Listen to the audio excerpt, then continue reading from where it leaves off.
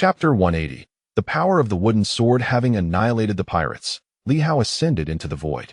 In the distance, he could faintly discern several luminous orbs. At this moment, the radiant sword bore a fierce countenance. After a day of flight, she was ultimately intercepted, with an increasing number of formidable adversaries converging upon her. This time, it appeared that her fate was sealed. Did she harbor regrets? There was little to lament.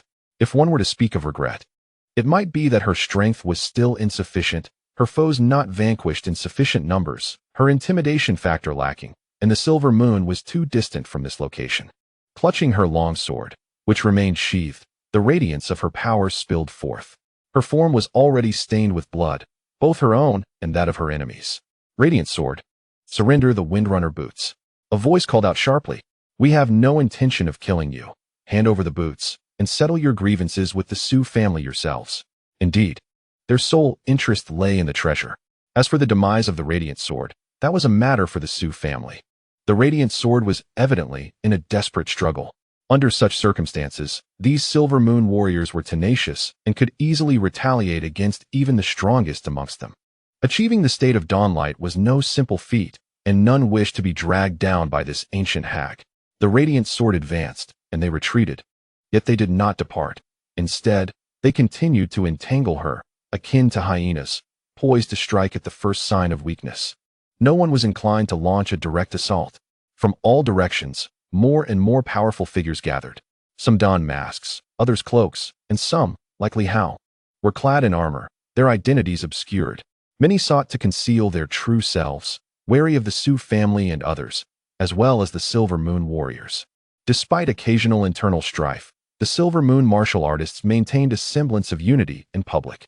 Killing the Radiant Sword might provoke retribution from other Silver Moon warriors, something that, in former times, would not have been a concern. However, with an increasing number of Silver Moon warriors revealing their strength, the situation had become perilously formidable. In the distance, Li Hao arrived, observing the Radiant Sword ensnared at the center, surrounded by adversaries.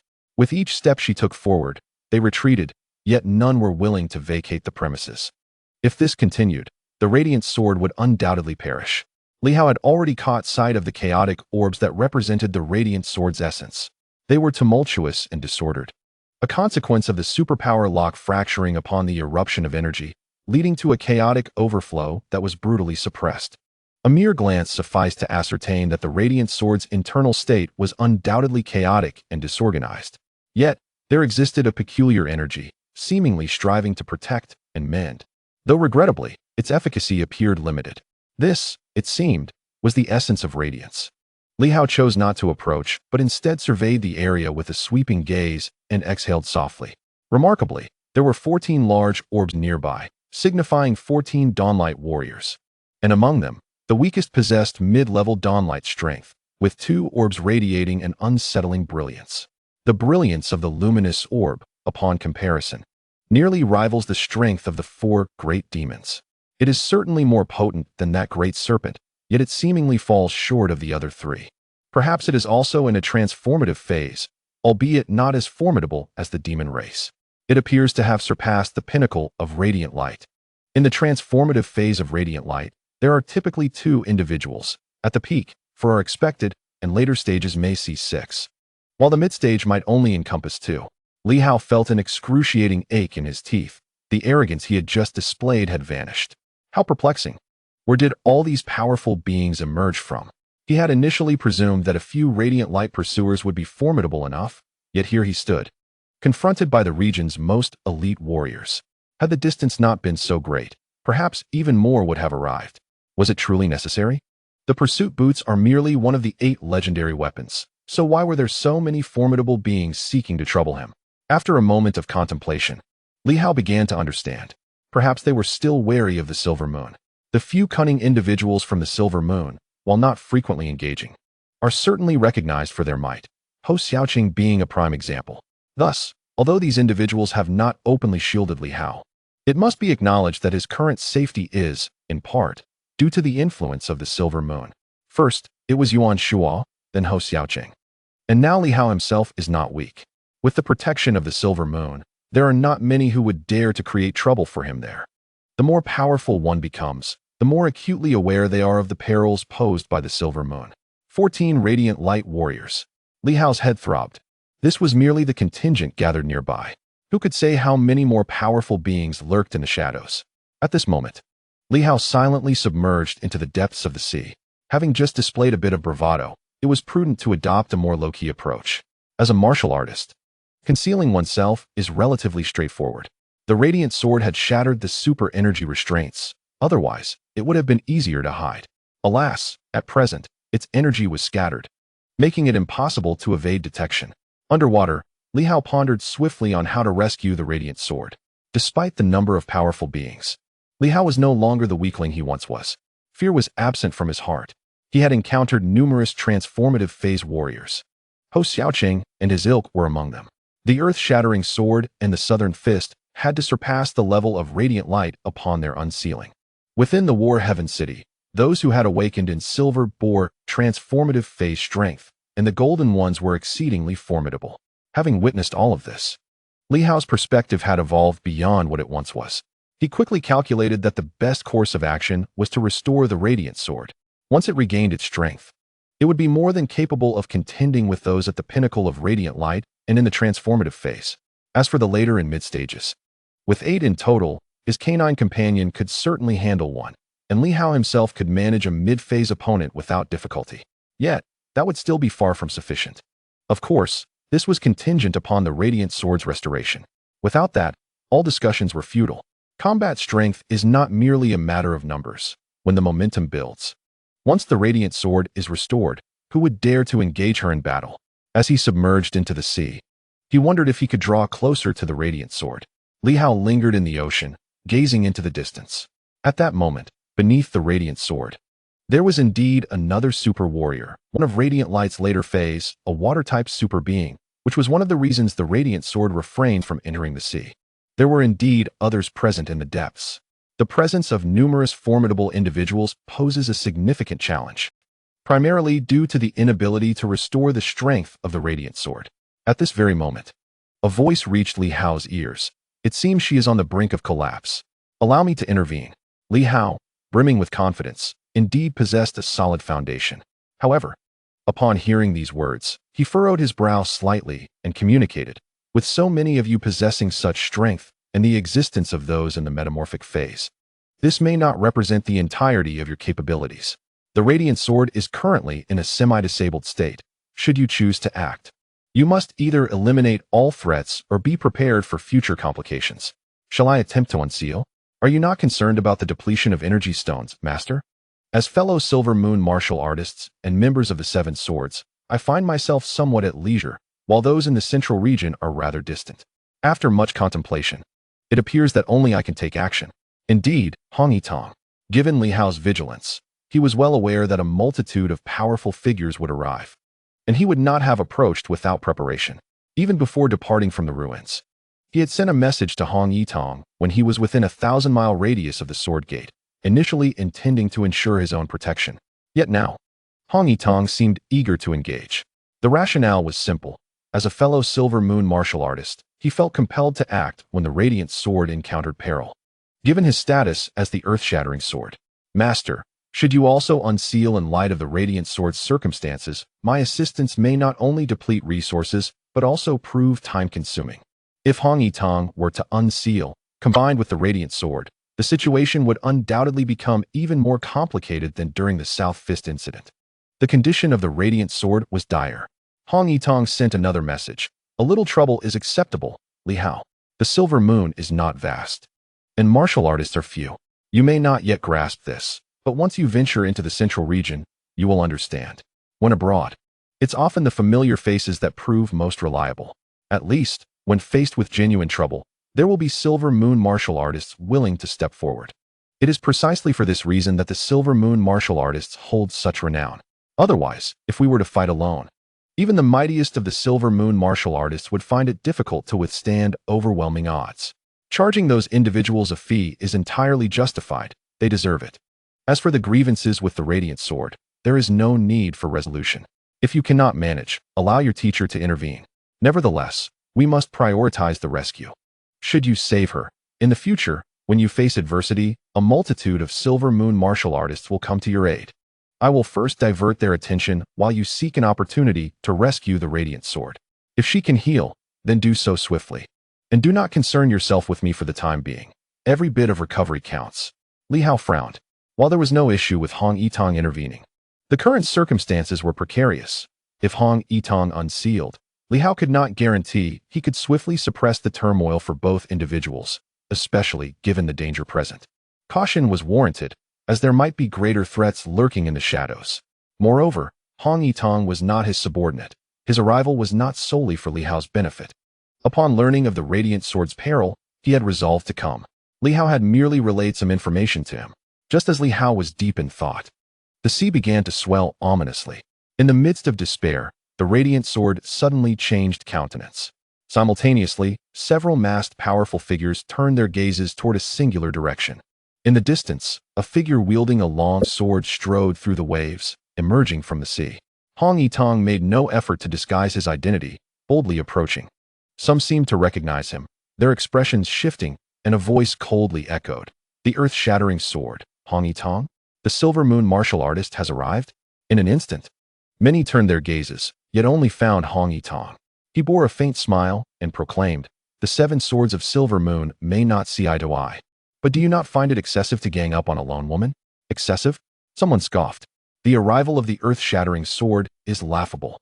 If it were the heavenly sword, we might hesitate, but it is merely the earth-shattering sword, a once formidable foe now rendered powerless. What is there to fear? It is said that the Silver Moon martial artists are peculiar. They may engage in fierce internal conflict, but unite against a third party, displaying valor and ferocity. Today, it seems, the so-called first among the Silver Moon has gained new insights, for it is unexpected that while others refrain from coming forth, the earth-shattering sword has indeed appeared. At this moment, many were drawn to the earth-shattering sword. The bright sword, however, wore a complex expression as she scanned her surroundings. Growing increasingly troubled upon failing to spot Li Hao, the presence of the earth-shattering sword was a surprise, yet not entirely unexpected.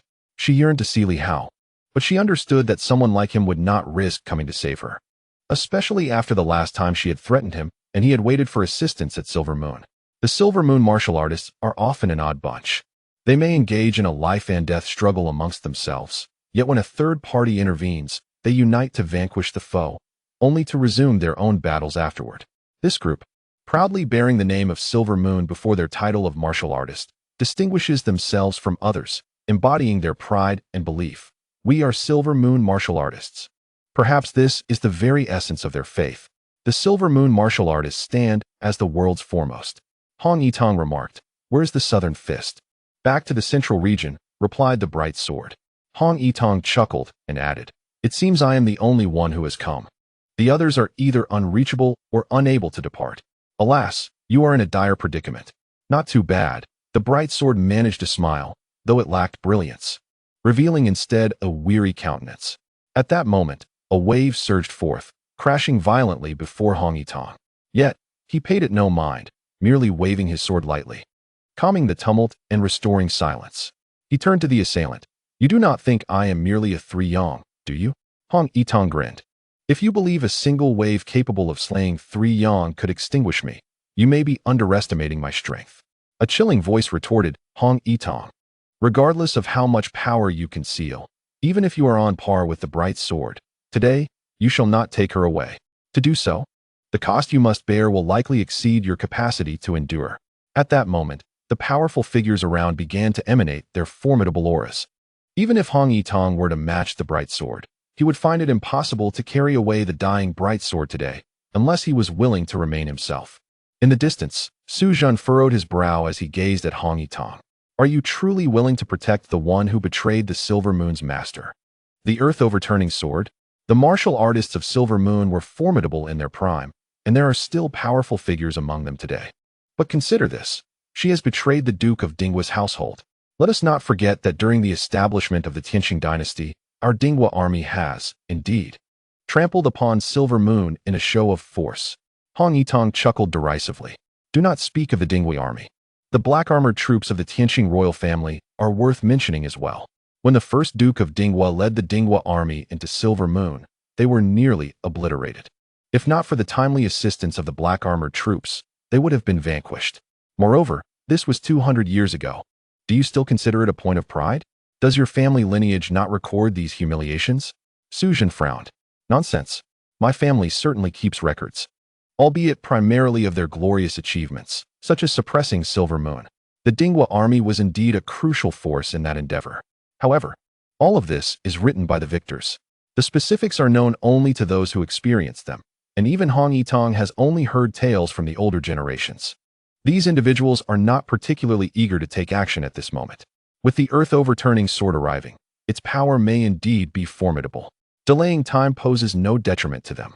The situation for the radiant sword will only worsen, and with time, she may render herself ineffective.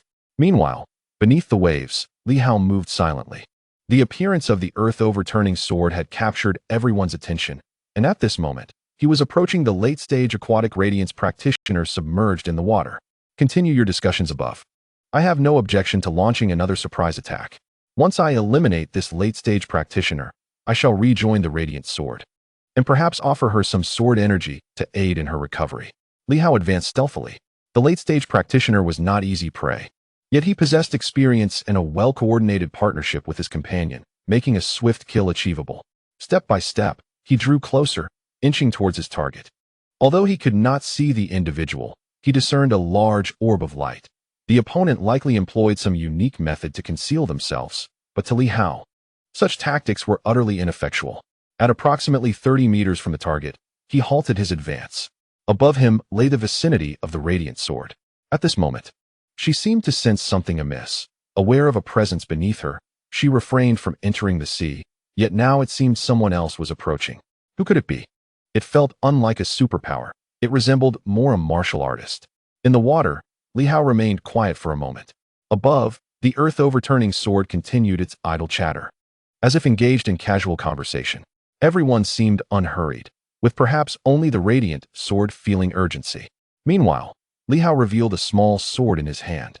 His sword-nurturing skills were not remarkable, yielding limited effects, yet he persisted in his efforts. Within the small sword, for distinct sword intents continuously nurtured without the need for refusion. Li Hao closed his eyes, recalling a sword he had once seen. The more powerful one became, the clearer the understanding of that sword's true strength. A faint sword intent began to radiate outward. Concurrently, a colossal sword intent emanated from Hong Yitong, spreading in all directions and stirring the hearts of many. In the depths of the sea, the water entity felt an icy surge of sword intent. A wave of astonishment coursed through its mind. Hong Yitong is formidable. Even from such a distance, beneath the ocean's depths, the opponent's sword intent permeated, bringing with it a chilling aura. Could this be another radiant sword? At that moment, one must admit that the synergy between Li Hao and Hong Yitong was nothing short of exquisite. The sword intent enveloped the surroundings, rendering it indistinguishable to the average observer. Only the radiant sword, with a slight shift in her gaze, sensed that this was not merely a singular sword intent. As a top-tier swordsman, she discerned subtle differences. Beneath her feet, there seemed to be another sword intent emanating. Was that Li Hao? The demon sword? This thought crossed her mind. As soon as this notion surfaced, Hong Yitong unleashed a sword strike from afar. "Get away," he shouted, his sword casting a shadow over the heavens, causing the sea to churn violently, turning the world upside down. Meanwhile, Li Hao reacted in an instant, striking with unparalleled speed. Not only that, but the blood blade technique erupted forth without a hint of hesitation, cleaving through the waves and charging directly towards the radiant sphere. He paid no mind to the illusions created around him. The radiant entity in the water, initially marveling at Hong Yitong's prowess, suddenly changed expressions and hastily fled. Flowing like water itself, a thunderous explosion erupted in the vicinity, resonating through the air. The radiant figure stumbled slightly, filled with trepidation, relieved to have evaded the attack. At that moment, he noticed another swordsman not far off. Just as he contemplated this, Li Hao struck again. This time, the waves surged forth, accompanied by a series of 9 explosive sounds. In an instant, Li Hao charged, and the late-stage radiant figure's eyes glinted coldly. An impressive swordsman, indeed, but previously unnoticed. Now he realized that this swordsman was not inferior to himself. He reached out, summoning countless waves to engulf Li Hao, instantly freezing a section of the seabed. As he attempted to unleash another strike, his expression shifted again, and he fled in haste, yet still found himself ensnared by the canine claws. With a sickening sound, his arm was pierced, narrowly missing his heart, as the water entity's senses had keenly avoided the vital spot. Nevertheless, the late-stage radiant figure was aghast. Damn! How could there be another? The beast seemed less than pleased. It was its first failed ambush, and the Black Panther felt a sense of shame. Meanwhile, Li Hao's longsword descended. The water entity's only thought was to escape quickly. Trouble loomed large. Just then, on the surface of the sea, the radiant sword's gaze flickered, and with a sudden stamp of her foot, a colossal wave surged forth, her sword intent erupting and crashing into the depths. The water entity, poised to flee, suddenly changed countenance. To its left, the Black Panther charged again. To its right, Li Hao swung his sword, and above, an aura of radiant sword intent permeated. Boom! The path ahead was momentarily obstructed. With a swift thrust of his sword, Li Hao pierced his opponent's chest. The water elemental superpower let out a furious roar, though the sound was stifled. Beside him, the Black Panther struck with a paw, the seawater crashing down like a heavy burden, instantly leaving the adversary bloodied and battered. Li Hao twirled his longsword, unleashing a brilliant light that surged forth, creating a tidal wave that cleaved the man in two. Li Hao, the Black Panther, the radiant sword, and the earth-shattering blade. These three swordsmen and one formidable beast, despite lacking prior coordination, moved in perfect harmony at that moment, swiftly vanquishing a water combat adept in the late stages of his powers. Without hesitation, Li Hao stored the lifeless body in his storage ring. Meanwhile, several superpowers on the surface of the sea cautiously probed the surroundings, seemingly sensing something, yet unsure. They turned their gazes towards the radiant sword. Near Su Zhong, an elderly man with white hair was also intently aware, suddenly changing his expression. There was someone in the water. In an instant, the sword energy surged violently, forcing one of the superpowers encircling the radiant sword to hastily evade. The sword energy erupted, creating a thunderous sound as the water transformed into arrows, splashing in all directions. The fleeing figure bore numerous sword marks on his legs, blood cascading forth. Li Hao then emerged from the depths. A crowd, filled with astonishment, turned their eyes towards him. Where had this swordsman come from? Or perhaps, was there yet another formidable swordsman, the eighth, from the Silver Moon? Today, the radiant sword showcased its might, while the earth-shattering blade had yet to reveal its capabilities. Now, another swordsman had appeared, and the sight of red in the water made some faces pale. Previously, there had indeed been another person in the water. Had that individual perished? Li Hao did not pursue, but instead positioned himself beside the radiant sword, observing the elderly figure before him, whose gender was ambiguous. Li Hao was reluctant to gaze too long, yet he had to acknowledge the radiant sword's instantaneous reaction, a sword piercing through the water, revealing no signs of severe injury or diminished fighting spirit. On the contrary, the opponent's will to fight was remarkably strong. At that moment, one individual broke through the encirclement, or rather, the others permitted the earth-shattering blade to enter, and the three swordsmen converged. Before the radiant sword could speak, someone from the periphery suddenly exclaimed, "Such fierce sword energy! A strike must draw blood. If it's not the heavenly sword, then it must be the devil's sword, Li Hao." In an instant, all eyes turned towards Li Hao. The faces of the crowd were obscured, yet some could not conceal their ecstasy and frenzy. Li Hao, the divine sword of the Li family, was in his hands, and in a short span of time, he had slain a foe from the Dawnlight lineage. At that moment, true exhilaration surged through some. Why pursue the radiant sword? Was it merely for the wind boots? Yet, even if the wind boots were truly a weapon of one of the 8 great families, they paled in comparison to the sword of the Li family. Was this a case of getting more than one bargained for? No, it was an even greater reward. In the distance, Su Zhong was momentarily stunned, and the next moment, he roared in fury. "You are Li Hao?" Initially, when he had first emerged, everyone believed that Hou Xiaoqing had killed Su Feng. However, with Li Hao's slaying of the formidable White Shark Bandit and the subsequent rumors of his enmity with the Radiant Sword, it was easy to deduce the conclusion. It was Li Hao who had done it. At this moment, Su Zhong was consumed by madness, roaring, "Bright sword, you vile witch! Indeed possess a heart as venomous as a serpent. Little Feng must have perished at your collusion. This Li Hao is the murderer of Xiao Feng, and he dares to come to your rescue. "You wretched creature." Anyone who witnessed this scene would doubt Bright Sword's integrity. While Li Hao was indeed the perpetrator of Su Feng's demise, here he was, risking everything to save her, which defied all logic. This could only imply that Bright Sword had long betrayed the Su family. It was not impossible that she had orchestrated Su Feng's death herself. Bright Sword remained silent, merely casting a glance at Li Hao, sighing softly as if she wished to speak. Upon revealing his true identity, Li Hao surveyed the surroundings and chuckled. "My reputation precedes me. What an honor. Yet, clad in armor, you all recognized me. Your discernment is commendable." With the three great swordsmen gathered, Li Hao felt no trepidation. Presently, only the heavenly sword and the azure light sword were absent. Otherwise, the gathering of such formidable sword masters would indeed be a momentous occasion. Hong Yitong shook his head, stating, "Having refrained from the martial world for many years, it seems these individuals recognized me long before they recognized you. Clearly, one must traverse the martial world more frequently." At that moment, waves of communication rippled through the air. It was Li Hao. "With the divine sword of the Li family in hand, let us unite without further hesitation." The earth-subduing sword was no weakling. It could possibly be unsealed, and it was formidable. Judging by Li Hao's previous performance, he was not to be underestimated. If they did not collaborate, it would be challenging to subdue their adversaries. How could one differentiate between the Li family's divine sword and the wind-chasing boots? Could any of you truly claim the divine sword for yourselves? Certainly, if someone were to acquire it, its worth would be astronomical. Even selling it to others would yield a fortune. The strong quickly engaged in communication. They could not afford to remain silent. Initially, they had merely intended to endure until Bright Sword was exhausted, but with two more swordsmen arriving, the situation had become precarious. Without proper communication, who would be the first to act?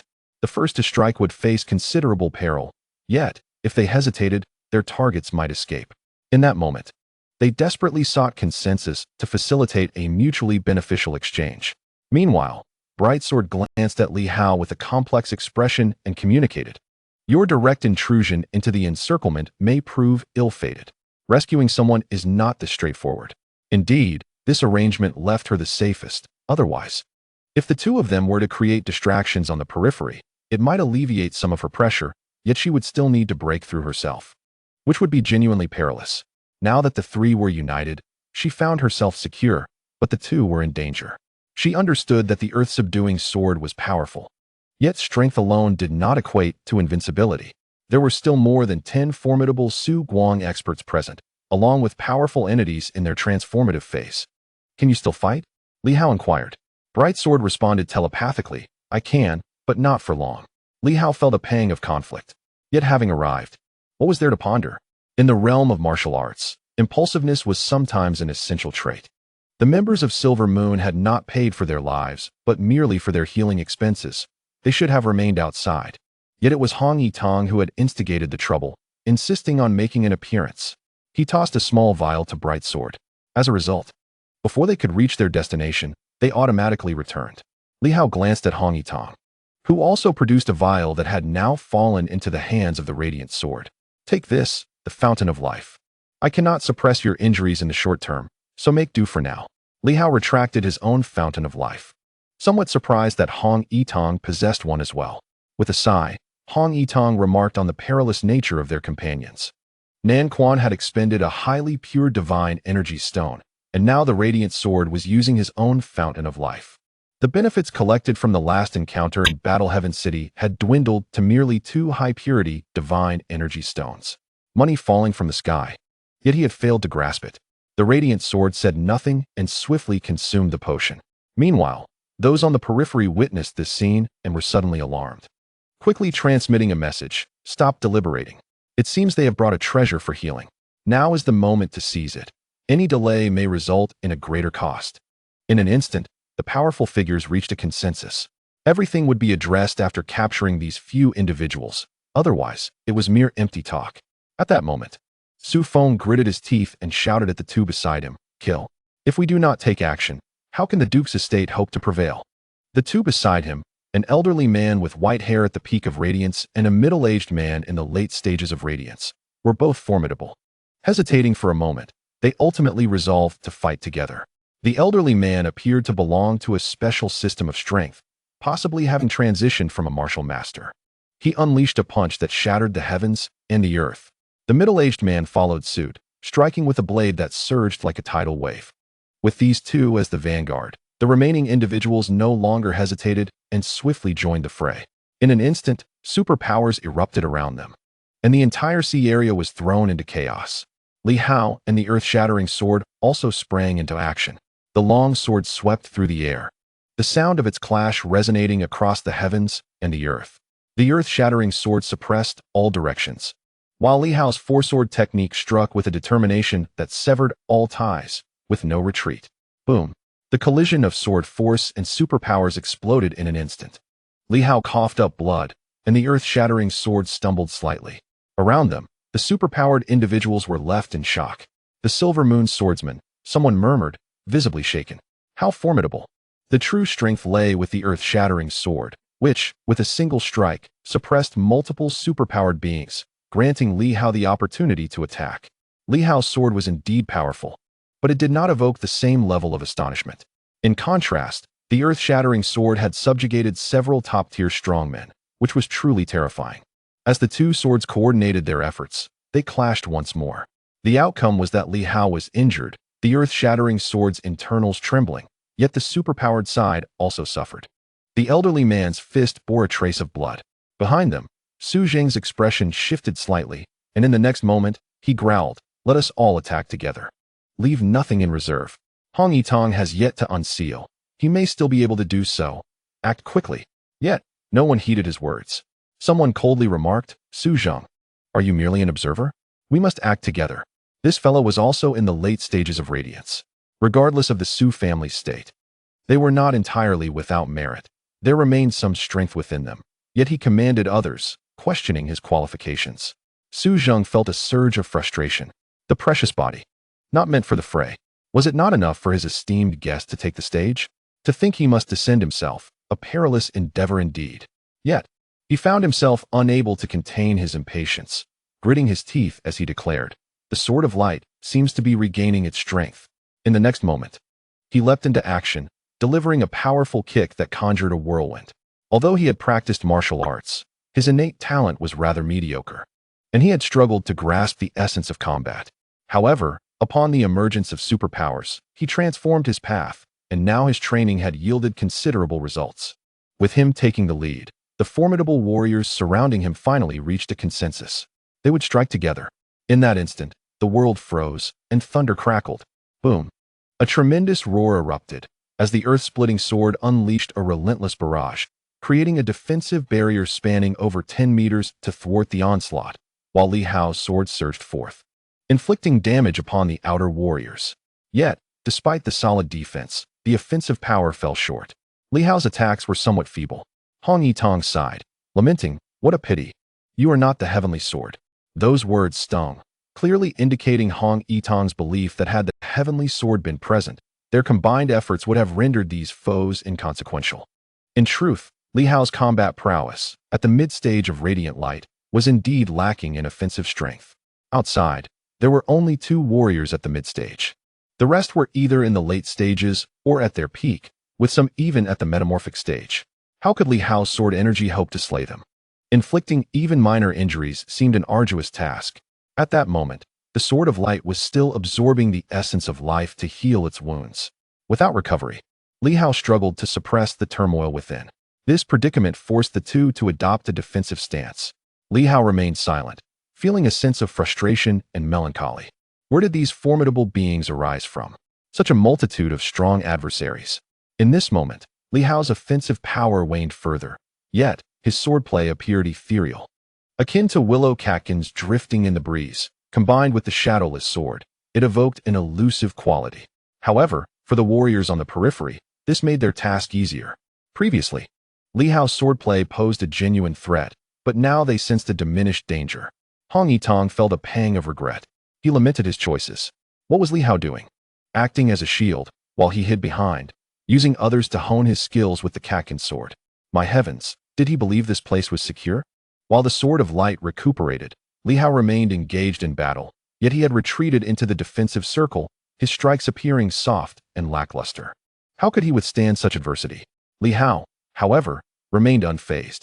This was a testament to his trust in Hong Yitong's ability to hold the line. Otherwise, should the defenses crumble, he too would be unable to escape. Yet, his attacks were indeed feeble. If that were the case, since he could not harm anyone, why not adopt a gentler approach? One strike after another, like drifting catkins, Li Hao immersed himself in his swordplay, growing bolder with each passing moment. He even ventured outside the defensive perimeter several times, unleashing a strike that startled his opponents, only to ultimately discover that his blade failed to breach even the defenses of those at the mid-stage of radiant light. Su Zhen delivered a powerful kick that sent Li Hao staggering backward, suddenly breaking into a laugh.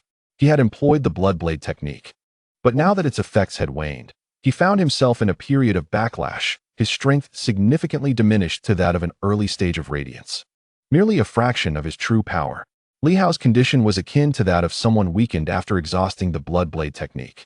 In contrast, Hong Yitong proved to be genuinely formidable, managing to withstand their assaults, yet he lacked the capacity to counterattack, resorting to a passive defense that left him awaiting his grim fate. Su Zhen's words ignited a spark of realization among the onlookers. Such weakness? For them, an early stage of radiance was easily dealt with, and many now fixed their gaze upon Li Hao. As Li Hao surged forward once more, a cacophony of supernatural energies erupted around him, culminating in a thunderous roar that left him battered and bloodied, retreating once again. Yet, he paid no heed to his injuries, his focus solely on the sword in his grasp. In the next moment, he charged forth again, his formidable physique granting him more opportunities to engage in battle.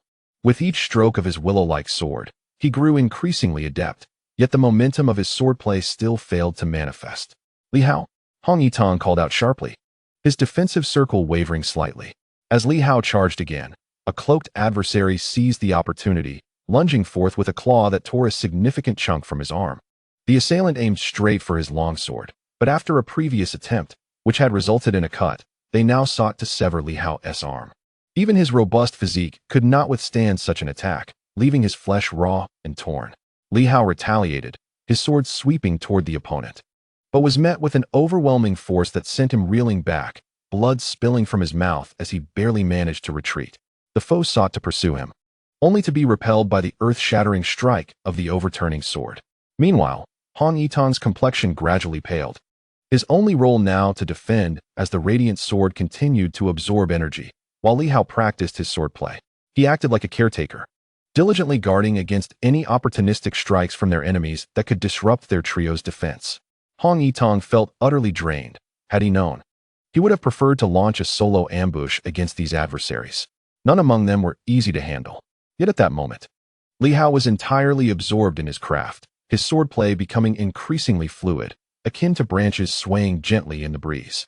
With a sudden clang, his longsword was knocked back by a kick, causing Li Hao to cough blood and retreat once more.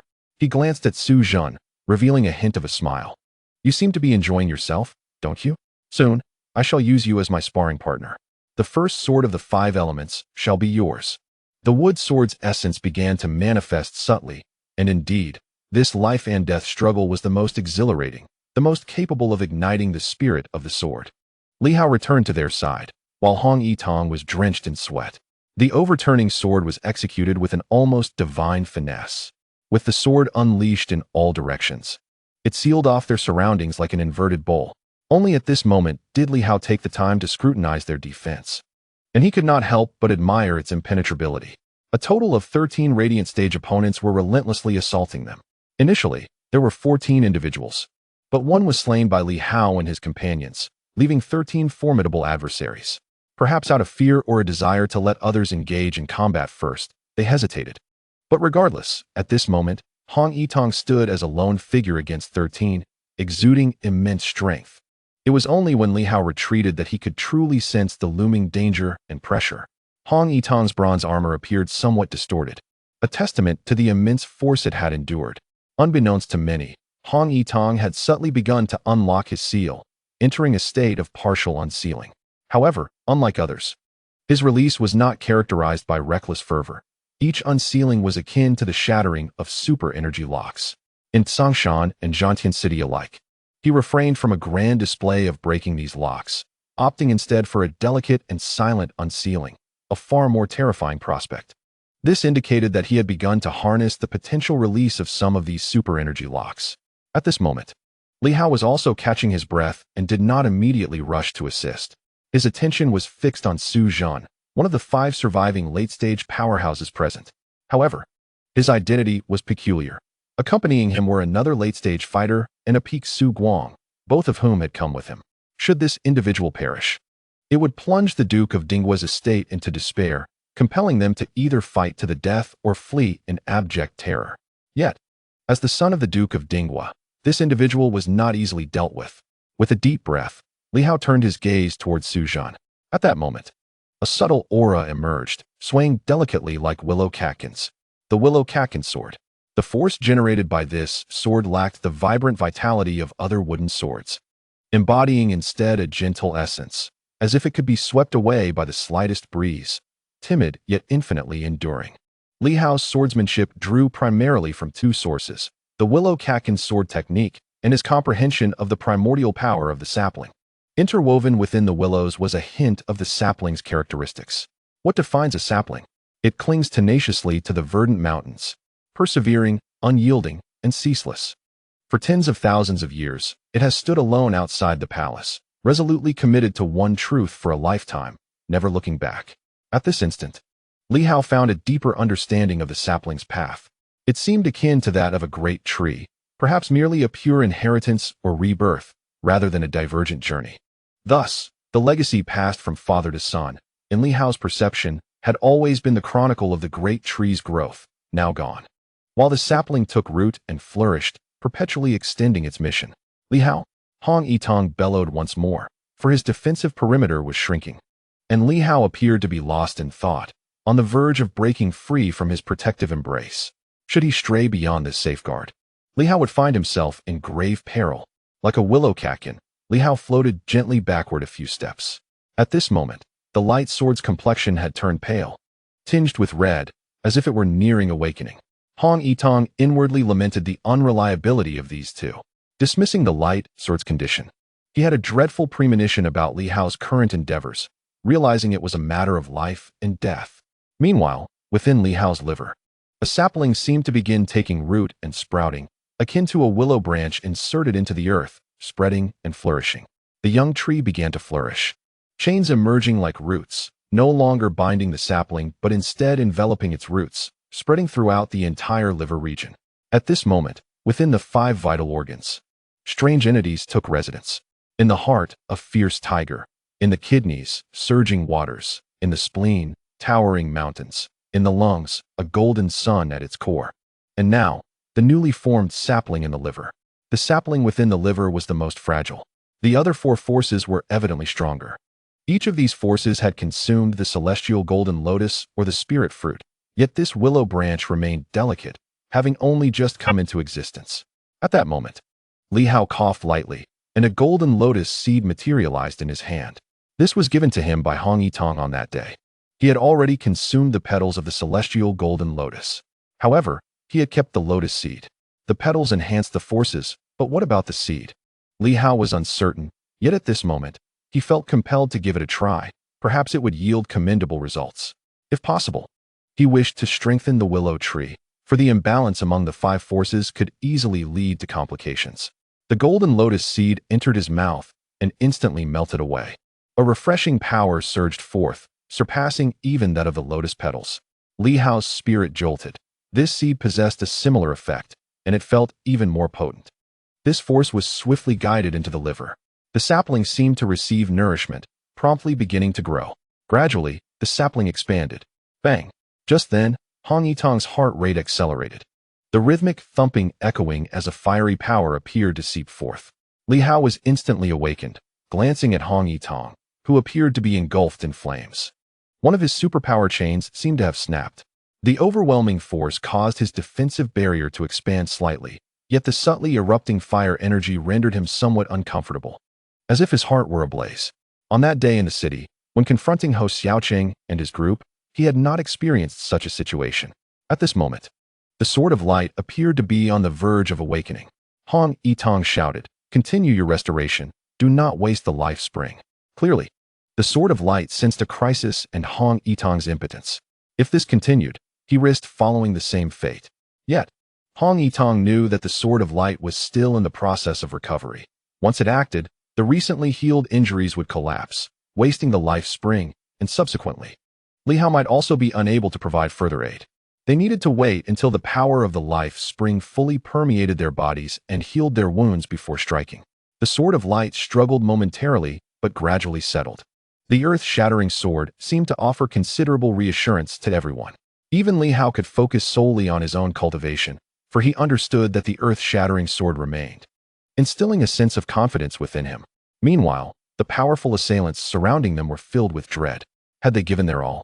They had not. At least 2 metamorphosing beings have yet to exert their full potential. Under such circumstances, to unleash their utmost strength and become the prime target of the earth-overturning sword is hardly a prudent notion, for they are not a singular faction, but rather numerous factions. Nevertheless, a formidable assembly of 13 elite powerhouses, even in the central region, stands as a pinnacle existence, and such prowess could easily annihilate several formidable organizations. Yet today, faced with a single individual's defense, they find themselves utterly incapable of breaching it. What a marvel! Among the metamorphosing beings, one is adorned with a mask while the other dons black armor, reminiscent of the black armor, yet distinct in its own right. In this moment, the armored warrior cannot contain his admiration, exclaiming, "The Silver Moon's 7 swords. The earth-overturning sword must surely be the foremost in the world." Setting aside all else, this defensive swordplay is impeccable, impenetrable from all angles, with reflexes, inner strength, and combat experience that are truly of the highest caliber in this era. Observing his ability to critique amidst battle, a bystander inwardly curses, attributing their predicament to the fact that they have not exerted their full strength. As he speaks, some among the crowd begin to recognize his identity.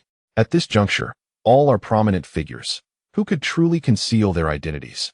Once the armored warrior speaks, several individuals in the crowd deduce his identity, and one name springs to mind: Fan Chong, an undeniable heavyweight, a governor of Linjiang, the sovereign of the Linjiang province, who originally served as the director of the administrative office, later merging other institutions to establish the governor's office, a neighbor of Silver Moon. It is said that one of the 8 sea thieves, the sea demon thief, is under his patronage. Furthermore, he serves as a thorn driven into the side of Silver Moon by both the 9 divisions and the royal family. It is no wonder he seeks to conceal his identity.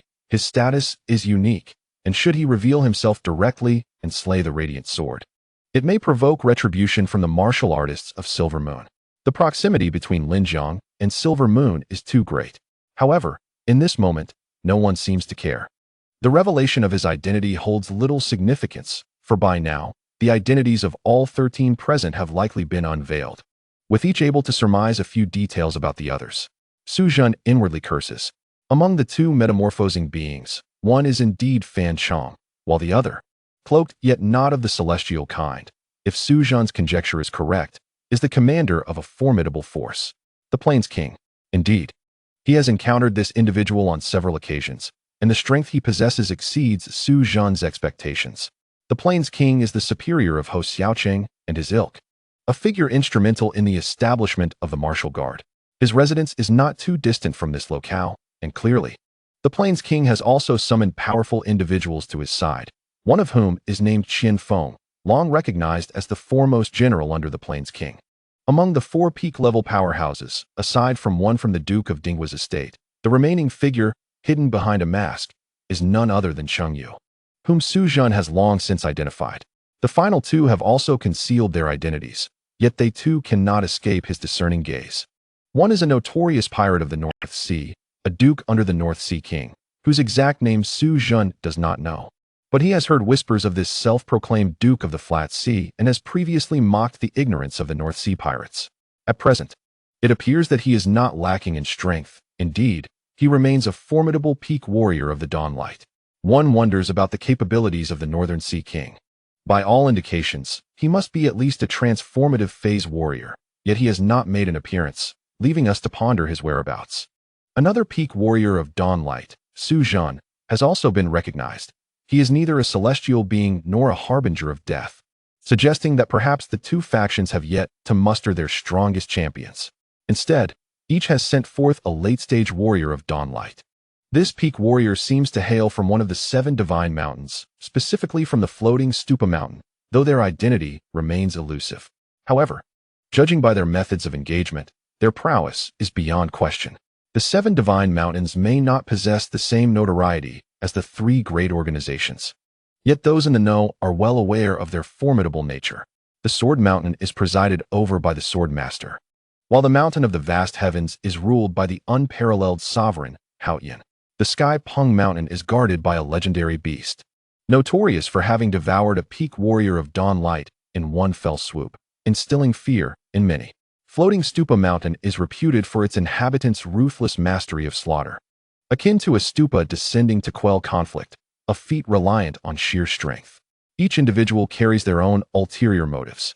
Although they all extol the might of the Hongyi Hall, in truth, they are confident of victory. They have expended little energy, while Hongyi Hall is evidently beginning to falter. At this juncture, Li Hao's 5 energies gradually began to balance, and the starry sky sword in his grasp quivered slightly. He no longer glanced at Hongyi Hall, who could only defend themselves, having reached their limit. The light sword remains uncertain how long it will take to stabilize its injuries, and Li Hao, contemplating infusing sword energy into the opponent, realizes that given his current physical state, he may not successfully suppress the violent surge of super energy locks. Flashes of thought raced through Li Hao's mind as 5 chains began to entwine around his internal organs. Although his understanding of the unification of the 5 organs is still in its infancy, he has gleaned some insights. The 5 energies gradually made contact along the 5 chains, colliding with one another. This marks Li Hao's inaugural attempt at integrating the 5 energies. The manifestation of the 5 energies does not imply their seamless fusion. Previously, it was not a true amalgamation. Rather, Li Hao's overarching sword intent was sufficiently potent to impose control. In this moment, he seeks to ascertain whether the 5 energies can harmoniously merge on their own, rather than through suppression. Upon contact, Li Hao felt as though he had been struck by lightning, his body shuddering slightly. The robust internal organs had long reached an extraordinary level, yet they trembled, even exhibiting fractures. Li Hao's heart raced in alarm. So potent. Thus, the fusion of the 5 energies cannot be recklessly pursued at this moment. He can only attempt to lead them under the aegis of his overarching sword intent, ensuring their subjugation. Just then, a thunderous roar erupted from Hongyi Hall, flames surging forth and instantly evaporating vast quantities of seawater. A powerful internal force erupted, reverberating outward and causing others to stagger backwards. Hongyi Hall spat a mouthful of blood, gasping for breath, yet once more he wielded his long sword, unleashing a force that seemed to turn the very heavens and earth upside down, appearing even more formidable than before. However, all present were strong enough to discern the truth. Hongyi Hall could no longer contain his breath. The initial surge of energy had waned, leaving him in a state of exhaustion. Hongyi Tong felt a sense of frustration. At this moment, had it not been for the need to protect the 2 individuals beside him, he would have unleashed his fury and could have slain a few foes. However, once he made a move, their defense would be compromised. He had a glimmer of hope for his own escape, but for Li Hao and the radiant sword, their chances were slim. Gritting his teeth, Hongyi Tong resolved to wait for an opportunity, to wait for Li Hao and the radiant sword to revive. Only then could they turn the tide. Otherwise, his only option would be to find a way to flee. He believed in Li Hao, confident that he would not engage in futile efforts. He also trusted that the radiant sword would not easily crumble. Given time and the infusion of life-sustaining water, she would surely regain some of her combat prowess, just as these 2 believed in his ability to defend to the utmost limit. With a roar, he did not merely compress the defensive perimeter. Instead, he expanded it, prompting the others to retreat in unison, their expressions turning colder. You cannot hold out much longer. At this moment, Li Hao had largely organized his 5 forces system, though time was too short for a complete integration. He did not mind. It was sufficient for his purposes.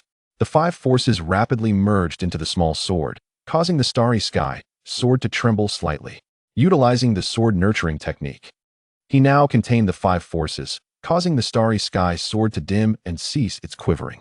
To nurture his sword, he opened his eyes, surveying the 13 individuals outside, particularly focusing on Su Zhan.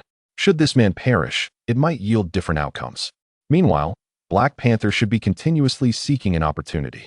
Once Su Zhan fell, if his forces were to scatter, Black Panther would undoubtedly seize upon such an opening. In that instant, Li Hao swung his sword once more, charging outward with the grace of willow catkins. Once again, he breached the battle circle, only to be met with attacks from all directions. The silver armor he wore trembled violently, drawing back slightly to reveal his physique. The silver armor, too, had its defensive limits. At this moment, it was evident that Li Hao could not fully exploit its capabilities. The willow catkin sword struck again, but it was deflected by a powerful punch. With a thunderous crash, another assailant reached for Li Hao's arm, attempting to seize the divine sword. Li Hao countered with a backhanded strike, though it lacked force. After several swift strikes, he retreated back into the battle circle. The others expressed some disappointment, but were not overly anxious. Li Hao's lethality here was truly negligible. Aside from the two mid-stage Xu Guang who needed to be slightly cautious, the rest were not particularly worried. Hong Yitong, cease your obstinacy. If you withdraw now, Li Hao surrenders the Li family's divine sword, and the radiant sword relinquishes the wind-chasing boots. All three of you may survive. Otherwise, none may escape. One voice rang out, belonging to one of the two mid-stage transformation experts, a general from the Plain Royal Mansion named Qianfeng. Hong Yitong remained silent. At this moment, it seemed he sensed something from Li Hao's sword intent. It was a sign of impending eruption.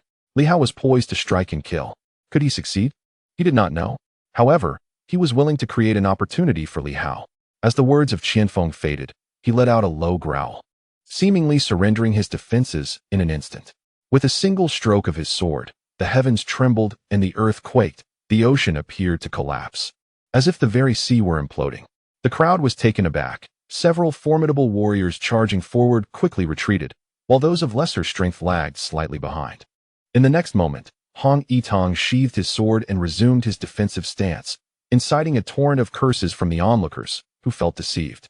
The stronger among them also muttered under their breath, lamenting their fear of death, which explained their struggle to subdue these adversaries.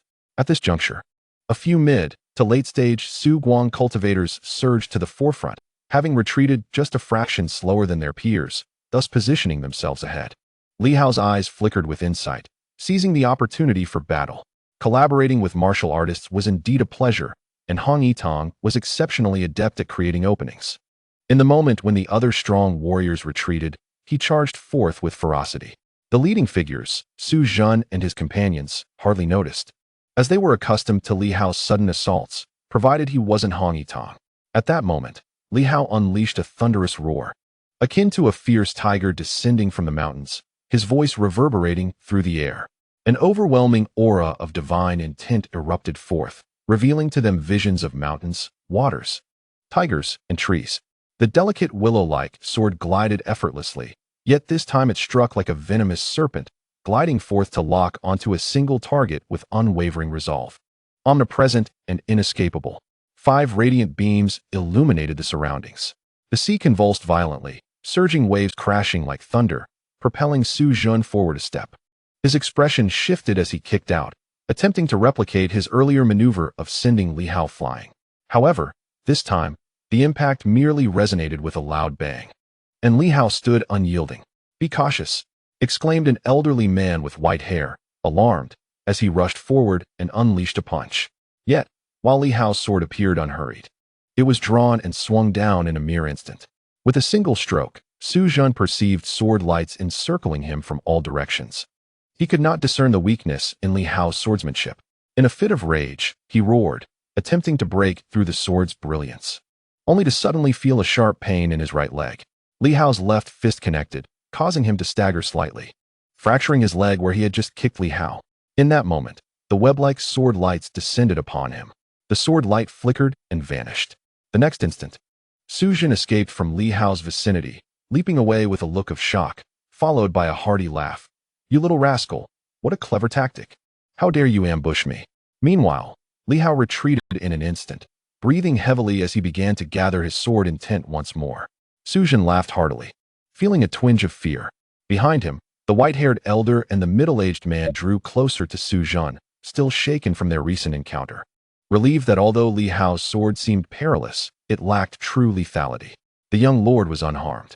If a mishap were to occur now, with Su Feng having recently perished, the bright sword having betrayed them, and the 5 great generals slain, the The situation would be dire should the young lord encounter further misfortune. The duke's residence would surely be devastated. Others cast a fleeting glance at Su Zhan. Initially, they paid little heed, but soon, a soft gasp escaped someone's lips as the governor of Linjiang turned his gaze towards Su Zhan. At that moment, Su Zhan was still reveling in relief, mocking Li Hao for his thunderous proclamations that bore little substance. He had thought he could not evade that last sword strike, only to find it had vanished unexpectedly. He was unharmed. Yet at this moment, gasps began to resonate around him. The elderly man beside him, initially indifferent, suddenly changed countenance. Retreating, Su Zhan observed the elder, momentarily taken aback by the expression upon his face. Young lord, the elder stuttered, his eyes filled with terror as they fixed upon Su Zhan. Gradually, Su Zhan's visage bore a multitude of crimson fissures, resembling a spider's web that began to fracture. He felt no pain.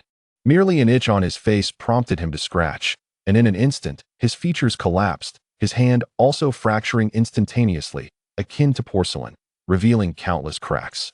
Shreds of flesh fell away. No, it is impossible. Su Zhan panicked, disbelief flooding him. How could this be? He had felt perfectly fine. At that moment, the attention of others shifted towards him.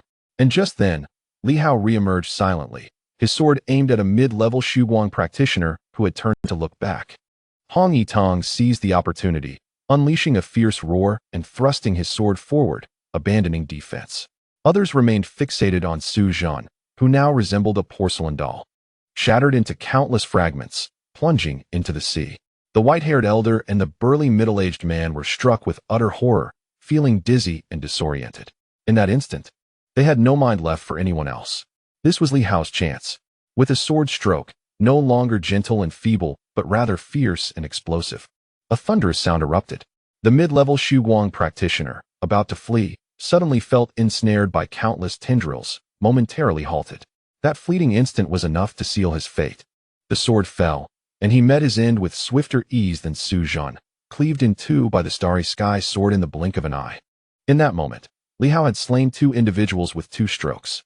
Meanwhile, Hong Yitong, having forsaken defense, erupted with force, his sword crashing down with overwhelming might upon another mid-level Shuguang practitioner, who had little chance to resist, reduced to a pulp with a deafening blast.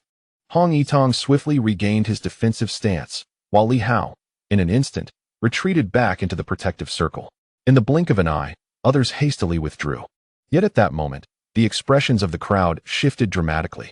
They were dead. Su Zhan was dead. And 2 mid-level Shuguang practitioners had been slain in an instant. 13 had become merely 10. The sudden turn of events unfolded too rapidly.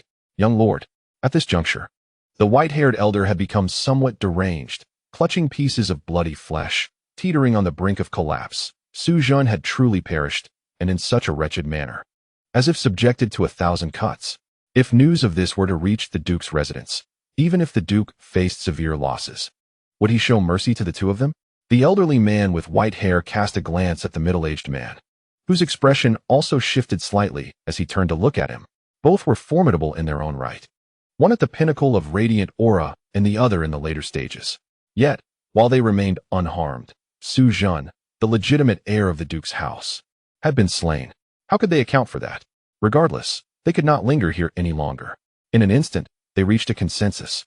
No matter the circumstances, they had to depart. Whether it was to return and offer an apology or to escape, they could not afford to remain. With a blink, they resolved to flee, seizing Su Zhan's storage ring and gathering some flesh and blood before turning to escape. They acted with remarkable decisiveness, swiftly determining to vacate the premises. However, in the next moment, from the water, a claw suddenly emerged, aiming directly at the middle-aged man's groin.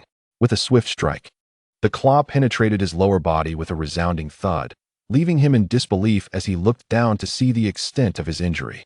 Before he could regain his composure, a dog's maw appeared, clamping down with a crunch, effectively severing half of his body. Bang!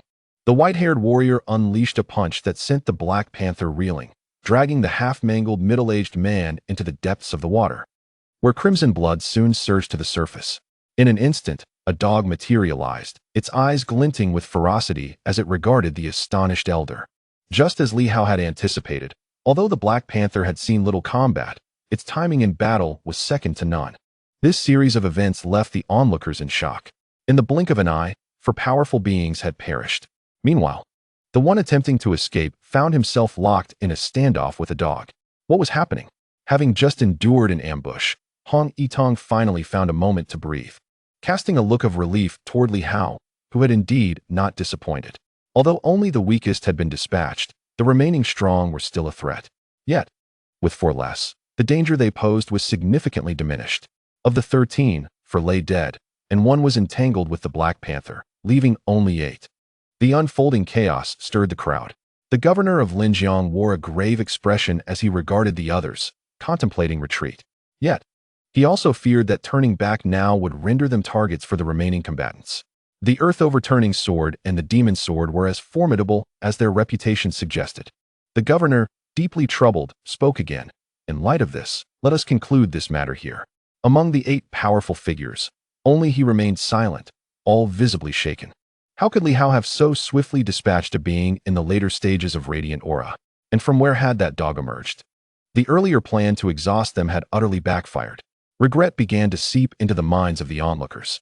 At that moment, a robust figure among them transmitted a message. Let us join forces with all our strength. Victory is still possible. Do you not covet the Li family's divine sword and the wind-chasing boots? With a few casualties, the spoils can be divided among fewer. This voice belonged to a formidable warrior from the floating pagoda mountain. Clearly, Li Hao's assault had not deterred him, as he was eager to test their mettle further, provided that the 2 metamorphosis stage warriors were willing to go all out. At this moment, a voice rang in Li Hao's ears. Li Hao, leave the 2 metamorphosis stage foes to Hong Yitong, while I shall confront the 3-peak Su Guang warriors. Can you handle the 3 late Su Guang? It was the voice of the bright sword. She had regained consciousness, yet her injuries seemed grave. At this juncture, it was evident that confronting the 3-peak Su Guang warriors necessitated Li Hao's intervention to either obstruct or eliminate the 3 late Su Guang ones. Li Hao's gaze flickered, and he responded telepathically. All right, let's give it a try. Whether we succeed remains uncertain. Remaining on the defensive and retaliating passively was not the conduct of a swordsman. In the next moment, the 3 reached a consensus. Just as the others hesitated between retreating or pressing on, the sword light flickered. Boom. The trio offered no opportunity for discussion or retreat. At this moment, Hong Yitong could hardly contain his excitement, cursing under his breath, a bunch of fools. If it weren't for the need to protect those 2, I would have relished in slaughtering a few by now. He was no saint. In the past, to obtain a bit of blood god, he had personally descended into the heart of the slaughter. Li Hao deemed him benevolent. It was Li Hao who was blind. A sword struck forth. The heavens spun, and in the blink of an eye, the governor of Linjiang and the leader of the Wang residents found themselves ensnared in a closed space. Hong Yitong declared fiercely, "You too, in this battle today. It shall either be your demise or mine." Buzz. The sword energy shattered the air, and the 2 men's expressions shifted drastically, abandoning any pretense of concealment. A surge of formidable power erupted, with the governor wielding a blade and Qian Feng brandishing a gun, both manifesting their source divine weapons, unleashing a strength more potent than before in an instant. The 3 clashed, causing the sea to collapse and the ocean to roar. Not far away, the bright sword's complexion remained pale. With a swing of her sword, the world was illuminated. Her expression hardened. Black Widow, along with the Northern Sea Bandit and a fellow from Floating Pagoda Mountain, none of you shall escape. The previously concealed Chung Yu spoke at this moment. Her tone grave. Bright sword, how long can you sustain your outburst? We have already decided to retreat, yet you persist in your pursuit. Black Widow, have you forgotten who we are? I have not forgotten. In an instant, Chung Yu erupted, a tremendous sound resonating as countless threads burst forth, piercing through the void. She was all too aware of these individual styles, being a Silver Moon martial artist. Who could have anticipated that in the blink of an eye, the tables would turn? Countless threads pierced the air, and the Black Widow bellowed. She is still injured. Eliminate her. The remaining 2 acted swiftly and ruthlessly. In an instant, the trio's combined assault revealed a gap in the bright sword's techniques. At that very moment, Chung Yu roared and soared into the air, unleashing a flurry of sword techniques akin to myriad spider silk, seemingly intent on slaying the bright sword. Yet, in the next heartbeat, she scattered in all directions. The Black Widow ascended, vanishing from sight in an instant. as a member of the Silver Moon martial artists and one of the 36 heroes. Despite others claiming her previous ranking was inflated due to her beauty, she had her own means of survival. When the Sword of Earth overturned, and the others opted to counterattack, she understood that the earlier opportunity had slipped away. A group of individuals, after all, are not united, and amidst their scheming, none are willing to exert themselves. Now, one by one, they are being defeated, leaving no room for opportunities. She chose to flee. In an instant, she vanished from the eyes of the crowd. The radiant sword, slightly furrowing her brow, seemed to have anticipated her decision. Casting a glance towards the earth-shattering sword and Li Hao in the distance, she refrained from pursuit and instead directed her blade towards the two astonished Peak Su Guang warriors. At this moment, they were nearly driven to madness.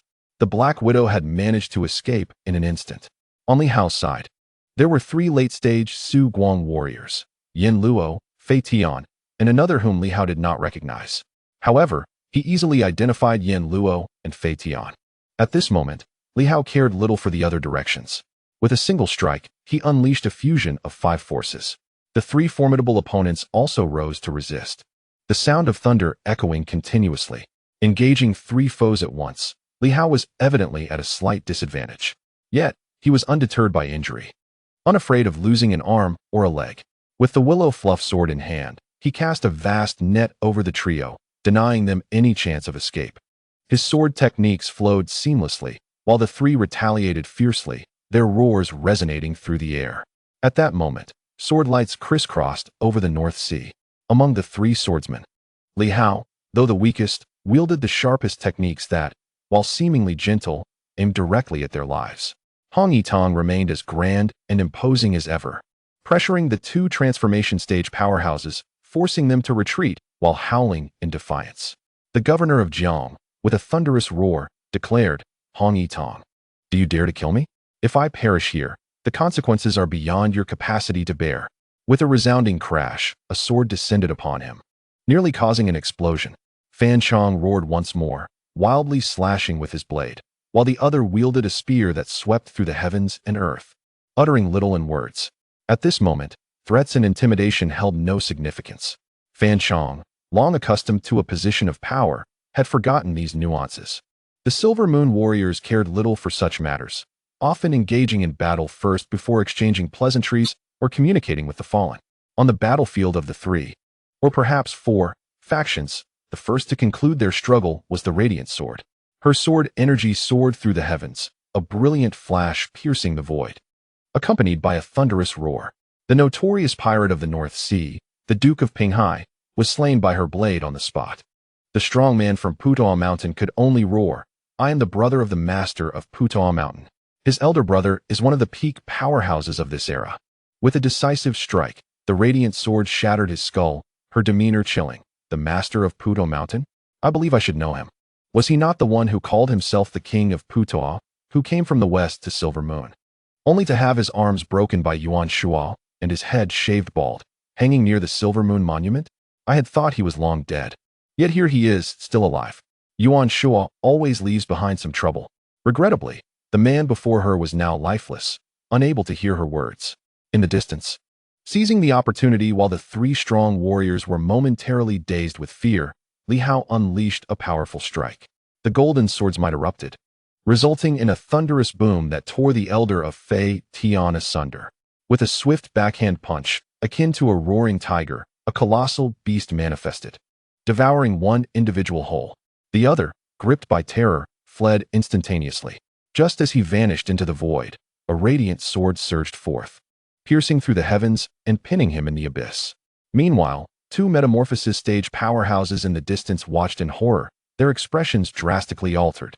At this moment, Fan Chong's eyes glinted with malice. As Hong Yitong unleashed his sword strike, Fan Chong suddenly hurled an object. In an instant, it detonated with a thunderous roar. The immense explosive force obliterated the surrounding seawater, creating a vast chasm. Fan Chong, bleeding profusely, seized the opportunity to escape, his gaze shrouded in darkness. The treasure was lost.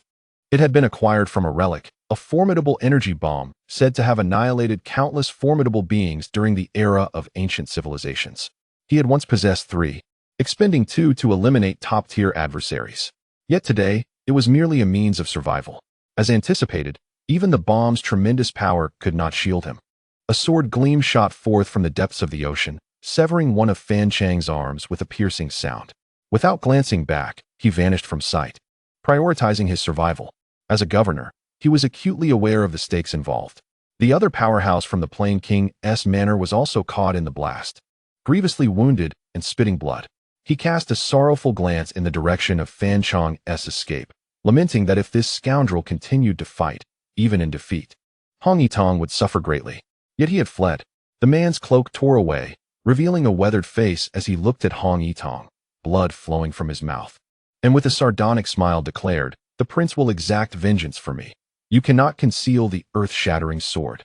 The Plain King was formidable. Yet he had first to deal with the three commanders. Hong Yitong, too, was coughing blood, delivering a decisive sword strike. A resounding explosion echoed as Qian Feng erupted. Yet the sound continued to reverberate. Ho Xiaoqing and his treacherous cohorts will not survive for long. The elite martial army, crafted by the Plain King, had been usurped by these three traitors. As a loyal subject of the royal manor, he harbored intense disdain for them, yet felt helpless. He recalled that not long ago, the prince himself had injured Ho Xiaoqing and Huang Yu, but failed to capture them. The battle among the three factions concluded in moments.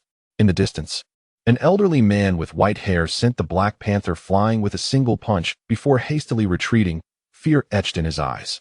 Just as Li Hao and his companions prepared to strike, they noticed the fallen Black Panther's eyes glimmering with a fierce light. In the next instant, a roar, unlike any canine sound, resonated.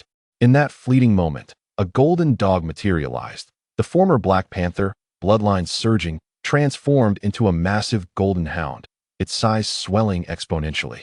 As it lunged at the elderly man with a ferocious bite, with a crack, it seemed as though the very void had been shattered. A consuming force emanated from its jaws.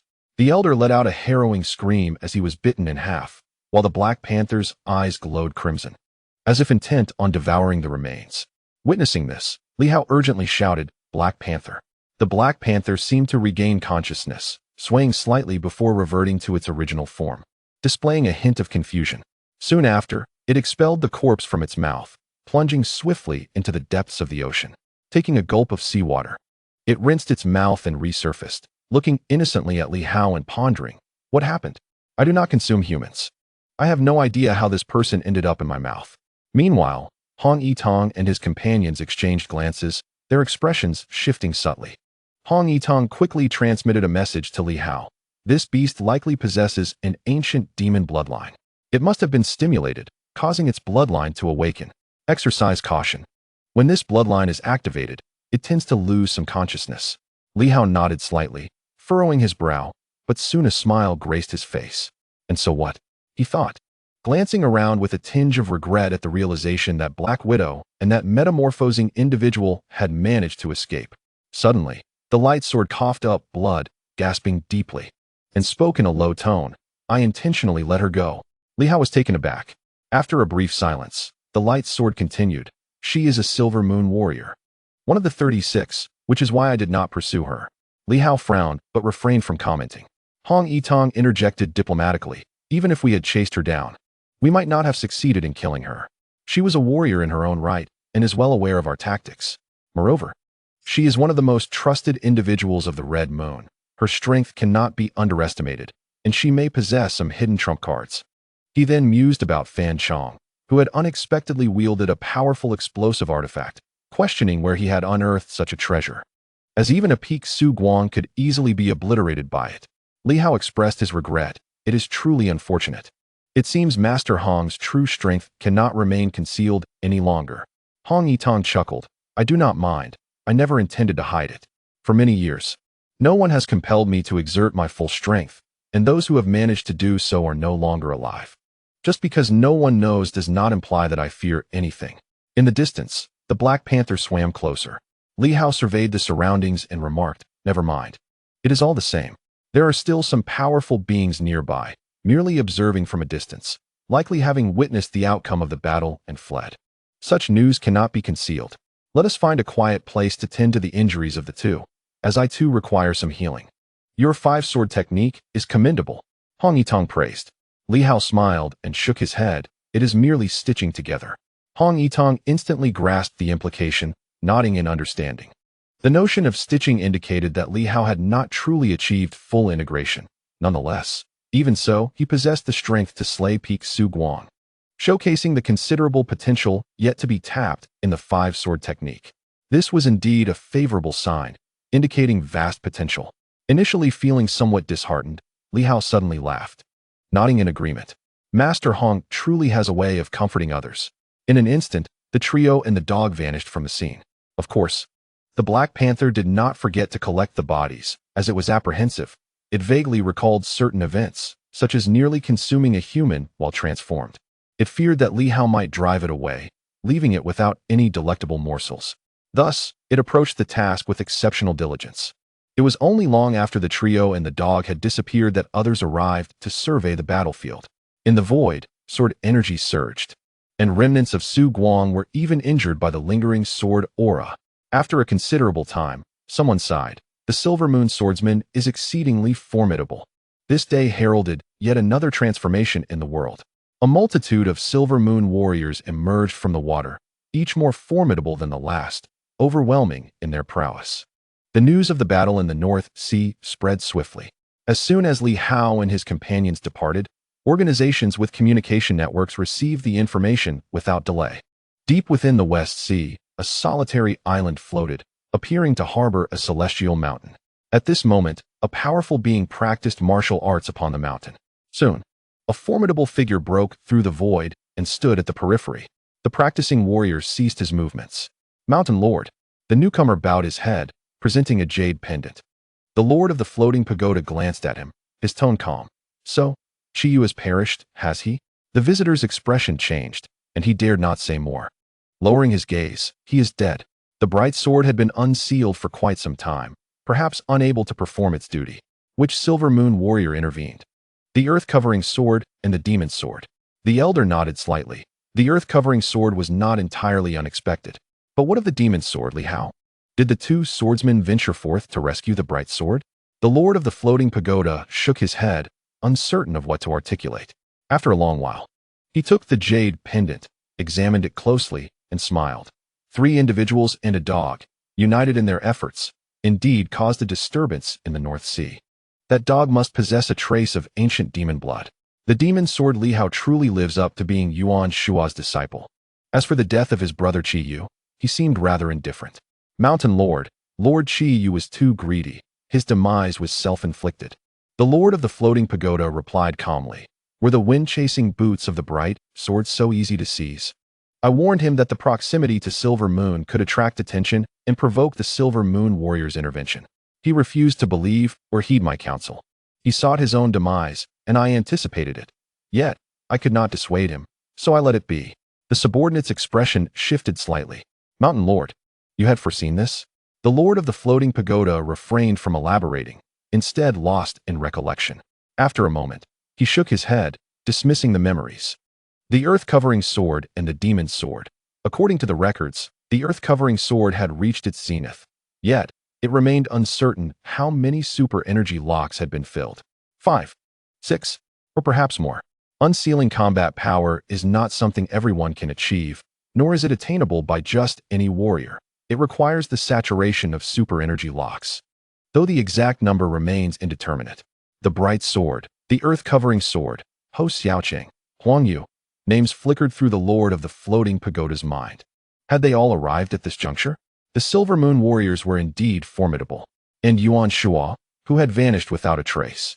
Where have you gone, Yuan Shua? The Lord of the Floating Pagoda pondered, finally sighing softly, and spoke. No need to concern ourselves with this. Instruct the disciples within the sect to avoid provoking Silver Moon. If they lack absolute certainty, they must refrain from engaging with this group. Understood. The messenger swiftly acknowledged the command but hesitated, saying, Mountain Lord, shall we not inquire at all regarding Lord Chi Yu's death? Would that not tarnish the reputation of Floating Pagoda? Yama, the Flying Sky, and the Plain King's mansion have all witnessed casualties, yet the most unfortunate remains the Duke of Dingwa's residence. That old man has seen his sons and grandsons successively murdered. 5 out of the 8 generals have perished, and if anyone is to fight to the death, it shall be him first. The Buddha king remains remarkably calm. In these tumultuous times, who would dare to be the first to engage in battle with the silver moon? The individuals of the silver moon have long grown weary of being lambs to the slaughter. They are rising in rebellion. Ho Xiaoqing has entered the central region. The heavenly sword has established the heavenly sword's sacred mountain, and the whereabouts of the dominant blade have already come to light. These individuals are all fighting for their lives. To strike first at this moment would be sheer folly.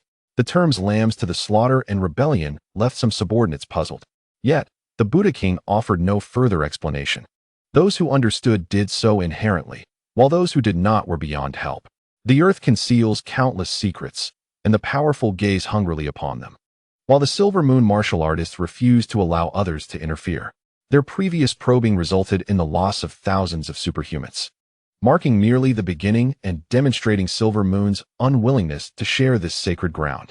The Buddha king had long anticipated this. The people of Silver Moon, adept at internal conflict and equally skilled at external battles, would never willingly relinquish this hallowed ground.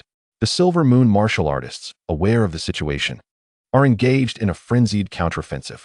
Ho Xiaoqing's entrance into the central region signifies the commencement of this rebellion, hoping to establish the first line of defense outside of Silver Moon.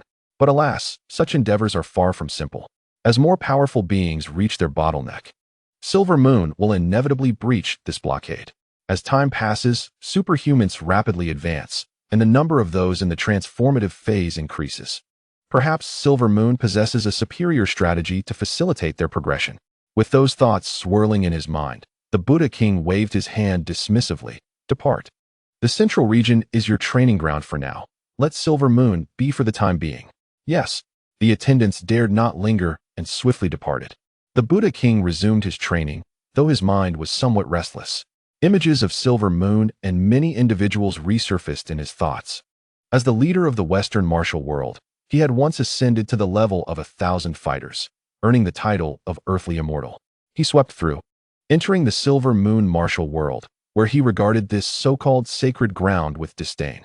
Yet the reality was a source of shame that would haunt him for a lifetime. The Silver Moon martial world did not send forth 1,000 martial artists to confront him. Only the renowned Yuan Shua, aware of the arrival of the Western martial world's leader, eagerly sought a duel. The Buddha king naturally dismissed the challenge, even reluctant to engage. However, the man sought him out proactively. After a fierce battle, the power of 1,000 fighters could not overcome Yuan Shua. He found himself with broken arms. Following a verbal altercation, Yuan Shua further humiliated him by shaving his head, rendering him a true Buddha, suspended upon the boundary stone. On that day, he wished for death. Yet ultimately, he endured and has lived to this day. Suddenly, the Buddha king chuckled. How splendid! Your existence is indeed a blessing. I even hope that Yuan Shua grows stronger, becoming ever more formidable. Your survival serves as a constant reminder of the humiliation I suffered, urging me to persevere through hardship and toil, never allowing me to forget the shame of that day. The present-day Buddha Sacred Mountain has become one of the 7 sacred mountains, and your contributions are invaluable, Yuan Shua. Unexpectedly, you have recently vanished, and your disciple has become quite restless. With the Li family's sacred sword in hand, he is likely to soon find himself in a predicament, much like you, becoming a target for all. The floating pagoda mountain stands in serene silence. At the end of a bustling marketplace lies a grand royal mansion, the Plain Royal Mansion. 8 decades ago, this mansion was a revered sanctuary. However, its once mighty reputation has significantly waned. The 9 offices now restrict the royal family, and even the plain king, one of the 9 kings, lives in utmost humility. Aside from establishing the martial guard several decades ago, there has been no significant movement since then. Within the mansion, a stern-looking middle-aged man sits calmly in a wooden chair, sipping tea. Upon receiving news from the intelligence agency, he sets down his cup and sighs. Qianfeng is dead. I had hoped he had entered the transformative phase, perhaps an opportunity for a breakthrough. How regrettable. It is a pity that loyal Qianfeng has perished. It is infuriating that the Silver Moon's aberrations grow ever stronger, and they remain alive. The Plain King gently shakes his head, and after a lengthy pause, he speaks. Go tell Huang Yu to have the Silver Moon return Qianfeng's body for a proper burial. My lord. In the hall, several generals stand, some filled with righteous indignation. General Qian has been slain. We cannot bear this. Endure it. replies the plain king, shaking his head. Now is not the moment. The silver moon's strength is not confined to just one or two individuals, but encompasses many. If the royal mansion initiates war, the outcome may lead to its own destruction. Even so, the silver moon's forces may not perish. We must wait. As more individuals enter the transformative phase, they will seek breakthroughs. News of potential breakthroughs in the silver moon's territory will inevitably spread, and then will come the time to eradicate the silver moon's martial world. At this, his gaze turns cold. 30 years ago, I foresaw the silver moon martial world as a future calamity. I intended to use one faction against another to restrain the barbaric. Ultimately, I have failed, and the dangers posed by the silver moon martial world have become evident. Years prior, he recognized these individuals as a menace. Regrettably, the royal authority remains excessively repressed. The 9 offices have turned a blind eye to their purging efforts against the silver moon martial world, neither supporting nor opposing it, yet providing no assistance. Now, one wonders if the 9 offices regret their inaction. The plain king scoffs inwardly. They aspire to seize the silver moon. But conquering it will not be an easy feat. Nevertheless, to establish dominion over the realm, silencing the silver moon is imperative. Without subduing the silver moon, how can one reap the rewards, ascend to higher echelons, or redefine the world order? Ho Xiaoqing, you and your ilk are far too simplistic in your thinking. Those who aspire to contend for supremacy will inevitably invade the silver moon. Without quelling it, how can one become the king of men? On this day, the 3 swords of the North Sea strike, stirring upheaval across the land. Not long after entering the headquarters of the Night Watchers, Ho Xiaoqing receives the news immediately. Glancing at the gathering for a welcome event, he notices many looking down at their devices, and he cannot help but chuckle. The headquarters of the Night Watchers boasts numerous ministers, 1 head minister and 9 deputies. Including Ho Xiaoqing, there are a total of 10 deputies, culminating in 11 ministerial-level powerhouses. Among them, the most captivating figure, undoubtedly, is the illustrious Huang Long. However, Ho Xiaoqing did not spare him a second glance. Instead, his attention was drawn to the imposing figure of the minister before him, who resembled a statue of Buddha. This individual, though not as renowned as Huang Long, had long remained in the shadows, heavily overshadowed by him. The night watchmen hail from the inspection bureau, and it is customary for the minister to concurrently hold the position of deputy director of the inspection bureau. Yet, the deputy minister also holding a concurrent position hints at a delicate balance of power. Clearly, Huang Long enjoys the backing of supporters, potentially from the upper echelons of the inspection bureau, with the intent of undermining the minister's authority. As Ho Xiaoqing continued to observe the minister, someone beside him spoke up. "Congratulations, Brother Ho. Your successor, a disciple of Yuan Shuo, seems to have taken on the role of deputy minister of the Silver Moon Night Watchman. I just received intelligence that he eliminated a group of bandits in Beihai. Judging by his prowess, he may rival the capabilities of those at headquarters." No one dared to reveal the true identities of those individuals, labeling them merely as bandits. The likes of Li Hao, who had perished, were also thus categorized. At that moment, the imposing Huang Long seated at the head of the table let out a disdainful huff, disregarding the law. "While it may be acceptable to eliminate bandits, I have received intelligence that Li Hao, as a night watchman, has slain Su Zhen of the Duke of Dinghua's estate. Though the royal family has retreated into the shadows, they remain aristocrats of the Tianqing dynasty. The Duke of Dinghua's estate is recognized by the 9 bureaus as noble. Li Hao, like his master, is a lawless individual. The very inception of the Night Watchman was to combat such figures, yet he has chosen to violate the law and disregard regulations. That luminous sword entering the Duke's estate as a slave, betraying and slaying his master. Such a fiend has actually drawn the Night Watchman to his rescue." In an instant, all eyes turned to Ho Xiaoqing. The moment had arrived. Everyone understood that Huang Long would certainly not allow Ho Xiaoqing to solidify his position. Indeed, he had only just arrived at this welcoming assembly and was already facing Huang Long's censure. Huang Long gazed at Ho Xiaoqing. "Deputy Minister Ho, Li Hao has flouted the law. As an experienced inspector and a seasoned night watchman, how do you propose we deal with this individual?" Ho Xiaoqing responded calmly. "It would be prudent for me to avoid bias. Perhaps we should seek the minister's opinion. If that is unacceptable, we can consult the opinions of the assembly." He chuckled lightly. "If that fails, we could dismiss Li Hao from his position. Surely, apprehending him is not the only recourse? Since I have distanced myself from that side, and no one heeds my counsel now. If Deputy Minister Huang wishes to send someone to capture Li Hao, I have no objections. These villains indeed deserve to be executed. Huang Long furrowed his brow and coldly remarked, what if we were to assign Deputy Minister Ho to apprehend this individual? Very well. Ho Xiaoqing replied with a smile. I shall immediately mobilize to Silver Moon to capture Li Hao, along with the likes of the earth-shattering sword. However, given their formidable strength, headquarters must provide considerable support. Grant me a year, and I shall assuredly bring them to justice. A heavy silence ensued. It had been no easy task to bring Ho Xiaoqing here. Allowing him to return would be akin to unleashing a tiger back into the mountains. The elderly figure who had remained silent throughout finally cleared his throat and interjected. Enough of this matter. The Duke of Dinggua's estate has yet to publicly acknowledge that the deceased were indeed their own, nor have they filed a report. We lack the authority to intervene. Let them handle it themselves. The elder provided both parties with a means of retreat and remarked, Xiao Chun has just arrived and is not yet familiar with the circumstances here. The Night Watch headquarters, aside from us ministers, also includes the 5 regional governors who oversee the north, south, east, and west, as well as the center. The northern governor has always been concurrently held by Minister Huang Long. Since Xiao Chun hails from the northern Silver Moon and is newly arrived, he remains unfamiliar with other regions. Minister Huang, he turned to Huang Long, why not assign the position of northern governor to Xiao Chun? He possesses a deeper understanding and will have tasks to engage in, preventing him from idling and squandering his considerable talents. Huang Long's expression hardened. In terms of authority, the 5 regional governors are indeed subordinate to the deputy ministers, yet in practical terms, the role of a regional governor carries significantly more weight.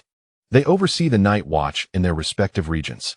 He had long held the position of northern governor, but now, with the arrival of Ho Xiaochun, this old man dared to suggest he relinquish his post. Minister, this seems inappropriate, Huang Long protested. Naturally, he was reluctant and quickly added, Minister Ho is only familiar with Silver Moon. He likely knows little about other areas. Moreover, the north is currently in a state of unrest, and Minister Ho may not grasp the situation fully. To hastily replace someone could displease the Night Watch across the 18 provinces of the north. Perhaps it would be better to allow me to endure a little longer. After all, Minister, you also concurrently serve as the governor of the Celestial Star, which entails fewer responsibilities. Why not let Minister Ho take that position instead? He retorted, the title of Central Governor, essentially the Celestial Star Governor, oversees the central region.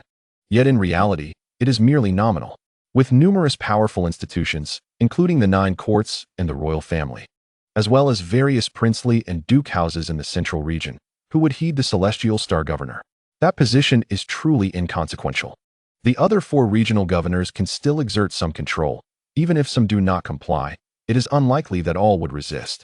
The elder glanced at Ho Xiaochun and then at Huang Long, smiling and nodding. Very well. It shall be as such. Since Xiaochun has just arrived, it is beneficial for him to acclimate. The position of Celestial Star Governor will be entrusted to him. I shall contact the inspection office shortly. There should be no significant issues, and with Minister Huang's support, it should pose little difficulty. Huang Long furrowed his brow slightly. Did I support this? He thought. Well, it was indeed his suggestion, but I did not anticipate this old fellow would agree so readily. He felt an inkling of unease. While the Celestial Star Governor holds little power, it is nominally the highest among the 5 regional governors, and its authority is quite substantial, overseeing all extraordinary affairs in the central region. The former minister had been powerless and somewhat withdrawn. If Ho Xiaochun were to forcibly seize this power, it could indeed create complications. However, he mused, such actions would likely offend numerous institutions and organizations. If Ho Xiaochun were truly unafraid of the repercussions and insisted on meddling, so be it. He would not need to intervene directly, for others would surely teach him a lesson. Very well, I shall communicate with the director. It should not be a significant issue. Below, Ho Xiaochun smiled. Thank you very much. As a newcomer, I am still learning the ropes, and if I err in any way, I hope you all will be forgiving. At this moment, no one continued to discuss matters concerning the North Sea. The distance was too great, rendering any involvement impractical. Moreover, amidst the turmoil, Ho Xiaoqing found himself entangled with the Silver Moon warriors, leaving little room for further discourse. After concluding his remarks, he cast a glance at the elderly minister, then surveyed the other ministers, offering a faint smile before falling silent. It was evident to all that the old minister harbored a palpable desire to rival Huang Long, and they could sense his impotence. Yet, Hou Xiaoqing would not underestimate this individual. It is worth noting that this minister was the very one who helped establish the Night Watchman and had held the position for many years. He was a formidable figure in his prime. Otherwise, how could he have ascended to become the inaugural minister? Now, after years of inactivity, appearing almost like a statue of a Buddha, was he truly just that? Hou Xiaoqing pondered this while his thoughts drifted to the earth-shattering sword and its companions. These individuals were undeniably reckless. Their inaction was one thing, but their subsequent strikes had claimed the lives of numerous powerful beings, and the consequences might not bode well. While various factions were hesitant to take the first step, their ostentatious displays would inevitably reveal their secrets. Sighing inwardly, Hou Xiaoqing observed as the identities of the Silver Moon warriors were unveiled before all, prompting the surrounding powers to prepare and gain a deeper understanding of Silver Moon. Once they believed they had amassed sufficient intelligence, it would likely be the moment to strike. Silver Moon was poised for great peril. The notion of relinquishing Silver Moon crossed his mind, but he swiftly dismissed it. It was a route. How could one abandon it? Not only he, but others shared the same reluctance. Various factions were abuzz with speculation. Meanwhile, near the North Sea, a pale-faced, domineering middle-aged man gazed towards the North Sea, clutching an individual in his grasp, coldly inquiring, "Has the battle over there concluded?" "Yes, it has," replied the captive, his complexion ashen, hastily adding, "My lord, I was merely passing through. I know nothing." The middle-aged man said nothing further, rummaging through the captive's belongings until he retrieved a jade pendant, inspecting it briefly before nodding slightly. "Not bad. It seems the earth-shattering sword has concealed its strength. Has the Black Widow escaped?" he mused, furrowing his brow momentarily before relaxing, stating nonchalantly, "No matter, killing her is pointless. We shall discuss it when the Crimson Moon arrives." The captive trembled even more at his words. Upon finishing his sentence, the man discarded him, and the individual erupted in the air. The spies from the three major organizations were easily eliminated. The middle-aged man glanced around, initially intending to seek out Yuan Shua, only to find him missing. Aware that a battle had transpired in the vicinity, he decided to investigate the light sword, only to discover that the conflict had already concluded. At this moment, he hesitated, pondering his next destination. After a brief consideration, he resolved to pay a visit to the North Sea King. The foremost thief among the North Sea bandits, the Starlight pirate crew, was led by the self-proclaimed North Sea King, who seemed to have participated in the fray, even deploying a Grand Duke, though the North Sea King himself appeared to be absent. Contemplating these matters, the man stepped into the void, vanishing in an instant. After a considerable time had passed since his disappearance, a head emerged from the ground, trembling slightly, murmuring, "Is that the Blade of Domination?" "The Blade of Domination is still alive." "No, the Blade of Domination continues to exist. However, few have laid eyes upon it." What just transpired seemed to involve the Blade of Domination, as the image of the Silver Moon's 36 heroes is indeed familiar to many, being a part of the core documents of numerous organizations. The Blade of Domination has surprisingly appeared near Beihai. The scouts, concealed in the shadows, were taken aback, especially upon assessing its formidable power. First came the earth-shattering sword, and now the Blade of Domination. How many more powerful beings lie hidden within the Silver Moon martial arts community? He swiftly began to compose a message, intending to relay the news of the blade's proximity. With a mere flicker of supernatural energy, a resounding explosion erupted, unleashing a wave of blade aura that obliterated everything in its vicinity, including those beneath the ground. In the distance, a departing middle-aged man glanced back, a cold glint flashing in his eyes as he dismissed the scene, vanishing in an instant. Who could deny that the Blade of Domination is beyond scrutiny? At that very moment, a refined gentleman, situated less than 100 miles from the blade, lifted his gaze toward a certain direction, as if sensing something elusive. He soon chuckled and shook his head, redirecting his attention to the wary individual retreating before him. "Spider-Girl, it has been years. How have you fared?" The masked Black Widow, beneath her guise, felt beads of cold sweat trickle down. In that moment, her fear surpassed even that of encountering the earth-shattering sword. Suppressing her trepidation, she remarked, "Fortunately, the Red Moon has been searching for you as well. I hope to collaborate on significant matters." The woman displayed a lack of sincerity. The refined gentleman smiled knowingly. "I knew you would use the Red Moon to frighten me." I have committed no wrongdoing. Nor do I delight in the indiscriminate slaughter of innocents, especially those I consider friends. I merely came to see if the light sword was truly besieged. I trust that no one has attacked you, has there? Indeed not, she replied, still lacking honesty. The gentleman chuckled again. I have already received word. Look, I possess this. He produced a jade pendant. I have heard you are quite fleet of foot, the first to flee. Only then did I realize you were involved. Otherwise, I would not have believed that the Spider Girl would join forces with others to besiege the Silver Moon martial artist. It is permissible to slay oneself, but one must not engage others in their demise. Have you forgotten? The Red Moon has led you astray over the years. Cold sweat continued to bead on the Black Widow's brow. I merely observed. I did not exert my full strength. I was astonished by the formidable prowess of the light sword and merely wished to test its metal. You, with your fabrications. The refined gentleman shook his head, sighing. Very well, I shall not hold it against you. We are old friends after all. The Black Widow, filled with alarm, hurriedly said, I shall take my leave now. Perhaps we can meet again on a more opportune occasion. Departing already? The gentleman chuckled lightly. However, you have somewhat violated the rules, and I am a person of principle. Allow me to strike you once, to remind you that the Red Moon's assassination of Yuan Shua was merely an internal affair. When did we ever join forces with outsiders to attack? That is simply not how we conduct ourselves. No. The Black Widow, stricken with terror, instantly vanished from sight. This peak expert, at this moment, felt a greater dread than when pursued by the light sword, taking to the air and fleeing with haste. Yet the gentleman merely sighed, delivering a punch, a motion that was effortless yet dignified, devoid of unnecessary complexity. Boom! A fist descended from the heavens, its majesty surpassing even that of the earth-shattering sword. Boom! The resounding impact echoed as the colossal fist descended. With a thunderous crash, the Black Widow was sent crashing to the ground, her mask shattered, revealing a delicate visage that was now marred by blood and terror. Blood flowed incessantly from her wounds, and her eyes were filled with horror. A fist imprint marred her chest, bones shattered, and her internal organs were severely damaged. The essence of her powers had dissipated significantly. Despair washed over her as she glimpsed a refined man in the distance, who smiled and remarked, well, that's how it goes. You won't die. Just return and consume some restorative medicine. Next time, remember to be cautious and avoid mingling with that group outside. In the past, you favored associating with the Silver Moon people, but now you've even stooped to consorting with outsiders. How disappointing. Blood surged forth again, and the Black Widow seemed to wish to speak, yet words eluded her.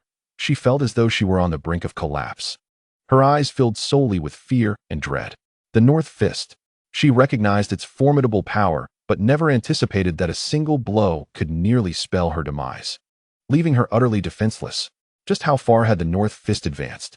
Where had he been all these years? Why had he resurfaced in this vicinity? The refined man ceased to pay her any mind. Surveying his surroundings before pondering deeply, he sighed. Forget it. I want to return to Silver Moon. It's not the right time to stir up trouble there. I've heard that Yuan Shua has emerged. I wanted to see him, but alas, he has gone. Ba Dao is probably nearby, but I have no desire to engage with him. After a moment of reflection, he chuckled. I've also heard that the king of the floating pagoda is still alive and has acquired some divine mountain sword. I should pay them a visit. By the way, my little brother, Heyong, has apparently allied with the royal family and become a lackey. Coughing up blood, the Black Widow found herself unable to respond. And the North Fist glanced at her, his brow furrowing slightly. You truly lack decorum. My ranking was higher than yours back in the day. I asked you a question, and you refused to answer. Do you wish to take another blow from me? Terror engulfed the Black Widow's eyes, and with great effort, she suppressed the excruciating pain within her and managed to utter, in the South Fist. The South Fist is with the royal family. The refined middle-aged man nodded, a smile gracing his lips. Then I shall seek out my younger brother. Relay the message back that the pretty boy of the Red Moon should come find me for a chat. It's been ages since we last met. I want to see if he still possesses that charm. Every time I gaze upon his face, I feel an urge to shatter it. I detest those who are more handsome than I. The Black Widow dared not utter a word, merely nodding in agreement. The North Fist, not wishing to burden her further, smiled and waved. I shall take my leave then. Sister, return and inform your pretty boy that having lost your powers may be for the best. Why waste time on them? The path of martial arts is the true way. With that, he stepped away, moving at a leisurely pace, yet vanished from sight in the blink of an eye. It was only after he had long departed that the Black Widow retrieved some medicinal pills and consumed them hastily, feeling an overwhelming sense of despair. After sustaining such injuries, bones fractured and internal organs severely wounded, without the life-spring water, her condition seemed dire. Fortunately, the North Fist had only delivered a single blow. Another might have truly been fatal. With a heavy heart, she sighed, grappling with indescribable emotions. Ultimately, she sighed again, struggling to depart. It seemed she would have to delay her journey to Silver Moon. Otherwise, in her current state, even if Huang Yu's group refrained from obstructing her, Li Hao might well execute her on the spot. The Northern Fist has emerged, the dominant blade has appeared, as well as the Heavenly Sword, the Earth-overturning sword, Yuan Shua, and the Radiant Sword. The Black Widow is aware that chaos is imminent. The appearance of these individuals suggests that even without being sought out, they may take the initiative to strike. Simultaneously, Li Hao and his companions swiftly vanished from the North Sea. In the North Sea province, unrest stirs in the northern provinces. However, the provincial capital, Haifeng City, remains tranquil and serene. In a large hotel in the outskirts of Haifeng City, the Earth-overturning sword has rented a small villa near the coast, boasting picturesque views. At this moment, several divine energy stones materialize, alongside a massive one extracted by the Earth-overturning sword. Hong Yitong sighs, lamenting that only one remains. The treasures found in Zhantian City were partly given to the Southern Fist, while one is currently in use, and the life spring has also been utilized. Such opportunities have slipped away.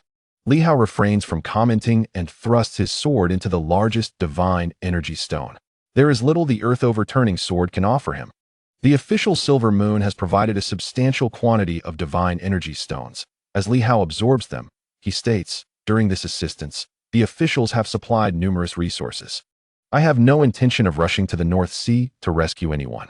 I must clarify that the officials are footing the bill.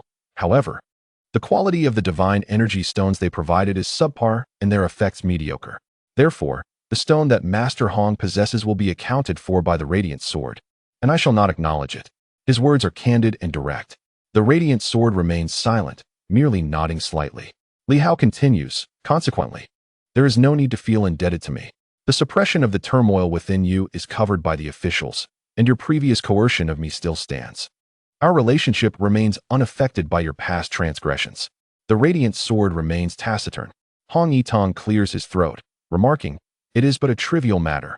Li Hao does not respond, and the sword energy surges forth as the Radiant Sword begins to absorb it rapidly. The trio falls into silence, the earlier camaraderie of their collaboration now a distant memory. While they had united to kill, the underlying grievances remain unresolved.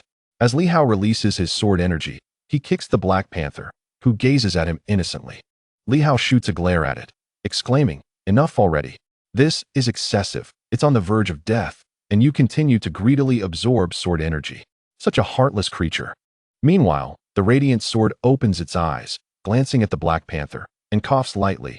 This great demon did indeed come to my aid previously. Whatever it absorbs shall be accounted to me. I am not as impoverished as you imagine. I have served in the Duke's residence for 20 years, and I do possess some savings. Rich?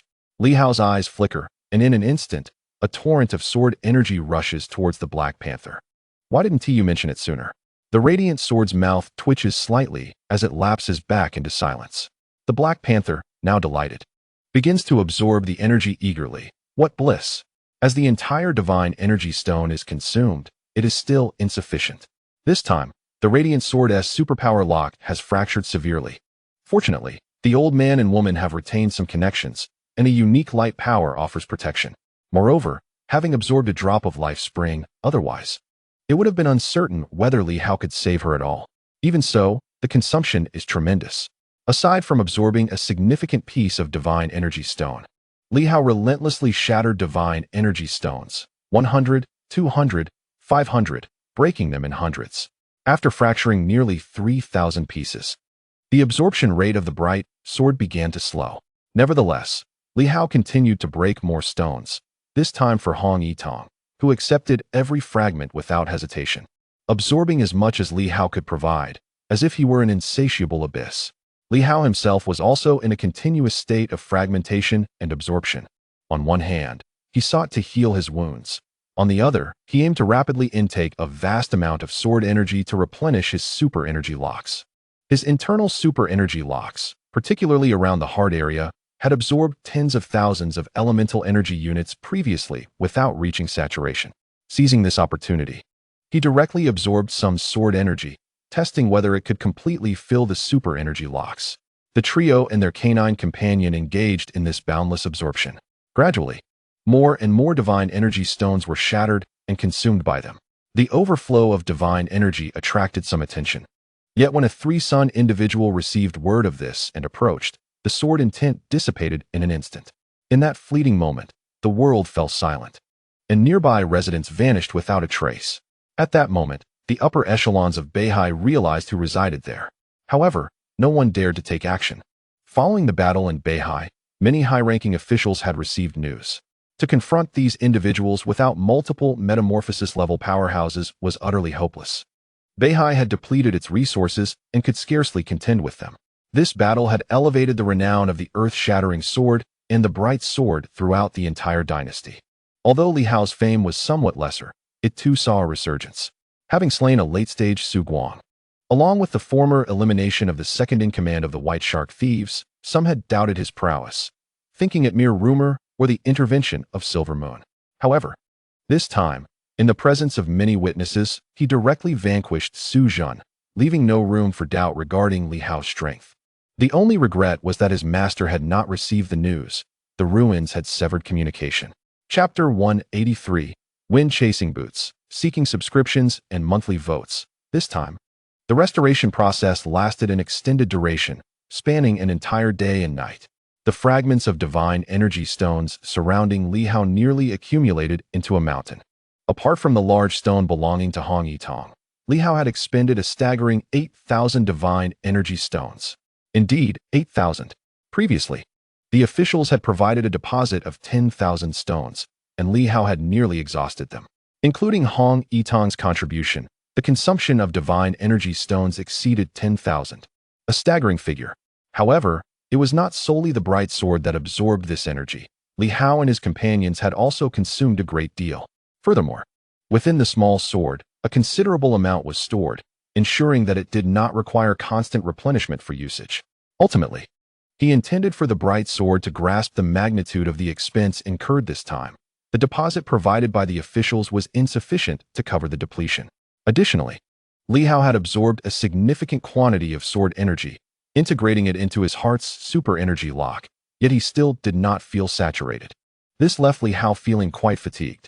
Thus, he finds himself unable to undergo the so-called unsealing like others do, resulting in a frustrating stagnation of his power. Although his strength has improved considerably, if he could also unseal, even if he does not surpass the radiant light, it would be reasonable to expect him to contend with those in the transformative phase, wouldn't it? It is indeed a pity. While others can, he cannot. Is it due to his immense potential, or is it simply beyond his grasp? To unlock his battle prowess, he must saturate at least one super ability lock, if not more. It appears that individuals like Nanquan have first saturated 4 super ability locks in their limbs, suggesting that they generally possess at least 4 fully saturated locks. Only by achieving this can one proceed to unseal. The Radiant Sword has unsealed 5 super ability locks, all of which are internal super ability locks. But this does not necessarily imply that all 5 are fully saturated. Li Hao speculates that perhaps saturating just one super ability lock of the 5 internal organs could suffice for unsealing, albeit resulting in varying levels of strength post-unsealing. As for Hong Yitong, he seems to have saturated quite a number. Otherwise, it would be impossible for him to remain so composed each time. And the ability to restrain his power post-unsealing would be relatively effortless. The more saturated locks one has, the easier it becomes to control one's strength without overexertion. After a day and night, as dawn broke once more, everyone opened their eyes. The Radiant Sword exhaled deeply, releasing a breath tainted with a hint of blood, and turned to Li Hao and Hong Yitong, saying, "I sincerely thank both of you this time." Hong Yitong remained silent, but reminded, "You owe me 3,000 divine energy stones. Just remember that," maintaining the same price as Nanquan without inflating it. As for the portion he absorbed, he considered it merely a service fee, which he typically did not factor into the equation. Collecting a service fee after a battle is not unreasonable. The radiant sword said nothing further and directly produced a storage ring. The favor is noted. These divine energy stones should suffice, she stated. Hong Yitong accepted it without hesitation, examined it briefly, and smiled. It is indeed more than sufficient. Very well, then, the debt is cleared. More reliable than He Yong. That fellow never repays his debts and is not worth much. Li Hao was equally surprised, realizing the wealth at hand. 3,000 stones, more than enough. And she readily offered them. The radiant sword must have reaped considerable benefits from the Duke's manor. Seeing Li Hao's astonishment, the radiant sword explained. These are obtained from the storage rings of several generals from the Duke's manor that we previously dispatched. 5 radiant lights, and there is a substantial amount saved. The 5 top-tier radiant light beings are all of general rank, which alone suffices. Furthermore, the radiant sword added, as for the official matters with Silver Moon, that is their concern. I will replenish your resources for your recent consumption, but currently, I do not possess that many divine energy stones. Li Hao was not one to be rude, so he replied, then it is settled. For this battle, you dealt with several peak radiant lights, and the storage rings belong to me. In this confrontation, they had slain a total of 12 top-tier beings, aside from Fan Chong and the Black Widow who had escaped. The remaining 12 were all vanquished, and along the way, Li Hao had also eliminated 2 radiant lights and several Sanyang. At this moment, he was in possession of a plethora of storage rings. That is what you are entitled to, Li Hao remarked, casting a glance at Hong Yitong, who had also dispatched several powerful foes, except for the storage ring of the transformative phase opponent he had taken. The rest were collected by Guzi and handed over to Li Hao. As Hong Yitong observed Li Hao, he spoke with a hint of irritation. What do you wish to see? The lives I have taken are mine to claim. The spoils belong to me. I am currently supporting a multitude of people. And you intend to covet my rewards? Li Hao, somewhat embarrassed, admitted to harboring such thoughts. After all, this individual, who always appeared to be of high moral standing, readily offered his possessions, leading Li Hao to ponder that since they were of no use to him, it would be better to relinquish them to me. Yet, it turned out that he also desired them. With a sigh, Li Hao produced a storage ring. Among the 12 fallen powerful individuals, he had slain 5, while his companion Dogzi had taken 2, and the bright sword accounted for 3. In contrast, Hong Yitong had only claimed 2 lives. However, the foes Li Hao had vanquished were predominantly weaker, 1 in the mid-aurora stage and 4 in the late stage. The bright sword had dispatched 2 at their peak and 1 in the late stage, while Dogzi had taken down 1 at peak and 1 in the late stage as well. The 1 in the water was also a result of Dogzi's collaboration. Although Li Hao counted the kill as his own, Hong Yitong had managed to slay 1 in the transformation stage and 1 in the mid-stage. In truth, the tally of accomplishments is not so straightforward. Hong Yitong had borne the brunt of pressure from all sides, maintaining a defensive stance. To be precise, most of the credit for Li Hao's kills belonged to Hong Yitong. Nevertheless, Li Hao did not feel overly indebted to him. I have acquired valuable items, the majority of which have been allocated to the members of your sword sect. The 30 martial artists of the sect have not been insignificant in their consumption. They rely heavily on me. However, it could be said that the expenses were ultimately covered by Hong Yitong. Gazing at the storage ring, Hong Yitong rolled his eyes. This young man displayed an impressive grasp of mathematics. Aside from the one belonging to Qianfeng, he had indeed received a storage ring suitable for someone in the mid-aurora stage. He could not be bothered with the minutiae and accepted it without protest, leaving Li Hao's calculations unfulfilled. Hong Yitong chuckled, and Li Hao joined in the laughter. If Uncle Hong is in need of funds, he can always seek me out. If I lack money, I shall simply raid pirates. Is there any fear of poverty? Hong Yitong's smile faded, and he retorted, Oh, spare me. Li Hao remained jovial. Though he had not tallied his gains from this venture, he was certain they were substantial. As all the adversaries were formidable, and it was inconceivable for such significant figures to possess fewer than 1,000 or 800 divine energy stones. Calculating further, aside from the 2 rings taken by Hong Yitong, he retained 10 rings from previous acquisitions, along with the 2 from the Northern Sea Pirates, and several from the 3 Sun stage. Wasn't a harvest of 10,000 divine energy stones rather modest? Additionally, the authorities still owed him 20,000 divine energy stones and a sourced divine weapon. Speaking of the sourced divine weapon, he anticipated some gains from this battle as well. Li Hao had not paid it much heed, as he had already collected several corpses, which should yield some rewards. This battle had indeed proven lucrative. The divine energy stones provided by the authorities still numbered around 2,000, and Li Hao himself had nearly 2,000 remaining. Just a few days prior, he had hesitated to use one divine energy stone, but now he reflected, with power comes capital. Without strength, one is destined to become cannon fodder. He mused, look, when funds run low, taking down a few pirates can replenish the coffers. Hong Yitong, lacking such contemplations, interjected, you should refrain from being too ostentatious. The situation in Silver Moon may not be as favorable as it seems. While I am not entirely certain of the specifics, I am aware that Silver Moon is a thorn in the side of many. The more outstanding your performance, the more susceptible you become to oppression. Do not follow in your master's footsteps. He once leaped with great enthusiasm, only to be suppressed in Silver City, unable to escape. Li Hao raised his eyebrows, saying, regarding this matter, I must express my thoughts. Silver Moon is not weak. How else could the Red Moon compel my master to remain cooped up in Silver City all those years ago? Although Minister Ho and Ho Xiaoqing seemingly battled against the Red Moon for Yuan Shuo, they ultimately acquiesced to Yuan Shuo's confinement in Silver City. For Li Hao, this is not in line with the ethos of the Silver Moon people, and for Yuan Shuo, it is excessively cruel.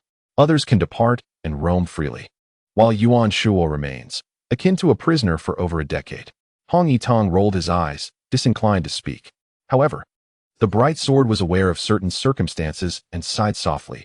Your master has offended far too many individuals. For the greater good, Silver Moon had no choice but to comply back then. After all, they could not take your master's life. The Red Moon was merely one among many adversaries, including the Lord of the Towering God Mountain, the Yama from the Yama Organization, the Flying Sword Immortal from the Flying Sky Organization, and the Lord of the Haotian Mountain. At that time, Silver Moon could not possibly resist them. Securing a path for your master to survive was already a considerable challenge. Li Hao was taken aback, exclaiming, is that so? Just the Red Moon? Don't be absurd. By your logic, the 3 major organizations and the 7 divine mountains have all been offended to a significant extent. Are all the leaders of the 3 major organizations and 2 of the 7 divine mountains enemies of my master? Surely you jest. Hong Yitong glanced at Li Hao and cleared his throat. It's about right. There are many things about your master's past that you remain unaware of. You only know a fraction of the internal martial affairs of Silver Moon. Your master once traveled to the central region and roamed across the land, making the world his home. In his youth, he often ventured forth to fuse the 5 forces, offending too many along the way. Then why didn't they all just kill him? Li Hao could not help but retort. This mess is left behind, if not for someone shielding him. Or if they had killed him, it would have been difficult to explain. Perhaps he challenged them directly, if he could spare their lives. He certainly should not have killed them indiscriminately. Hong Yitong offered a few explanations, not out of reluctance, but rather because sometimes one cannot act as one wishes. If you challenge someone, it is one thing not to hold back.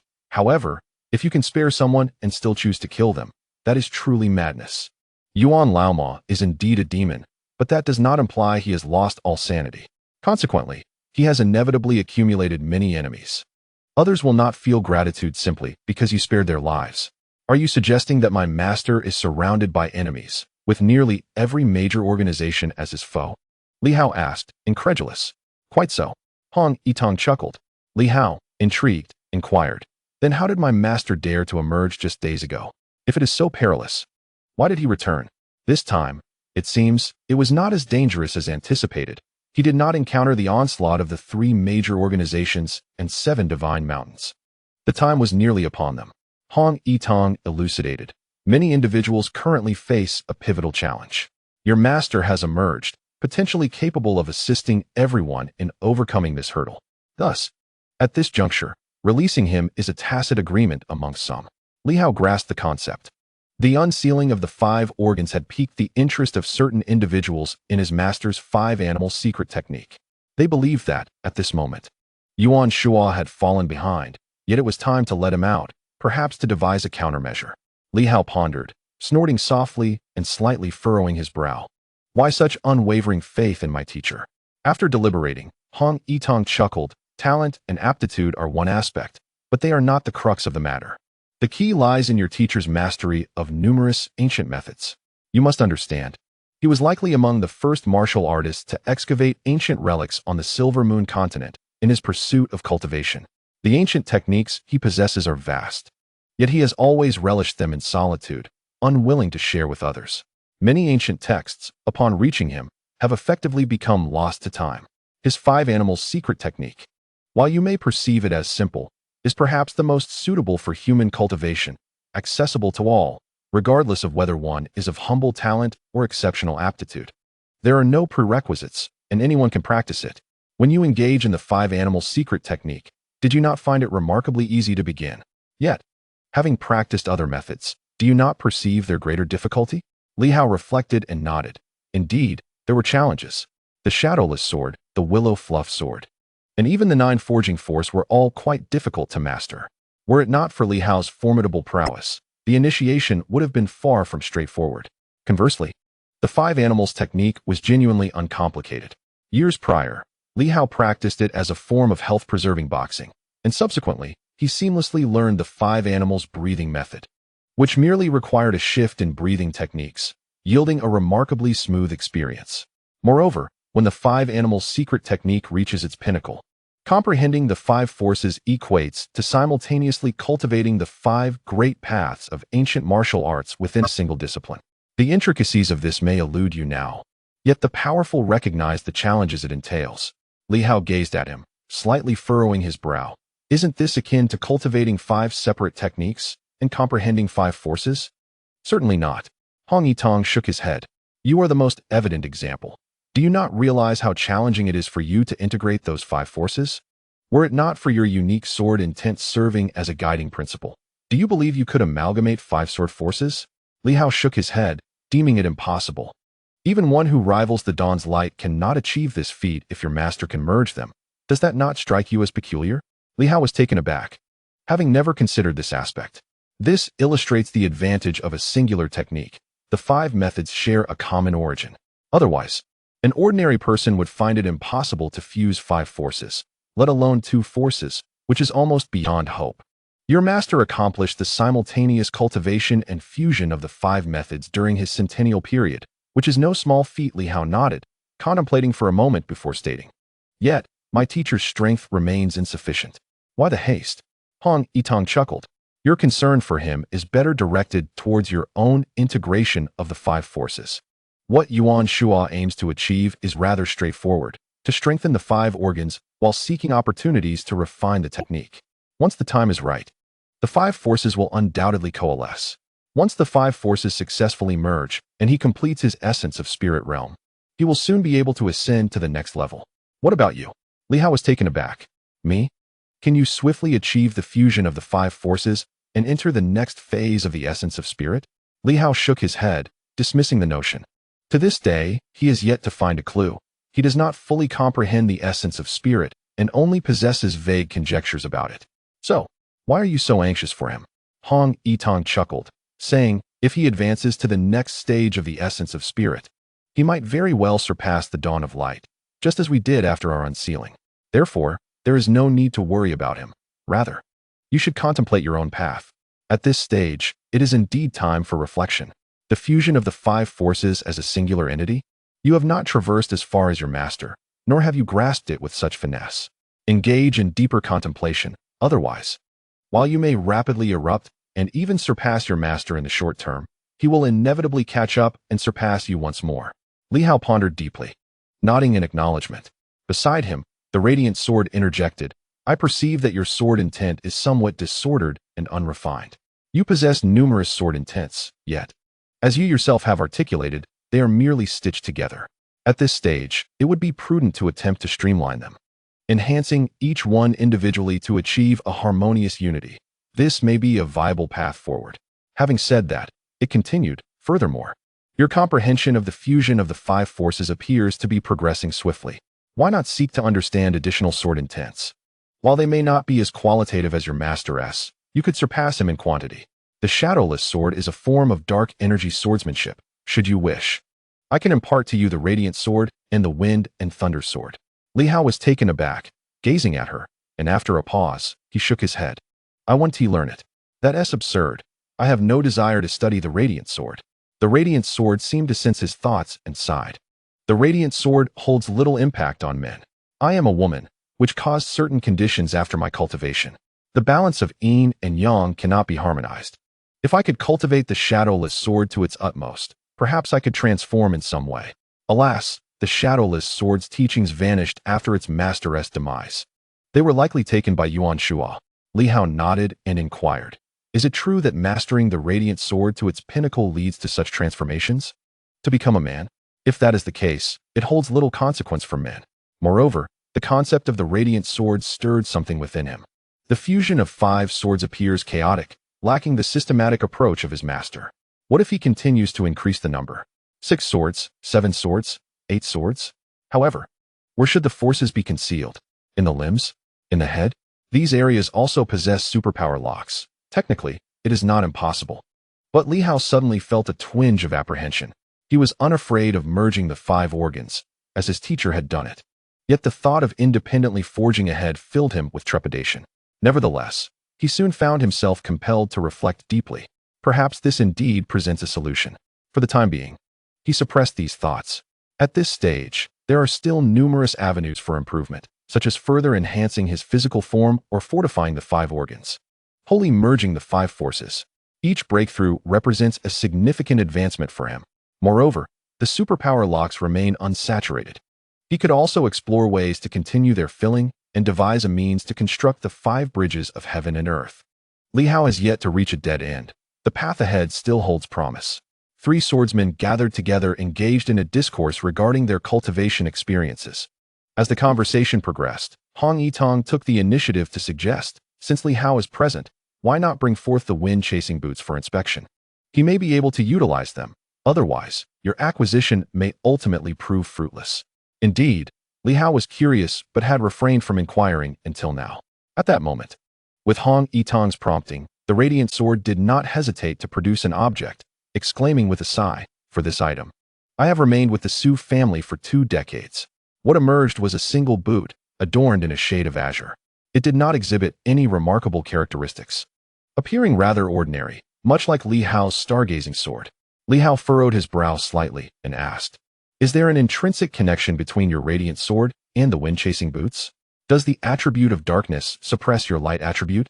He observed that the boot seemed to embody a hint of the wind element, rather than darkness. The radiant sword shook its head in response. "No? This boot possesses the power of darkness. Thus, I surmise it may embody both wind and darkness. The individual who once wielded it might have endeavored to create a pair of boots suitable for traversing the shadows, while also incorporating the wind element. Wind and darkness dual attributes? So, your intention is to extract its energy to suppress your light attribute?" Li Hao inquired further. "Not to suppress, but to merge." The radiant sword clarified. "The radiant sword is more suited for male practitioners. Female practitioners may encounter certain drawbacks.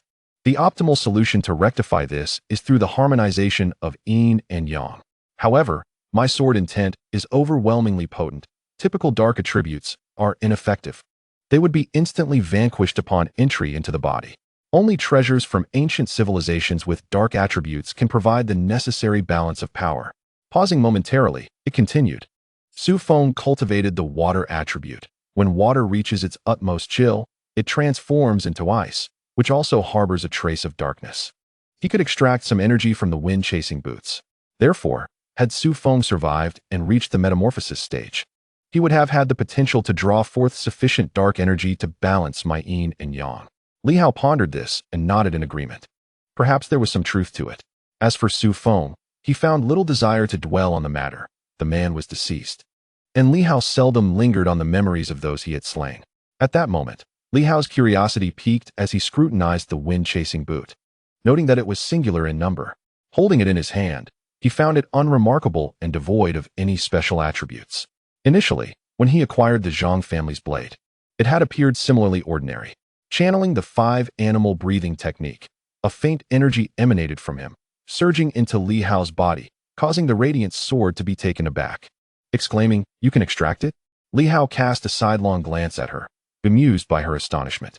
Yet, he could not deny the peculiar nature of the 5 animal breathing technique, which seemed capable of absorbing and extracting all manners of power.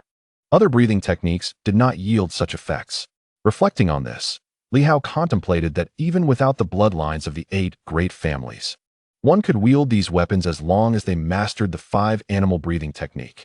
His instructor could utilize the Zhang family's blade. And while he had not given it much thought previously, he now realized that it might not simply be that anyone could wield the Zhang family's blade. Rather, the 5 animal breathing technique was indeed exceptional. There exists a certain universal cultivation technique, one that allows for the extraction and absorption of various forms of energy. However, it is not guaranteed that one can wield the core of a weapon. Yet Li Hao is aware of a crucial fact. These divine weapons are, in essence, cowards, easily intimidated. If one possesses greater strength than the weapon itself, the concept of ownership becomes trivial. Take, for instance, the Fire Phoenix Spear, which had previously succumbed to Li Hao's threats, later displaying a formidable presence. Li Hao speculated that with the arrival of Hou Xiaoqing, he might even seize the Fire Phoenix Spear for himself. He subtly absorbed a fragment of energy from within his boots. The energy of the sword is gentle.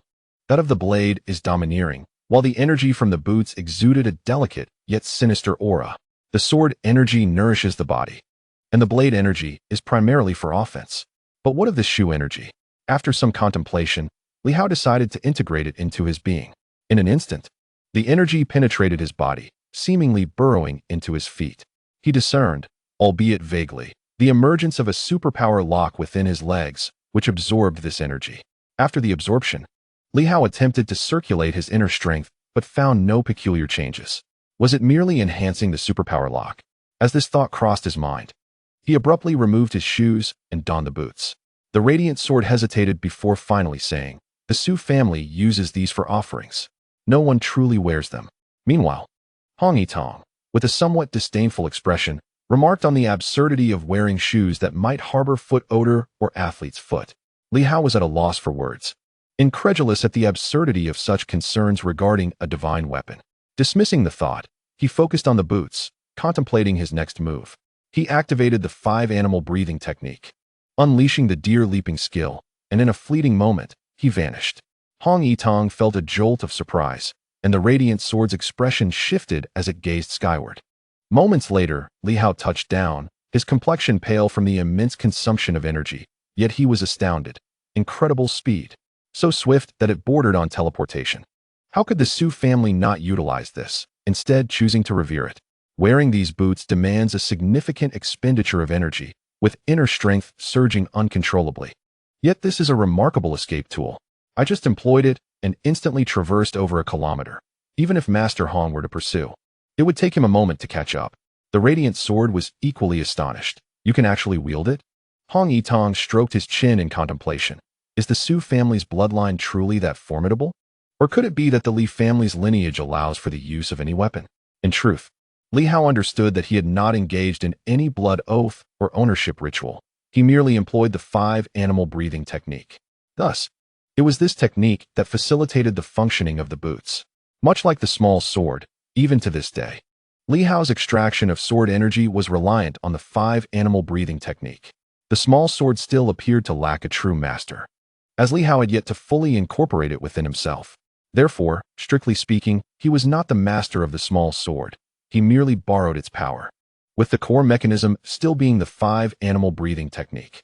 His mentor had consistently wielded the Zhang family's blade without any blood oath, relying on the same core technique. Startled, yet somewhat exhilarated, the radiant sword inquired, "Is it possible to extract the dark energy from the boots?" After a moment's hesitation, he added shyly, "But if extraction requires dual cultivation?" Cough, cough. At that moment, Li Hao was taken aback, abruptly removing the boots and casting them aside in sheer terror. An old man speaks of such things to me?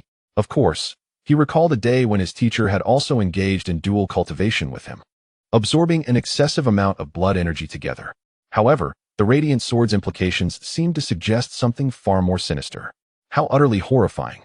Suddenly, the radiant sword's expression twisted, and moments later, it revealed a rather different visage, sighing, "In truth, it was merely a disguise." Li Hao grimaced, remaining silent. Indeed, it was a disguise. But what of it? It merely transformed from an elderly man into a somewhat rugged woman. Yes, rugged. It could not be deemed ugly. Yet it undeniably bore the features of a woman with a coarse appearance, complete with a few heavy-set whiskers and particularly thick eyebrows.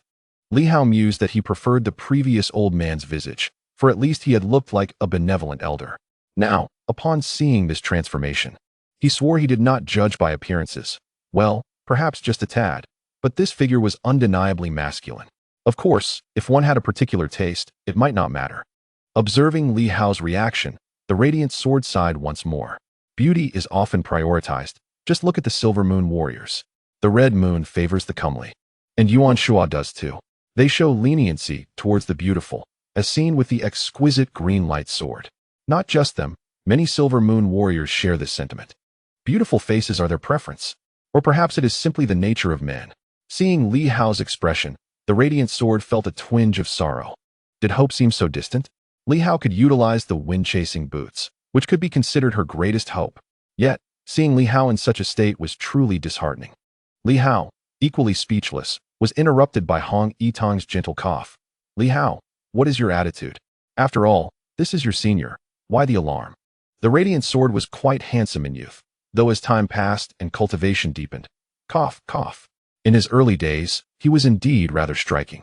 Yet, to say he was extraordinarily handsome, well, upon reflection, he was just average compared to many encountered on the streets. However, female warriors were scarce, and had he retained his youthful visage, perhaps he could have been celebrated as a flower of the martial world. After all, the Silver Moon realm is dominated by men. Li Hao chuckled awkwardly, hastily adding, that was not my intention. I merely meant to suggest that dual cultivation need not be the only way to extract energy. There are numerous methods. The 5-animal breathing technique can extract it as well. Why is everyone fixated on dual cultivation? It's quite distasteful. The radiant sword sighed yet again. In truth, altering one's appearance is of little consequence. The primary concern is that my radiant power has reached its limit. If this continues, I fear it may burst. Thus, the wind-chasing boots became my final hope. Hong Yitang spoke solemnly, then let us cease our training. It would be better to die? The bright sword shook her head, asserting that if she had wished for such an outcome, she would have abandoned her training long ago. Why then strive to grow stronger? For a martial artist, the ability to continue advancing is evident. Yet succumbing to fear and refraining from further cultivation is akin to inviting death. Li Hao pondered for a moment and suddenly inquired. What you seek is merely the dark energy within, correct? Indeed. The bright sword nodded eagerly. Li Hao continued his contemplation. Perhaps this energy is unnecessary. I can attempt to provide you with an exceptionally pure form of dark energy to replenish your body. However, should this resolve your issue, the wind-chasing boots must be entrusted to me. The bright sword hesitated, not out of concern for the boots, but rather replied. Ordinary dark energy would merely explode upon entering my body, rendering it ineffective. I have tried various forms, even those from the radiant light realm. I once dispatched a formidable opponent in the later stages of radiant light, yet it bore no fruit. Of course, if you can alleviate my predicament, you may take the wind-chasing boots freely, but do be wary of the Su family. They will not relinquish the boots. For even the demise of Su Jun and his son pales in comparison to their significance. Ordinary dark energy is futile. What of purified energy from the sword? The mysterious energy can be refined, but it remains somewhat scarce. What about the energy purified from the divine energy stone? After being refined by the sword, the dark elemental essence should rival the energy within the boots, should it not? Li Hao quickly rummaged through his belongings and soon discovered several dark-hued divine energy stones. We'll know once we try. He shattered the divine energy stone. This time, instead of fully converting it into sword energy, he refined it using sword energy, a rather wasteful endeavor. Yet inconsequential to Li Hao. A dark energy was extracted, and he pressed his fingertip against the bright sword's body, allowing a surge of dark energy to flow in. In that instant, a formidable backlash reverberated within her. However, the dark energy was swiftly absorbed and assimilated. The bright sword, previously anxious, suddenly brightened her gaze and looked at Li Hao with astonishment. It seems, it hasn't been destroyed. She was taken aback. Could this truly be possible? Over the years, she had attempted numerous methods, even seizing some dark elemental artifacts, yet none had proven effective. Yet here, Li Hao appeared to effortlessly resolve her dilemma. At that moment, Hong Yitang's gaze shifted slightly. This sort of Li Hao-s was indeed remarkable. It could release special energies that mend the flesh. And now it seemed to possess the ability to refine elemental energies as well. Truly, the sword of the Li family is deserving of its divine title. The thought of seizing it crossed his mind, and even he felt tempted, yet he quickly suppressed it, reminding himself that all is but an illusion. The wielder surpasses the weapon, which is merely an external tool. Moreover, Li Hao's proficiency with it does not guarantee that he, too, could wield it effectively. The bright sword, however, was consumed by excitement. This truly works. Li Hao, I will give you the wind-chasing boots. If you have any other requests, feel free to voice them. I require a significant amount of this dark energy. With dark energy, she might progress further, alleviating the overwhelming burden of her increasing light power. Additionally, her appearance might even return to its former glory. Though not exceptionally beautiful, as a woman, no one desires the unsightly small mustache, nor the coarse eyebrows that rival those of a man, and the almost burgeoning Adam's apple. In terms of martial arts, while it may be challenging to ascend to greater heights, one can still alleviate and strengthen the internal organs and physical body, and stabilize the superpower locks, avoiding the previous ease of breaking them. The stronger one becomes, the harder it is to shatter the superpower locks. However, she and Nan Quan easily broke 5 of them. Li Hao let out a slight sigh of relief. If it was feasible, then it was fortunate, for he truly couldn't bear to part with that single boot. Even if it were just one, it held immense value for survival. The earth-shattering sword may not be of concern to them, as a sudden leap of 1,000 meters could be achievable for them, or they might feel no need to flee. Yet for Li Hao, possessing this boot provided him with an added sense of security. And this was merely one. What if he had a pair? Upon hearing the bright sword suggestion, a sudden thought struck Li Hao. What if we sought vengeance on the Duke's estate and seized the other boot? The two instantly turned to him, visibly shaken. Are you insane? The bright sword was taken aback, astonished by his audacity. He quickly interjected, no. The opposing estate harbors numerous powerful individuals. My previous success was merely due to Su Qing believing I was doomed. Even if I took something, it would matter little to him. His strength is formidable, and even without being unleashed, he could withstand my attacks, having only sustained minor injuries. His power might rival that of the earth-shattering sword, or perhaps exceed it. The Duke's estate has accrued many advantages over the years. Moreover, 3 great generals still live within the estate, and the 2 generals of heaven and earth are likely in the metamorphosis stage, while General Huang is at least at the pinnacle of his power. Additionally, the Duke's army is filled with numerous strong warriors, and he has recruited many vassals and guest experts, all of whom are formidable. Her success was a stroke of luck, compounded by the fact that they believed she was as good as dead and were unwilling to pay a heavier price. However, should we attempt a forceful seizure, the Duke's estate would surely fight back fiercely. Li Hao felt regret. He truly wished to seize it. One boot could instantaneously propel 1,000 meters. A pair could potentially allow for 2,000 or even 3,000 meters. At this stage, while the strong are indeed powerful, the number of pursuers capable of such distance is likely few. Hong Yitong was somewhat at a loss for words due to Li Hao's audacity. Do not underestimate these families. Their 200 years of foundation cannot be compared to your long-gone Li family. They have stood firm for 2 centuries, remaining a dominant force even after the rise of superpowers, hiding more strength than you can imagine. In the East, it is almost entirely Su family territory, and the 3 major organizations rely on their support. He continued, if you truly wish to claim the remaining boot, patience is essential. As for when to wait, Hong Yitong felt it need not be long. Given the current situation, it was likely that Silver Moon would soon face conflicts with various factions. Let us depart. Lingering here could provoke them to unleash a barrage of city-destroying projectiles, which would be perilous. As for the dark energy, we shall find a suitable place to handle it gradually. Hong Yitong had no intention of prolonging his stay. While it is true that those with exceptional skills often possess audacity, there is no need to court danger. If the adversary were to unleash dozens of city-destroying projectiles upon him, much like the formidable ones previously hurled by Fan Chong, he would be unable to withstand their onslaught. One might be manageable, but a barrage of them would surely lead to his demise. Although the exact potency of these annihilation projectiles remained somewhat ambiguous to him, their lethality was undeniably significant. The radiant sword, despite its pressing need for energy, could only act according to the whims of others at that moment. Thus, the trio, accompanied by the Black Panther, swiftly retreated, vanishing into the depths of the North Sea. It was only after they had departed for some time that others cautiously approached to investigate. Upon realizing that the individuals had left, a collective sigh of relief swept through the crowd. At that juncture, The North Sea was not keen on having these formidable individuals linger any longer, with chaos reigning outside. Any further disorder within would spell complete turmoil for the North Sea. Chapter 184. I wish to remain low-key. Not long after Li Hao and his companions had departed, a piece of news reverberated throughout the entire dynasty. This information, shrouded in secrecy, spread rapidly. It was not disseminated from any external source, but rather emerged from the Red Moon organization. Perhaps Li Hao's transformation had provoked certain individuals, or perhaps the formidable prowess of the Silver Moon warriors left some feeling disgraced, particularly after they had been chastised by the Black Widow. Shortly after Li Hao's group had left, the news broke that the Li family's divine sword possessed the ability to suppress and seal, meaning that if one's internal organs were at risk of rupture, the Li family's divine sword could stabilize and even enhance them.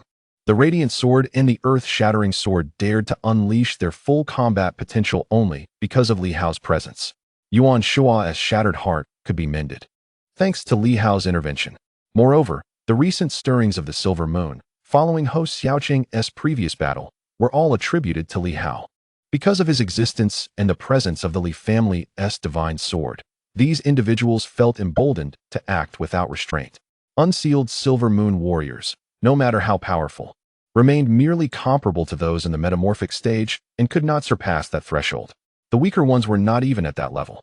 Yet, due to Li Hao alone, these individuals would ascend to become top-tier powers, transcending the dawnlight. As long as Li Hao lived and the Li family's divine sword remained intact, the Silver Moon would be invincible and untouchable. This information swiftly circulated among the 9 courts, the 3 major organizations, the 7 divine mountains, and various noble families, all receiving word from the Red Moon. The message was clear. The true capabilities of the Li family's divine sword were unveiled. It proved beneficial for martial artists and even more advantageous for superpowers.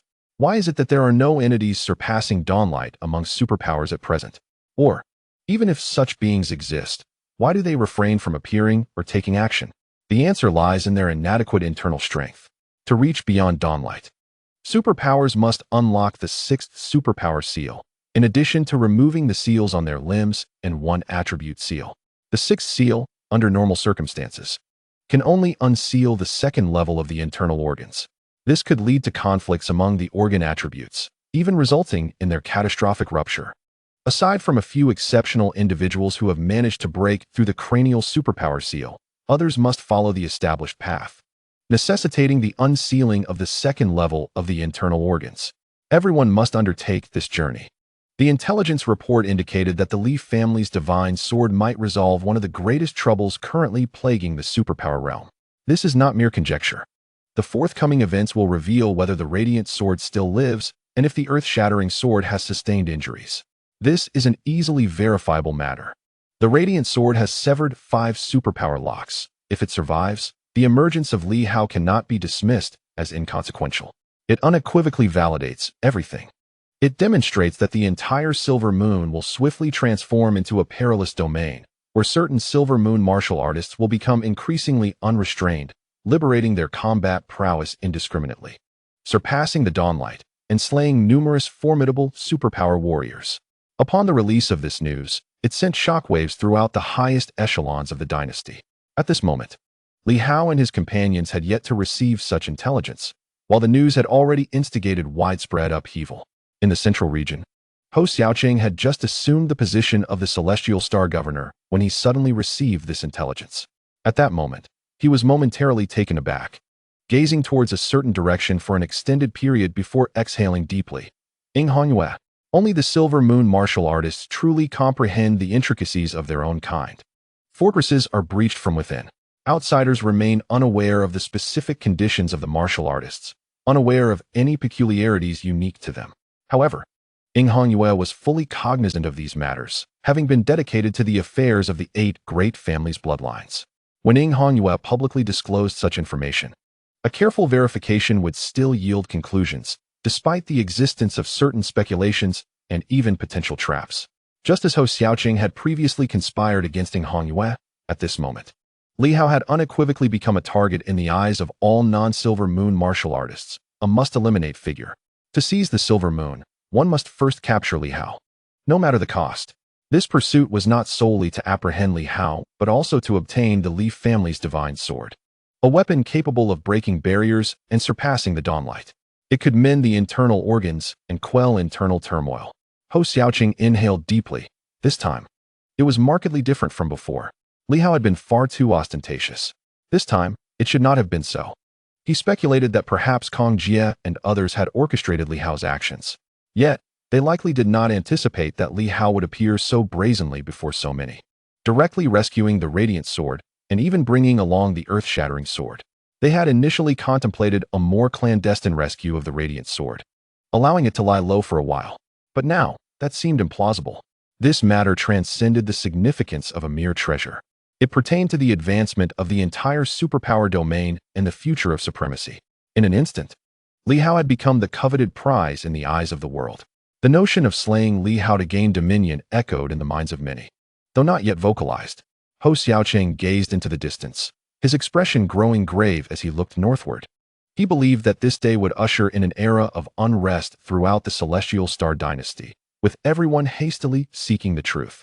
In the ruins, although many have been silenced, some have emerged alive, such as Qi Gong, Hu Qingfeng, and several members of the Tianqing army, as well as those from Nanquan. While they may not divulge information outright, they will undoubtedly reveal certain details. Through a synthesis of their accounts, it is possible to uncover some truths hidden within the ruins. Coupled with the circumstances surrounding the Bright Sword and the Earth-Shatter Sword, it will soon become evident to all that the intelligence regarding Han Yue, though largely speculative, holds considerable validity. Moreover, the other party is one of the few who possess profound knowledge of the 8 great families and would not recklessly disclose false information. The intentions of Han Yue are unmistakable. Much like Hou Xiaoqing's initial approach, this is an overt strategy. Are you tempted? Do you aspire to seize the sword? Do you wish to subdue the Silver Moon? If so, seek out Li Hao, eliminate him, and claim the sword. As for whether it can be wielded once acquired, how can one know without attempting? Even if it proves unusable, burying it away is far superior to allowing it to fall into the hands of the Silver Moon. If that group were to act with impunity, it would spell disaster. At the Han Yue headquarters, within the palace, Han Yue leisurely sipped tea while perusing a book, exuding an air of tranquility mingled with amusement. It seems they all dismiss me, do they?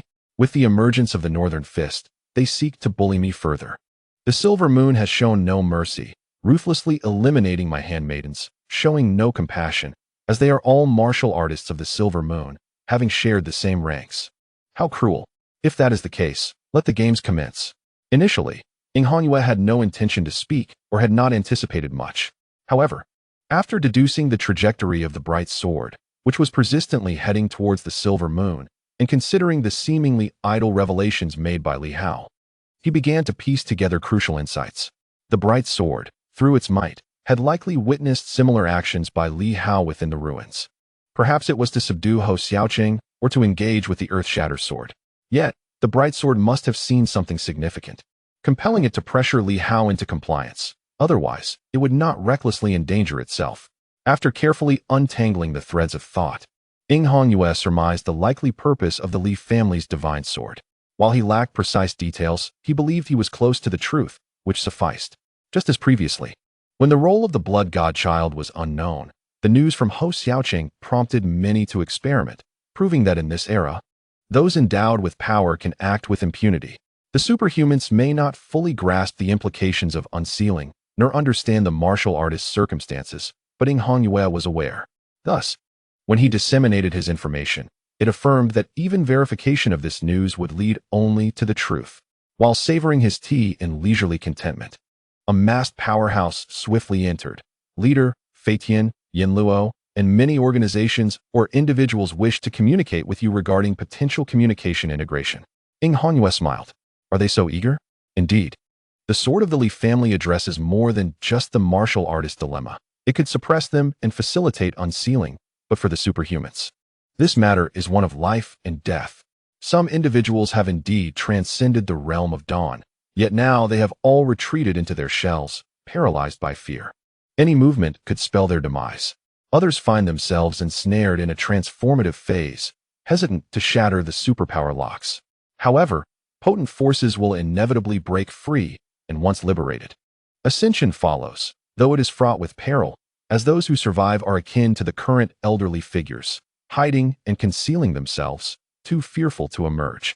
When used as one-time weapons, they may suffice, yet prolonged eruptions can rapidly rupture the internal organs. Thus, a sense of urgency envelopes everyone. Inghonghua chuckled, exuding an exceptional charm. Let us connect, indeed. I am too indolent to converse with each of you individually.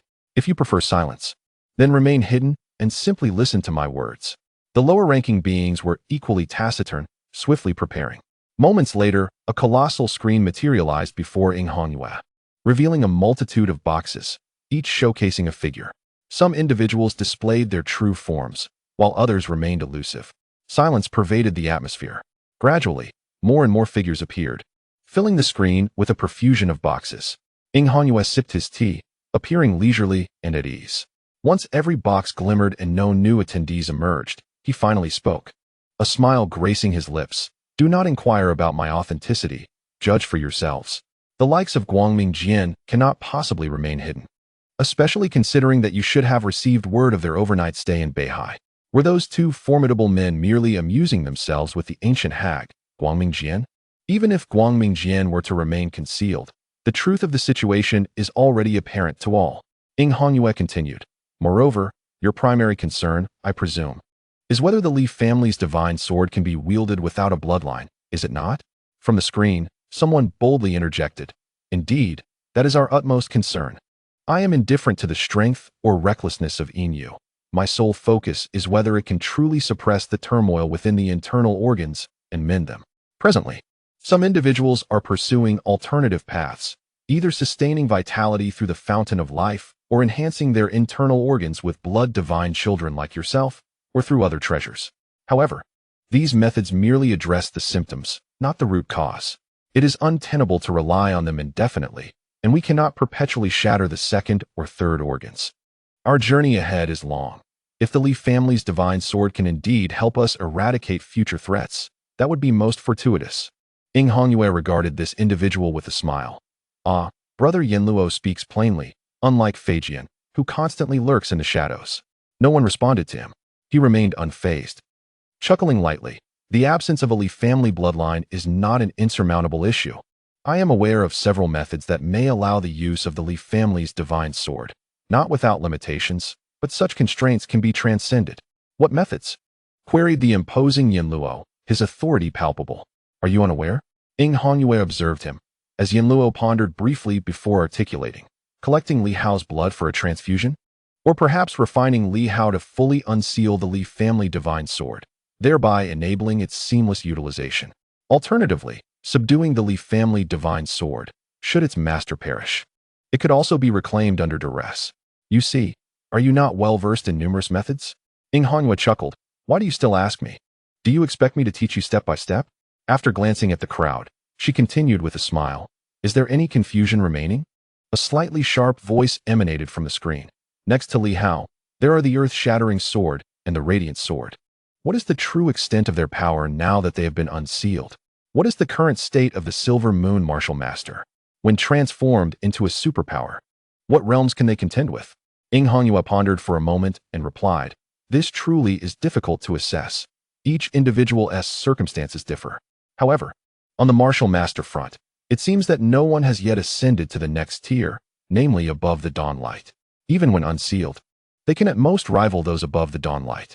As for what lies beyond, no one has yet named this new realm. Nevertheless, I am aware that some old-timers and cunning individuals have already broken through but dare not reveal their advancements. In terms of overall strength, I estimate they are roughly comparable. For instance, the Radiant Sword has slain 5 generals in a single strike. I believe those who have shattered the 6th superpower lock should be capable of similar feats. In truth, everyone is in the same boat. Their endurance is fleeting. You all, having broken the 6th superpower lock, also lack longevity, as if you're all in high demand. As she spoke, a hint of reckless amusement flickered across her face. As long as we can subdue Li Hao, or ensnare him, or delay him, they will remain unable to recover. The Radiant Sword's light can restore 1 or 2, but with the life spring in your possession, cannot you achieve the same? The Radiant Sword held out for 12 hours without perishing, but nearly reached complete collapse. That is its limit. Others will fare even worse, their explosive moments arriving even sooner. From the screen, another voice, cold and distant, spoke. Brother Hongyue, it is said that the blood god sun possesses a similar effect. We are willing to confront Li Hao and the Silver Moon, but might you assist us? Not everyone has access to the life spring. Could you provide some blood god suns? Feijian, why is your tongue so sharp? Ing Honghua laughed. I would have you assist me with a few women, your wife and daughter. For instance, would that be acceptable? Feijian remained utterly indifferent. If you are willing to part with a substantial amount of blood god suns, what would it matter to me? Ing Honghua burst into laughter. Truly the Empire's foremost assassin. So cold-blooded, I admire that. However, let us leave the blood god suns aside. I don't have enough to spare. If you have the courage, come and ask me directly, I might give you some. Will you? Feijian fell silent. In the past, he might not have feared such a proposition. But now, understanding the true nature of the blood god suns, many speculated about the extent of Ing Hongyue's cultivation. Was she a superpower or a martial master? Regardless of which, it was evident that she might have shattered her limitations, becoming an invincible force capable of unleashing her full power.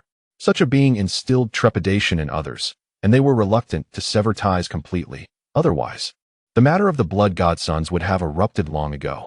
After a moment of laughter, Ing Hongyue added, cultivating blood god suns is exceedingly challenging, especially at higher levels. I know you all are tempted, but compared to the Li family's divine sword, the blood god suns are not but worthless. Over the years, I have barely managed to cultivate a few, and they have all been consumed, leaving only a handful of weak ones that are of no use to you. However, regarding the Li family's divine sword, I believe that it will not require an extensive amount of time or a significant price. According to my estimations, perhaps only a few divine energy stones or the like will suffice. The capital that Li Hao possesses is evident to all. He has only risen to prominence in recent days, so what substantial foundation could he possibly have? When Yuan Shua's injuries healed, it is likely that he began to utilize the Li family's divine sword, which suggests that the cost at that time was negligible. The results will undoubtedly exceed expectations. Another voice, low and somber, interjected. Has Hongyue always sought the Li family's divine sword? Did she know of this beforehand, or is there another reason? Ing Hongyue retorted without reservation. What does it matter to you? Is that the crux of today's discussion? Who do you think you are to question me? Let me make it clear. It is to manipulate you to deal with Li Hao and Silver Moon. Do you really think I am your father? To answer every inquiry you pose. A moment of silence ensued, and the questioner felt a surge of rage. Those who could directly contact Ing Hongyue were not ordinary individuals. They were the rulers of various factions. Yet, in front of everyone, he faced a humiliating rebuke. Infuriated, he was about to speak when Ing Hongyue, with a playful smile, said, "All right, I was just joking. Do not take offense.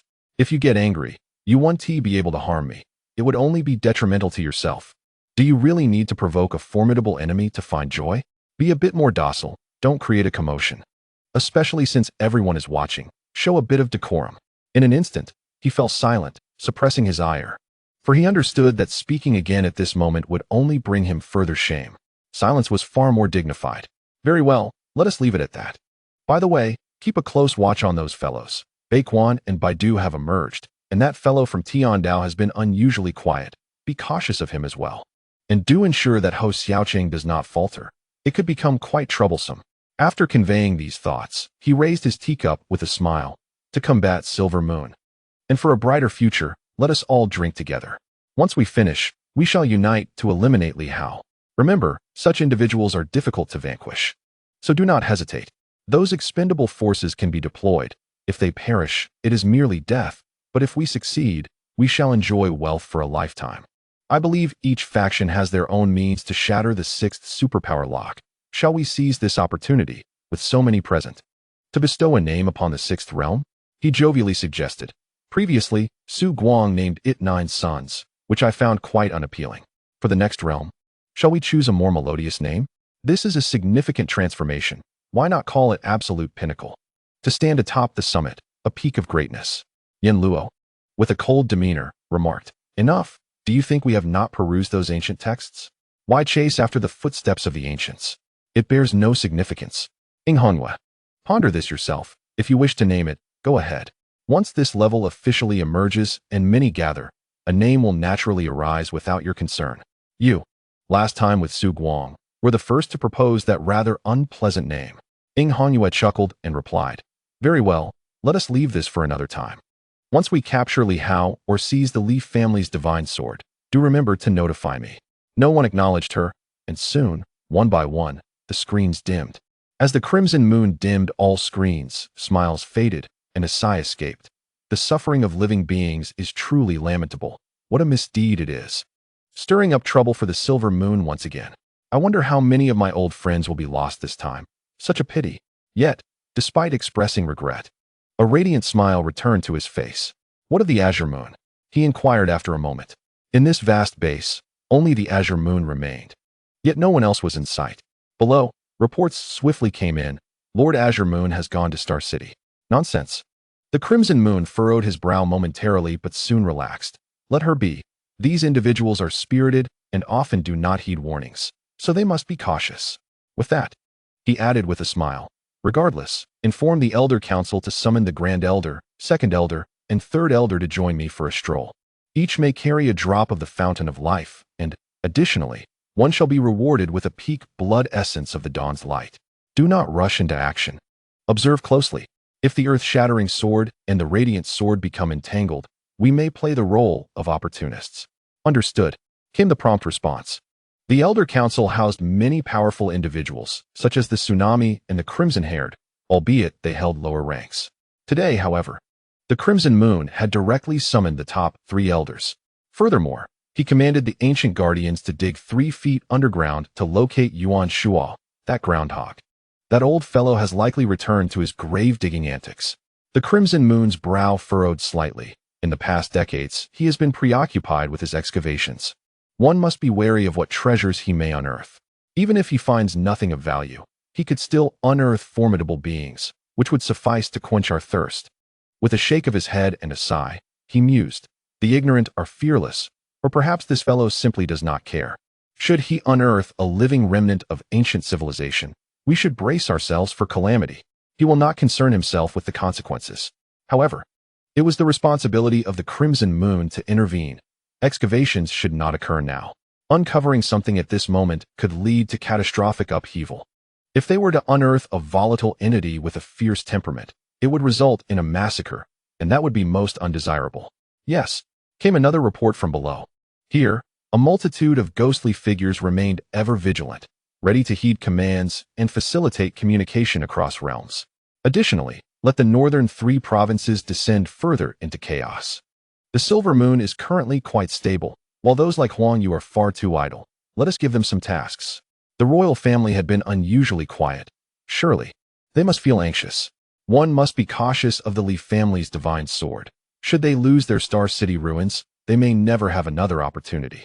Oh, I almost forgot to mention, Li Hao's divine sword can unlock the Star City ruins.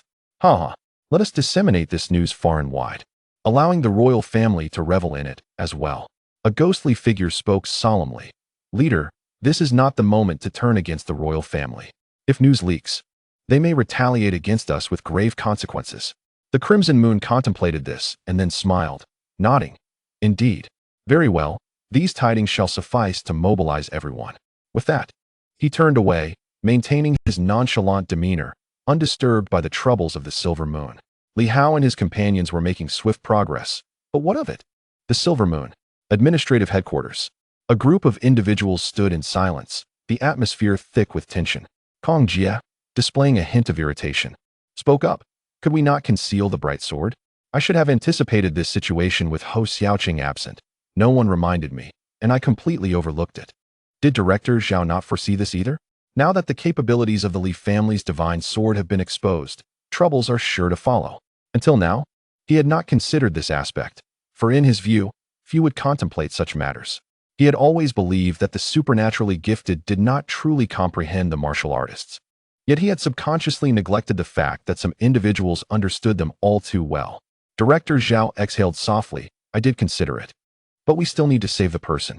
Furthermore, I believe that even if Hangyue and her companions are aware, they will keep it to themselves, as they are more inclined to seize the opportunity.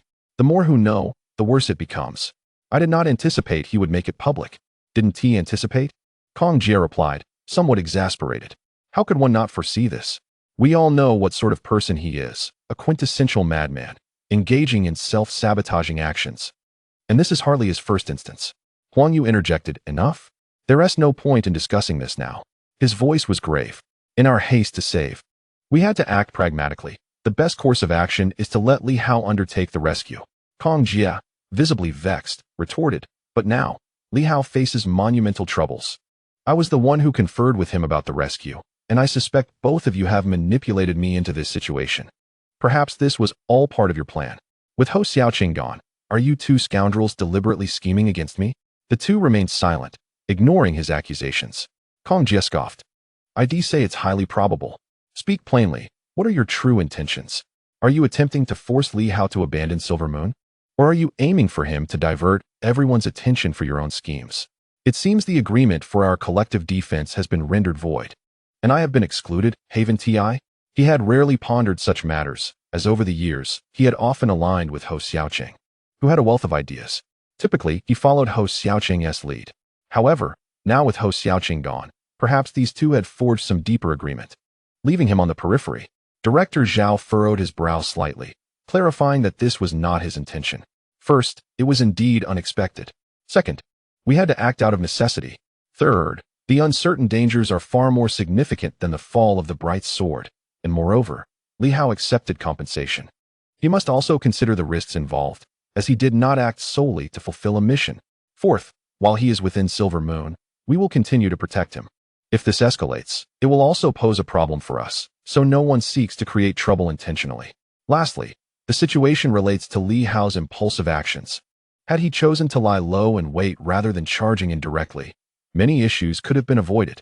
Frankly, his decision to charge out caught us off guard. We had always perceived him as someone who would act only with absolute certainty, given his enmity with the bright sword. Do you truly believe we would anticipate he would rush in to rescue someone? But in doing so, the bright sword may fall, Kong Jia began. But Director Zhao shook his head. As I said, sending Li Hao this time is merely an act of fulfilling our obligations while leaving the rest to fate. Yet, I must admit, his choice has indeed surprised me. The troubles we now face are indeed linked to our negligence. After a moment of silence, he spoke. I can understand your sense of guilt, but refrain from infusing too much emotion into this matter. We are discussing solutions, not merely venting our frustrations. So, what do you propose? Kong Jia, regaining her composure, gazed at him and inquired, what are your thoughts? Director Zhao rubbed his temples and after a brief pause, outlined his strategies. First, establish an example by sending a powerful warrior from Silver Moon to eliminate some adversaries. Second, release the Li family's divine sword, inciting a conflict among them. Third, let Li Hao take the initiative to speak. The 8 divine weapons possess such an effect, and letting Hong Yue also experience the turmoil, though belief may be hard to come by. Fourth, have Li Hao vanish temporarily to ensure greater safety. Fifth, find someone to impersonate Li Hao and create chaos in the central region, drawing attention away from us. After considering his proposals, Kong Jia muttered a curse under her breath and finally said, I will attempt to contact Li Hao. Additionally, provide me with a communication jade. I will share some intelligence with him to prevent him from remaining uninformed. Huang Yu and Director Zhao exchanged glances and nodded in agreement. At this moment, it is indeed prudent to furnish Li Hao with information, otherwise, he remains overly isolated. As it stands, Li Hao could be hiding anywhere, perhaps unaware of the unfolding events. Kong Jia took the communication jade and departed swiftly. Once he was gone, Director Zhao sighed, pondering whether this situation was an accident or an inevitability. Huang Yu replied calmly, I cannot say. If he had continued to hide, his eventual emergence would have caused far less trouble. However, such would lead us to underestimate him. Yet, he chose to step forward, and while we may appreciate this Li Hao, it has indeed brought considerable complications for both him and us. In truth, neither of them acted with intention.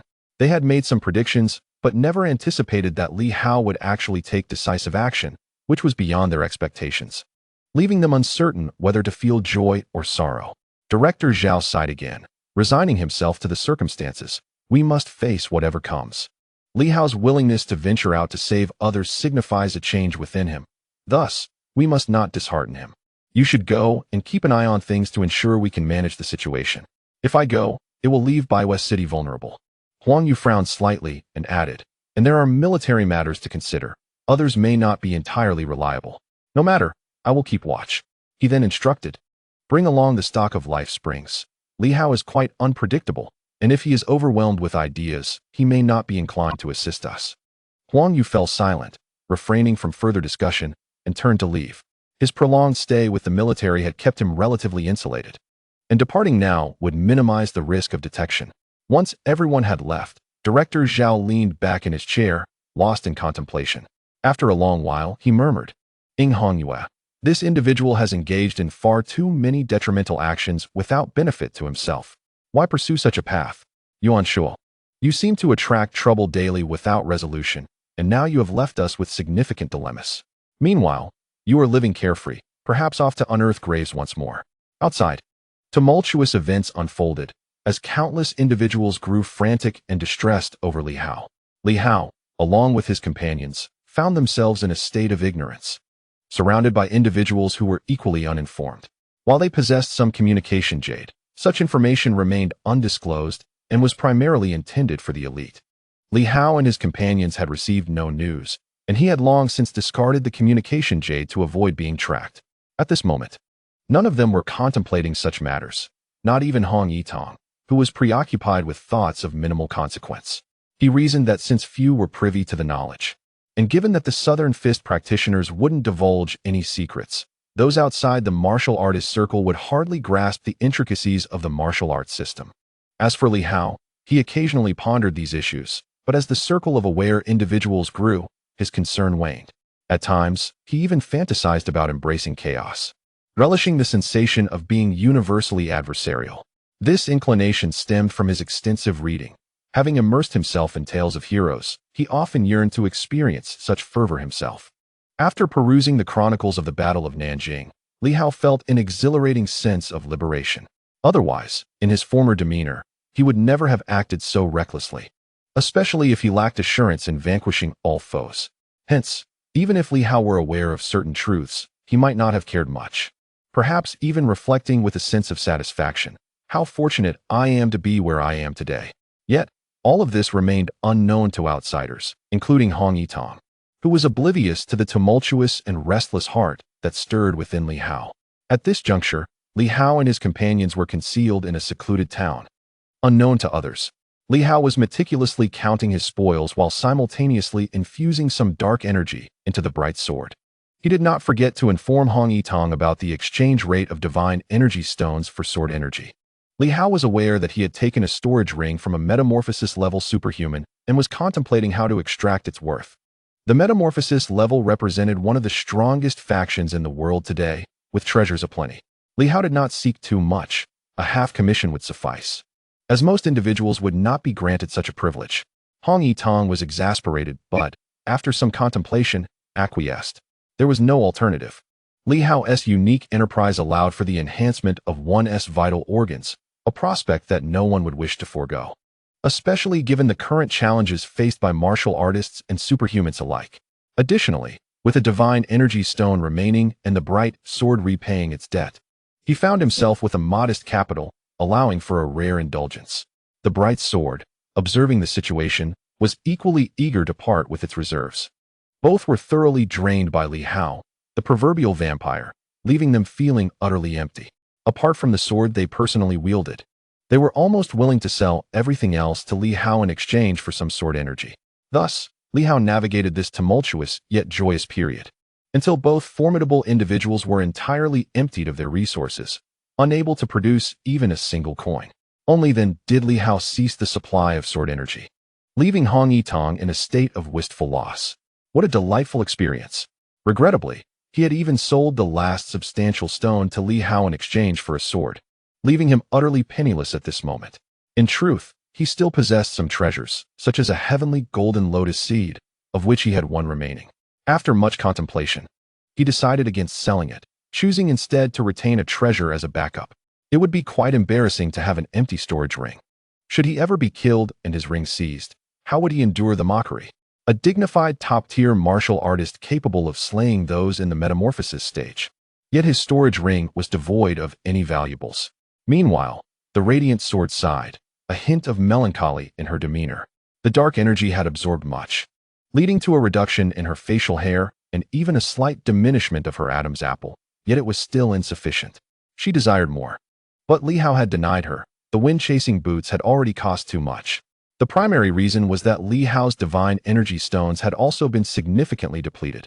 Ultimately, the result was that his physical body had undergone considerable enhancement, as had his internal organs, along with his superpower locks.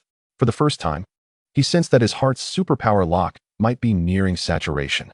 This time, the amount absorbed might have reached a level of 100,000 cubic units. Even Li Hao felt a twinge of discomfort. It was far too much. When converted into divine energy stones, it seemed rather insignificant. 100 divine energy stones could yield 100,000 units of mysterious energy, but Li Hao's absorption was different. He was consuming the essence, which was not directly comparable. Moreover, there was a considerable amount of waste generated in the process. By mid-October, Li Hao and his companions finally emerged from their hiding place and began to approach White Moon City. Shortly after nearing the city, a message appeared in Li Hao's armor. Soldier Kong Jia, 300 call attempts. Li Hao was taken aback. Was he mad? It had only been a few days. Was he calling me every hour? He even contemplated whether to block Kong Jia, as every time he called, it bore no good news. Moments later, before he could return the call, Kong Jia's communication alert sounded once more. At that moment, Kong Jia was overjoyed. Finally, he managed to get through. That rascal Li Hao was a mere 1,000 miles from White Moon City, and after several days of uncertainty, he began to suspect that Li Hao had been assassinated or eliminated by Hong Yitong and his crew, perhaps driven by greed to seize treasures and flee. In the communication, Kong Jia quickly recounted previous events. Li Hao listened in silence. Finally, Kong Jia advised, "You must return to White Moon City promptly and refrain from leaving for the time being. It remains safe for now. Those rogues, no matter how audacious, would not dare to recklessly approach White Moon City to meet their demise." Understood. Li Hao replied calmly, not elaborating further. After ending the communication, he turned to the earth-overturning sword and the others. "I need to return to White Moon City. Do you wish to disperse now, or will you accompany me?" The radiant sword promptly responded, "I will go with you." Although she had suppressed some of her radiant power, it was still insufficient. So she needed to continue following Li Hao. "As you wish." Li Hao did not speak much. He intended to return to Baiwest City, first to collect the rewards from his previous mission. With these in hand, he would then seek out the little tree in the ruins, fulfilling his promise to provide her with certain benefits. Moreover, the members of the Demon Hunting Guild were also present there. However, there was no need to bring these two individuals along to the ruins to avoid provoking unnecessary trouble. As for the matter mentioned by Kong Jia, he chose not to bring it up. Although these two were somewhat isolated from information, they would likely learn of it soon enough, rendering it inconsequential whether he mentioned it or not. Furthermore, news had just circulated that the earth-shattering sword and its formidable power were not to be trifled with without adequate preparation, so they would not act recklessly. Ing Hongyue. Li Hao silently murmured the name, recognizing it once more. Was this individual intent on disrupting his tranquility by conjuring up trouble? Yet, Li Hao was no longer the person he once was. His experiences had broadened his horizons, his strength had grown, and he was now emboldened. The tricks of Ing Hongyue could no longer intimidate him. With Baiwest City less than 1,000 miles away, the trio and their dog were quite formidable. Traveling at a swift pace, Li Hao summoned the divine vessel and took to the skies with his companions. In less than 3 hours, they arrived near Baiwest City. Upon reaching the city, Hong Yitong seemed reluctant to enter, stating, "Now that you have arrived, I shall take my leave. Are you not going to see Hong Qing?" Although Hong Qing remained in the ruins, Li Hao intended to bring her back shortly. "Are you not even going to check on your own daughter? Just keep an eye on her for a bit. I may not have the time to care for them later." Li Hao chuckled and replied, "Of course. I will ensure everything is in order, so do not worry." Hong Yitong glanced at him without further comment, his thoughts inscrutable. "By the way, Master Hong, I heard you were planning to build a city?" "Not a city," Hong Yitong initially denied but then reconsidered, saying, "It is merely a slight expansion of the Sword Gate." "That sounds good." After exchanging a few more words, Kong Jia, who had received news, flew out. She nodded slightly upon seeing the members of the Radiant Sword, and then turned to Li Hao, frowning slightly. "You have finally returned. I was beginning to think you had been assassinated." Li Hao chuckled lightly, skipping the pleasantries and stating directly, "It is not so easy to kill me, Director Kong. I have brought back the Radiant Sword. Where is the payment?" "What?" Kong Jie responded incredulously. I have only received a deposit for the previous mission. I am still owed a source divine weapon and 20,000 divine energy stones. Kong Jie was speechless. Was this man not at all concerned for his safety? You will have it by tomorrow. I need it now. Kong Jie, at a loss for words, replied, I do not have that much on hand. I need support from the administrative office and the military. Then go ask for it. Kong Jie frowned slightly, glancing at Li Hao. What was the urgency for this young man? You are not exempt from this. Li Hao disregarded her concerns. He needed to gather ample treasures for the ruins. Kong Jie cursed silently and wasted no more time, quickly departing. Once Kong Jie had left, Hong Yitong chuckled. You certainly have a boldness about you. Kong Jie is at least a top-tier powerhouse, yet you show her no regard at all. Li Hao, however, remained unfazed. The Silver Moon officials had surely considered the possibility of him being exposed when they entrusted him with the task of rescuing someone. He had contemplated this notion, albeit with little concern. In any case, he felt entitled to what he had acquired. Paying for a life was a matter of principle. There was no shame in speaking of the money he had earned through his own efforts. If left unmentioned, others might indeed forget it altogether. And time was too precious to waste on trivial disputes. With the earth-shattering sword and the radiant sword now at his disposal, Director Zhao and the others would undoubtedly lend their support. After waiting for a while, approximately 10 minutes passed before Kong Jie reappeared, tossing a storage ring to Li Hao. Here you go. You nearly drained the Silver Moon's resources, you rascal. Li Hao was skeptical. 30,000 divine energy stones and 3 source divine weapons were indeed considerable. Yet he could not believe he had depleted their reserves. I will go retrieve the demon hunting team. You all wait here for a moment. If Master Hong has matters to attend to, he may leave first. Kong Jie quickly replied, at this moment, with the earth-shattering sword here, your safety is further assured. Hong Yitong cast a glance at Kong Jie, who promptly conveyed the situation through telepathy. Hong Yitong frowned, looking from Kong Jie to Li Hao, his brow furrowed. That guy, Ing Hongyue, is truly idle. Then I shall return to the Sword Sect. Li Hao declared, safety at the Sword Sect is not guaranteed. Should a powerful adversary infiltrate Silver Moon, places other than Baiwei City lack robust defenses. Without you at the Sword Sect, those within would be at risk. Everyone is aware of your strength, and they might threaten you using the Sword Sect. Hong Yitong appeared somewhat hesitant. Ignorance might have been bliss, but now he harbored concerns. The troubles facing Li Hao were likely to be substantial. Li Hao added, rest assured, Master, I will remain in Baiwei City. No matter how audacious they may be, they would not dare to seek their demise here. Commander Yu, Director Zhao, Director Kong, Director Zhou, and the Radiant Sword will all be present in Baiwei City. If they dare to come, it would be tantamount to seeking death. After contemplating for a moment, Hong Yitong nodded. Then be cautious. The Sword Sect may not be entirely safe. Should you require assistance, do not hesitate to contact me. Understood. Hong Yitong no longer lingered.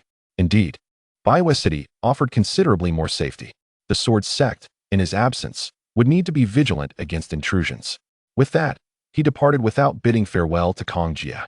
Kong Jie hesitated to speak, feeling somewhat helpless. In truth, he wished to persuade Hong Yitong to stay, for his formidable combat prowess would elevate Baiwei City's defenses to unprecedented heights. The protection offered by the earth-shattering sword was truly unparalleled. Unfortunately, the Sword Sect was where his loyalties lay. At that moment, Li Hao turned to leave as well. The Radiant Sword wished to accompany him, but Li Hao hastily replied, no need to follow.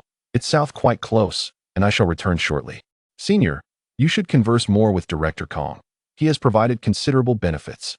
The Radiant Sword glanced at Li Hao, then at Kong Jie, realizing that indeed, the Silver Moon officials had invested funds into this venture. A courteous exchange was warranted, so he chose to remain. Li Hao, accompanied by the Black Panther, swiftly vanished from the scene. After flying for a while, Li Hao's eyes flickered momentarily, revealing a glimmer of brilliance. As if casually, he cast a glance around, ultimately raising his gaze towards the sky before lowering it again, his brows slightly furrowed. It seemed as though someone was tailing him. There was a faint sense of discomfort, yet the distance was too great to discern any details. After some contemplation, Li Hao deduced that it could be either Director Zhao or Huang Yu, one of whom was following him. Perhaps it was for protection, or perhaps for surveillance. Regardless of the reason, Li Hao was not particularly fond of either scenario. Furthermore, as he intended to head towards Little Tree, He preferred not to have these formidable individuals trailing him, lest it lead to misunderstandings with Little Tree. After pondering for a moment, the divine vessel descended. The enormous craft crashed into the ground, creating a vast pit as it plunged downward. Seizing the opportunity, Li Hao slipped away from the divine vessel, vanishing within its confines. The colossal Kuan divine vessel continued its descent under his control. Above, Huang Yu's brows knit slightly. What could Li Hao possibly be doing underground? A relic? He was aware that Li Hao and his companions were exploring some ruins, though the specifics of which remained unclear to him. Was he descending here? Huang Yu chose not to follow but observed silently. After a while, the massive divine vessel came to a halt below, remaining motionless, which struck Huang Yu as peculiar. Could something have gone awry? Yet, he detected no energy fluctuations. Contemplating this, he opted for silence. Meanwhile, Li Hao had long since vacated the area. The Earth Sword's force erupted as the divine vessel landed, carving a small path underground. With his formidable stealth abilities, Li Hao took advantage of the vessel's descent to make his escape, leaving the divine vessel behind for Huang Yu to monitor. Avoiding the hidden pursuer was also an exercise for Li Hao. He wished to test whether he could successfully evade detection beneath their noses. To facilitate this trial, he even employed the wind-chasing boots, swiftly covering a distance of over a kilometer, which was within the sensory range of many strong individuals. After utilizing this technique 3 times, Li Hao felt significantly drained, yet he had successfully distanced himself from the divine vessel by 3 kilometers. After sensing his surroundings once more, he noticed the absence of that feeling of being followed. Excellent. Li Hao chuckled inwardly, realizing that with the combination of the wind-chasing boots, his martial artist identity, and his dark abilities, he could effectively conceal his movements from the average observer. Having evaded the hidden pursuer, Li Hao proceeded swiftly, and after a while, the Owlhead Mountain came into view. With a few flickers of his form, he soon returned to the cave. Several days had passed since his departure. Although everyone had prepared ample supplies, lingering in one place for days might cause some anxiety. Li Hao leaped down from the black hole. Before even touching the ground, he felt a faint wave of mental energy resonating.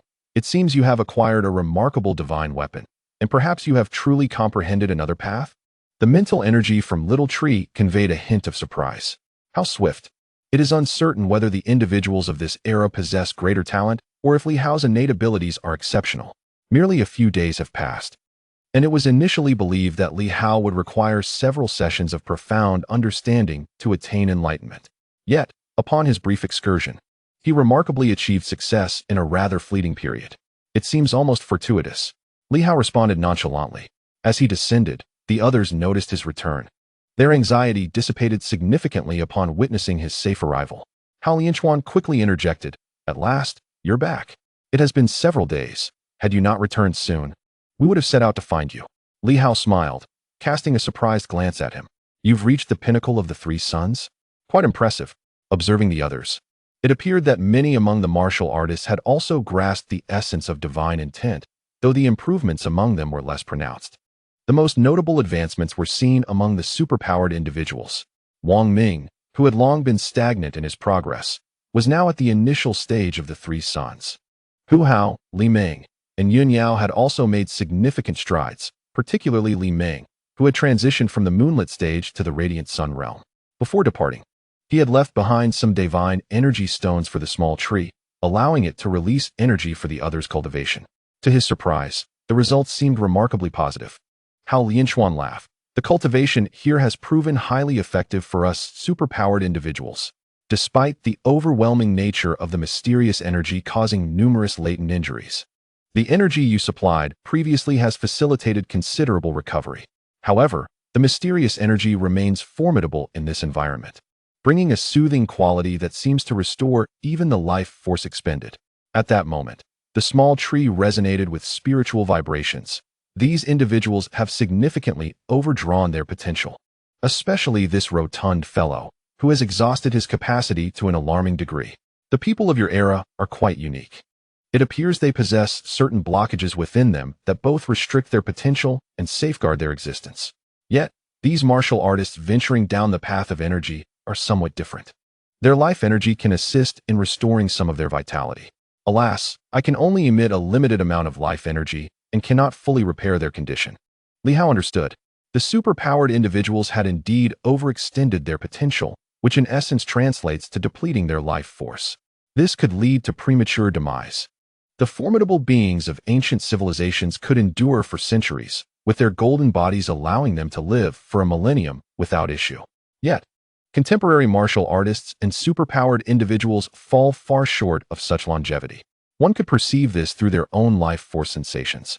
The overwhelming divine intent of the martial artists gradually erodes their physical forms, while the mysterious energy of the superpowered individuals leads to constant depletion. Thus, although the speed of cultivation in the present is rapid and the strength formidable, such sudden bursts of power inevitably come at a cost, such as the shortening of life.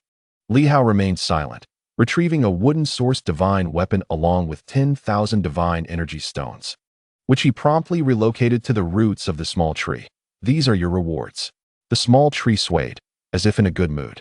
Although the divine energy stones might not hold significant value individually, their abundance was certainly beneficial. As for the divine weapon, it likely constituted a part of the ancient plant's body, aiding in its restoration. Though he had severed a portion of the primal power at this stage, it proved to be of little assistance. What he truly lacked was energy. The primal power would be a matter for the future. Furthermore, as long as he possessed sufficient energy, restoration was indeed possible. At that moment, Li Hao suddenly cast forth a multitude of items, including a wind chime, a pair of gauntlets, and no less than 9 divine weapons, 11 in total, not counting the one he had just given to the little tree. The little tree was somewhat taken aback. Although their quality was not particularly high, the sheer number of divine weapons was unexpected. How many life springs could these procure? Li Hao turned to the little tree and asked for an estimate. The little tree was momentarily stunned, and after a lengthy pause, it communicated telepathically, "Are you certain you wish for me to absorb them? These divine weapons should be quite precious to you, and among them, a few are of commendable quality." Combined with the one it currently possessed, that made 12 divine weapons. Li Hao had previously consumed several. In truth, he had acquired a considerable number of these items during this period. Now, only a few remained with him, such as the giant Kuan divine ship, which held special significance. As for the others, he had grasped the essence of the wooden sword, and was not particularly inclined to pursue the primal path. Thus, he yearned for the life springs even more. These were vastly superior to mere sword energy, for they could restore even the gravest of injuries. Lost limbs could regrow. He still possessed a single drop, yet felt it insufficient. He needed more life springs. If I were to fully absorb all these divine weapons, those crafted by demonic plants could coalesce greater energy, whereas those forged by demon beasts would yield slightly less. How about 10 drops of life essence? Li Hao regarded the little tree, which had previously mentioned that 1 drop required 10,000 divine energy stones. The value of the primal divine weapons was difficult to ascertain, but at this stage, they seemed not to be worth quite that much. Take, for instance, the so-called Tao ruler from the central region. It was worth not just 10,000, but even 100,000, and the night watchman would never part with it. However, he sensed the little tree's uncertainty. 11 divine weapons could not possibly condense merely 10 drops. This creature must have profited substantially. It was understandable, as the little tree likely desired restoration as well. After some contemplation, Li Hao proposed 15 drops. According to ancient texts, I have read that during the era of the ancient kings, they even constructed life lakes. The little tree swayed, communicating, "That is an entirely different realm, do not overthink it. You know that pertains to the human king. 15 drops isn't excessive, is it?" The little tree pondered once more, then replied, "Agreed. But are you truly intent on dissolving them all?" "Absolutely." Li Hao was resolute. "These items are merely external possessions. With the starry sky sword in hand, and having acquired a pair of wind-chasing boots, their utility to me is limited. What I truly lack is a defensive divine weapon. And the Xian turtle from the City of War aligns with my expectations, while the others leave much to be desired." The little tree remained silent. As for the City of War, it was unaware of Li Hao's intentions. Otherwise, the old turtle would likely be astonished, pondering why this fellow had set his sights on him. Li Hao's thoughts were simple: 1 for offense, 1 for defense, and 1 for speed. 3 weapons would suffice. The starry sky sword, the windchaser boots, the Xiangui seal, or the Xiangui shield. These are the items that occupy his thoughts. Other artifacts, even the wind bell of the wheel-turning king, do not hold his interest. Otherwise, he would not have left them untouched for so long. With this in mind, Li Hao suddenly produced two weapons. One, a bronze mirror acquired from Qiao Fai Long, which he had consistently worn due to its ability to conceal his presence. The other, a long blade obtained after vanquishing the sea shark. The quality of the blade was remarkable.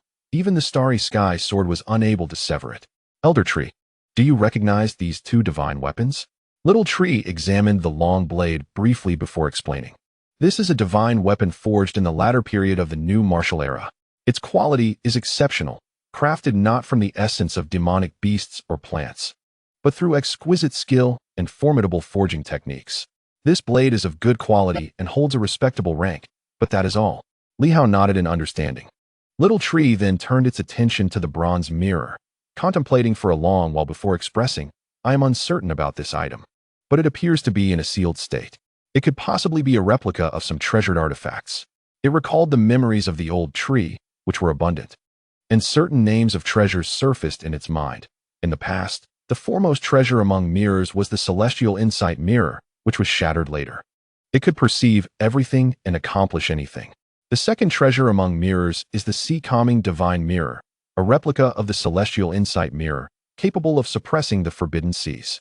However, some say the second mirror treasure is the questioning heaven treasure mirror, which captures the life force of all beings and once manifested a stone tablet ranking the strength of life forces, thus ranking the power of the strong. Upon reaching this point, Little Tree hesitated, stating, your mirror might be a replica crafted from these treasures. Of course, mirror treasures are almost all derived from the celestial insight mirror. The specifics will only be revealed upon unsealing it. How can it be unsealed? Li Hao inquired. Recalling another divine weapon, the sword given to the night watchman, which might have been taken by Ho Xiaoqing. He had seldom encountered sealed ancient divine weapons. This bronze mirror counted as one, along with the weapons of the 8 great families. The only remaining piece was that small sword. Treasures become obscured over time, and if left unused for long periods, they naturally fall into dust, not necessarily through intentional sealing, but simply due to prolonged disuse. With time, as energy nourishes them, they may eventually awaken. Li Hao understood, stating, you want to just leave it at that. It can only be refined. However, now that it was confirmed to be a valuable item, he felt considerably more at ease. Little Tree, having said all it needed to, observed as a wooden-sourced divine weapon shattered beneath its roots, momentarily revealing a weapon spirit before dissolving instantly. Elder Tree. These weapon spirits are the essences of demonic plants and beasts. Yet, their shattering is a form of liberation. In truth, such divine weapons ceased production long ago, and it is surprising that so many remain. Perhaps the newer divine weapons were taken away, leaving behind these older models in surplus. The newer styles are indeed rare. For instance, I obtained a long blade. Upon further reflection, perhaps armor could also be considered a new type of divine weapon. As for source divine weapons, they may merely be scattered in the world, utilized by practitioners outside the established systems, making them more accessible to future generations. As the divine weapons shattered one by one, the little tree emitted roars of beasts and other peculiar sounds. Gradually, it appeared that the luster of the little tree began to brighten. A surge of power, or rather spiritual energy, continuously surged forth, growing stronger. Li Hao furrowed his brow slightly, but chose to endure at this moment. With the demon hunting squad present, he had to passively await the outcome of this choice. The little tree, upon regaining its strength, would undoubtedly be far more formidable than before, yet sometimes one must take a risk. In the face of countless eyes outside, eagerly wishing to end his life, it was time to gamble. 1 weapon, 2 weapons, 3 weapons, gradually. The divine armaments were all but destroyed. The divine energy stone also shattered swiftly, and the little tree seemed to have grown considerably. Once merely a sapling, now it towered at 5 or 6 meters, a stark contrast to the fallen giant trees nearby.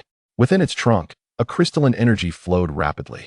Li Hao distinctly sensed that the space of this relic seemed to expand slightly, the surrounding darkness receding, as if it were extending its territory. After a while, the divine energy stones were entirely shattered, and the divine weapons had vanished. At this moment, a faint visage appeared on the trunk of the little tree, indistinct yet discernible in outline. A wave of spirit surged forth once more. You are quite bold. Indeed, Li Hao maintained his composure. Mutual benefit is paramount. Should you kill me, no one would assist you as I have. Our collaboration has yielded results within just a few days. I can assert that the treasures I've gathered are unparalleled. Few can present such wealth, and even fewer would willingly share it with you. I am surrounded by enemies, all wishing for my demise, and I too yearn to eliminate them. Thus, individuals like me are most likely to acquire rare treasures. Upon hearing this, the little tree swayed slightly, harboring an odd sentiment. It seemed that geniuses across the ages were prone to making enemies, as if every formidable figure that rose through time was beset by adversaries. Naturally, in the pursuit of strength and ascendance, one would inevitably infringe upon the interests of many, thereby incurring their wrath, which paradoxically nourished their growth. You speak truthfully. I can condense the essence of life for you, the little tree declared. With that, its energy surged, and a unique wave of life emanated forth, enveloping Li Hao and his companions in a cleansing sensation. The little tree did not renege on its promise. Indeed, Li Hao was correct. If it were to covet the immediate gains without wishing to condense the fountain of life for him, there would be no future opportunities. Sacrificing the greater for the lesser was unwarranted. Even if it were to condense 15 drops for Li Hao, the consumption would not be excessively taxing, especially since it had retained at least 70% of the energy from the divine weapons it had acquired. After a moment, droplets of the fountain of life began to drift towards Li Hao. This substance cannot be stored in ordinary items. It is best preserved in energy crystals. What is that? It is indeed the fragment of the divine energy stone you mentioned, which can be forged into a vessel. Li Hao, enlightened, reached out and gathered the scattered shards from the ground. A fierce tiger surged within him, and a wave of fiery power ascended, instantly melting the fragments. Subsequently, a large jar materialized before him. The little tree appeared somewhat dazed. I only condensed 15 drops for you. Why create such a large jar? Yet Li Hao's thoughts ventured further. With the current 15 drops, combined with the 1 drop he possessed, it amounted to 16. These resources would only multiply. For instance, the mysterious energy and the divine energy stone, once regarded as treasures, had become trivial after he defeated a Shuguang. He felt no inclination to extract anything further from them. What was so special about the fountain of life? It merely provided more valuable resources to be absorbed by the little tree, thus increasing his own fountain of life without the need for further forging in the future. Sooner or later, he aimed to collect an entire jar. He also wished to experience the sensation of bathing in the fountain of life. The 15 drops shimmered like crystals as they rolled within the jar, appearing extraordinarily beautiful. A smile blossomed on Li Hao's face. 16 drops. Each drop could be a life-saving boon. With such a severe injury from the Sword of Light, a single drop would restore much of his strength. Had the superpower lock not shattered, he might have fully recovered. What does this signify? It signifies that he now possesses 16 chances at survival, an invaluable lifeline. While those outside seek to kill him, he harbors thoughts of vengeance. Whoever dares to harm me shall meet their end. With this thought, Li Hao spoke once more. Senior, as previously mentioned, are you willing to accompany me outside? No. Disappointment flickered within Li Hao, but he refrained from pressing further. Then please recover well. I shall take my leave. Since the senior was unwilling, he resolved to move on. The little tree seemed to observe Li Hao, contemplating before finally transmitting. I bestow upon you a source talisman, akin to the one before. Yet now that I have regained some strength, its lethality will be even greater. However, there is one condition. Li Hao's heart stirred at the prospect of increased power. Senior, what is your condition? How much stronger is this lethality? I find it difficult to gauge the strength of the formidable beings of your era. If their power merely surpasses yours by a slight margin, they can certainly be eliminated. As for the condition, it is quite simple. I require an abundance of energy, an immense quantity. In the future, any energy you acquire can be exchanged with me for life essence. Should you encounter others or any plant beings, do not forget. I was the first to ally with you. What do you mean? Li Hao pondered. Are you suggesting that other ancient civilizations might still exist? As for the human race, I am uncertain. However, plant beings possess long lives, and even if they wither, they may, like myself, be reborn from ancestral roots. Li Hao understood. Rest assured. My first choice will always be you, Senior. That is reassuring. The little tree continued. The one in Battle Heaven City possesses overwhelming strength. The energy you provide me is insufficient to even revive a single branch of theirs. Thus, there is no need to seek them out. Realization dawned on Li Hao. So, You fear I might seek out General Huai? He nodded in affirmation, choosing not to elaborate further. The young tree, having invested considerable effort, once again conjured a crystalline root that drifted towards Li Hao. This object should be used sparingly, for it embodies the convergence of primordial power. I am uncertain whether the current martial arts can accommodate its use, nor can I predict the consequences. Moreover, I do not know if this realm has a master. If it is unclaimed, then it is free to use. If it has an owner, unless they are of the new martial peak, they may very well be an adversary. The specifics are unclear, so exercise caution in your usage. In just a few words, much information was conveyed. Li Hao was moved, saying nothing but nodding as he stowed away the crystalline root, likely the most formidable weapon in his possession. He recalled the bomb previously thrown by the governor of Linjiang, pondering who was stronger.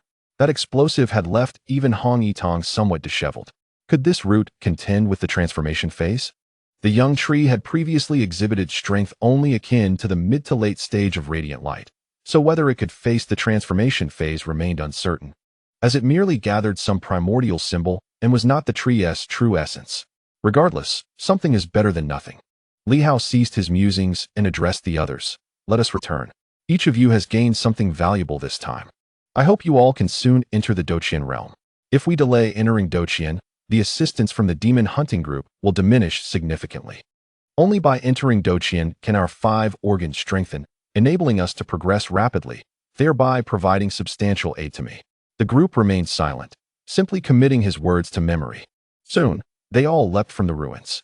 Once they departed, the young tree fell silent momentarily. Moments later, the entrance vanished, as the tree chose to seal this place.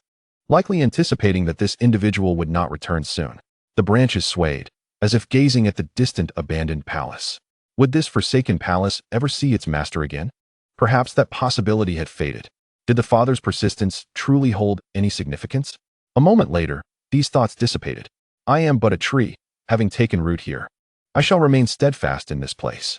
In the wilderness, the once silent divine vessel suddenly vanished, soaring through the air. High above, Huang Yu was momentarily taken aback. In the next instant, he too shot into the sky. In the blink of an eye, a group of figures appeared in the distance. Li Hao paid no heed to anyone. As the divine vessel landed, a team swiftly boarded, for they were still some distance from Cathead Mountain. And even if one searched, they might not find the location. In the next moment, the divine vessel floated into the air, disappearing from view. Huang Yu's gaze flickered as he observed the direction from which the vessel had vanished. Had he been discovered, or was it a clever ruse to prevent an ambush? Regardless, Li Hao had indeed vanished right before his very eyes, demonstrating considerable skill. Inside the divine vessel, within the cabin, silence reigned. Yet Li Hao's voice echoed within the armor. Trouble is upon me. Many from the Tianqing dynasty wish to kill me. I do not intend to sit idly by. I had originally planned to linger in the Silver Moon for a while, but I have attracted too many powerful adversaries, which is detrimental to Silver Moon. Though I harbor no ill will, others certainly wish to take my life. Thus, I have resolved to leave. Upon uttering these words, a cacophony of voices erupted within the channel. Captain, we stand with you. Too weak. Only 2 words from Li Hao rendered the crowd momentarily silent. Too weak. They understood the truth. They were indeed lacking. Presently, within the ranks, aside from Lu Long and a few extraordinary individuals, Li Heng had fortuitously crossed into the Do Qian realm, while the rest barely achieved the 100 completion stage. However, such prowess was woefully insufficient. They were leagues behind. Li Hao continued, I recently ventured out, eliminating several foes, including late-stage and even peak-level Su Guang experts, the son of Duke Dinghua, the general of King Ping Yuan, and the brother of the master of the Pagoda Mountain, one of the 7 divine mountains. I even took down the notorious Grand Duke of the North Sea. He chuckled, reflecting on how he had antagonized 3 major organizations and was nearing conflict with the 7 divine mountains. If I remain in Silver Moon, I might find someone willing to protect me, but why invite such trouble?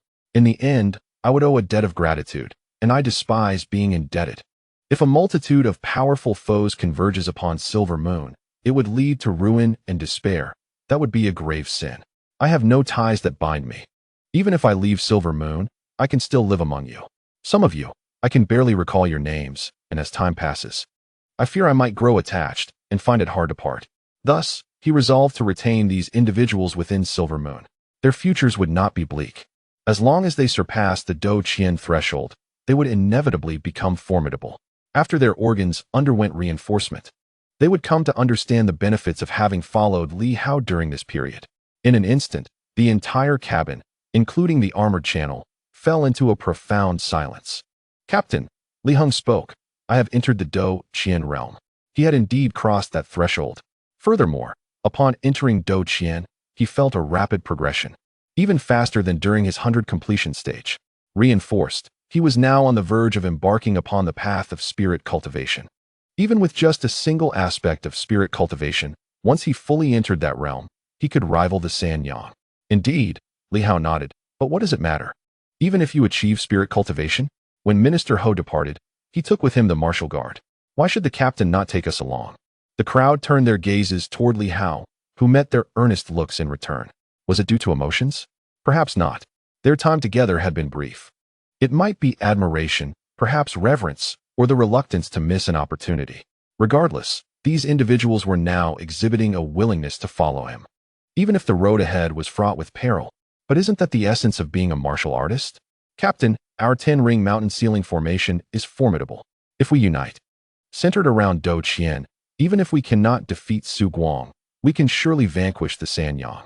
I believe many will soon enter Dou Qian. At that point, we can contend with Su Guang. Even if we cannot assist the captain in slaying powerful foes, we can at least restrain and hinder one or two. After pondering for a moment, Li Hao concluded, "Let us remain. Let us first allow some time for contemplation."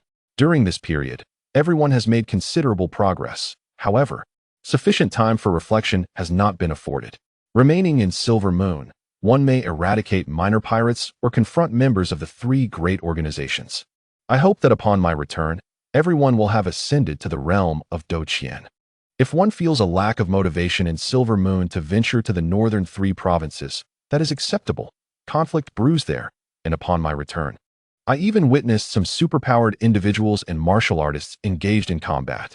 The moment Kong Jie mentioned that someone sought to encircle him, he had already made his decision. When Ho Xiaoqing departed, he too harbored similar thoughts, albeit with uncertainty at that time. However, when Kong Jie proclaimed that the entire world wished him dead, Li Hao resolutely determined that it was time to leave Silver Moon. This place harbors far too many secrets, many of which are beyond his current capacity to resolve or assume.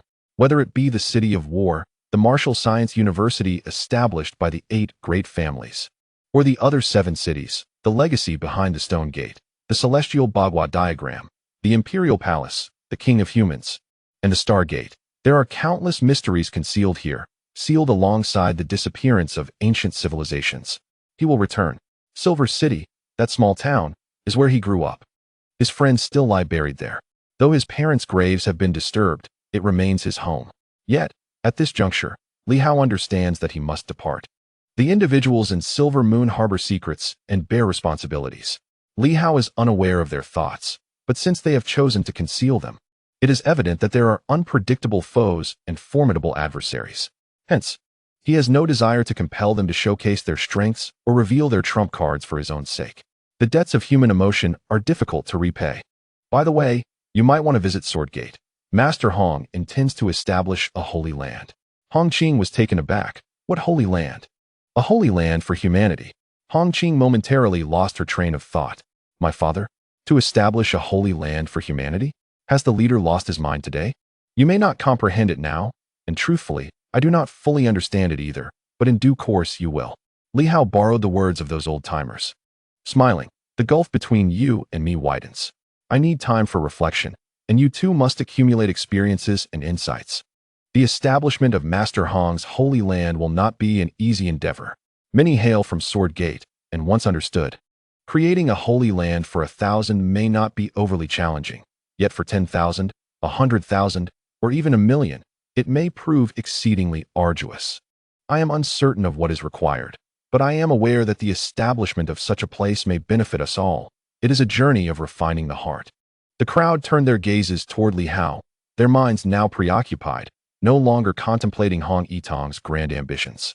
Even Hong Qing, as a daughter, was lost in thought, only aware that the leader seemed resolute in his decision to depart. Leader, when we enter Dou Qian, will you still welcome us? Li Hao smiled. There is no question of acceptance. You are now members of the Demon Hunting Brigade and of the War Heaven Army. The War Heaven Army. Clad in War Heaven armor, they are indeed members of the War Heaven Army. The crowd pondered the implications of his words, and Hong Qing remained silent. Beside him, Lu Yen spoke. Let us enter the Do Qian, and then we shall seek you out. Remain in the central area and do not wander too far, lest we lose sight of you. A hearty laugh followed, as Li Hao responded with a smile, acknowledging that parting does not necessarily evoke sadness. Yet it undeniably brings a tinge of melancholy. Once we reach Bai West City, you may disembark, he continued. Suddenly, Hao Lianchuan interjected. What about us? They were the superpowers. Li Hao chuckled. Minister, have you forgotten? You are the head of the night watch. If you depart, what will become of them? I am not, Wang Ming interjected, his urgency palpable. I am a Sanyang now. Stay with the minister. Your strength has improved adequately, and the minister is nearing Shuguang. I plan to eliminate the White Shark leader before I leave, causing chaos within the White Shark bandits, allowing you to use them as a training target. Of course, if I fail, then so be it. At this point, Li Hao added, Ziyue is imprisoned in the inspection department.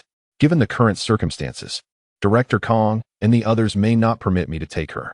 They might also be reluctant to confront Ing Hongyue at this moment. Fear not, Wang Ming exclaimed. Brother, I shall go to the inspection department and deal with Ziyue. Surely, it is the trouble stirred by Hongyue that has caused you this hassle. Forget it. Let's not complicate matters for them, Li Hao replied with a smile. One Ziyue cannot sway much, and there is no need to sever ties with those of Inu. Everyone has their own intentions. I shall not impose mine upon others, just as their thoughts shall not alter my own. After a moment of contemplation, he glanced at the others before finally addressing Lu Long. Boss, I leave them in your care. I am not a particularly competent leader. Should you wish to withdraw, simply return the black armor. Beyond that, there is little else to discuss. With that, he struck the divine vessel with his sword. You have a soul of weapons. I know. Now, I transfer your control to my vice captain. The giant Kuan divine vessel is suited for naval battles, and since I am taking it with me, it would be inconvenient for everyone to set sail, thus it shall remain with the demon hunting team. After a series of strikes, the giant Kuan divine vessel trembled slightly. In an instant, Li Hao unleashed a sword aura, piercing Lu Long's unarmored arm, causing a drop of blood to fall to the ground. After a brief moment, Lu Long furrowed his brow and looked at Li Hao, yet he remained silent.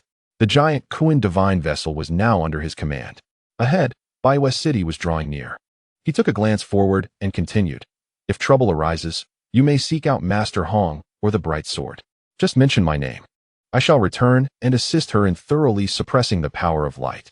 However, when help is needed, she must also lend her hand, even to bolster your ranks. Kong Jie, Huang Yu, and the others. Kong Jie is rather straightforward and can be trusted to some extent. As for the others, it is best to avoid them. Additionally, I have a senior sister in the city. Her husband, Hu Dingfang, is a military leader. You all should be aware. Try not to engage with them. After I leave, even if they seek you out, do not pay them any mind. Li Hao meticulously relayed these details. Lu Long listened quietly. The former Li Hao might have simply departed without a word, perhaps not considering the implications. Yet the current Li Hao was diligently arranging matters for everyone. The paths behind, the prospects ahead, and the future all speak volumes. Should fortune favor us, and we acquire a number of divine stones, or perhaps a source weapon, we might venture to that very place and seek assistance from that individual who aids in cultivation. She is unlikely to refuse. But do remember to keep the existence of this place a secret to avoid any unnecessary troubles. If our leader truly faces difficulties and Silver Moon can no longer remain, you may lead everyone to the City of War to seek refuge. As a formal member of the War Army, you should face no significant issues. Once opened, simply enter without hesitation. Rest assured, I am aware of this. At this moment, the City of White Moon has made its appearance. Lu Long glanced at the City of White Moon and then at Li Hao, asking, Aren't you entering the city? Go on, otherwise how will you discreetly slip away? Li Hao chuckled, adding, As for the treasures, I shall not leave any for others. I will earn them myself. As they spoke, the divine vessel soared over the City of White Moon and soon descended towards the base of the martial guard. With a thunderous roar, the divine vessel touched down. A group of individuals disembarked, and Li Hao led them inward. While walking, he discreetly handed Lu Long a small vial, transmitting, Inside is a drop of the spring of life, meant for emergencies. Do not use it for cultivation. I will take the rest with me. Lu Long nodded slightly and replied through thought. Are you planning to head to the central region or another area? To the central region, of course. If conditions permit. I might first venture eastward. Indeed, he might journey to the east. To the Duke of Dingwa's residence. I still need to obtain the wind-chasing boots. Naturally, he was aware of the perils involved. It was said that the wind-chasing boots were kept within the storage ring of the Duke of Dingwa, a formidable figure from whom it was nearly impossible to snatch them away. Yet, perhaps an opportunity might arise. According to the Radiant Sword, the Su family holds a ritual annually to honor their ancestors, during which the wind-chasing boots are presented. Presently, it is not the time for such a ceremony. However, the eldest son of the Duke of Dingwa has passed away. Following tradition, on the 7th day after the death, a burial will take place in the ancestral grave, with a shrine erected to honor their ancestors. At this moment, it has been over 3 days since Su Jun's demise. Reaching the Duke of Dingwa's residence will take time, as it is nearly 10,000 miles away. If Li Hao exerts himself fully, his speed is commendable, yet even so, it is unlikely he will arrive in less than 3 days. By the time he reaches there, it may coincide with the 7th day, and he might not dare to act due to the lack of time for reconnaissance. However, it is worth a glance, for no one would suspect that Li Hao would have the audacity to covet the wind-chasing boots at this juncture. What audacity it takes to engage in such a venture. The two formidable entities, the earth-covering sword and the radiant sword, had previously hesitated to entertain Li Hao's suggestion. How could he, in contrast, dare to pursue such a course of action? Moreover, in the eyes of others, Li Hao had received news and would likely retreat to the city of White Moon at the earliest opportunity. Surely he would not leave so easily? Nevertheless, long-distance travel can indeed be exhausting. Li Hao cast a glance at the swaying Black Panther beside him, which had grown considerably larger and plumper than before. His gaze flickered. The Black Panther possessed remarkable speed and stamina, superior to that of humans. Riding it might even enhance his speed further. The Black Panther, sensing something, raised its head to look at Li Hao, its eyes filled with a hint of curiosity. Li Hao gently patted the dog's head and let out a chuckle. Soon, everyone entered the main hall of the base. Li Hao glanced at the group and said, "Let us spend the next few days cultivating and reflecting here. There is no rush to venture out." Lu Long nodded in agreement, his voice steady. "We shall not go out during these days, nor shall we allow anyone to enter." It was evident that Li Hao had his own thoughts. He chose not to inquire further, understanding that knowing too much might not be beneficial. "That is good," Li Hao replied, falling into a contemplative silence as he awaited the nightfall. Once darkness enveloped the sky and the people outside departed, he returned to the base. Would Huang Yu and Director Zhao continue to monitor him? Unlikely. The city remained quite safe. As anticipated, upon his return, the Shenzhou was docked in the square, clearly visible. Huang Yu, having waited for a while, was not truly idle and eventually opted to leave. Nevertheless, some individuals kept a close watch here, not out of surveillance, but rather to ensure that Li Hao and the demon hunting team did not wander off recklessly, for the outside world was perilously dangerous at that moment. Meanwhile, at the administrative headquarters, the bright sword entered for the first time with unabashed confidence. Curiosity piqued. It was her inaugural visit to this place. Although a Silver Moon martial artist, the official circles had always been adversarial. Yet today, she strode in with undeniable authority. At the entrance, Deputy Director Zhou guided her, remarking as they walked, "Miss Hu, this way please." Brightsword felt somewhat awkward and glanced at him. Deputy Director Zhou, aware of her discomfort, also felt a bit uneasy. "It is awkward to address you. Shall I refer to you differently? If Master Hu prefers, I can change my address." Usually, she was called Brightsword, but in this context, it seemed inappropriate. "You may call me Master Hu," she replied curtly. She did not further elaborate.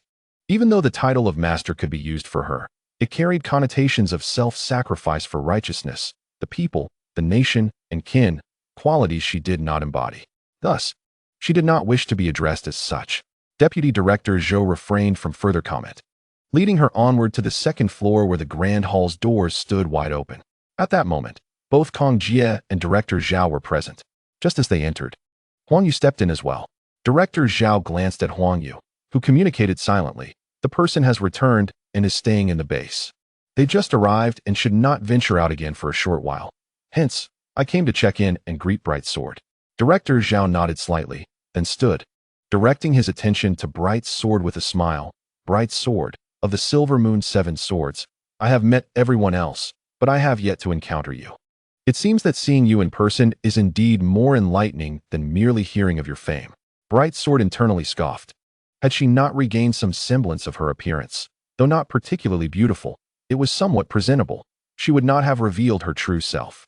Reflecting on this, and recalling Li Hao's words about the Silver Moon officials funding his rescue mission, Bright Sword refrained from pleasantries and directly stated, I am immensely grateful for your assistance. However, our paths diverge philosophically, and should the Silver Moon officials require my services in the future, I shall certainly oblige. As for other matters, they shall remain unspoken. Kong Jie smiled and remarked, the Bright Sword, why do we find ourselves at odds? The Bright Sword regarded him with indifference and replied, Kong Jie, during your tenure as an inspector in Silver Moon, you have spilled considerable blood of martial artists. Indeed, our paths diverge. Kong Jie frowned and countered, is it wrong for me to uphold the order of Silver Moon? Upon introspection, every martial artist I have slain was devoid of virtue. If you assert that others are no better, I might concede some ground. However, you imply that I, representing you, the Bright Sword, am nothing beyond a martial artist, lacking the discernment of right and wrong. The Bright Sword chose not to engage in rebuttal. Kong Jie, finding the discourse futile, fell silent. Director Zhao chuckled, we are all from Silver Moon. The people of Silver Moon have always been spirited. It is commonplace to bicker behind closed doors. However, as Master Hu candidly stated, we shall refrain from platitudes. His words suffice. Should Silver Moon face any upheaval, I hope we can extend our hands to one another and keep watch. I shall certainly do my utmost, the Bright Sword replied. Though her enthusiasm was not as fervent as anticipated, nor did she exhibit the expected tears of nostalgia upon reuniting with a fellow townsman. If she were to encounter Yuan Shuo and his companions, perhaps some pleasantries could be exchanged, but not with these individuals. One was an official and the other, strictly speaking, a bandit. After a few awkward exchanges, Huang Yu cut to the chase, inquiring, how formidable is the Duke of Dinghua? Stronger than I. The Bright Sword pondered for a moment and speculated. As for the superpower locks in his limbs, they must be saturated. And he has likely completed at least 3 saturations in his visceral locks. Upon hearing this, the others raised their brows in surprise. So powerful. Kong Jie stroked his chin and turned to her. What about you? 2 saturations, she replied. Kong Jie chuckled. Not bad. I had thought that over the years, your progress had stagnated. The South Fist has probably achieved only 1 saturation in the visceral locks, barely capable of breaking the visceral lock. That fellow is even more arrogant than you.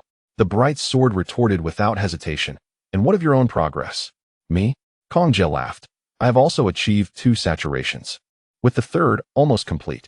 After a moment of hesitation, he asked, have you discovered any superpower locks in the skull, flesh, or bones? There are only 9 in the limbs and viscera, yet there should be more.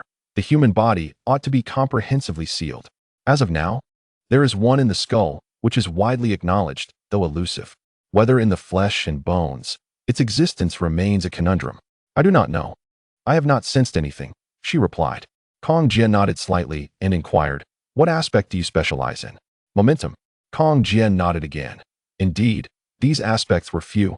Momentum, physicality, and vitality were largely comparable. As for the viscera, only Yuan Shuo was currently making headway, yet the viscera posed the greatest challenge. It was uncertain whether that fellow had achieved any results. With a sigh, he wished to share more, but Huang Yu suddenly interjected, what do you think? How many saturations has the earth-overturning sword achieved? The Bright Sword shook her head, I do not know. The group frowned slightly, puzzled by her uncertainty. However, they understood her implication. It was not a lack of knowledge or conjecture, but rather a reluctance to speak. Undoubtedly, she surpassed them in strength. It is not merely 3, but rather 4. The Light Sword responded with a question. If the 5 vital organs' super energy locks are completely filled and saturated to the utmost, could one transcend to the next level? I do not know. I have never attempted it. Kong Jie shook her head. At this stage, it is unlikely that anyone can fill 9 locks. Among us, we actually possess some advantages in super energy. We entered the realm of super energy first, broke through the barriers, and then reverted to martial artists. The Light Sword's gaze flickered. Is a return truly feasible? Certainly. Kong Jie nodded. It is possible. Your power of light is exceedingly potent, allowing you to overcome many challenges. Initially, we faced a scarcity of energy on our side, which led us to take unconventional paths. However, this also left us with certain drawbacks. Indeed, every advantage comes with its disadvantages. If I now enter the realm of super energy, can I revert back to being a martial artist? There is hope, but it is perilous and exceedingly difficult. Kong Jie shook her head. It is best not to attempt it. Arriving at this juncture, trying is a hazardous endeavor. As for Tian Jian, to this day, he remains in a state of super energy. I cannot fathom his considerations. Should he fail to revert soon? Crossing into the dawn light and severing 2 super energy locks of the 5 vital organs would make recovery exceedingly challenging, though not entirely impossible. Huang Yu spoke calmly. Perhaps he seeks a better path. He has his own plans, yet he cannot be content remaining a super energy being indefinitely. The light sword merely listened silently, refraining from further comment. After a considerable time, Director Zhao finally inquired, "Can Li Hao's sword truly suppress the turmoil of the 5 vital organs?" The light sword shook her head. "I do not know." The group fell silent. This was something common knowledge. For one who has personally experienced it, to utter such words is indeed disheartening. What a waste of money. 3 sourced divine weapons, along with 30,000 divine energy stones. What are your plans moving forward? I intend to stay with Li Hao for a few days. And if time allows, visit the sword gate. Very well. The others felt somewhat helpless. It seemed the light sword was reluctant to engage with them too intimately. After a moment of contemplation, Director Zhao remarked, "That is acceptable. With the communication jade pendant, should we need you, we will reach out. Otherwise, you may proceed as you wish." The light sword accepted a jade pendant, said nothing further, stored it in her spatial ring, and stood up. "I shall take my leave now." Having said that, she turned and departed. Once she was gone, Kong Jie sighed. These individuals remain true to their old ways. Even in our interactions, they seem uneasy, seemingly wishing to distance themselves immediately. I had thought that after spending money this time, and with her being away from Silver Moon for 20 years, things would be different. Yet here we are. One must simply grow accustomed to it. Director Zhao was unfazed and asked, "Did you give the communication jade to Li Hao?" "I did." "That is good. For the next few days, let him refrain from going out. The outside world is tumultuous, and those individuals still harbor some caution towards us. However, if Li Hao reappears, it will surely ignite their greed." Sighing, he added, "It is somewhat troublesome. As such, Silver Moon will be under close scrutiny. Moreover, Li Hao may no longer be able to venture out for training. Nevertheless, Li Hao's rapid ascension in strength means a period of honing could be beneficial." The thoughts of Director Zhao and the others were rather straightforward. Li Hao has swiftly advanced to this level. Consequently, a few months, or even a year or 2 of consolidation, would not be excessive. Thus, they were not overly anxious about the matter. At this moment, Li Hao had already exited the Martial Guard Corps base. With those eyes, he evaded all superpowers and the watchful eyes, soon donning silver armor as he submerged into the sea. The Black Panther followed closely behind. This creature possessed a keen sense of smell, leaving no secret hidden from it. With its presence, some of Li Hao's shortcomings were compensated. Everyone presumed he would not depart, yet he chose this moment to leave, aiming to catch them all off guard. The communication jade given by Kong Jie was casually discarded at the military base. Lacking intelligence support was inconsequential, a heist would suffice. As for the white shark thieves, they could kill if possible, otherwise, they were of no concern. First, he needed to seize the wind-chasing boots. Li Hao contemplated that he must hasten his pace. Reaching the province where the Duke of Dinghua resided was imperative. Only 3.5 days remained until the 7th day of Su Town. He still wished to offer incense on behalf of the deceased. The Duke of Dinghua was immensely powerful. However, Li Hao was not intent on assassination. Merely acquiring treasures sufficed. Yet, even if he succeeded, escaping the Duke's encirclement would pose a challenge, as the remaining 3 generals were rumored to possess transformative prowess. Patting the panther's head, Li Hao dove into the sea, moving swiftly, and communicated to the Black Panther, "Let us coordinate well. If we succeed, I have plenty of divine energy stones to share." The Black Panther emitted a couple of playful sounds, only to be expelled from the water, feeling somewhat uncomfortable in the depths. Swimming was manageable, but diving was quite unpleasant. Enough of the noise. Once we leave Silver Moon, we shall traverse the land, and I wish to explore this vast earth, as I have scarcely ventured beyond Silver Moon. having only caught a glimpse of the North Sea. Without traversing the land, the absence of the divine vessel would significantly slow their speed. Once on land, riding the Black Panther would surely expedite their journey. Unbeknownst to the Panther, Li Hao's intentions were shrouded in secrecy as it happily wagged its tail, relishing the thought of land. Simultaneously, in the eastern continent, the province of Dingbien, home to the Duke's residence, bore a name bestowed by the royal family in ancient times. The Duke of Dinghua commanded this region, solidifying the eastern borders of the dynasty. Within the Grand Duke's estate, a somber atmosphere lingered. 5 generals had perished, along with the eldest son and grandson, a peak guest elder, and a late-stage offering. Clearly, this year proved disastrous for the Duke's household. With a total of 9 peak powers lost, an immense strength capable of suppressing 1 or 2 provinces. Yet, now they faced a relentless wave of death, even losing a pair of wind-chasing boots. At this moment, the Duke's expression remained calm, devoid of overt sorrow, yet beneath the surface, a fervent desire for vengeance simmered. Nevertheless, he maintained an unruffled demeanor, addressing the formidable figures below him. 3 days hence, the Duke's grand ceremony shall be led by Sheng'er. As their patriarch, I shall not adhere to the custom of sending them off. Below him, his second son wore a pained expression and quickly rose. Father, rest assured, I will take care of the arrangements for my brother and Xiaofeng. Su Qing regarded his son, withholding any words. Perhaps, deep down, his son felt a certain joy amidst the sorrow. The demise of Su Zhen inevitably paves the way for his successor as the next duke. While Su Qing has other children, they are all illegitimate and thus lack the qualification to inherit the title. Yet, for Su Qing, is one duke truly sufficient?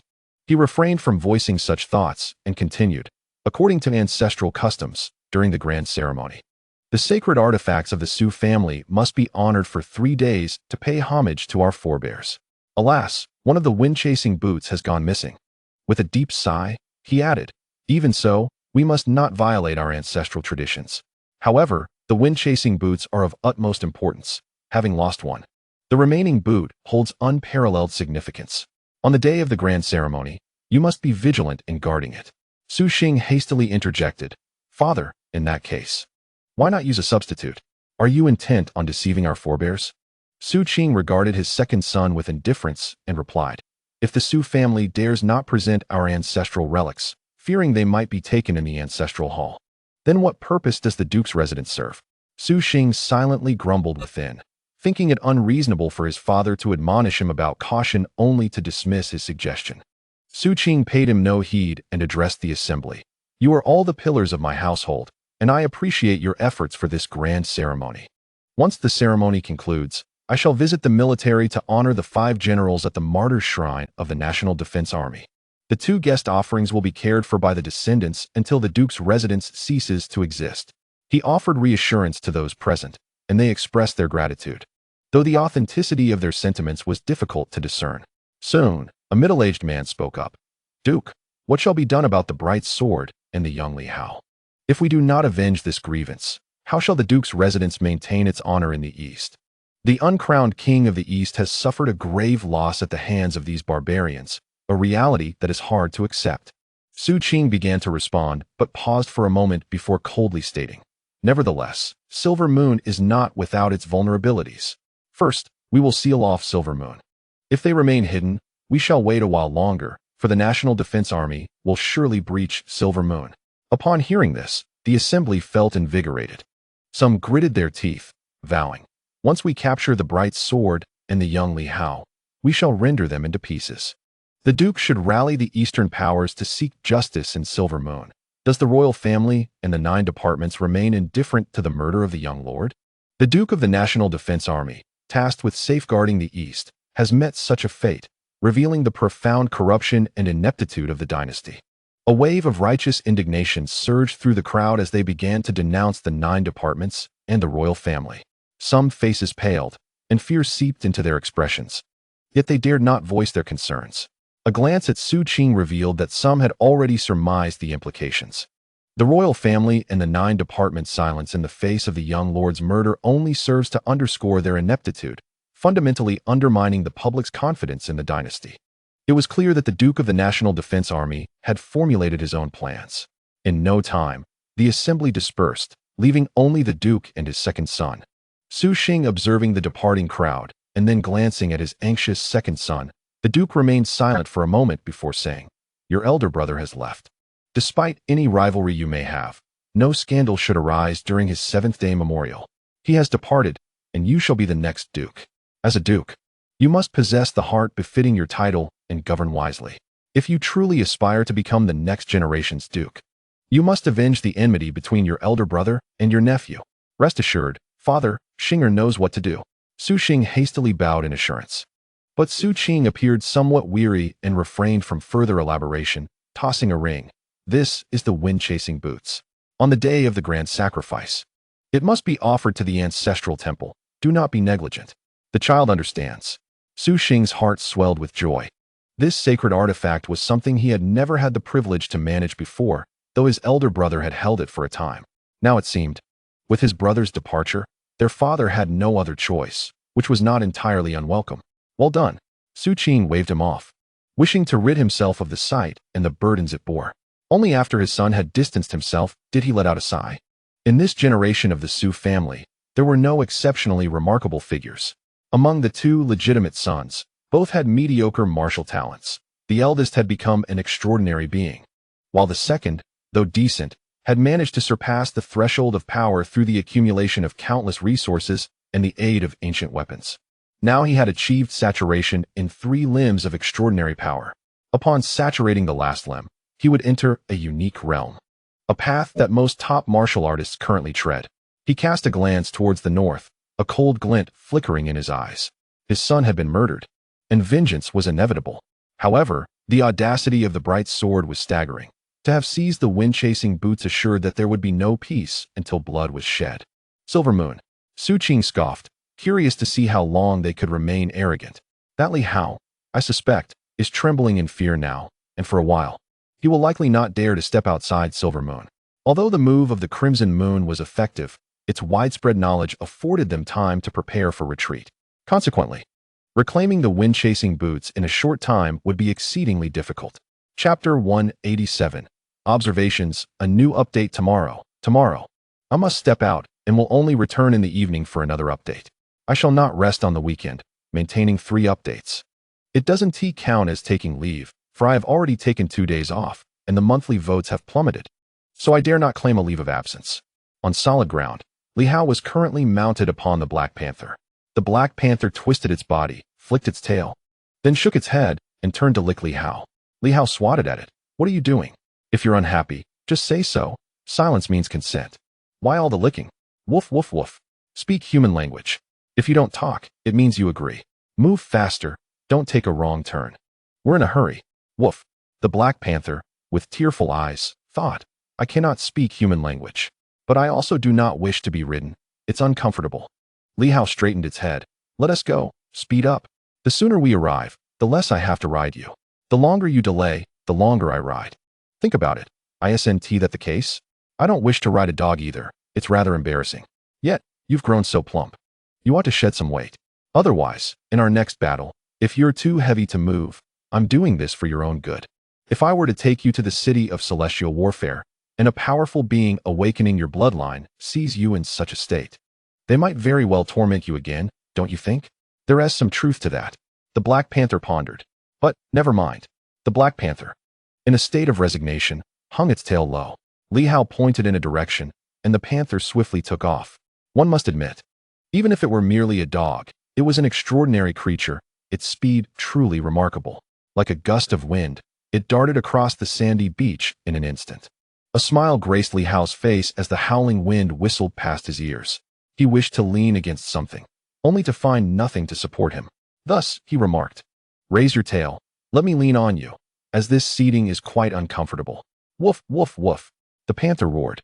"I am in the midst of my cultivation. When my skills flourish, my sword will emit brilliance. If I cannot maintain a comfortable posture, I shall abandon my practice." With a sharp sound, its tail stood erect. Li Hao smirked, knowing well that this dog could never shed its gluttonous tendencies. At that moment, they found themselves on the edge of the northern sea. Traveling eastward along its shores, within less than 10,000 miles, they would traverse the northern continent, the northern and eastern continents. separated not only by the vast ocean but also by a formidable mountain range, were similar in their geographical layout, with the central continent nestled between them. From a bird's-eye view, the four continents, together with the central continent, resembled a colossal basin, encircled by rolling hills and mountains. Each of the four continents was further isolated by the surrounding seas, with the central continent being the most expansive. The northern provinces numbered 19, while the central held 22. And the eastern continent boasted 21 provinces. The eastern continent, vast and rich in resources, stood in stark contrast to the barren silver moon. It is said that the East, the land of the rising sun, has even constructed a breathtaking bridge over the eastern sea, connecting the regions in a manner that inspires awe among humanity. Indeed, in this era, if the superpowered beings so desired, such feats could be accomplished. A coalition of earth, metal, and water elemental masters, united in purpose, could feasibly erect a grand bridge spanning the ocean. Yet, as it stands, only the eastern continent has achieved such a marvel, highlighting its wealth and the abundance of powerful beings. In the eastern provinces, the Sioux family is not the sole ruler but serves as the nominal authority, with the Duke of the nation holding dual titles, one of which is the General of the Eastern Sea, commanding the naval forces. In truth, the seas are primarily dominated by pirates, rendering the notion of a naval force largely a vestige of the past. However, with such a title, and should the power be sufficient, a formidable navy could indeed be constructed to unify the Eastern Sea, with no lesser authority dare to obstruct. As Li Hao pondered these reflections, he gazed at the scenery racing by on either side. The silver moon, situated too far north, had begun to freeze by October, with the cold winds howling fiercely. Beyond the silver moon, the northern sea was also frigid, albeit slightly less so. The chill was distinctly palpable. Yet as they journeyed further east, despite still being near the sea, the temperature gradually became milder. The biting winds transformed into gentle breezes. Moreover, Li Hao noticed an intriguing phenomenon. As they sped along, the time seemed to diverge. What had begun as daylight persisted even after an extensive run. The world, vast and full of wonders, held marvels beyond imagination. Just moments before, there had been torrential rain, yet in an instant, they found themselves under the bright, radiant sun. Amidst the torrential rain, the sun shone brightly. Li Hao lingered for a moment at the boundary line, his eyes filled with awe. If he did not step out of Silver Moon, perhaps he would never witness such a magnificent spectacle in his lifetime. The sky of Silver Moon was somewhat dim, yet here the heavens were extraordinarily bright. The roads of Silver Moon were uneven and pockmarked, while those here were straight and wide. However, not everything was favorable. Along the path, Li Hao observed the remnants of broken walls. A coastal village had been consumed by flames, and the sound of weeping reached his ears. He urged his black panther to draw closer for a moment, straining to listen. The language was familiar, though the accent differed slightly. Those treacherous black mountain bandits. They plundered our food. Are they forcing us toward our doom? Father, let us join the White Sacred Army. Nonsense. The White Sacred Army is merely a band of rebels. Father, the Tianqing dynasty is on the brink of collapse. Chaos is brewing. Cannot you see the world is in turmoil? The Black Mountain Bandits, the Whirlwind Gang, the Starlight Thieves. Life is unbearable. Those superhumans and martial masters are rampant. We can no longer endure. If we rebel, at least the White Sacred Army offers food. It is harvest time, yet we cannot cultivate. Our grain has been seized, and the officials and bandits are in collusion. Shall we wait for death? Li Hao heard a cacophony of voices, and he discerned someone say, "The Black Mountain Bandits are ruthless. They do not merely steal but burn villages without sparing lives. I suspect it is the Starlight Thieves masquerading as Black Mountain Bandits, forcing us into the mountains. Whatever the case, we have no path to survival. Among the bandits, at least the White Sacred Army treats us as human. If they accept us, we can manage. At least we can fill our bellies and feed our children. Indeed, let us go find the White Sacred Army. Old Zhang's second son is in their ranks. Damn it. Perhaps that rascal is leading the White Sacred Army disguised as a Black Mountain Bandit. Forget it, it matters not." From afar, the voices reached Li Hao's ears, and a peculiar expression crossed his face. Was the world truly descending into chaos?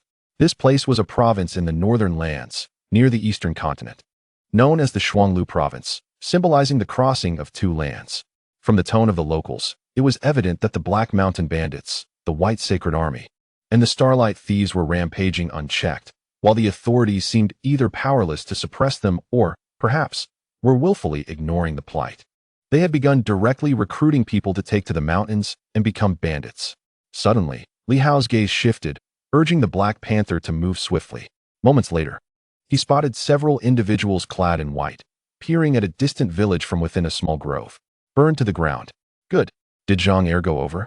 With a little guidance, these fellows will surely join the White Sacred Army. The men of this village are adept swimmers, with some training. They could become an elite naval force. If guided into superhuman abilities, 9 out of 10 could enter the extraordinary realm and become water-type superhumans. What a splendid plan. While the white-clad individuals celebrated their success, Li Hao frowned, his heart filled with discontent. Burning villages, seizing food, and forcing people into banditry, such actions warranted death. Just as he contemplated ending these individuals with a single strike, he overheard someone say, "Hurry, let us take the people away. If we linger, when the Black Mountain bandits arrive, this village will surely be left barren." Indeed, those individuals are exceedingly ruthless. Li Hao's sword suddenly halted in midair. After a prolonged moment, he let out a soft sigh and urged the Black Panther to leap into the sky. Right and wrong. What delineates right from wrong? The government is inept. The bandits rampant. None of them are virtuous. Even the White Sane Army cannot be deemed noble. Yet, at least they have not resorted to murder during these tumultuous times. However, judging by their tone, once the Black Mountain bandits arrive, these individuals are doomed. At this juncture, should one act heroically and slay these members of the White Sane Army, it would not only provoke the Black Mountain bandits, but also invite retaliation from the White Sane Army, who would surely seek vengeance on the villagers. Li Hao could not possibly transport the deceased all the way to Hongyitan. The distinction between right and wrong is nebulous. What is seen may not reflect reality. In this moment, Li Hao gained a deeper understanding. Why engage in cultivation and traverse the world? It is precisely for these reasons. Sometimes, what appears to be malevolent may, if one intervenes, lead to even greater atrocities. Yet, Li Hao did not misinterpret the fundamental issue. The root cause lies in governmental incompetence. They have failed to eradicate these bandits, establish adequate defenses, or ensure the well-being of the populace. One cannot assume that a lack of murder equates to benevolence. One can only conclude that within the realm of banditry, they represent a relatively benign faction. Contemplating these thoughts, Li Hao smiled. Retrieving a flask of wine and taking a sip. The world is on the brink of chaos. Below, there is already a palpable sense of collapse. How long can it endure? None can say, as those tyrants and ambitious souls likely await this very day with bated breath. Black Panther. Woof woof. It is often said it is better to be a peaceful dog than a troubled man. One wonders, if one were to be a dog, would life not be more carefree? Woof woof. Alas. Li Hao sighed, pondering the plight of a dog that cannot speak. Trees can converse, snakes can communicate, birds can sing. Yet you, alas, are mute. If only you could transmit thoughts through spiritual energy. How foolish can one be? The Black Panther felt aggrieved. This is not foolishness, but merely a difference in breed. Who could know? Perhaps I should teach you to read someday? Li Hao suddenly chuckled. If you could recognize characters, you could write them down when in doubt. I noticed that the communication jade allows for the input of text for message transmission. If we were to create a two-way communication device, akin to a transmitter for information input, we could converse freely, eliminating the need for guesswork. Woof woof. At that moment, the Black Panther seemed quite alarmed. No, it appears that within its ancestral memory, there exists a fear of literacy. Have you agreed? Truly splendid. You are remarkable, Black Panther. I shall teach you soon. Woof woof woof woof. The Black Panther barked furiously. You have misunderstood. I did not agree. Li Hao, however, burst into hearty laughter. Dismissing the matter, I say you have agreed, and thus you have. If you possess the ability, then speak. After downing another sip of wine, Li Hao ceased his teasing and fell silent, closing his eyes to cultivate.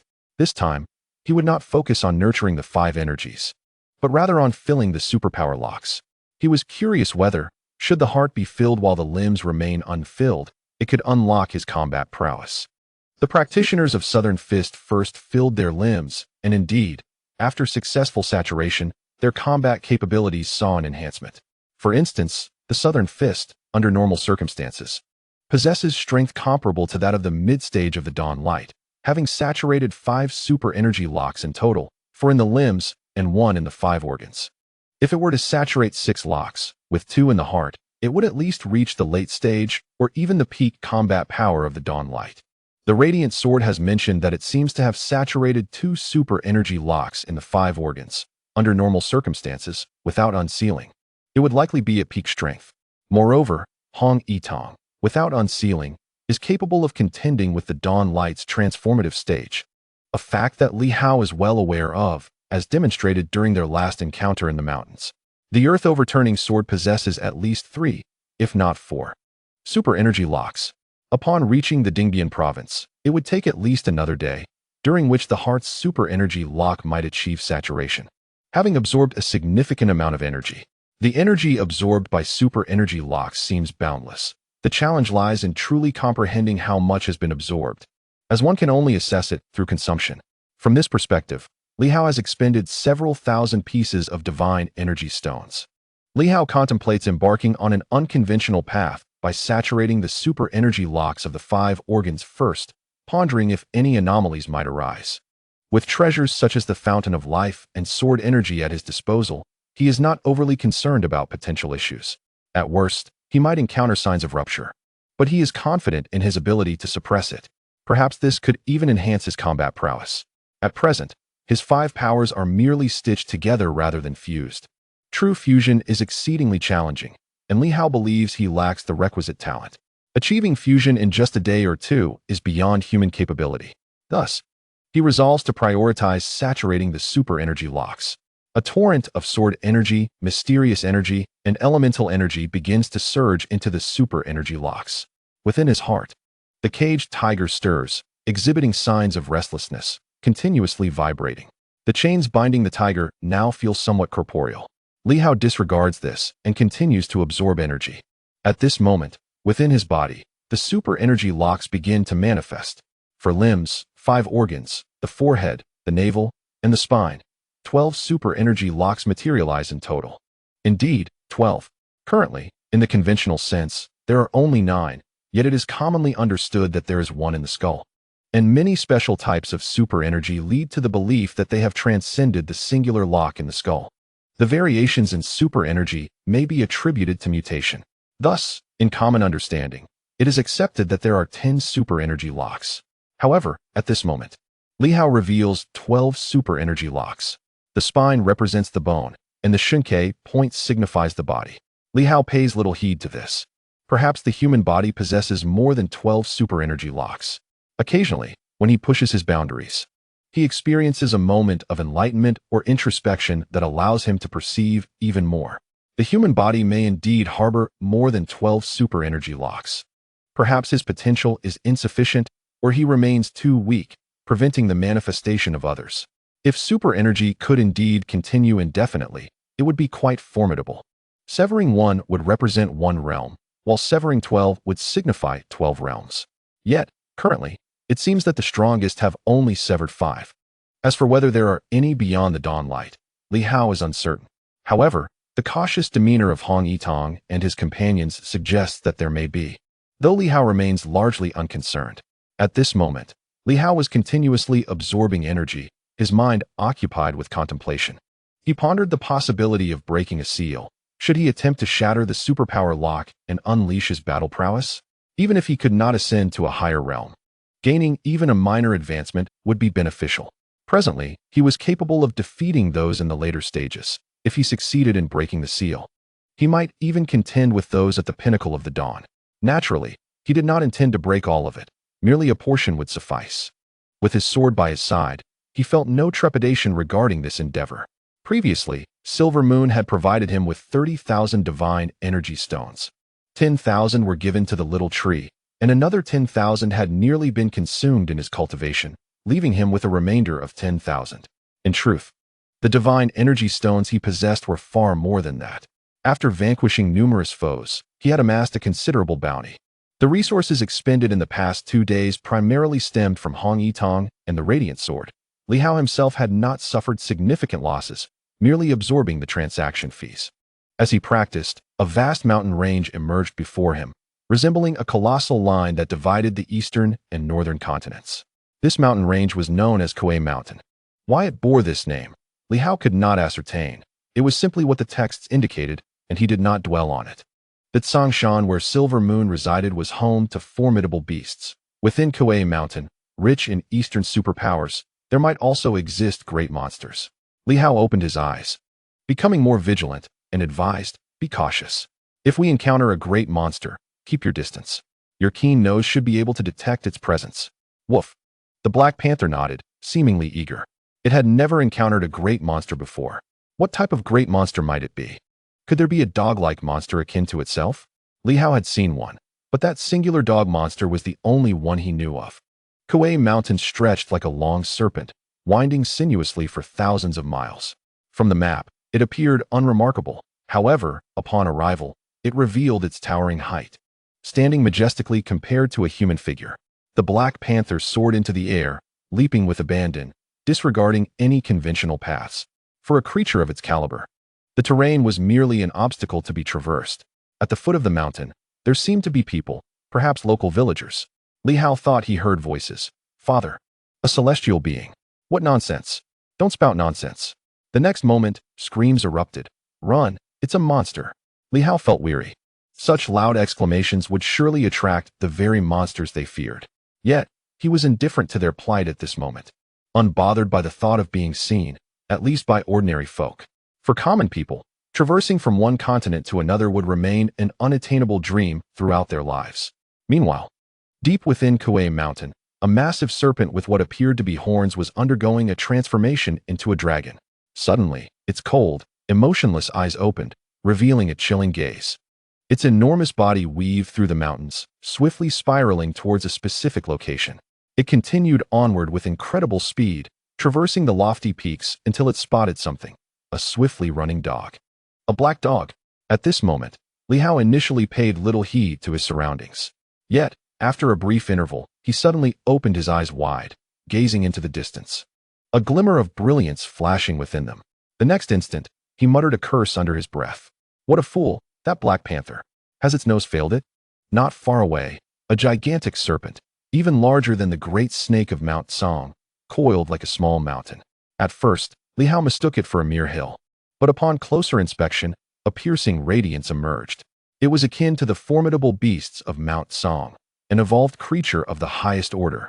In an instant, Li Hao comprehended the gravity of the situation, feeling a pang of regret. How had they unwittingly trespassed into another's territory? It seemed that Black Panther had caught sight of the creature too, casting a curious glance in its direction, its eyes reflecting a hint of confusion. Is this a monster? It was its first encounter, and it was filled with intrigue. So massive, in comparison to its own diminutive stature. Li Hao suddenly felt that his intentions of losing weight were but empty words. Rather than exhibiting fear, the panther was dominated by curiosity. It did not retreat, but instead bounded forward, barking excitedly. Just as Li Hao was about to scold the dog, the enormous serpent suddenly recoiled slightly, its colossal eyes fixing upon Li Hao and the Black Panther. This is the domain of Kuei Mountain. Who dares to intrude upon the territory of my kindred? Li Hao was taken aback. What on earth was happening? There was a creature here that actually greeted them. The last time, the four beasts of Mount Song didn't even bother to acknowledge their presence, remaining silent until they were dealt with by Hong Yitong and his companions. Yet now, this great beast initiated communication.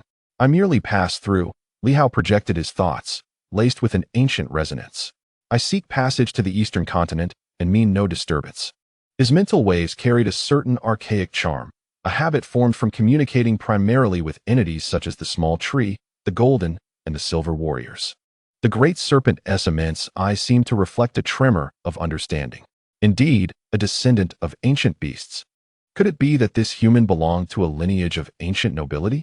The serpent regarded Li Hao and then the Black Panther, suddenly sending forth a mental wave. Noble one, do you hail from an ancient family?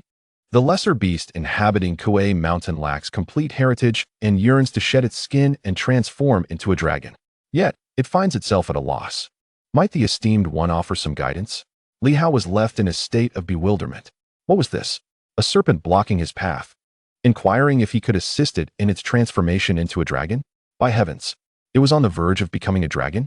He had never even seen a dragon. So how could he provide counsel? Furthermore, was it appropriate for the serpent to pose such a question upon their first meeting? Li Hao cast an odd look at the great serpent. which seemed to perceive some of his thoughts and responded with another mental wave. Does the esteemed one feel that I have been disrespectful? I harbor no intent of offense. In the past, I received guidance from a great being who spoke of the methods of dragon transformation, but I possess no such knowledge myself. Only those of ancient beast heritage or noble families would know. I see that the esteemed one travels in the company of a descendant of ancient beasts. Li Hao paused, intrigued. When did you encounter that individual? Many years ago, the serpent replied, and Li Hao, exasperated, thought to himself, of course, he meant many years ago. What puzzled him was how long ago that encounter had actually been. The powers of the extraordinary had only emerged in the last 20 years.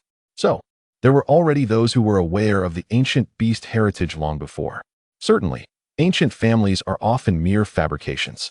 Li Hao, in fact, belongs to the Li family, which undeniably qualifies as an ancient lineage.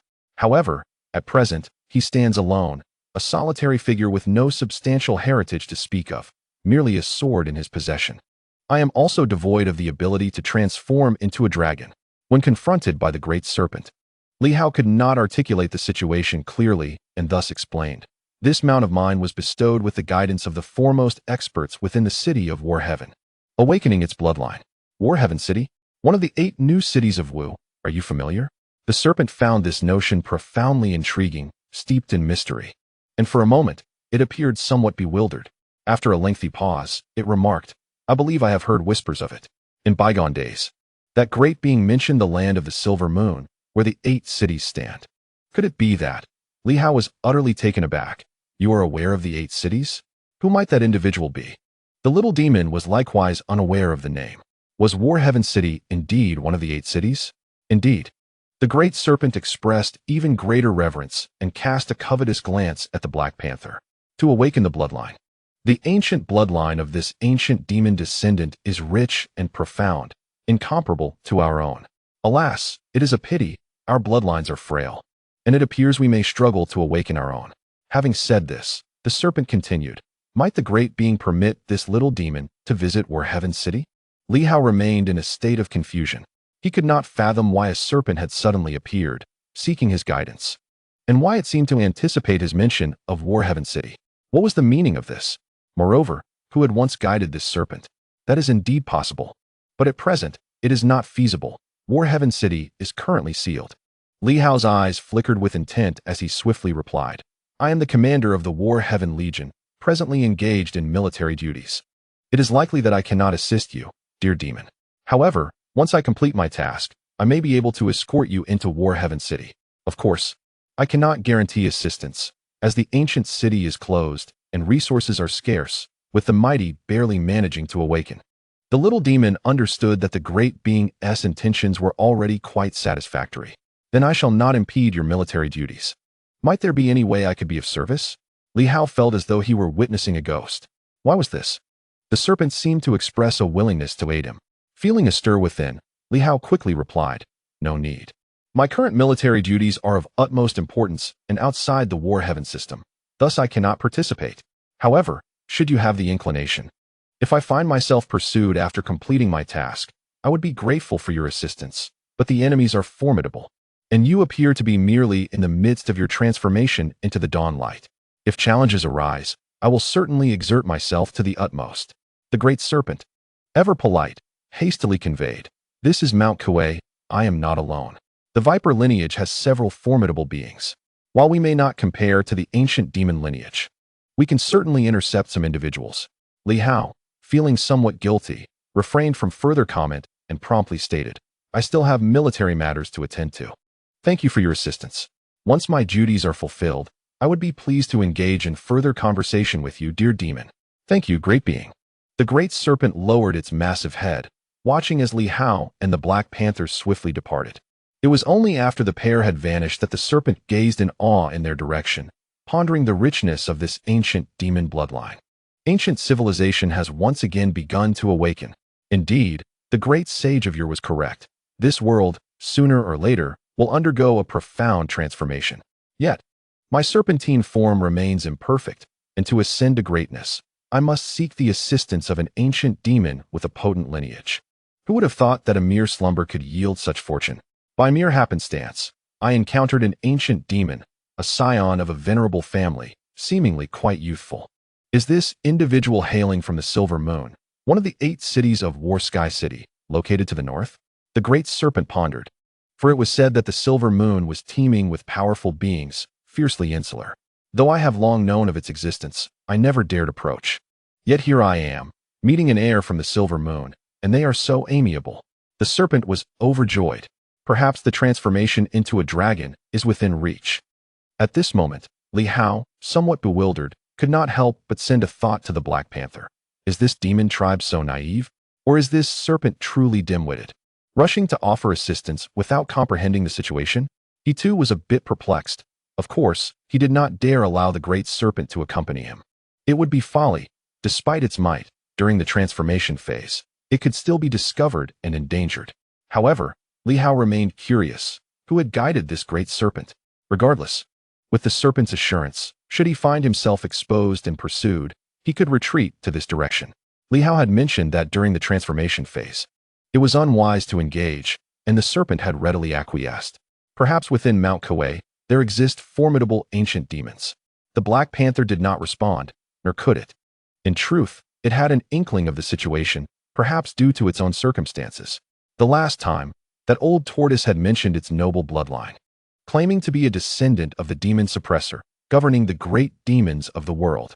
If one were to encounter any great demon with even a trace of ancient blood, the stronger, the better, for the more potent the presence, the more apparent it would be, and generally, great demons would not dare to provoke such an entity. The great serpent clearly sensed something, though it did not grasp the full significance, and thus remained exceedingly courteous. The Black Panther mused about having taken advantage of this situation, regretting it could not articulate its thoughts, and lamenting its illiteracy. Otherwise, it would have written to Li Hao, clarifying that it had nothing to do with him, but rather stemmed from its own lineage. Thus, in this state of affairs, the man and the beast traversed Mount Kuei, entering the eastern lands. Meanwhile, some powerful beings from the central regions gradually arrived near the Silver Moon, particularly in the adjacent Linjiang province, where a multitude of strong individuals congregated. At the Linjiang governor's residence, numerous strong figures were engaged in toasting and conversing with Governor Fan Chong. Soon, one of them inquired, "Governor Fan, you have clashed with the earth-subduing sword and the radiant sword. How do you assess their strength?" Fan Chong replied gravely, "They are formidable. Together with Qian Feng, we faced one opponent, Hong Yitong, yet we were unable to prevail and retreated. Qian Feng perished, and I lost an arm, narrowly escaping with my life." The assembly felt a chill run through them. Indeed, they are powerful. That Li Hao has now returned to White Moon City, and with several strong beings in the Silver Moon, it will likely be challenging to contend with the governor. Is there any strategy or guidance to be offered? The gathering here is due to the proximity of Linjiang and Silver Moon, a chance to gain deeper insights. Perhaps Fan Chong possesses a solution, especially since the adversary has lost an arm, aligning them in mutual animosity against a common foe, thereby preventing any collaboration with Silver Moon. After taking a sip of wine, Fan Chong pondered for a moment and suddenly remarked, "Confronting Silver Moon is indeed challenging, yet luring out Li Hao may not be as difficult as one might think." The crowd turned to him, questioning his certainty. They are not fools. They are undoubtedly aware of the danger. How could we possibly draw them out? By employing the White Shark Bandits. Fan Chong took another sip of his drink. Li Hao previously eliminated 2 leaders of the White Shark Bandits, who have since been seeking revenge, while Li Hao himself has vowed to eradicate them. Why not allow the White Shark Bandits to infiltrate the Moon Sea region and display an aggressive stance toward the south? Although Silver Moon boasts numerous formidable warriors, it is the White Moon City and Radiant Light City that serve as the core. They will undoubtedly require strong defenders. This calamity would be instigated by Li Hao, and given his character as a martial artist of Silver Moon, he would feel compelled to act. Of course, I cannot ascertain whether the Earth Shatter Sword will join, but I can only hope to minimize the number of Silver Moon warriors surrounding him. If we can provoke the Starlight Bandits to launch an offensive, some may enter the Moon Sea from the Western Sea, thereby threatening White Moon City. This will inevitably result in a significant number of powerful warriors remaining to defend it. He is rather cunning. Since he does not intend to exert himself, he aims to leverage these individual strength to intimidate the pirates, orchestrating both the Starlight Bandits and the White Shark Bandits into a confrontation. Furthermore, The sea demon bandits he supports may reap some benefits as well. He continued, in this manner, we can effectively limit Huang Yu and his allies from aiding Li Hao, even if they are aware of the peril. The martial artists of Silver Moon take pride in their sense of justice, willing to act decisively. Li Hao has invited trouble with the White Shark bandits, and he must intervene. Otherwise, the martial artists of Silver Moon will scorn him. Even knowing it is a reckless gamble, they would not deter him. Such is their obstinacy. The crowd contemplated this notion, recognizing its potential merit. Of course, the premise hinges on the pirates' agreement. Yet, would the pirates dare to refuse? They would not be directly involved. Merely intimidating them suffices. It is not a genuine assault on Silver Moon. However, Silver Moon must take it seriously. Should they disregard it, and the pirates truly invade, the consequences would be catastrophic. The crowd turned their attention to Fan Chong, who smiled and said, if you remain uneasy, I can mobilize the governor's forces closer to Silver Moon for a military exercise. He clenched his teeth in determination. The Earth-Shatter sword had severed one of his arms. Although he had obtained a drop of the fountain of life to restore it, the arm was considerably weaker than before, igniting his rage. Upon hearing this, the eyes of the crowd gleamed with excitement. On land, the threat from Linjiang. At sea, the intimidation of pirates. If executed this way, it could effectively restrain the strength of numerous powerful individuals. Should Li Hao dare to emerge, his demise would be inevitable. The question remains whether he would risk his safety. Yet, if he refrains, and the White Shark bandits successfully conquer the south, Li Hao's reputation in Silver Moon would be irreparably tarnished. Even the older martial artists of Silver Moon might feel it beneath them to associate with him. Huang Yu and his companions are mindful of the broader picture. Yet some of the older martial artists, possessing a more unadulterated perspective, believe that even in the face of death, one must not forsake the dignity of the Silver Moon martial artists. They are likely to regard Li Hao as untrustworthy. Even if he fails, there is a possibility that Li Hao could be abandoned by the Silver Moon martial arts community. It is indeed Governor Fan who possesses foresight. The crowd raised their glasses, smiles illuminating their faces. Truly, to suppress the various factions in Linjiang, Fan Chong is a man of ruthless ambition. Should the South Crossing falter, it would greatly benefit Linjiang, as the South Crossing has stolen much of its prominence, and this involves substantial interests. This individual is not purely seeking revenge. It is said that one of the 8 pirate factions is under his control. With this realization, laughter erupted among the crowd, and they began to comprehend his true intentions. At this moment, however, Li Hao was not inclined to concern himself with such matters. Had he been in Silver Moon, regardless of the dangers posed by Fan Chong's machinations, he would undoubtedly venture to the South Crossing. It was inevitable. As a martial artist, or rather, as a member of Silver Moon, he could not have refrained from going there. Yet at this moment, he was not there, and thus, he could not be bothered by these affairs. On the White Shark side, he had temporarily set aside his pursuit of the wind-chasing boots. At this juncture, he had already entered the Dingbian province. To conceal his movements, he had ceased riding his dog and instead fashioned a leash for the Black Panther, leading it by his side. With some star coins acquired from an unknown source, he purchased a small vehicle and commenced his journey to the provincial capital of Dingbian. Dongxin City, the capital of Dingbian province, was home to the Su family, and the city itself was named by them, signifying the core of the East. At this moment, Li Hao drove with remarkable speed. Tomorrow marks the 7th day since Su Zhen's passing. Along the way, he charged ahead without concern for collisions. Should an obstacle arise, he would unleash his sword to obliterate anything in his path. For him, the road ahead was a clear expanse. Who would dare claim they are incapable of driving? Presently, he could drive with such prowess, it felt as if he were flying. From morning until nightfall, Li Hao finally set foot on the territory of Dongxin City. The wind-chasing boots, I have arrived. In this moment, Dongxin City radiated an extraordinary vibrancy. Compared to the north, the east indeed flourished far more. In the late hours, it resembled the South Crossing, ablaze with lights and revelry. At the heart of the city stood a magnificent mansion, aglow with brilliance. Upon entering the city, as an outsider, Li Hao paid a hefty fee of 300 star coins, such a blatant robbery. No wonder the place was so affluent. He found a hotel, parked the vehicle, and requested a room. He was now but a stone's throw from the Duke of Dinghua's residence. Who would have imagined that he had traversed from Silver Moon to Dingbian in just 2 days and nights?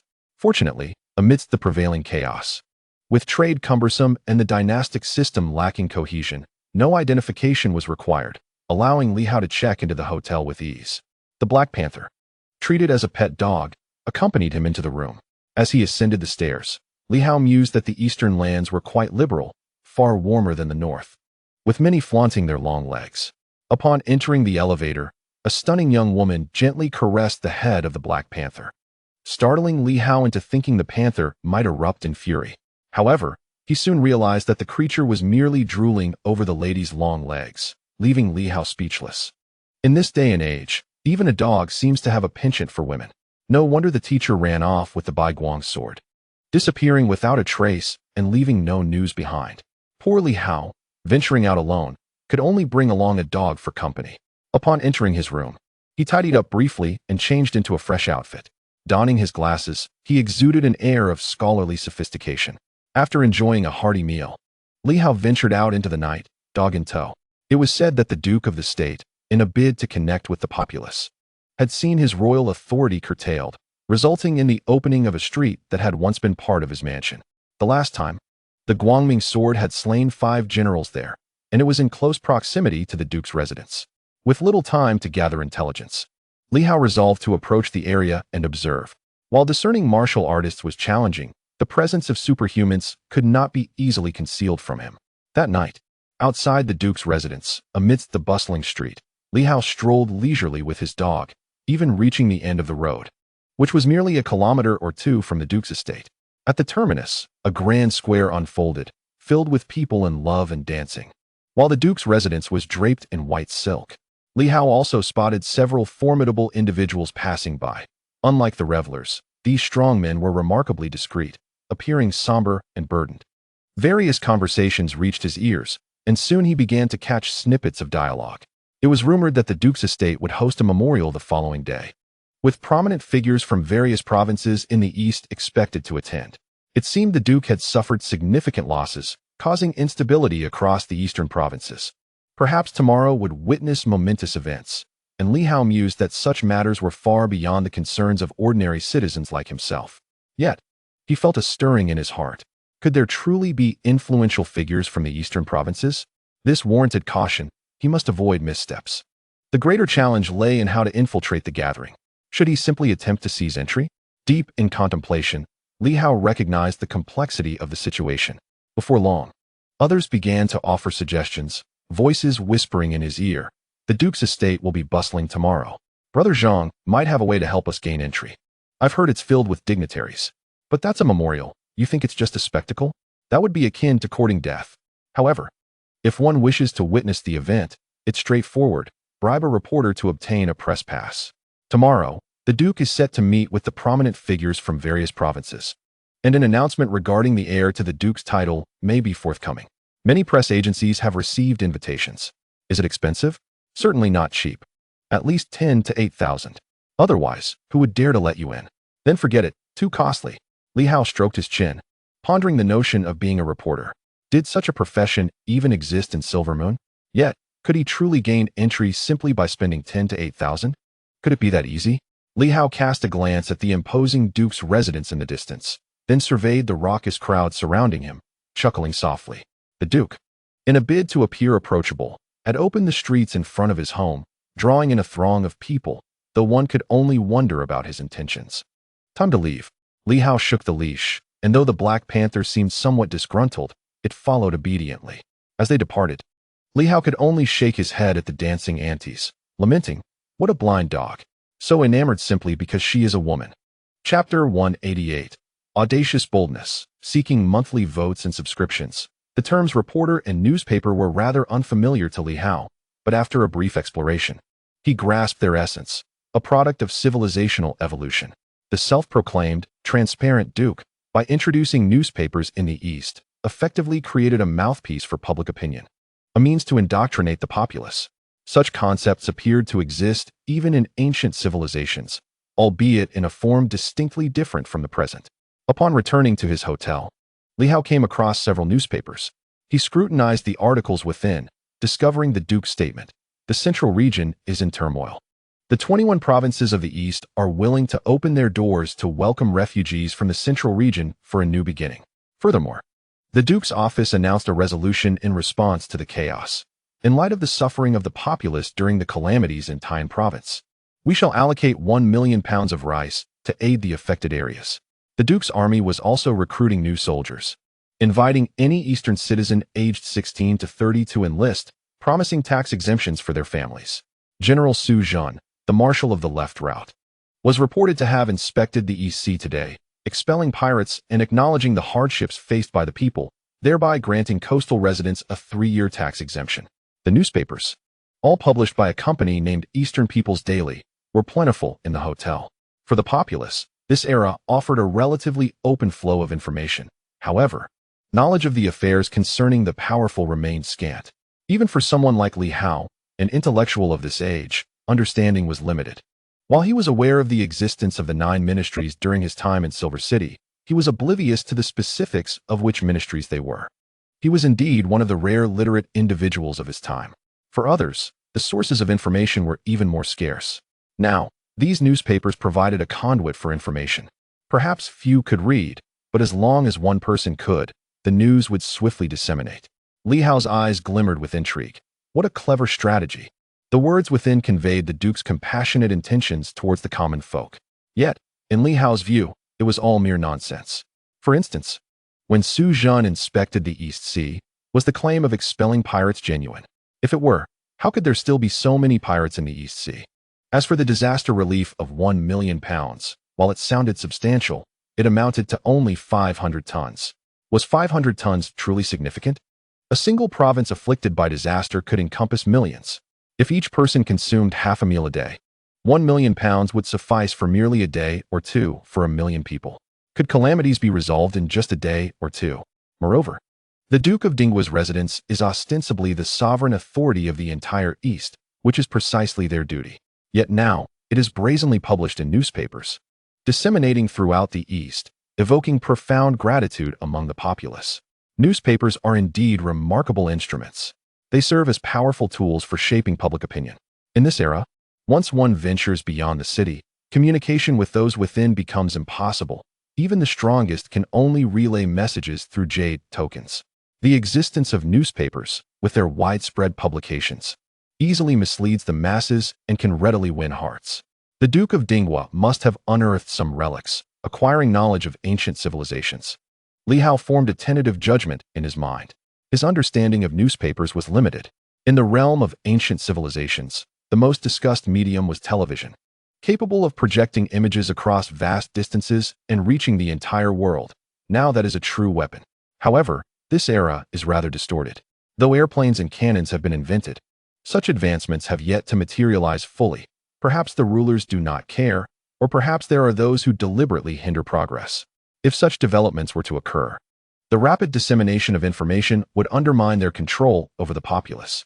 The more one knows and contemplates, the greater their demands become. Living in a remote, impoverished locale tends to dampen ambition. Yet, when one is constantly exposed to the opulence and extravagance of the outside world, it becomes impossible not to yearn for adventure and aspire to a similar lifestyle. Li Hao gazed through the window towards the distance, where the Duke of Dingwa's residence shone brightly. This duke, stationed in the east, possesses considerable capability. At the very least, his strategy to win the populace's favor appears effective. Moreover, it seems that the standard of living in the east is quite commendable, seemingly more prosperous than in the north. Li Hao labeled him an ambitious man, recognizing that this era likely harbors many such individuals. The Duke of Dingwa's residence has witnessed the demise of numerous Shuguang, yet many still remain visible. The Duke's faction is formidable.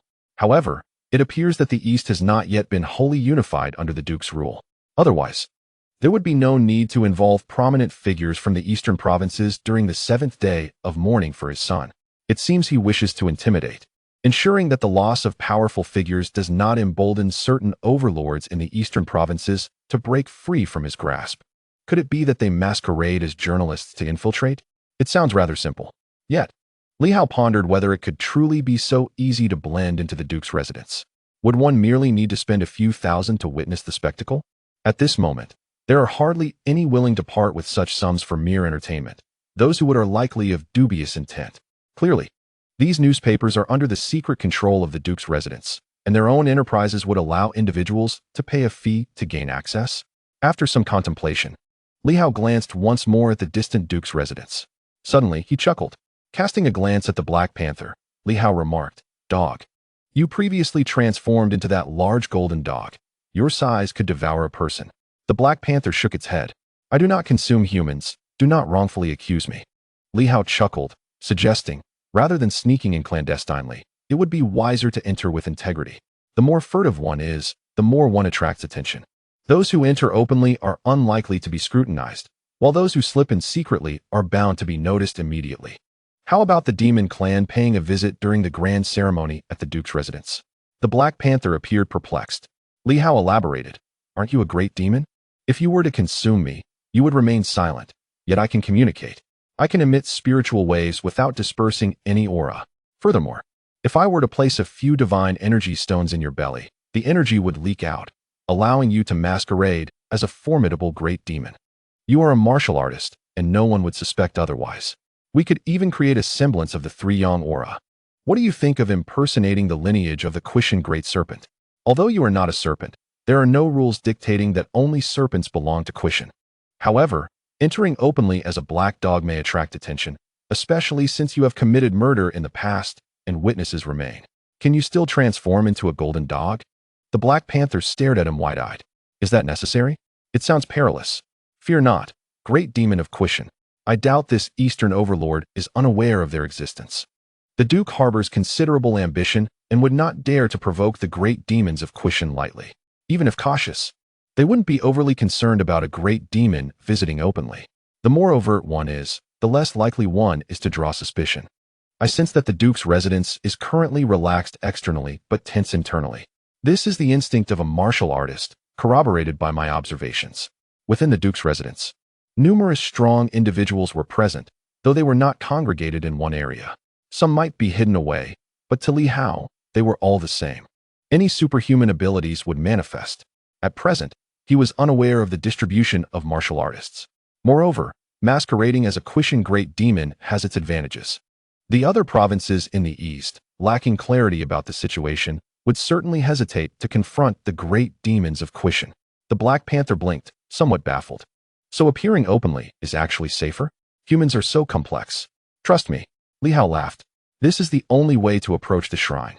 As envoys, the Duke's residents cannot deny the demon envoy proximity. They might even extend an invitation to partake in the grand ceremony.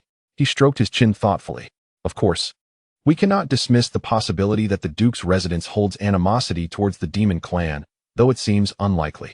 If there were true enmity, they would have already mobilized against Quishan.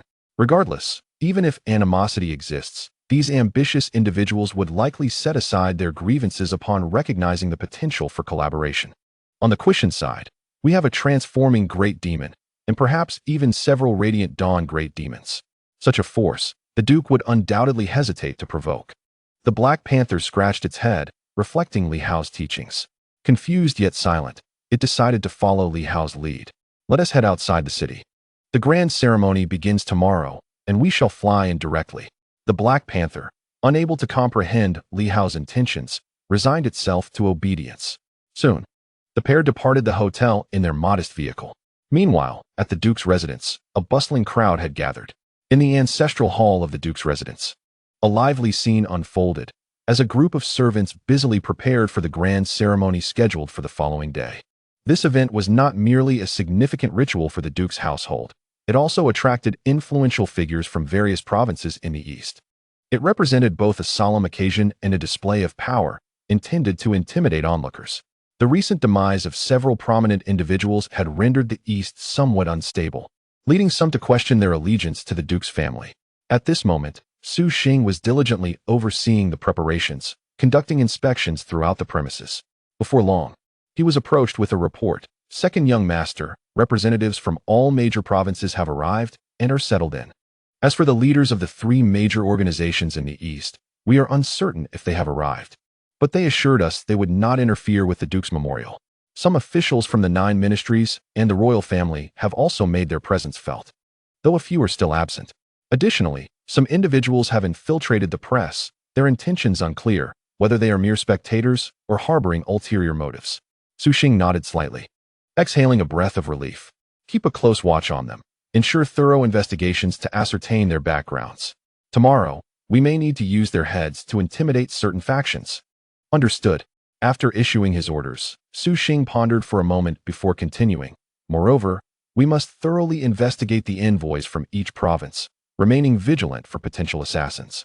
Once their identities are confirmed, the Duke's residence will deploy supernormal detectors at the entrance, but we must also be cautious of martial artists blending in.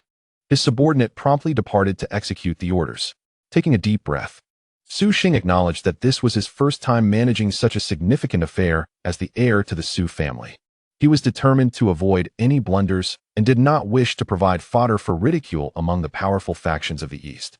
His hope was for an exceedingly smooth event, even aspiring to exceed his father's expectations by forging agreements with the leaders of the 20 provinces in the East, or perhaps persuading some to pledge their loyalty to him. That would yield the most favorable outcome.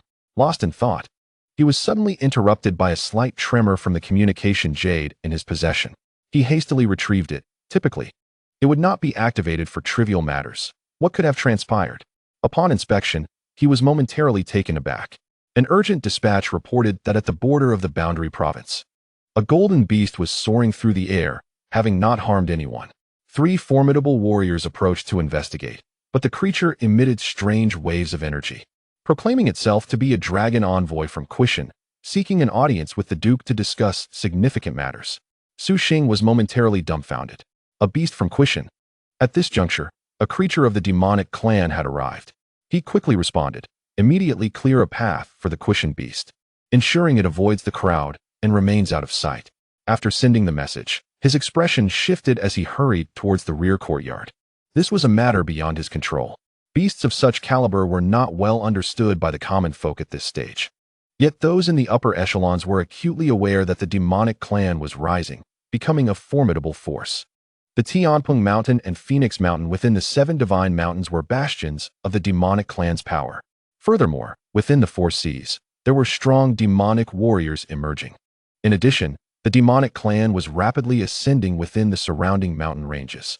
Su Xing was well aware that Quishan marked the boundary between the 2 northeastern continents and was informed of a fearsome serpent dwelling there, reportedly possessing at least the strength of a metamorphosis stage warrior. During a period of transformation, the opponent possesses an immense physique and, as rumors suggest, may soon ascend to become a dragon. Should this legendary metamorphosis occur, it would be utterly terrifying. Even my father admits that should this great serpent successfully transform, he may not stand a chance against it, even if he were to unseal his powers. The title of Dragon Envoy. Upon hearing this designation, Su Xing realized that the individual likely hailed from Quishan, as it is uncommon for ordinary folk to be aware of the serpent's impending transformation. In the rear courtyard, Su Xing noted his son's hurried entrance, already aware of the unfolding events. He cast a glance at his son, eager to hear his perspective. Su Xing promptly spoke. "Father, I have just received intelligence from the front lines. A golden great demon from Quishan has arrived, boasting a power level akin to the 3 suns, and claims to be the dragon envoy of Quishan. He states his intention to visit you, Father, to discuss significant matters." Su Xing regarded him, maintaining an impassive facade. "What are your thoughts on this?" Su Xing hesitated momentarily but quickly replied, "Father, the demon race is an alien faction, and currently, all parties are exceedingly vigilant. The rise of the demon race is swift. Apart from Tianpeng Mountain and Phoenix Mountain, no other faction has solidified its influence. The demon race is also seeking breakthroughs and greater advantages, while the Juicy and the royal family dare not openly collaborate with them, as it could easily lead to a significant stigma." "Indeed, a stigma," Su Xing pondered, then suggested. "I believe it would be prudent to avoid provoking or drawing attention. Secretly bringing him into the Duke's residence, offering superficial hospitality, and then politely sending him on his way." Su Xing nodded slightly, a smile gracing his lips. "Is that all?" Su Xing, uncertain of his father's thoughts, pressed on. "I am but a foolish child, hence I seek your counsel, Father." Su Xing chuckled softly and remarked, "The presence of the demon from Quishan is quite intriguing. Quishan has long served as the border between the 2 northeastern continents, and within its bounds, there are many formidable dawn demons, no fewer than 5. According to our intelligence, we have maintained a respectful distance. They reside in Quishan while we occupy the eastern continent with minimal interaction. However, Quishan is a pivotal region. If we remain complacent in the eastern continent, we need not concern ourselves with Quishan. Yet, if they harbor intentions to descend southward, the risks along the Silver Moon's territory are numerous, with many aquatic demons present. A military force transitioning from the East Sea to the North Sea, and subsequently into the Moon Sea, may find land routes perilous. Su Xing glanced at his father, grasping his underlying message, though still hesitant. Yet, should we conspire with the demon race, once this accusation is established? Foolish. Su Qing interjected with a frown. What collusion are you speaking of? Have you not perused those ancient texts? In the heyday of ancient civilizations, the demon race also served as leaders among humanity. The ancient kings suppressed the demon race, while the demons safeguarded the seas and the renowned rivers on behalf of humanity. Their allegiance was, in fact, a manifestation of imperial legitimacy. He paused, pondering the matter. This great demon from Quishan has had little interaction with our Su family. Why then has he sought us out at this moment? The Duke's residence has suffered significant losses of powerful figures, leading to instability among the factions. If we could forge an agreement with Quishan, it would be a momentous boon, capable of intimidating certain individuals. At the very least, the major provinces connected to Quishan would dare not harbor any treasonous thoughts. It is indeed a positive development, should an agreement be reached. It could potentially intimidate the formidable powers of the East. However, there lingers a concern regarding the intentions of the Quishan. After some contemplation, he remarked, moreover, the Quishan Snake clan holds a position of esteem, and the envoy present is not from the Snake clan. Does this signify a lack of regard? Or is there another underlying reason? The arrival of this golden beast is rather unexpected, leaving him in a state of perplexity. After further reflection, he decided, let us hasten to bring this great beast to the Duke's residence, for I wish to engage in a dialogue with it. You shall take the lead in this matter. He resolved not to present himself immediately, preferring to listen and avoid any potential fallout from a contentious discussion. At this juncture, Su Qing was equally puzzled. After deep contemplation and a slight furrowing of his brow, a thought struck him. Currently, there are indeed those who harbor and nurture the beast clans. Thus caution must prevail. You should send General Tian to Quishan post-haste. Yet, he hesitated, pondering whether it was appropriate to directly inquire if they had dispatched an envoy. If that were indeed the case, it would be quite embarrassing. If they had sent an envoy while they were consumed by suspicion, and considering the volatile nature of the beast clans, it could easily offend a powerful entity. Su Qing found himself in a dilemma. Nevertheless, being a person of considerable sagacity, he harbored concerns that perhaps certain individuals might be manipulating the beast clans to orchestrate their own downfall. After further deliberation, he instructed, have General Tian visit Quishan and convey that, on orders, the envoy has safely arrived at Dongxin City, and the Duke's residence is committed to the coexistence of humans and beasts. He reiterated this directive, and Su Xing promptly nodded, comprehending his father's intention. Yet, he felt it was somewhat excessive, too cautious. He merely feared that human-beast collaboration might provoke some adversaries, while his father seemed intent on verifying the legitimacy of the Quishan envoy. However, upon reflection, he chose not to voice his concerns. If the envoy were not genuine, it could indeed lead to a rather ludicrous situation.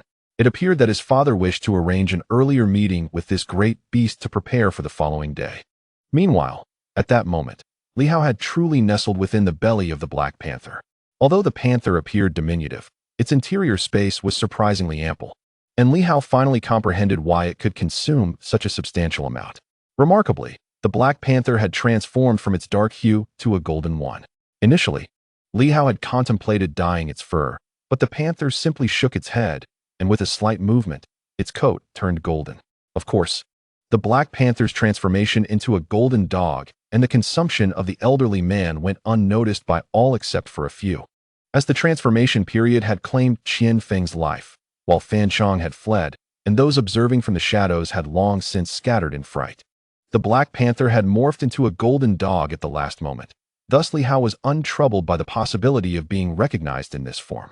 As for the Duke seeking to visit the Quishan Great Beast, this had not crossed Li Hao's mind. He anticipated that upon learning of the Great Beast's arrival, the Duke would either be elated or would seek to expel it, certainly not daring to offend it lightly. In Li Hao's view, Attempting to ascertain the truth from Quishan was overly audacious, risking the wrath of the great serpent. This, too, was an aspect Li Hao had failed to consider at that moment, youthful and inexperienced as he was. This is my first time engaging in such a venture, and I lack considerable experience, which has led to notable oversights. Had it been an experienced individual, they would likely not have dared to take such risks as Li Hao did. Although the internal affairs of the demon tribe are difficult to glean, they are not entirely inscrutable. Should the truth be unveiled, it would be akin to a lamb entering the tiger's den.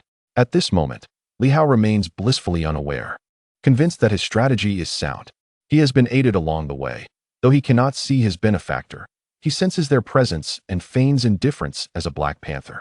Maintaining an aloof demeanor, speaking little, even a lesser demon possesses a certain haughty pride, despite being merely a third-tier demon. Thus, Li Hao finds himself returning to Dongxin City once more, and this time, he is not subjected to tolls.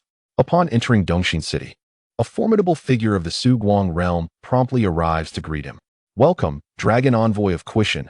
I am the second steward of the Duke's residence. Li Hao, with unrestrained curiosity, surveys the individual before him, discerning the true appearance of a somewhat effeminate middle-aged man who possesses considerable strength, being at the mid-level of Suguang. Those of the Suguang realm are indeed powerful. The Duke's residence is quite prominent in this regard. Where is the Duke? The second steward's brow furrows momentarily before dissipating, only to be replaced by a silent curse within. The demon tribe, as expected, is rather uncouth. Do you truly believe that a mere third-tier demon warrants the Duke's personal welcome at the city gates? Have you deluded yourself into thinking you are the master of Quishan? The Duke is unwell. What? The Duke is ill? So feeble? Is he on the verge of death? Li Hao's thoughts are exceedingly crude. He assumes that all great demons are similar, and if those of the Suguang realm are like this, how much more so the third tier? He even feels that his words are insufficiently reckless. The second steward exhibits a hint of discomfort before promptly responding. The envoy has misunderstood. It is merely that the young master has unfortunately fallen victim to treachery, and the Duke's mood has been somewhat turbulent of late. Perhaps the envoy would accompany me to the Duke's residence, as the second young master is already awaiting your arrival. Is the second young master formidable? Following the second steward, the Black Panther surveys its surroundings, while Li Hao takes on the role of communicator. The second young master is renowned for his cunning and possesses formidable strength. The second steward smiles as he leads the Black Panther forward, opting for a less traveled path, deliberately avoiding crowded areas. As they walk, he cautiously inquires, tomorrow, the Duke's residence will hold a grand ceremony in honor of the young master who fell victim to treachery. I wonder if the envoy's visit today pertains to this matter? Oh, the ceremony, I am aware. The dragon god has spoken of it. But what is the fuss over a single death? A life lost is merely that, a life lost. Among our demon tribe, we consume our dead directly. Will we be feasting upon your young master tomorrow? The second steward feels a wave of nausea, cursing inwardly once more at the crude nature of the demon tribe. All they think about is consumption. However, he refrains from pressing further, continuing to escort the Black Panther until they arrive at the Duke's residence. At this moment, the Duke's residence opens its rear entrance rather than the main gate. The back entrance is heavily guarded, devoid of any presence, unlike the bustling main entrance. The door swings open, revealing Su Xing waiting in the courtyard. Upon encountering the golden-hued Black Panther, a glimmer of intrigue sparkled in his eyes. This creature of the demon race exuded an air of grandeur. Its form suggested a lineage of exceptional bloodline, albeit its strength appeared somewhat lacking. Judging by the dissipating energy, it seemed to possess the prowess of a mid-level three-sun warrior. Nevertheless, the formidable bloodline of the demon race and their robust physiques indicated that in a true battle, even an ordinary three-sun warrior might be no match for them. How careless of me to overlook the dragon envoy, Su Xing remarked with a bright smile as he approached. The Black Panther cast a fleeting glance in his direction, while Li Hao swept the area with his mental energy, showing no reservations. Su Xing seemed to sense this and momentarily appeared unsettled, furrowing his brow before quickly relaxing. Such audacity from the demon race. Li Hao, after his own assessment, furrowed his brow slightly. A martial artist. Surprisingly, not a superhuman. Determining the exact level of strength proved challenging, but it was certain that this individual was formidable, judging by his vitality and physique. He might well be a top-tier martial artist, though the extent of his capabilities remained uncertain. It felt as though his prowess was on par with that of a southern fist practitioner, possibly comparable to a golden spear. Li Hao pondered deeply, struggling to ascertain the truth of it. This was the conundrum of martial artists. Unless they engaged in combat to reveal their abilities, it was exceedingly difficult to gauge their strength. Of course, it was not entirely impossible to investigate. During ancient civilizations, one could do so with the aid of certain treasures or exceptionally strong divine intent. However, at this moment, Li Hao evidently had not reached such a level. Are you a martial artist? Li Hao inquired directly. What is your strength? Can you make decisions? Are you truly that second young master who can represent your noble house? Su Xing was momentarily taken aback by this blunt questioning. However, suppressing his discontent, he replied with a smile, "Of course, I can. It is not convenient to discuss matters here. Let us enter." Li Hao gave the Black Panther a light tap, urging, "Stop staring, follow along." The Black Panther, merely curious and attracted by the scent of delectable food, complied and, upon receiving Li Hao's nudge, turned its gaze away and followed Su Xing inside. At that moment, in the courtyard of the Duke's residence, Su Qing and several powerful individuals sat in the hall, their attention fixed on the vivid imagery projected before them, showcasing the Black Panther and Su Xing's group with astonishing clarity. Not only that, but a glowing point emanated from the Black Panther, a telltale sign of the three-sun level, which the seasoned observers immediately recognized. Aside from Su Xing, the second steward and several accompanying superhumans also displayed similar glowing points. Moreover, an ethereal transparency enveloped the ground, seemingly allowing them to penetrate beneath the surface to witness all that lay below. This was but one manifestation of the extraordinary phenomenon. As the group proceeded into the reception hall, the courtyard's imagery shifted accordingly, revealing that any superhuman appearing would radiate distinct luminous points. In the courtyard, Su Qing's attention was drawn to a bearded warrior, who, despite having witnessed such wonders multiple times, could not suppress his awe. "My lord, this treasure is truly miraculous. With such an artifact, none can escape your discerning gaze." After the bearded man finished speaking, a captivating woman chimed in with a charming smile. "Indeed, it is often said that among the three great noble houses, the Duke of Ding's residence is the most lax in its defenses. With the square bustling with people just outside, one might think that even a mosquito could slip in unnoticed. However, the Duke's keen eye would catch even the slightest intrusion. Those petty criminals who believe they can enter the Duke's abode at will are certainly courting their own demise." Su Qing responded with calmness. "Such is the wisdom of the ancients. Unfortunately, over the years, we have only managed to unearth a single piece of equipment, and we cannot replicate it. Otherwise, if this artifact were to proliferate throughout the East and across the dynasties, there would be no place left in the world to escape the law's reach. It is indeed a remarkable treasure, but alas, it exists in singularity. Its coverage is limited, barely encompassing the Duke's residence, and it is quite costly, consuming a significant amount of divine energy stones." Nevertheless, Su Qing was unconcerned. With this artifact in his possession, even his meals and slumbers were more enjoyable. Who would dare to infiltrate the Duke's residence? That would be an act of folly. As for martial artists, they can conceal their energy and penetrate within, but the visuals are capable of revealing their presence. It is not merely energy that is detectable. The entrance of outsiders would instantly trigger an alarm. He refrained from elaborating further on these matters with his trusted subordinates, as it was prudent to foster a sense of respect without divulging too much. This remained one of the crucial reasons why no one had been able to uncover anything about the Duke's residence for many years. Even the Sword of Light, which had been present all these years, remained unaware of this artifact's existence, as he had long known that the Silver Moon martial artist was not one to be easily tamed. "My lord, the Quishan lineage has dispatched a formidable envoy. The demon race may not grasp these intricacies, so there was no need for excessive concern. I perceive that this great demon possesses an extraordinary bloodline, though I cannot discern its exact nature. It bears resemblance to both a dog and a wolf. The Quishan serpent clan holds supremacy, yet it seems we have encountered an ambiguous creature whose origins are unclear." The group whispered to one another, continuing to observe as sounds and vibrations began to emanate from the visuals, allowing them to hear everything with clarity.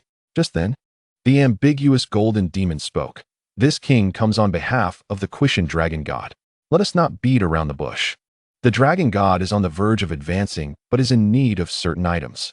I have heard that your residence possesses the wind-chasing boots of the 8 great families. The dragon god has sent me to borrow them for a time. Once the dragon god successfully undergoes transformation, he shall bestow generous rewards. Upon hearing this, Su Xing remained composed. But the expressions of the powerful individuals in the rear courtyard shifted dramatically. In the front hall, Su Xing furrowed his brow. Surely the envoy jested. Li Hao interjected swiftly. Who is jesting? Who has the leisure for jesting? That item may not even be of use to you. And I have heard that you have lost the remaining piece, rendering it nearly worthless. Why not lend it to the Quishan lineage? A mere loan establishes friendship. The dragon god has decreed that lending treasures makes one a friend. Refusal makes one an enemy. Su Xing felt a throbbing headache. The demon race was remarkably direct and straightforward. Moreover, they had opened the conversation with a demand for the wind-chasing boots. What a troublesome predicament. He felt overwhelmed. While Li Hao continued, do not assume we would lend it to you without reciprocity. The dragon god has stated that if you lend us the item, the Quishan lineage can dispatch 5 Dawnlight demon kings to fight for you for a time.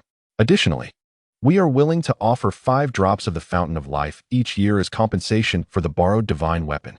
Having said this, Li Hao waved his paw, leaving the Black Panther momentarily stunned. You dare to manipulate this dog? In the next instant, a small vial materialized. A drop of verdant life elixir shimmered within it, prompting a subtle change in Su Xing's expression, his eyes flickering with intrigue. Li Hao, emboldened, proclaimed, behold this. Have you humans ever encountered such a treasure? This is a divine artifact bestowed upon me by the Lord of the Dragon God of Quishan, acquired through a pilgrimage to the Guardian of Quishan. Su Xing's complexion shifted. The Guardian? You are unaware? Li Hao fabricated a tale with ease. Deep within Quishan lies the Imperial Palace. For millennia, the Guardian has presided over it, ageless and indestructible, possessing divine strength, forging the path of origin, and conjuring the lake of life, which has allowed Quishan to flourish. Were it not for the Guardian's duty to protect the Imperial Palace, your mere Duke's residence could be obliterated with a mere gesture. Su Xing remained somewhat perplexed. In the courtyard, Su Xing instantly crushed the armrest of a wooden chair, his expression shifting as he felt a tremor of disbelief. The Imperial Palace. The guardian of the demonic plants, the lake of life, the path of origin. He was shaken. It was difficult to fathom. Was Quishan once the dojo of an emperor? His subordinates exchanged bewildered glances, yet Su Xing was profoundly astonished. Lost in thought. It is said that during the era of ancient civilizations, there existed supreme beings known as the human king, and others revered as emperors, unimaginably powerful entities that could obliterate stars. Their abodes were referred to as imperial palaces, often guarded by demonic plants, which are sentient trees capable of creating the life elixir. The so-called origin pertains to the essence of martial arts, the specifics of which are unfathomable. But those involved are undoubtedly top-tier powerhouses. Even now, breaking the 6th level of the superpower lock, one could not contend with such existences. Not to mention, these beings have endured for tens of thousands of years. Unbelievable. His subordinates were equally aghast, exchanging incredulous looks. My lord, do ancient civilizations truly harbor surviving powerhouses? What terrifying entities could exist for thousands of years? It is hard to say. Su Xing shook his head, his demeanor grave. I once believed Quishan to merely be a stronghold of the Serpent clan, but if this beast speaks the truth, Quishan is far more formidable than Tianping Mountain or Phoenix Mountain. Yet, the other party's desire for the wind-chasing boots perplexed him. He furrowed his brow. Did the wind-chasing boots have any connection to their transformation? Contemplating this, he retrieved a communication jade and swiftly sent a missive to Su Xing. In the front hall, Su Xing discreetly reviewed the information and soon inquired, Envoy, forgive my boldness, but why does the esteemed dragon god require the ancestral treasures of our duke's residence for his transformation and advancement? Do you not understand? Li Hao retorted, his ire igniting. It is not merely any treasure that is sought, but the essence of the ancient divine weapons. These ancient weapons were forged from the remains of powerful demonic plants and beasts. The mightier the divine weapon, the more formidable the ancient demon from which it was crafted. The wind-chasing boots, reputed to possess a chilling aura, align with the ancient martial essence of my dragon god. What the dragon god desires is not a broken weapon, but the essence contained within it for enlightenment and advancement. In truth, the wind-chasing boots are worthless to us, and we would return them to you without hesitation. Will it have any adverse effects on the wind-chasing boots? Certainly not. Li Hao spoke eloquently. The essence of the origin is distinctly different from the current martial arts and superpowers. You are not traversing that path, and moreover, this is the essence of the demon clan, rendering you even less suited. Even if you were to extract the essence, it would bear no loss for you. Perhaps you fail to comprehend. Lord Dragon God has stated that if you do not understand, you may consult someone who does. It is evident that your knowledge is limited. He continued, moreover, another one has reportedly been seized by someone. What utter ineptitude! You shall lend this one to the Dragon God. He has promised that once he ascends successfully, he will hunt down that so-called light sword and extract the essence from the other pair of wind-chasing boots. The remaining one shall also be considered a boon, to be given to you. Upon hearing this, Su Qing's expression shifted slightly. In the rear courtyard, Su Qing and the others exchanged glances, their eyes glimmering. If that great serpent were to ascend, would it actively seek the light sword? With this thought, Su Qing swiftly communicated with Su Xing. But the light sword resides in the Silver Moon territory, Su Xing promptly remarked. Of course, Lord Dragon God is well aware of that, which is precisely why he intends to act post-ascension. The so-called Silver Moon martial artists are not to be feared. My Quishin holds no trepidation. What is truly alarming are the beings buried beneath the Silver Moon. Those are the entities my Quishin truly dreads. Until Lord Dragon God successfully ascends and fully transforms into a divine dragon, he shall not recklessly venture into that area. The Silver Moon is the core of the new martial era, surrounded by the 8 great ancient cities, each fortified by immensely powerful guardian demon plants. There may still be surviving entities, and it is said that the Forbidden Sea has flooded into the Silver Moon, harboring ancient sea demons. If my Quishin seeks to unify the 4 seas, we shall require assistance. At this moment, Li Hao was indeed extolling himself to the utmost.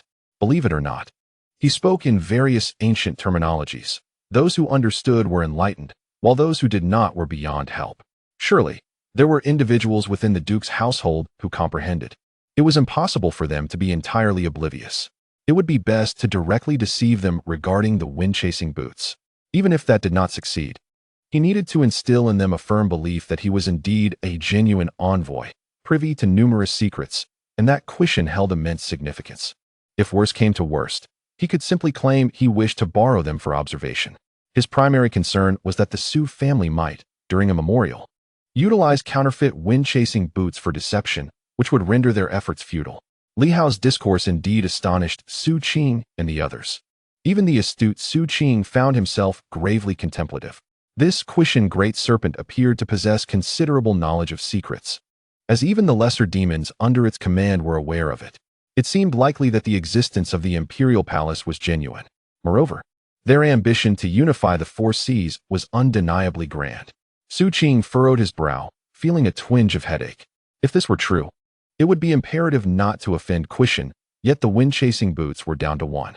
Claiming a loan was one thing, but once lent, could they be reclaimed? Refusing to lend them would indeed lead to trouble, as offending the lineage of Quishin was not an option. Based on what had been learned previously, offending them was not without consequence. Yet now, it was a matter of utmost necessity not to provoke them.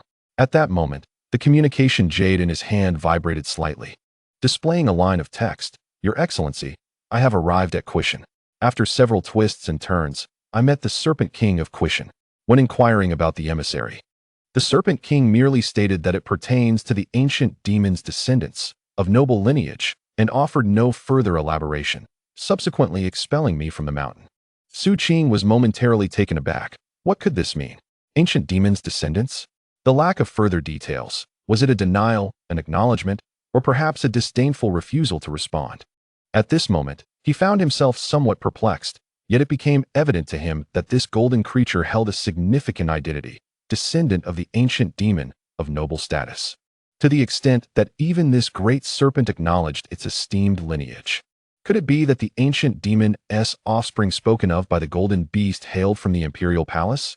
Did the imperial palace harbor not only demon plants, but also ancient demons still alive?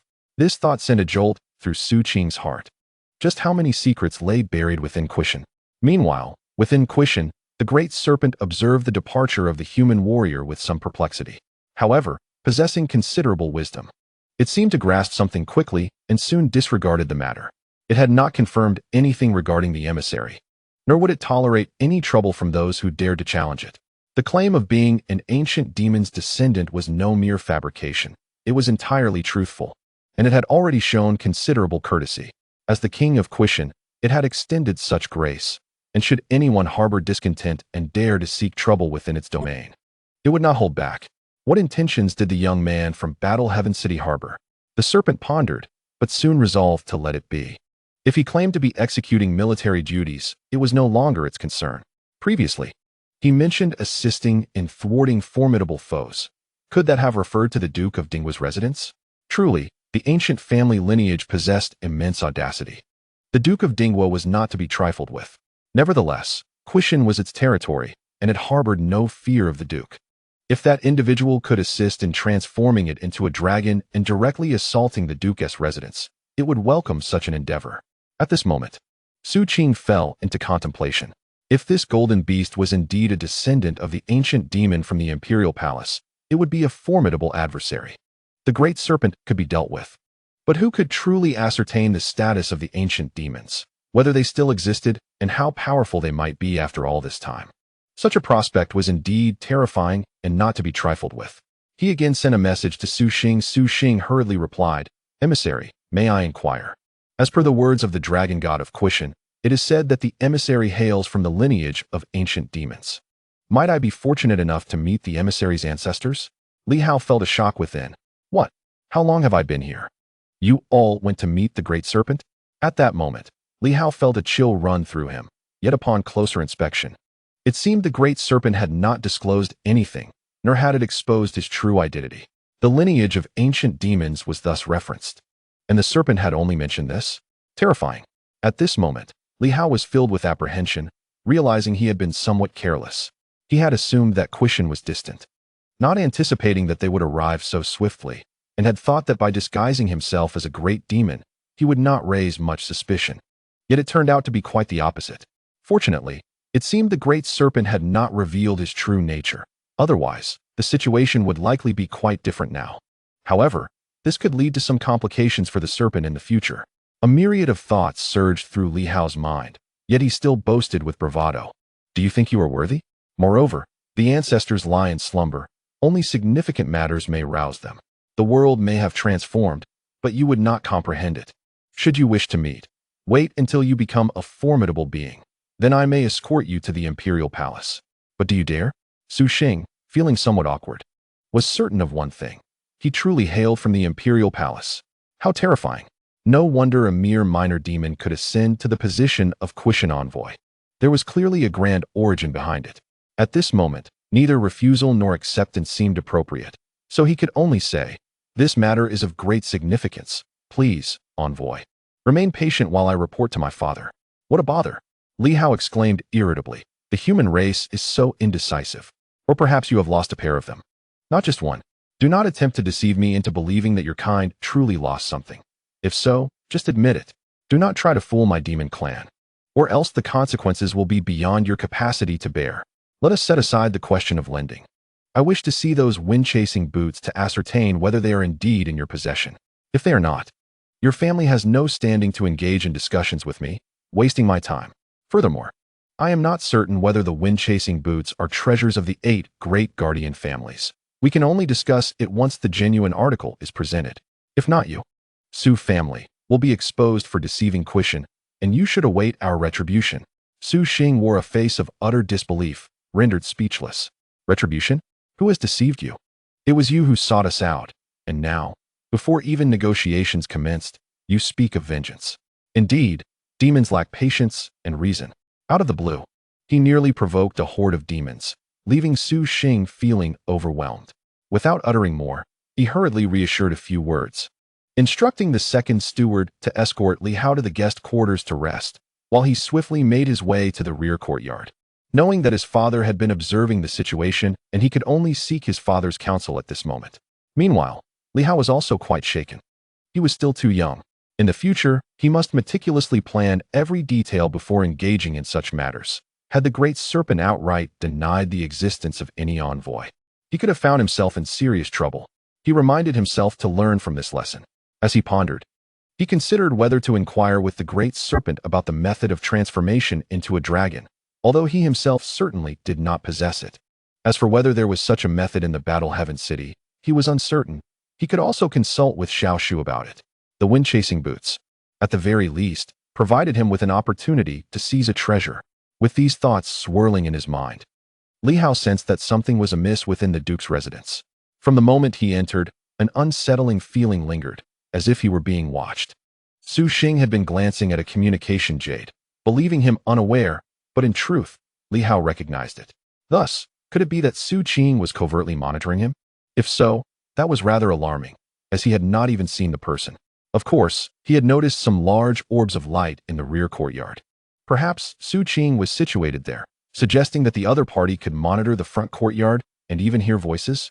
This Duke's residence certainly possessed a formidable surveillance system, one so sophisticated that it evaded his detection, leaving him with a lingering sense of being observed.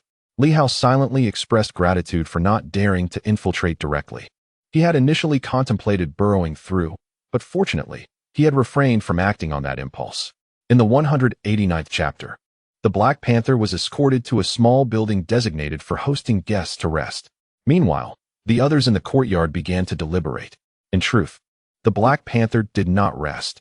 As a creature of the demon clan and a descendant of ancient demons, Li Hao pondered that a docile dog resting contentedly did not align with the nature of ancient demons. Which formidable demon would be so compliant? Thus, as soon as the second steward departed, the Black Panther boldly emerged. It did not conceal its intentions and brazenly approached a weak servant in the manner, commanding, "You there. Come and show me around." The tone left little doubt that refusal would not be tolerated. The young servant of the Duke's residence was thoroughly frightened, unable to comply yet equally hesitant to refuse. Seeing the Black Panther baring its teeth as if ready to devour someone, the servant nearly lost control of his bladder. Just then, the previously departed second steward returned. Li Hao became increasingly convinced that he was under surveillance. The swift arrival, devoid of any discernible aura or aggression, indicated that the observer was acutely aware of developments on this side. If no one were monitoring, Li Hao would willingly forfeit his head. Does the envoy not rest for a moment? Quishan is not far from here, and such long journeys must be exhausting. Do you presume I am as feeble as your humankind? Li Hao's voice rang out again. Moreover, what a dismal place this is. The space is cramped, making rest impossible. The energy here is exceedingly scarce. Enough chatter, show me around. Your human race seems to indulge in comfort. How can a mere duke's estate amass such vast resources? The second steward's cheeks twitched in agitation. This little demon was utterly impertinent. Though he himself was a figure of considerable standing, this impudent creature, only at the 3-yang level, exhibited such audacity. However, recognizing the demon's formidable background, he refrained from provoking it further and replied, "What would the envoy like to see?" After a moment of contemplation, Li Hao transmitted his thoughts. "The treasury." "What?" Li Hao reiterated without courtesy. "The treasury. I wish to see the wealth of your duke's estate. Are you worthy of an alliance with Quishan? Do you possess the qualifications to collaborate with me? A treasury serves as the foundation, basic energy stones, ancient divine weapons, springs of life. If such resources are insufficient, what claim do you have to being a significant power?" The second steward felt utterly bewildered. It was his first encounter with such an audacious demon. No, he had not encountered many demons before. Were they all this forthright? So brazen? If this creature lacked backing, it could be swatted away with a mere flick of his hand. The arrogance was staggering. Li Hao continued, "What? Are you afraid I will seize your treasures? Does the esteemed duke's estate fear a mere 3-yang like me? Besides, I wouldn't be interested in your pitiful possessions." With a sneer of disdain in his mind, Li Hao casually revealed a large sealed jar, its contents obscured. Nevertheless, he tipped it over, spilling out more than a dozen drops of the spring of life. "Serve me well, and I may reward you with a few drops to savor. I possess plenty of this." The second steward's complexion shifted dramatically. Previously, when Li Hao produced a single drop, he had been somewhat intrigued. This demon was indeed affluent. But now he was not merely shocked. He was astonished and even consumed by a frenzied desire, contemplating the murder of this great demon to seize its treasures. Heavens, what have I just witnessed? Upon encountering a grand vessel, from which a dozen or more drops of the precious fountain of life flowed forth, he, the steward at the Duke's residence, was well aware of its immense value. each drop signifying a life. At that very moment, in the rear courtyard, several superhumans unleashed a surge of energy. The Duke, in his agitation, shattered a second chair, while Su Xing, who had just arrived, stood agape. My lord. The expressions of the formidable figures shifted dramatically. In that instant, a palpable aura of murderous intent, greed, and madness enveloped the scene. What a colossal vessel it was. So vast. Just a careless tilt could release more than a dozen drops of the fountain of life. How many lives might be contained within? Heaven. How many souls? Su Qing, too, pondered whether such an abundance of the fountain could directly fortify their organs to their utmost limits, thereby unsealing their combat prowess without the need for further restraint. Yet, in the next moment, he suddenly barked, "Sit down." The glimmer of greed in his eyes transformed into gravity as he commanded, "All of you, sit down. Have you all lost your senses? Do you comprehend what such an abundance of the fountain represents? It signifies the survival of a great ancient civilization. It affirms the existence of the imperial palace, and it implies that this little creature is backed by a formidable, legendary presence. Its status is undeniably exalted, to the extent that it can treat the fountain of life as mere water." The more he spoke, the more he felt a chill of dread, gritting his teeth as he continued. "Seeing such treasures has driven you mad, yet you fear not the peril of life and death? Do you believe that after seizing the treasure, you can escape, while our Duke's residence remains here, as though it is merely the lives of its inhabitants that hang in the balance?" Upon hearing these words, the powerful figures immediately turned pale, hastily suppressing their greed, and bowed in deference. "My lord, we acknowledge our folly." Humph. The Duke let out a cold snort. In truth, at that very moment, he had been consumed by murderous intent, genuinely contemplating disregarding all else to eliminate the feeble little creature. However, reason ultimately prevailed. There was no longer any doubt. This was a descendant of an ancient demon with a significant background, and behind it stood not just one, but perhaps multiple ancient demons. For the fountain of life could not be conjured by mere beasts. How many were contained within that vessel? It implied the existence of a formidable, plant-like demon. The more he contemplated, the clearer the terrifying implications became. He furrowed his brow, then gradually relaxed, exhaling softly. This is fortuitous, as Kuei Mountain is in close proximity. It seems they have intentions of collaboration. The past and present differ, just as this golden demon has stated. The ancient demons of today may not easily emerge or adapt to the contemporary world, and this holds merit. Yet, all of this remained mere speculation. Should they truly emerge, they would be entities beyond their capacity to contend with. After a moment of reflection, he turned to his son and instructed, "Go, take it around to explore. Wherever it wishes to go, accompany it." Su Xing was astounded. "Father, it wishes to visit the treasure vault. Take it there." Su Qing replied calmly, "To it. Does our Duke's treasure vault truly qualify as a treasure? Perhaps it merely seeks novelty or entertainment. For that vessel of the fountain of life, I would willingly trade the entirety of the Duke's residence, yet I fear it may not share the same desire. You may attempt to inquire whether it is willing to exchange. To forcibly seize it would be the most foolish decision. He is not a mere wandering cultivator, nor an inconsequential rogue. He is the Eastern sovereign, the Duke of the nation. Once he seizes this little demon, there will be no escape for him unless he forsakes his family legacy, a notion he finds utterly unacceptable. The Su family's 2-century accumulation is not something he is willing to abandon for the sake of the fountain of life. Such a sacrifice is inconceivable.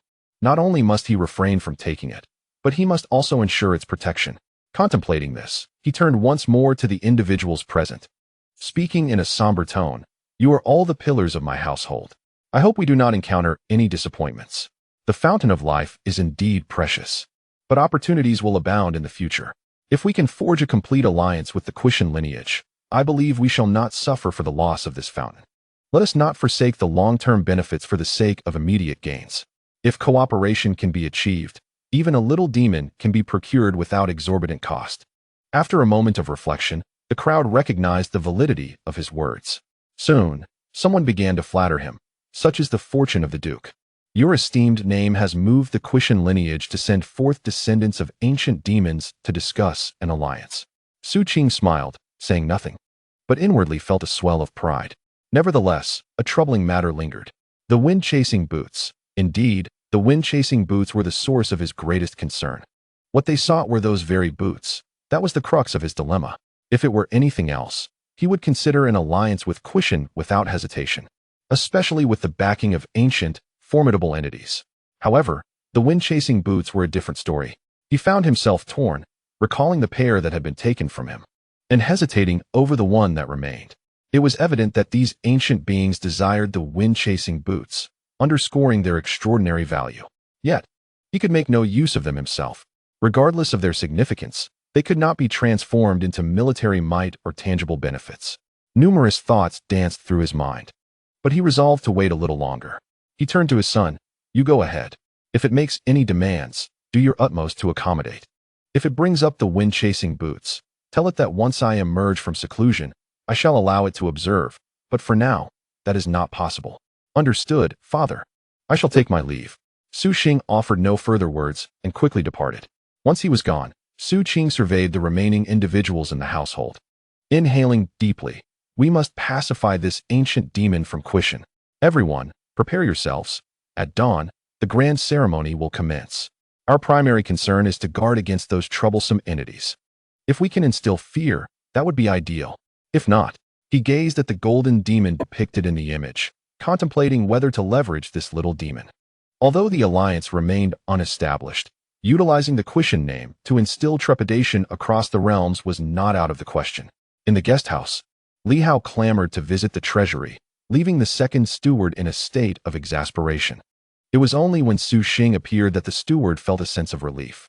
At that moment, Su Xing was not preoccupied with the arrangements for the grand ceremony. His thoughts were solely consumed by the immense jar of the fountain of life. Spotting the Black Panther, he quickly donned a smile. Where does the esteemed envoy intend to go? Your treasury. How could your servant dare to refuse? It is all a misunderstanding, a mere misunderstanding. The envoy, being a descendant of ancient demons, holds a noble status.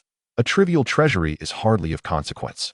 Chief Ming may not grasp these matters, which led to the envoy's misinterpretation. Su Xing beamed with a smile. I shall guide the envoy. It is merely some inconsequential items unworthy of attention.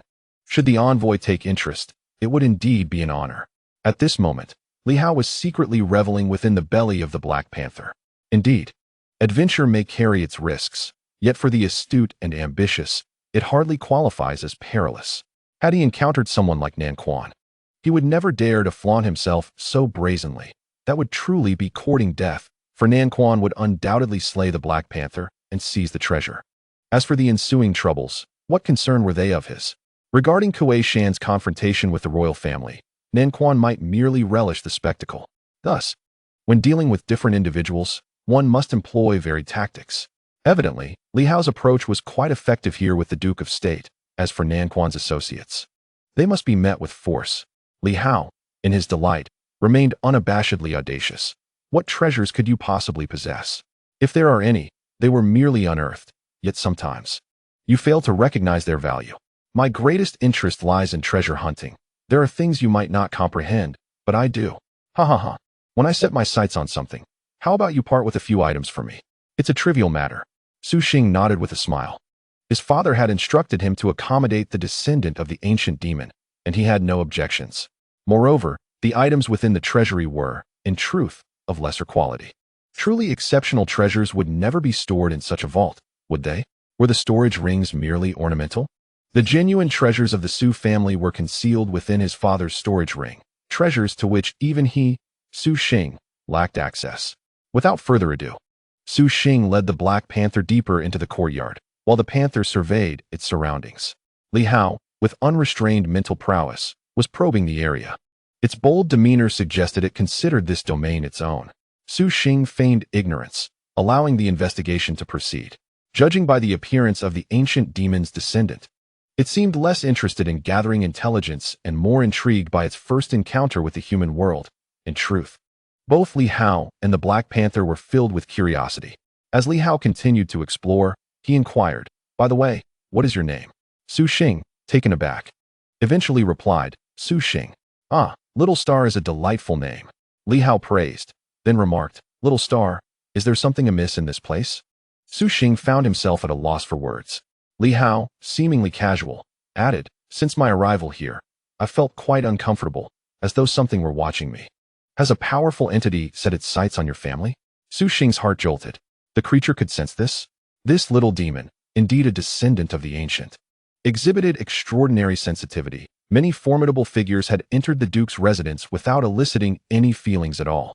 Su Xing felt somewhat awkward and chose to remain silent. This matter was delicate. Were he to speak of it, the little demon might take offense, believing the Duke's residence had wronged it. Li Hao, merely probing, deduced from Su Xing's silence that he had struck upon something significant.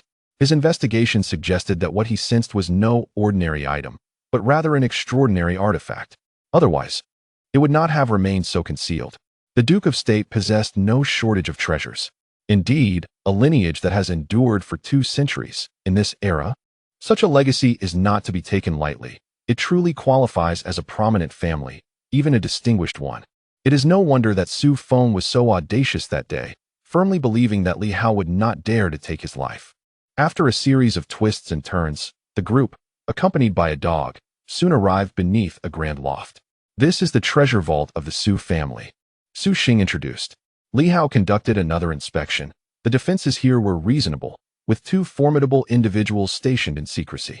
The presence of these 3 young entities was not to be underestimated. Under normal circumstances, reaching this point would indicate that the Duke's residence had already been breached. Deploying the 3 Yang, or Su Guang, made little difference. The vault was constructed entirely from the strongest refined steel, making it exceedingly difficult for ordinary transcendent beings to breach. Su Xing continued, approaching the door of the loft. He retrieved a key from his storage ring. The door was secured with a large golden lock. Typically, the vault remains closed, and only my father and I possess the means to unlock it. Li Hao dismissed it nonchalantly, just a piece of junk. I could shatter it with a single claw. Su Xing chuckled. While it is indeed not difficult to forcibly break it, we are in the Duke's residence. Though it may not compare to the imperial palace of Quishan, it remains one of the most heavily fortified places in the realm of humankind. The envoy is jesting. With a click, the lock was released, and Su Xing pushed open the grand door. The Black Panther twitched its nose, as if catching a whiff of something enticing, almost drooling in anticipation. Li Hao quickly unleashed his spirit energy to prod the panther, admonishing it not to embarrass him. Su Xing, however, paid little heed to this, leading the panther inside, and continued. The vault comprises 3 levels, which, for the envoy, may not seem particularly valuable. The first level is a repository of divine energy stones and mysterious energy reserves. Here, there are 100 storage rings, each filled with divine energy stones and arcane energy. Indeed, within this chamber, there were merely shelves, devoid of any divine energy stones, yet laden with numerous storage rings. Li Hao's eyes gleamed with envy. Storage rings cannot be stacked. Thus, each one occupies a significant amount of space, making it nearly impossible for an ordinary individual to carry so many. Are all 100 filled? He pondered. How many divine energy stones does that imply? It is utterly unimaginable. Feigning indifference, Li Hao inquired. Does the Su family possess an energy mine? Su Xing appeared taken aback. An energy mine? After a moment's contemplation, he replied with a wry smile. Are you referring to the energy veins recorded in ancient texts? The Su family does not possess such a thing. We merely accumulated what we discovered from certain ruins. Oh, Li Hao continued. Previously, I encountered some humans utilizing what appeared to be worthless scrap. Is that what you have as well? I am not entirely certain what standard the envoy refers to when mentioning scrap. You are welcome to examine it for yourself. Without hesitation, Li Hao commanded the Black Panther to seize one of the storage rings. He probed it with his spirit energy and then carelessly tossed it onto the shelf, as though it were of no consequence. It gave the impression of being less than refuse. Yet, in reality, he was inhaling sharply. Inside that single storage ring, divine energy stones were densely packed, and upon cursory inspection, there were at least 10,000. My heavens, what does that imply? Could it be that this vault harbors over 1 million divine energy stones? Surely that cannot be. In the realm of Silver Moon, previously, Li Hao's request for 30,000 pieces was deemed excessively greedy, almost to the point of bankrupting the Silver Moon. Yet now, within their treasury, there lay over 100 storage rings. If each contained at least 10,000, that would amount to a staggering 100,000. All of such trivial items. Li Hao was astounded, yet his spirit stirred with curiosity. Were the contents of the other storage rings similar?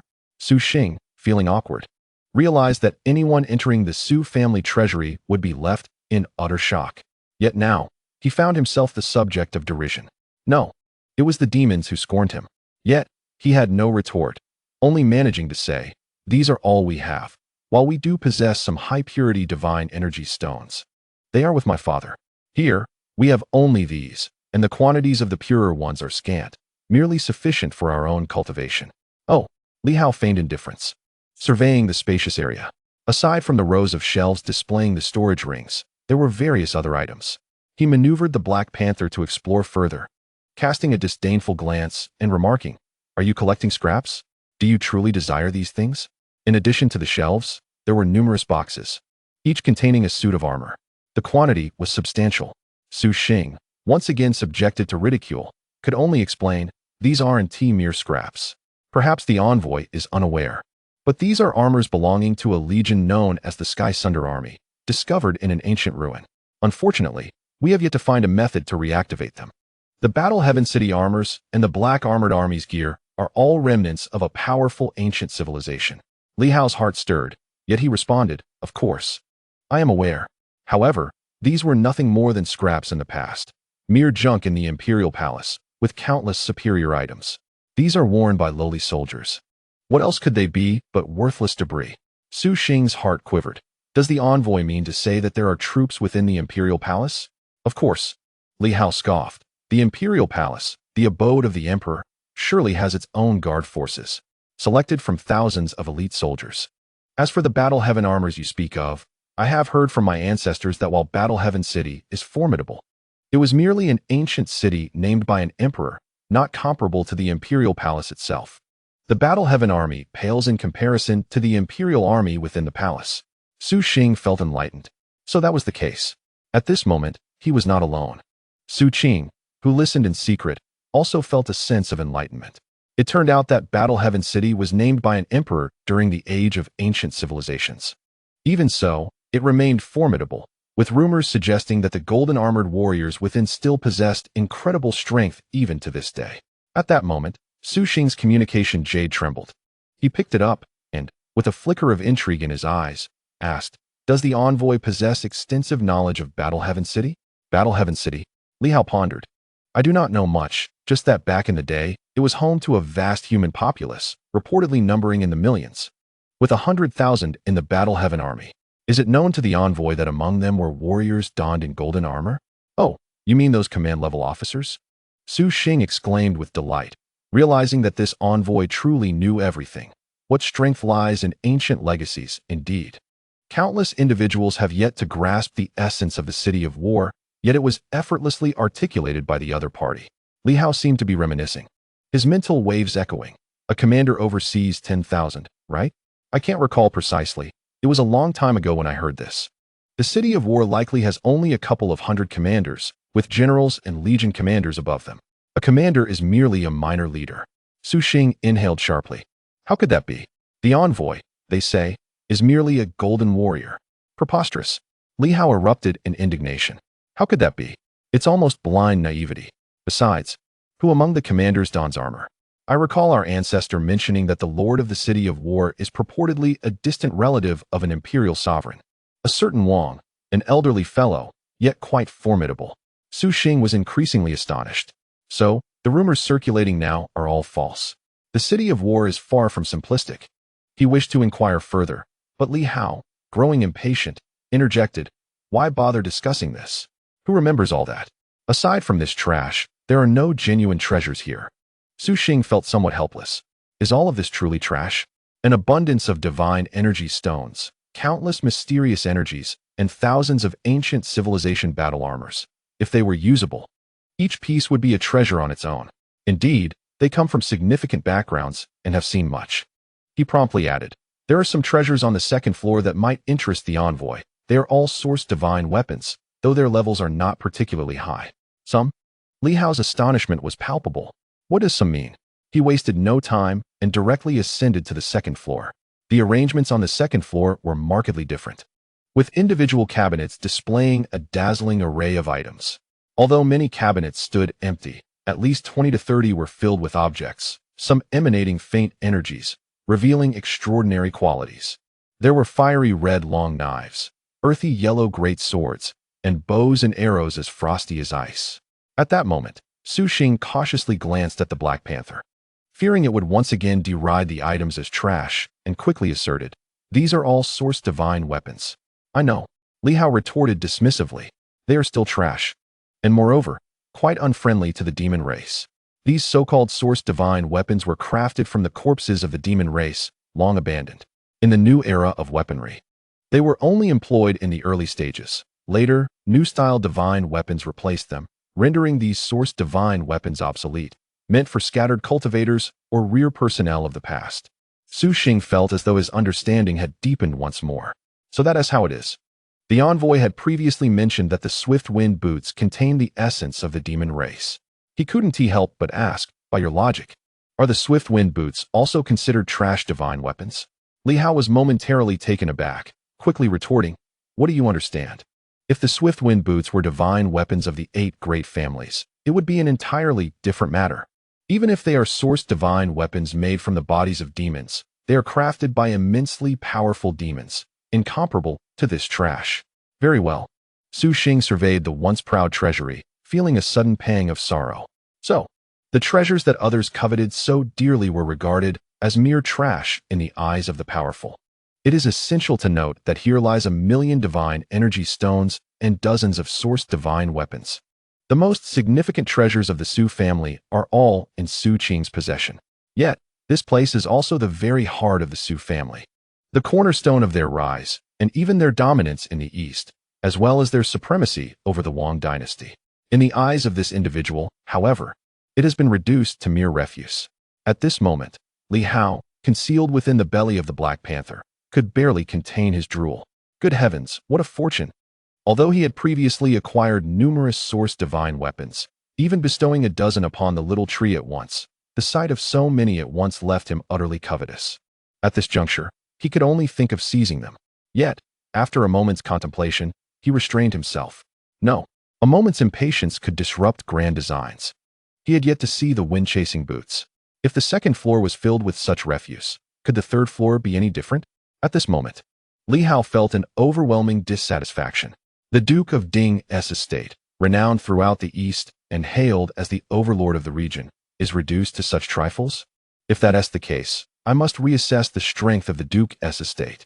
Strength counts for something, but wealth is equally crucial. Without sufficient riches, even the mightiest are rendered powerless in the long run. Su Xing also felt a loss of face.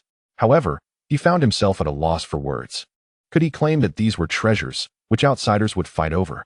Yet, speaking such things to a descendant of an ancient demoness was futile. This individual had seen far more and far greater than he. Originally confident about the treasures on the third floor, he now felt a twinge of uncertainty and mumbled, "The treasures on the third floor are better than these. The envoy may ascend to take a look." He hesitated to boast, fearing a slap in the face. He was unaccustomed to being embarrassed. It was usually others who faced his scorn. Yet today, he found himself repeatedly humiliated by a creature of dubious lineage, and he could not even express his anger. He had to admit that the other's standards were exceedingly high. What else could he say? The man and the dog ascended to the third floor. The array of items was even more sparse here. However, the layout was different. The expansive third floor hosted several crystalline domes, with energy visibly emanating from them, suggesting they protected the treasures within. There were a total of 6 rare treasures on the third floor. Su Xing, steeling himself, began to introduce them. Among them were 3 source divine weapons, all of the earth grade, incomparable to the lower-tiered Xian and Huang. The other 3 were also exceedingly precious artifacts. Just as he was about to speak, Li Hao interjected eagerly. "Ah, the heavenly golden lotus? An entire blossom. Where did you acquire it?" "This is a treasure from the forbidden sea of the new martial era. Of course, it holds little effect for the strong, but it is quite beneficial for the weak. Your family possesses one, quite impressive." Su Xing was taken aback. "My goodness, you recognize this too. Indeed, you possess great knowledge." He hurriedly replied, "This was acquired in a certain relic.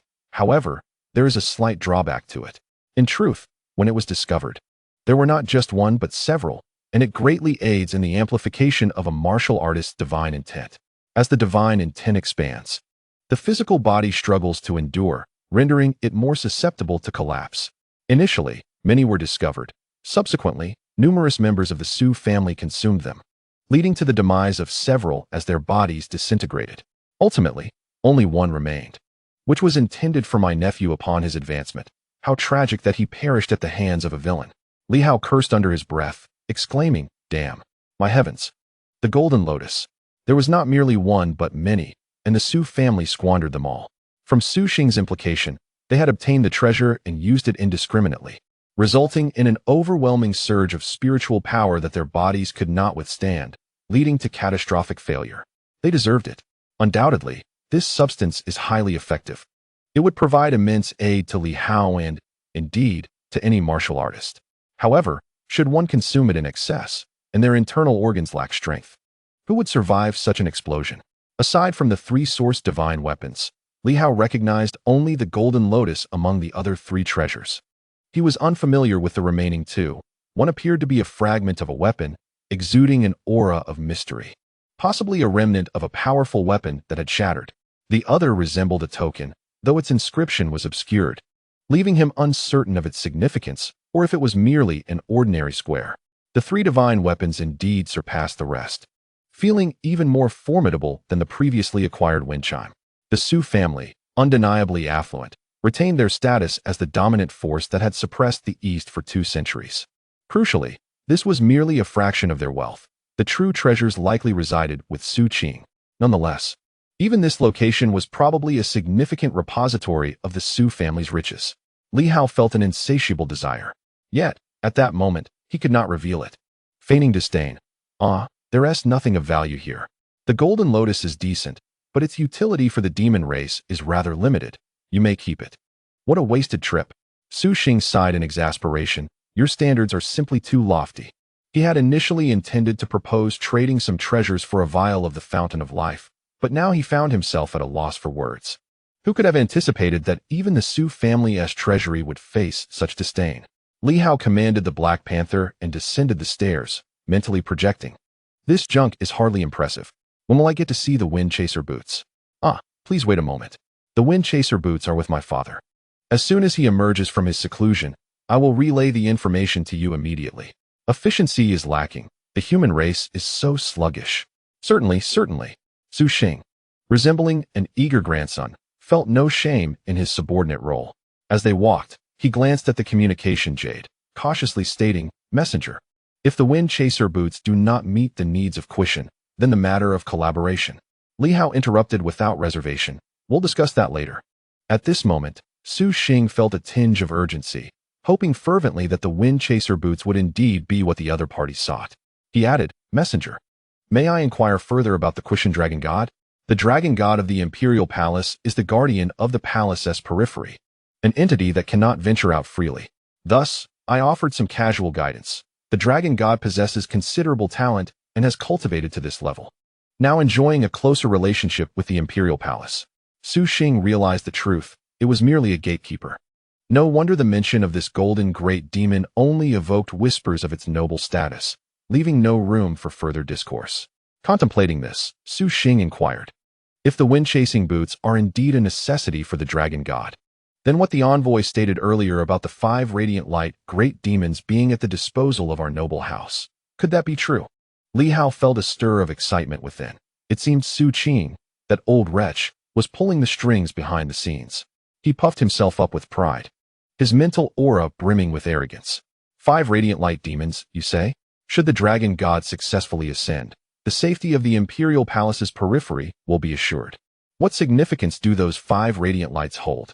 The Quishan lineage boasts countless demons. Ask for as many as you wish.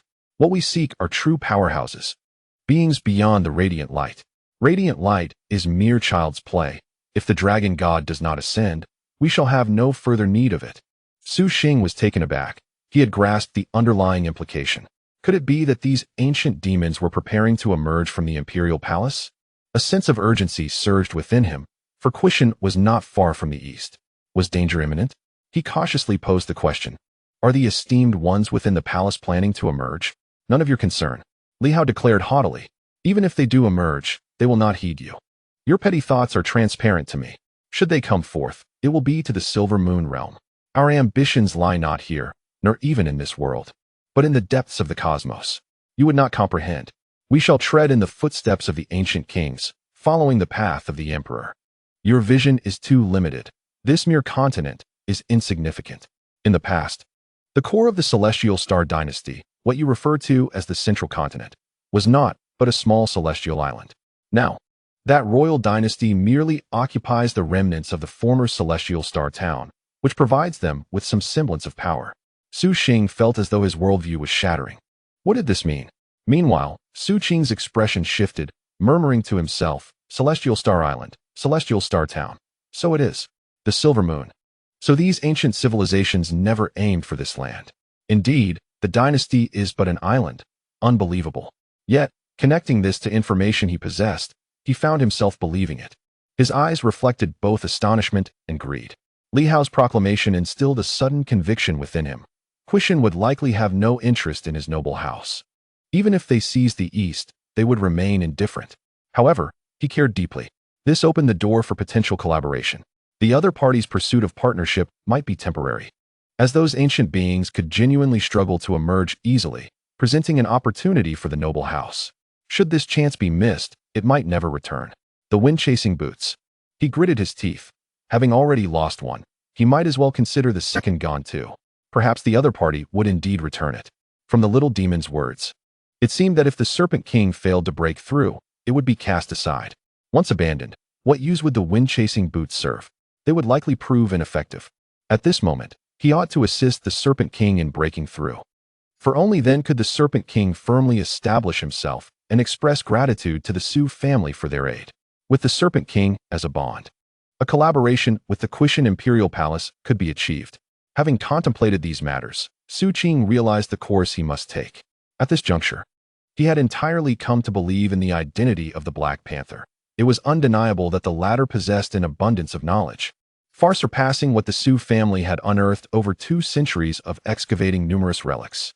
This partial understanding rendered him unwavering in his faith in Li Hao's words. If one were entirely ignorant, no amount of explanation would resonate. However, the fear lay in possessing a fragment of knowledge without complete comprehension. In such a scenario, Li Hao's words became profoundly impactful, each one striking with astonishment. In that moment, Su Xing seemed to receive some form of instruction, speaking up, "Messenger, after dawn. The grand ritual of the Su family will commence, and individuals from various provinces in the East will attend. Might you be interested in witnessing the ceremony?" "Uninteresting." Li Hao feigned indifference. Su Xing hastily replied, "My father may emerge from seclusion then.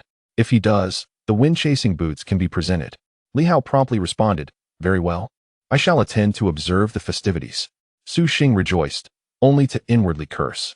His father had explicitly stated that after dawn, the wind-chasing boots were not to be presented, nor those in his possession, awaiting his personal supervision. Damn it!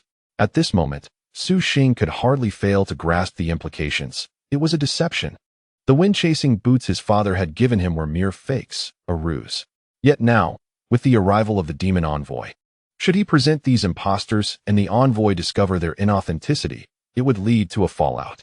Clearly, his father intended to personally present the genuine article, revealing his true character. With such lofty declarations, did the Su family truly fear being robbed? Yet, he had been handed a counterfeit. The more Su Xing pondered, the more incensed he became. At that moment, he glanced at the Black Panther, and a flicker of cunning ignited within him. Previously, he had regarded his father as untouchable. Yet now it seemed otherwise. If he could forge a connection with this ancient demon descendant and gain the support of the Imperial Palace, would his father dare refrain from passing on the mantle to him? Perhaps he could aspire for even greater ambitions. After all, could a mere duke suffice? The crux of it all lay in the golden hound before him. In this instant, Su Xing adopted a more humble demeanor, growing increasingly enthusiastic, causing Li Hao to feel a twinge of discomfort under his gaze. Why this sudden mirth? Had he inadvertently revealed something? Anxieties stirred within him, yet having come this far, Li Hao could only maintain his facade. With a resolute stride, Li Hao departed the treasury, his mindset shifting slightly. The wind-chasing boots were insufficient. Before his departure, he was determined to seize the entirety of the treasury, unwilling to leave empty-handed. He needed to devise a plan to accomplish this, ideally creating significant trouble for the Duke's household. Otherwise, should these individuals find themselves idle, they would undoubtedly pursue him relentlessly. Chapter 190. The ceremony, request for monthly votes and subscriptions. After a night of turmoil, the dawn began to break. On this day, it was the time for the grand memorial of the eldest son and the first grandson of the duke's household. Su Feng's commemoration was also included. Both of these individuals met their demise at the hands of Li Hao, marking a deep-seated enmity between Li Hao and the duke's family that, at this moment, even eclipsed the hatred Li Hao harbored for Hong Yu. Indeed, this animosity was mutual, just as Li Hao despised Hong Yu. The duke's family would relish the opportunity to see him suffer. Such is the nature of the martial world. You kill me, I kill you, and grievances are inevitable. Therefore, even though the Su family wished for Li Hao's demise, he remained indifferent, much like Hong Yu, who likely would not concern himself with whether Li Hao disliked him. History has shown that victors are celebrated while the vanquished are scorned.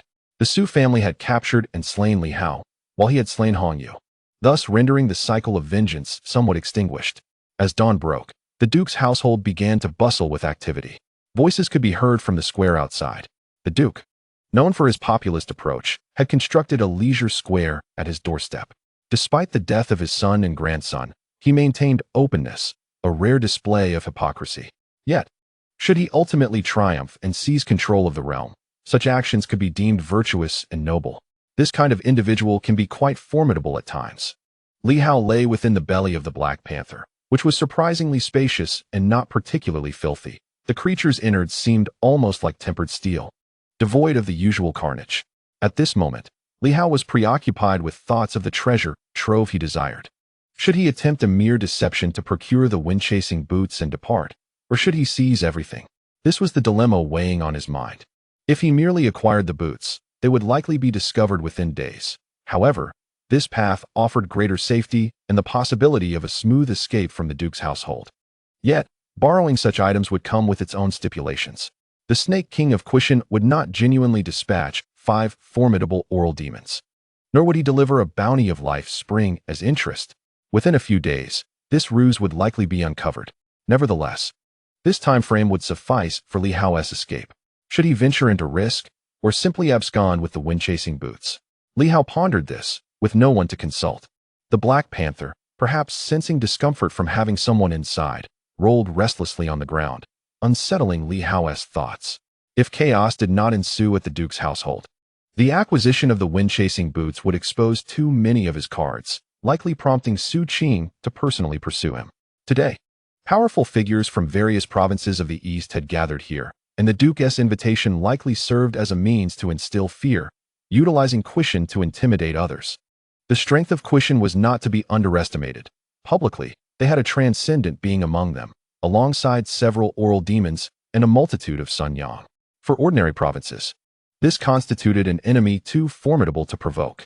The intimidation served to illustrate that the Duke's control over the East was not as formidable as presumed, as there were even factions among these gathered who could stand against him.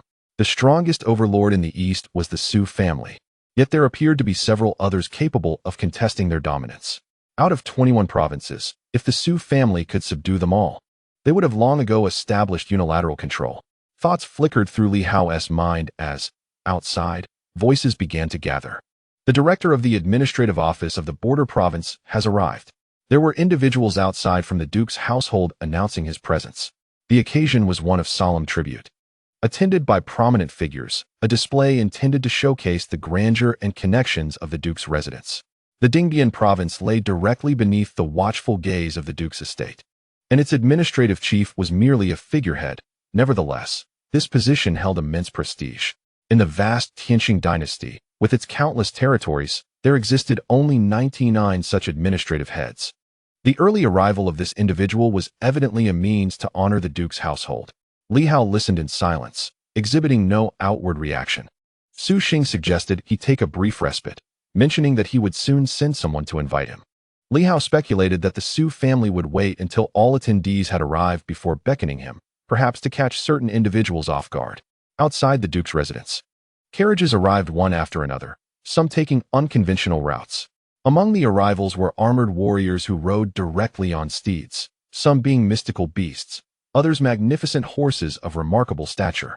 Certain powerful individuals even commanded divine weapons. There were airships and palanquins as well. Most of these guests possessed considerable strength, and they were by no means weak. In addition to Dingbian, there were 20 other provinces, each teeming with millions of inhabitants. The eastern regions were particularly affluent and steeped in mystery, boasting a greater number of formidable beings than the northern territories. The north, aside from a few notorious figures from the Silver Moon, was the weakest among the 4 continents in terms of overt strength. Today, the mightiest from various provinces converged. While not all were the highest-ranking officials or the most powerful individuals, nearly all were accompanied by representatives of considerable repute, whether provincial dignitaries or local sovereigns. Some provinces even sent their highest officials in person. Within the Duke's estate, turmoil brewed. Many powerful figures had fallen, with a total of 9 from the Sioux family perishing, prompting previously subdued provinces to stir restlessly. Some sought to assess the current strength of the Duke's household. The loss of 9 prominent figures was significant, particularly when even the weakest among them, Sioux Fong, possessed mid-tier prowess. Though the Sioux family was deeply rooted, the sudden loss of so many strong individuals rivaled the number of powerful figures lost in recent days among their adversaries. Outside the Duke's estate, a black carriage came to a gradual halt. Inside, apart from the driver, sat 2 individuals, an elderly man and a middle-aged one.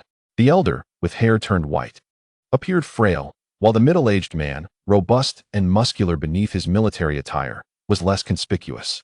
"Father, we've arrived," the middle-aged man murmured.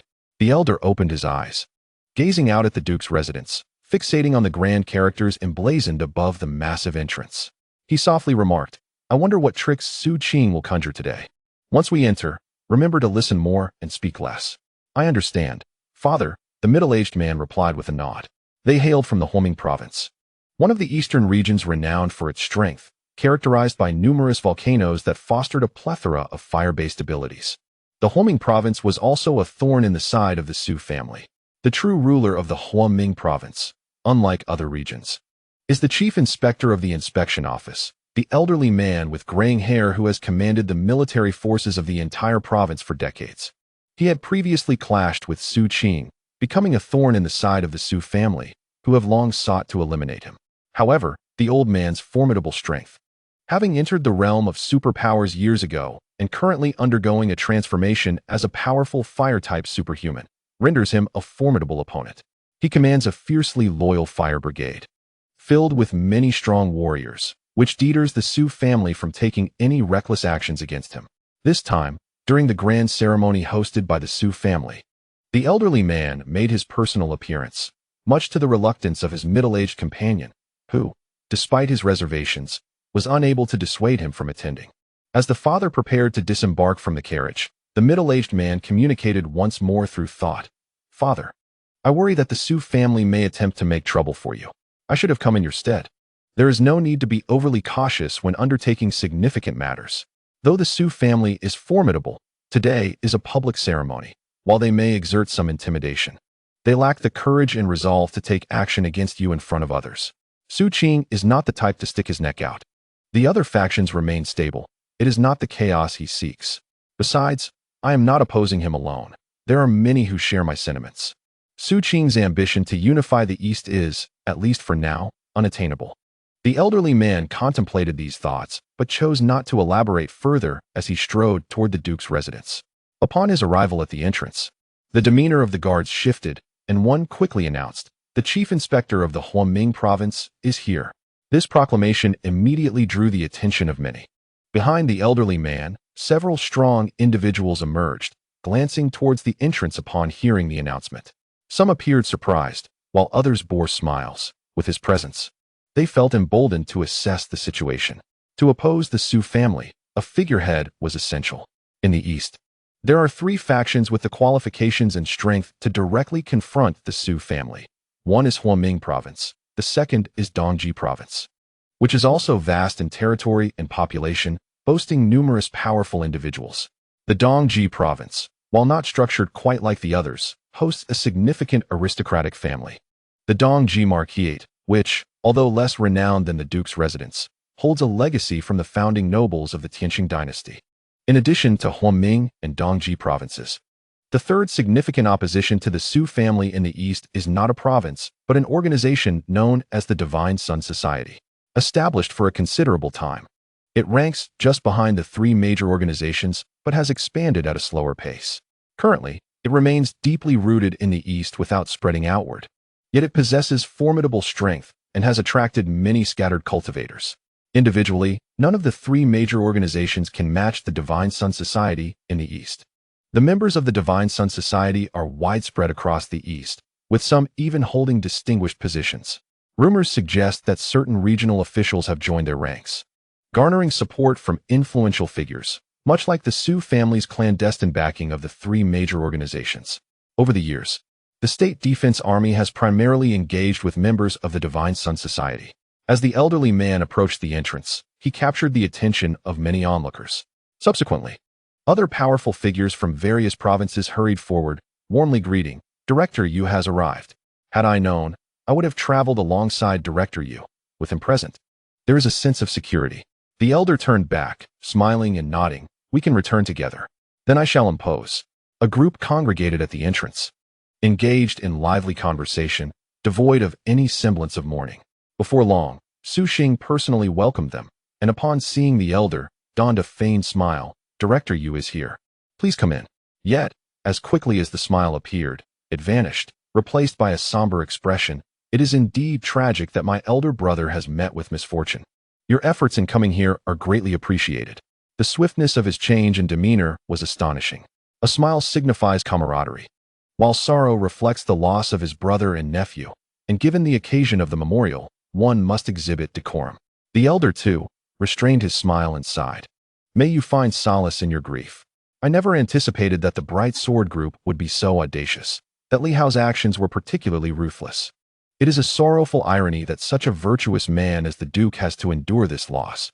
I wish for the Duke to take care of his health and live a long life, and above all, not to let this distress affect his well-being."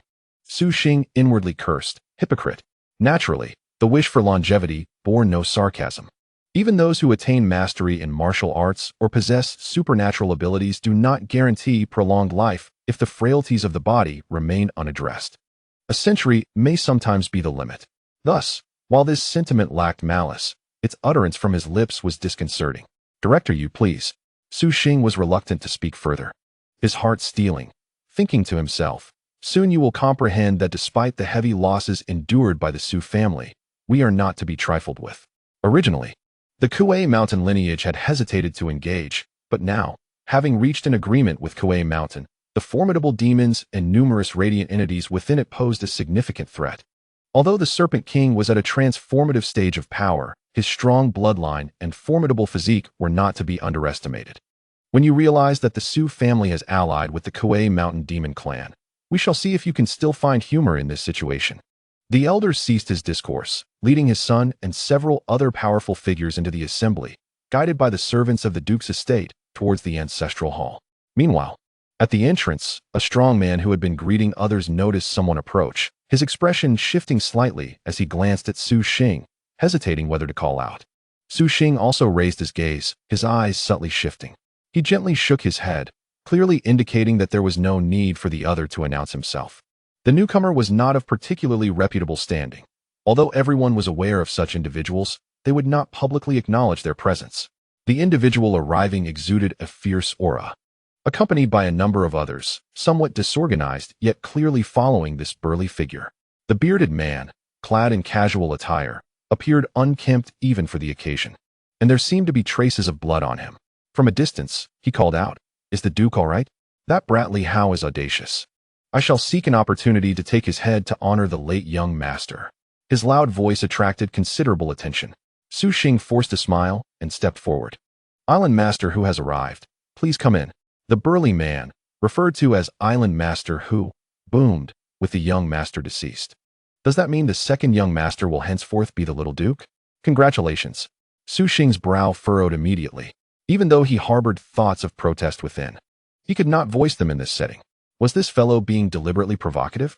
Naturally, he did not wish to offend this individual. On the surface, this man was merely the lord of an island in the East Sea. However, among the formidable figures across the eastern provinces, It was common knowledge that he was the leader of the most notorious pirate crew in the region, akin to the Starlight Pirates of the North Sea. Yet, while the latter operated under the veil of a mysterious benefactor, it was well understood that this man was directly associated with the Duke of State.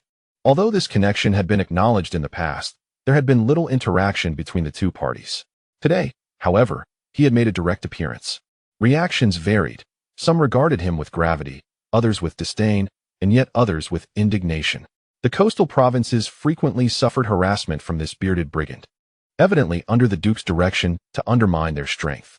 Upon seeing him, some felt an overwhelming urge to confront him violently. Meanwhile, powerful figures exchanged covert messages. Their laughter laced with scorn. The Duke of State was indeed misguided. Such a character was unworthy of respect, to instill fear across the land. He had even summoned the red-bearded pirates. What could be done? The Red-Beard was formidable, ostensibly still an island lord of the East Sea. And while everyone acknowledged his piratical nature, the authorities had yet to officially define his status. On the surface, he remained a law-abiding citizen. The audacity of the Red-Beard was remarkable, daring even to set foot on land. Shall we kill him? The speaker fell silent. The Red-Beard's strength was formidable. It was rumored he had even entered a transformative stage, and he was not alone. He was accompanied by other powerful allies, who would dare to assault him recklessly. Not only was success uncertain, but should news leak, it could provoke a crackdown from the Duke's residence. Even if one were to seek out a newspaper to expose him, it would require a publication brave enough to print the story, and even then, how could it reach the masses? What difference would it make to the general populace? Silence enveloped the gathering. Conversations ceased. Meanwhile, the Red-Beard laughed heartily, but upon receiving a few words from one of his disciples, he suppressed his mirth, revealing a mournful expression. The eldest son has perished, truly a source of collective outrage, a shared sorrow of heaven and earth.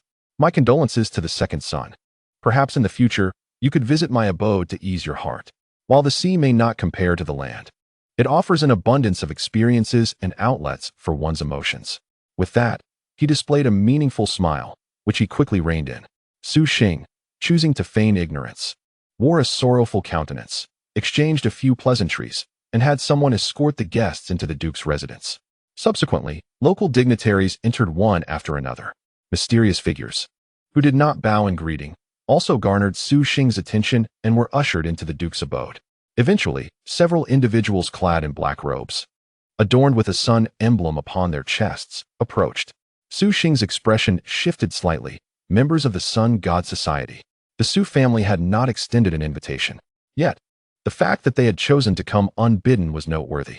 This gathering, it seemed, had attracted nearly all the factions in the Eastern Territories, save for a few exceptions. Even the three opposing forces had arrived, evidently eager to test the waters of the Duke's authority. Su Xing, soon after, directed a few commands, ensuring these individuals were carefully observed as they were led inside. Meanwhile, Li Hao was observing from a distance, counting each attendee with astonishment. So many powerful figures had gathered. 21 provinces, including the Dingbian province, have seen powerful individuals arriving, notably from the Su family, with nearly all exhibiting the prowess of the radiant light. Moreover, several other formidable forces have sent their champions. Some provinces have even dispatched more than one radiant light expert. The sheer number of them left Li Hao's head spinning. A total of 32 radiant light warriors have entered. Truly a terrifying sight. The Duke's residence already boasts a significant number of radiant light warriors, including 3 great generals, 2 chief stewards, and several esteemed guests, summing up to over 10 who can perceive the light orbs.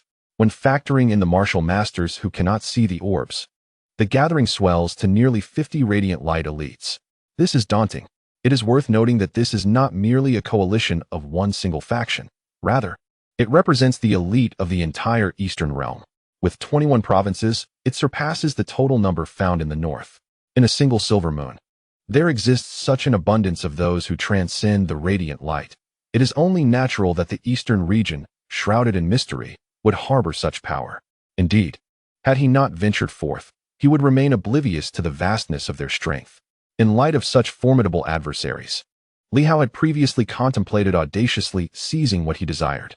However, such an endeavor now seems as challenging as reaching the heavens. Even if they are not part of the Su family, A brazen act of theft would surely invite retribution from those eager to curry favor with the Sioux clan, which has held dominion in this area for many years. It is improbable that all are foes within the 21 provinces. It cannot be claimed that even half are adversaries. At least a third must support them, or else the Sioux family would lack the confidence to unify the East. The sheer number of attendees has caused Li Hao to hesitate. Perhaps a more cunning approach would be prudent. He decided to observe the situation further, as he remained uncertain of the visitors' true intentions. If they were to engage the Sioux family in conflict, it would create an opportunity for him to exploit the chaos. While he pondered this, the effeminate second steward knocked at the door. "The emissary," he announced, "the ceremony is about to commence, and the second young master has invited you to the ancestral hall to pay your respects." With that, the Black Panther rose, and the door swung open of its own accord. Under the steward's guidance, the duo, one man and one dog, made their way towards the Sioux family's ancestral hall, which is conveniently located within the Duke's residence and not too far away. Before they even arrived, Li Hao could sense a formidable aura rising around him. Indeed, there were many powerful individuals present. At the Sioux family ceremony, outsiders are not permitted into the ancestral hall. All notable figures were gathered outside. Unlike in days of yore when royal decrees dictated such gatherings, and attendees were forced to stand. The current times have seen some leniency with the arrangement of seating for certain dignitaries. However, not everyone was afforded a seat. Those of lesser status remained standing. At that moment, the grand doors of the ancestral hall swung wide open, revealing a considerable number of Sioux family members within. The clan is not limited to just Sioux Qing and Sioux Xing. There are many other branch members, siblings, and half-siblings, whose names have faded into obscurity, garnering little attention. At this juncture, the hall was densely populated with Sioux family members. Only at this moment could one appreciate the true expanse of a family that has thrived for 2 centuries. It is not a simple legacy of monogamous unions, nor one generation producing a solitary heir. The Duke's residence is rife with concubines, resulting in some individuals contributing a dozen or more male heirs to the ancestral hall. The current gathering likely numbers over 100. One can only speculate how many others lack even the privilege of entering the hall. As the Black Panther made its entrance, it instantly captivated the attention of all present outside. Several faces shifted in color. A beast. At this moment, both those from the Homing province and the Dongji Marquisate from the east exhibited an array of unusual expressions. First, there were the pirates, and now the demon clan. The Duke of the State was indeed audacious. Where did this demon clan originate? Their strength was not particularly formidable, merely at the level of 3 sons. Among those present, aside from the Sioux family members, none who entered could be deemed weaker than that level. The Black Panther strode forward with a brazen gait, exuding arrogance. In truth, the Black Panther felt somewhat weak in the knees, as did Li Hao. There were simply too many powerful individuals. Under the scrutiny of so many eyes, it would be unnatural not to feel intimidated. Yet, as a descendant of ancient demons and someone accustomed to grand spectacles, one had to maintain a facade of dominance. The Black Panther trembled slightly, while Li Hao, with an air of unrestrained bravado, exclaimed, "What are you staring at? A bunch of trash. Keep looking, and I'll gouge your eyes out." This proclamation instantly altered the expressions of several individuals. Many turned their gazes towards the second steward by his side, their faces darkening as they awaited the Sioux family's response. Meanwhile, Su Xing hastily exited the ancestral hall, inwardly lamenting his oversight regarding this great demon's arrogance. Though only at the level of 3 sons, that was indeed audacious. Those in their circle were aware of the underlying truths and understood the demon's confidence. What they feared most was that some might be ignorant of the situation, provoking the demon to take lethal action against this minor demon, which would spell significant trouble for the Duke's residence. He rushed out, quickly donning a smile. "Esteemed guests, I beg your pardon. This demon envoy is unaccustomed to our customs and did not intend any offense. Allow me to introduce you to this esteemed representative from Quishan, the Dragon God Envoy. This envoy is not merely a messenger of the Quishan demon clan, but a descendant of an invincible lineage, holding a position of great prestige." Upon hearing these words, some individuals' expressions shifted slightly. The Quishan demon clan. Indeed, some had suspected as much, given that the eastern demon clans were limited to a few regions. However, the latter statement, descendant of an invincible being, raised questions. What kind of formidable entity warranted such a description? Among the crowd, a red-bearded man, seemingly reckless, boldly inquired, "Second young master, in this day and age, who dares to claim invincibility?" "Humph." Li Hao snorted disdainfully. "You, red-haired fool, dare to speak so brazenly." The red-bearded man was immediately incensed. Su Xing, sensing the tension, swiftly interjected, "Please, envoy, remain calm. And you as well, Master Hu. This individual is a descendant of ancient demons. Do you comprehend?" He turned to the assembly. "The envoy is a direct descendant of the ancient demon bloodline, and still lives. Do you understand?" With these words, the atmosphere shifted instantaneously, including the red-bearded man, whose expression changed dramatically. Is this true? All present were significant figures. How could they not grasp the implications? Shockwaves rippled through the crowd. How could it be possible? An ancient demon from the era of ancient civilizations still lived? How many years must that be? Dynasties had risen and fallen, and the emergence of superpowers had only occurred over the past 20 years. Compared to these ancient demons, everyone understood the gravity. Those who had survived until now must be extraordinarily formidable. Yet, disbelief lingered. Surely, the Su family was not attempting to frighten everyone with a mere minor demon? Were they fabricating a narrative to intimidate all present? Though the Quishan lineage is formidable, the transformation stage combined with several Shuguang is indeed fearsome. However, it does not imply an absolute inability to provoke.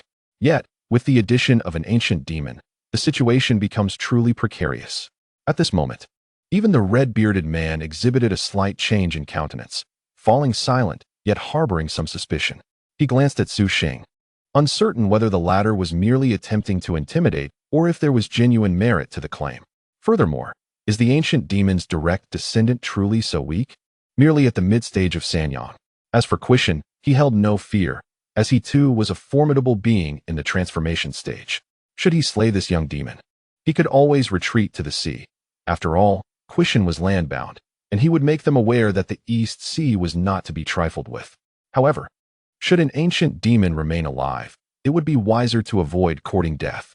Li Hao was equally filled with trepidation, yet at that moment, Su Xing began to lay the groundwork for him, granting him a sense of reassurance, and with renewed arrogance declared, "Listen well, the Quishan lineage is about to reveal itself. You all must behave accordingly, lest you provoke our demon clan's wrath." Some individuals displayed a flicker of anger. Su Xing, meanwhile, was inwardly lamenting, subtly transmitting a message. "Envoy. The customs of humanity and demonkind differ greatly. There is no need to provoke too many from Quishan. It is best not to engage in disputes with them." He then shifted his gaze slightly and continued. "Among these people, the majority respect the Quishan lineage, yet a few have often spoken ill of it. The elderly man of the fire element, a powerful figure from the Huoming province named Yu Qiao, is quite unscrupulous. Additionally, the one adorned with a crown is the eldest son of the Dongji Marquis from the Dongji province. The Marquis has openly declared intentions to exterminate the Quishan demon clan. And that figure clad in a black robe, bearing the emblem of the Divine Sun Society, has secretly hunted numerous demons." At that moment, he contemplated diverting the calamity. This great demon had a foul tongue. It would be ideal to offend these few factions. When the time came, even attempts to ease relations would be futile, leaving them no choice but to collaborate wholeheartedly with the Su family.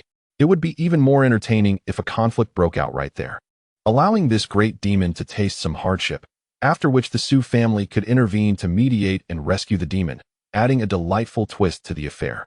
Su Xing's mind raced with possibilities. Li Hao, in an instant, grasped the implication. These three factions all held enmity towards the Duke's residence. What a fortunate turn of events. The next moment, Li Hao directly confronted the elderly man with white hair. "That fellow. Little Xingxing claims you have threatened to annihilate my demon kin. Your audacity is noteworthy, and I wish to see what qualifications you possess to be so brazen." Su Xing was taken aback, cursing inwardly. "Damn, I did not intend for you to voice that directly. Was this great demon deliberately being reckless or simply lacking restraint? Had he known, he would have refrained from speaking. Although he was aware of the underlying discord, it had never escalated to an overt confrontation. Now, thanks to this great fool, it was evident to all that the Su family had instigated matters behind the scenes. Su Xing felt a wave of regret wash over him. While he was not afraid, the situation was exceedingly awkward and embarrassing for the Su family. The Su family's subtle provocation had been laid bare by this great demon, creating a veritable social death scene. Li Hao was not yet finished. And what of that monkey? The dragon god is absent from the mountains. Yet the monkey dares to claim kingship. The eldest son of the Dongji Marquis's expression shifted slightly as he cast a glance at Su Xing, but remained silent. Yu Qiao furrowed his brow slightly, remaining silent. Li Hao then turned his attention to the members of the Divine Sun Society, and that fellow adorned with a red dot. Do you dare to secretly hunt the demon clans while waiting for this king to return to the mountains? I shall report to the dragon god and deal with you. Su Xing, utterly disheartened, quickly interjected, the envoy speaks candidly. Please do not misunderstand. It is all in jest. The crowd cast him a glance, some internally cursing him. Misunderstand? Even a fool would know it was you who had just sent a message to incite discord. This great demon, it seems, lacks intelligence, having blurted it out. Meanwhile, the three factions that were mentioned fell into a profound silence. Some were contemplating the implications of the cooperation between the Su family and the Kuei Mountain, while others harbored dark intentions. This formidable demon holds significant stature. Should it perish within Su's estate, that would indeed be intriguing. Su Xing's demeanor did not appear to be feigned. He genuinely seemed apprehensive, indicating that the opposing force is not to be trifled with. If that is the case, should this demon be slain here, could it serve to sow discord between Kuei Mountain and the other party? A fleeting glimmer of murderous intent flickered within certain individuals. Li Hao, as if sensing this, felt a jolt in his heart, and after a moment's contemplation, a thought began to take shape. Someone wishes to kill me, he mused, gradually envisioning a series of ideas. The Su family would undoubtedly not permit his demise here. Once they firmly believed in his identity, even if Su Xing were to perish, Su Qing would not dare allow him to meet his end here. Otherwise, the Su family would fear retribution. If a conflict were to arise between himself and these individuals, surely the Su family would protect him, wouldn't they? As he pondered, a shiver coursed through him. What an exhilarating sensation. If the Su family were to neglect him, then he would be doomed.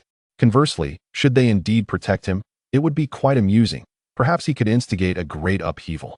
All three factions might harbor intentions to eliminate him and frame the Su family. However, it seemed they would not dare to act openly. Thus, such thoughts remained mere speculation. Yet, what if he were to take the initiative to provoke them, creating chaos time and again? A flurry of ideas rushed into Li Hao's mind, only to be swiftly dismissed. Such actions would be too deliberate and unwise. Moreover, he had yet to see the Wind Chaser boots. At the very least, he needed to confirm their existence to proceed. Otherwise, it would be unwise. Lost in thought, Su Xing led him to a unique seat. Not a chair, but a golden throne affixed to the ground, evidently crafted by the Su family overnight. The Black Panther languidly reclined upon it, appearing quite content. Meanwhile, others cast furtive glances at the Black Panther. Observing this, Su Xing let out a quiet sigh of relief, as long as the great demon remained silent. Serving merely as a backdrop to intimidate the surroundings, all would be well. He once again communicated with Li Hao. Envoy, I shall now enter the ancestral hall to preside over the ceremony.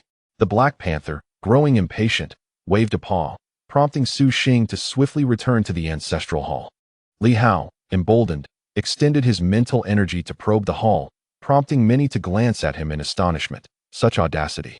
Yet, it seemed the Su family members were oblivious or had tacitly accepted it, allowing this great demon to investigate unimpeded. At this moment, it further substantiates the noble identity of the great demon, who dares to directly investigate the ancestral hall of the Su family. Li Hao surveyed the surroundings, but did not see the wind-chasing boots. Above the hall, there was something resembling a sacrificial altar, which, judging by its shape, might typically serve as the place for offering the wind-chasing boots. Yet, at this moment, it stood utterly bare. Was it not customary for the Su family to present the wind-chasing boots for 3 days during grand ceremonies? Why was this time different? Meanwhile, within the hall, Su Xing no longer concerned himself with such matters. With a voice that rose and fell, filled with compassion and righteous indignation, he recited the eulogy. O ancestors! The Su family has endured for centuries, devoted to the nation, the people, the land, and the common folk, tirelessly serving until death. My elder brother Su Zhan met a tragic end at the hands of treacherous foes, and there are traitors among us who have slaughtered military leaders. Each word resonated deeply. bringing sorrow to listeners and tears to hearers. As for Li Hao and the bright sword, they were naturally the malefactors and villains. Outside, some displayed sympathetic expressions. Others bowed their heads in lament, and some gritted their teeth, their truths and falsehoods known only to themselves. The younger generation, lacking in virtue, had been shamed by the treacherous robbers who seized the ancestral treasures, igniting a determination to reclaim them. Su Xing continued his lamentation, when suddenly a commotion erupted from behind. Li Hao turned to look, his heart momentarily startled. At that moment, an elder approached, stepping forward. Ordinarily, he would not attend the memorial for his sons and grandsons. Yet Su Qing had appeared, accompanied by several formidable generals. Moreover, Su Qing bore a single boot in his hand, his expression resolute as he advanced towards the ancestral hall. His voice resonating. The younger Su Qing, incompetent, has lost the dignity of our ancestors. One of the wind-chasing boots is missing, leaving only one behind. It is disgraceful to offer this to our ancestors. However, the Su family stands tall in the east, knowing shame and rising to courage. With one wind-chasing boot, witnessed by our forebears, the Su family shall surely reclaim the other, vanquishing our enemies and avenging our humiliation. Upon finishing his words, he reverently placed the wind-chasing boot upon the altar within the hall. At that moment, many present had their eyes gleam with anticipation. Li Hao, with determination, sought to probe further. Others lacked the courage to do so, but he was unafraid. Su Qing seemed to have anticipated this, making no attempt to hinder him, aware that the great demon would be unable to resist the allure of the boot. After all, it was for this very purpose that he had come. Li Hao hastily extended his probing intent, enveloping the boot. He feared encountering a counterfeit. The opportunity was perfect for an open investigation. Generally, one would not discern the truth from a mere glance, but Li Hao possessed the other boot. The authenticity of the wind-chasing boot could be determined by the unique energy within. After a meticulous examination, Li Hao could not definitively determine its authenticity. Yet he was unreserved in communicating with Su Qing. "Are you the Duke of Stabilizing the Nation? This item is too distant from me. May I personally inspect its authenticity? I wish to ascertain if it is indeed the treasure required by my Qishan lineage." Su Qing, maintaining his composure, replied telepathically, "Of course. But the envoy must wait a moment until the memorial concludes, after which you may inspect it." Despite Li Hao's impatience, he managed to restrain himself at that moment. Patience is a virtue. A multitude of thoughts flooded his mind. He understood that the collaboration between Kuei Mountain and them was likely secure, as the counterpart would probably not dare to fabricate anything. Once the authenticity was confirmed, should he seize the opportunity immediately, or should he continue to wait? As these thoughts flickered through his mind, Li Hao suppressed his restlessness and began to observe the supernatural fluctuations of those around him. Some individuals exhibited significant powers, seemingly struggling to maintain their composure. Were it not for the formidable Su family, it is likely that someone would have attempted to snatch the treasure by now. At this moment, it was not only Li Hao who was watching intently. The powerful beings outside, though hesitant to release their divine intentions or mental energies for probing, were all casting glances at the wind-chasing boots, which were said to be treasures passed down from the 8 great families. The Li family's divine sword had recently revealed some of its capabilities, stirring the hearts of many. If the wind-chasing boots were similarly endowed, would they possess the same power? While he was observing, Yu Qiao furrowed his brow slightly, sensing a wave of provocative mental energy or divine intent. Turning his head, he found the golden hound glaring at him, its gaze fierce, even transmitting a thought into his mind. "What are you staring at?" "This item is a gift from the Su family to the Kuei Mountain lineage. Mind your own business." Yu Qiao's heart stirred at this revelation. At that moment, he was not the only one who heard this. Others caught the words too, surprised yet silent. So that was it. The Su family had exchanged the wind-chasing boots for collaboration with Kuei Mountain. No wonder there had been little activity before. It was all for this purpose. Countless thoughts raced through Yu Qiao's mind. Kuei Mountain required the wind-chasing boots. What if they were to be lost? And if that great demon were to perish? Would that not mean that the Su family would not only lose their foundation for collaboration with Kuei Mountain, but would also face the wrath of Kuei Mountain? At this moment, his thoughts were tumultuous. It was imperative to prevent the collaboration between Kuei Mountain and Duke Dinghua. Otherwise, with the formidable demons of Kuei Mountain and the ancient monsters, others would have no choice but to submit, daring not to resist. He glanced at the eldest son of the Eastern Extreme Marquis and then at the vice president from the Divine Sun Society. The three exchanged glances, seemingly comprehending each other's intentions. The collaboration must not succeed. Otherwise, there would be no place for them in the East. Chapter 191. The Demon Sword slaughters all, seeking monthly votes and subscriptions. In the ancestral hall, the Su family members were gritting their teeth as they delivered impassioned speeches about revenge. They repeated expressions of remorse towards their ancestors countless times, then began recounting the history and glory of the Su family, along with visions for the future. Although they had lost a son and a grandson, it was as if they were at a rally. Such are the tactics of politicians, with lives already lost. If they did not take the opportunity to promote the Su family's ideals, would it not have been in vain?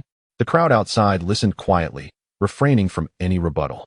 After nearly an hour of this commotion, the ancestral hall of the Su family finally echoed with cries of mourning, beginning their lament for Su Jun and his son. One could only wonder what feelings would arise if the two were still alive. As the wailing commenced, it signified that this memorial tribute was drawing to a close. Meanwhile, Li Hao had long since grown weary of waiting, as it became apparent that matters concerning the Su family were drawing to a close. Su Qing swiftly conveyed a message to Su Qing. Duke Dinghua, may I have a glimpse now? I have been waiting for quite some time. Surely the truth must be revealed. Do not squander my time with ambiguities. Su Qing inwardly cursed. The manner of this golden hound was indeed unpleasant. As a sovereign of the East, it had been a long while since anyone had dared to speak to him so brazenly. Even Yu Qiao and his companions below would not address him in such a manner.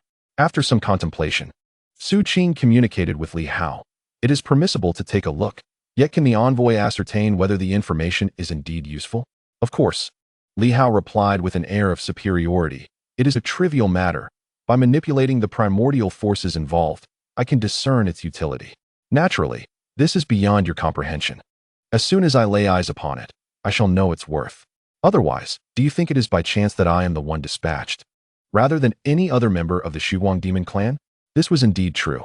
The crux of the matter remained that no other demon clan exhibited such arrogance. It appeared that the Kuei Mountain Serpent King was deliberately leveraging this demonic identity to intimidate the Duke's household. Otherwise, it was exceedingly rare for the Duke's residents to lend out the wind-chasing boots. However, Su Qing was not one to be overly accommodating. He transmitted once more, if it is determined to be genuine. Would it trouble the envoy to articulate a few additional words regarding its utility for the Dragon Goddess Ascension? What words? An announcement of the alliance between Kuei Mountain and the Duke's residents, along with the willingness of the Kuei Mountain lineage to mobilize their demon clan to assist in quelling the turmoil in the East. Su Qing sought a public declaration of support. Moreover, he added, additionally, we require a batch of life springs. The wind-chasing boots shall be lent to the dragon god free of charge, without any compensation required. We could exchange divine energy stones or other treasures for the life springs within the imperial palace. Of course, it would be even better if the envoy is willing to trade. We are in urgent need of a substantial quantity of life springs. Li Hao's tone bore a hint of dissatisfaction. Those worthless items? They are of lesser quality than what the envoy would find in the treasury. The divine energy stones are of a higher caliber than what you have seen. That is acceptable. It is a minor issue. As long as General Demu absorbs a modicum of energy, it can easily be transformed into life springs. It is a straightforward matter. I initially thought it to be of greater significance. General Demu. Upon hearing this, Su Qing's understanding sharpened. This was likely the name of that ancient demon plant. In former times, was it not a general? Moreover, the ease with which it was mentioned suggested that the records in ancient texts were indeed accurate.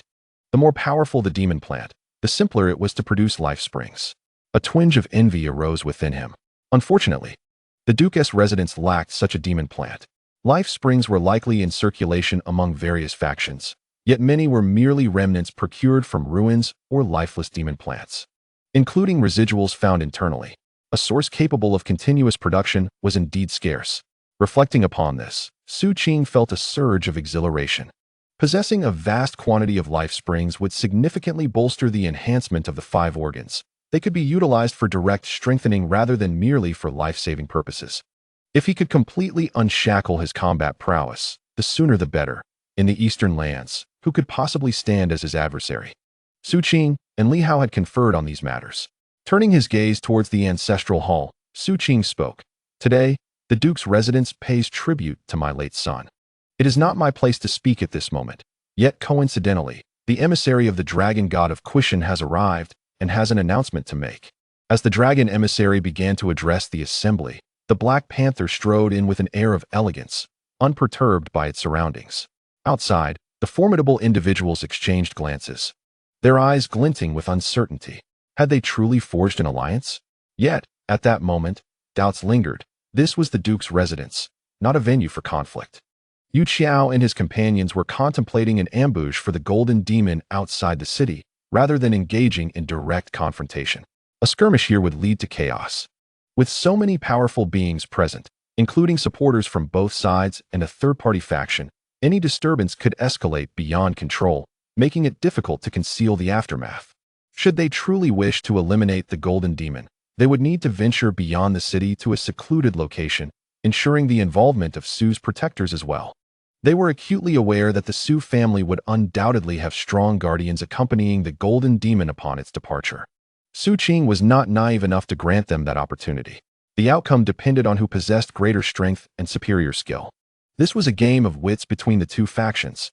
At that moment, the fate of the Golden Demon became the crux of this contest. Meanwhile, through the Black Panther, Li Hao had made contact with the wind-chasing boots. A surge of divine intent penetrated within. A faint sword energy flowed into the boots, causing them to quiver slightly. Li Hao's heart stirred. Indeed, it appeared that this duke had not dared to fabricate anything. Observing the slight tremor of the wind-chasing boots, the duke's eyelids flickered, a sense of unease washing over him. Even he lacked complete control over these boots, merely able to exert a slight influence. The ancient demon's mere movement had elicited a response. Truly, a legacy of such antiquity was formidable. Li Hao's voice echoed in his ears. Indeed, there exists a primal force, albeit not very intense. Perhaps it is not a complete pair. There is a slight deficiency, yet it is commendable. Afterward, Li Hao declared, then I shall take my leave with them. The emissary. Su Qing was taken aback. Was he truly taking them away? What was happening? Li Hao's tone turned dissatisfied. Did you not state you would lend them? Are you now having second thoughts? It is not merely an emissary. According to protocol, this item must be venerated in the ancestral hall for 3 days. What of it? Li Hao replied. I shall keep it safe. Who knows if you might switch it for a counterfeit while I am unaware. It is not merely my assertion that your kind is treacherous. Even the ancestors have spoken of it. Having said this, Li Hao continued, rest assured, I will announce the alliance between Quishin and your duke's residence. Even if I depart with the wind-chasing boots, the alliance agreement remains secured under my guarantee. You will not be at a loss. Upon hearing this, Su Qing felt conflicted. It was indeed a dilemma to witness his family's treasured heirloom being taken away. Are you dissatisfied? Li Hao's tone shifted slightly. Very well. Let this item remain here.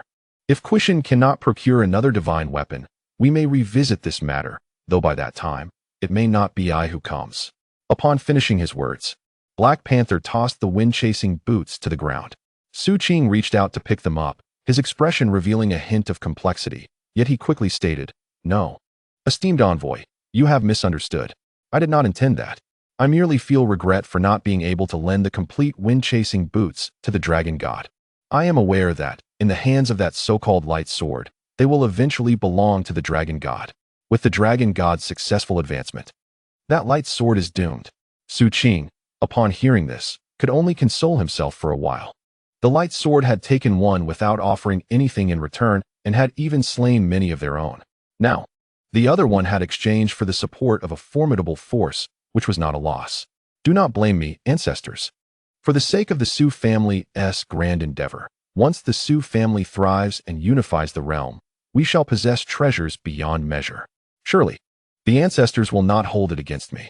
Li Hao, showing no courtesy, allowed Black Panther to swallow the wind-chasing boots whole. Su Qing winced at the sight. It's gone. Beside him, Su Qing wore a look of reluctance, realizing that the Su family's treasured possession was now irretrievably lost. Of course, they claimed they would return it, but once something is lent out, one should not expect its return. This thought was somewhat comforting. Otherwise, the constant worry would be unbearable. Outside, the onlookers clearly witnessed this scene.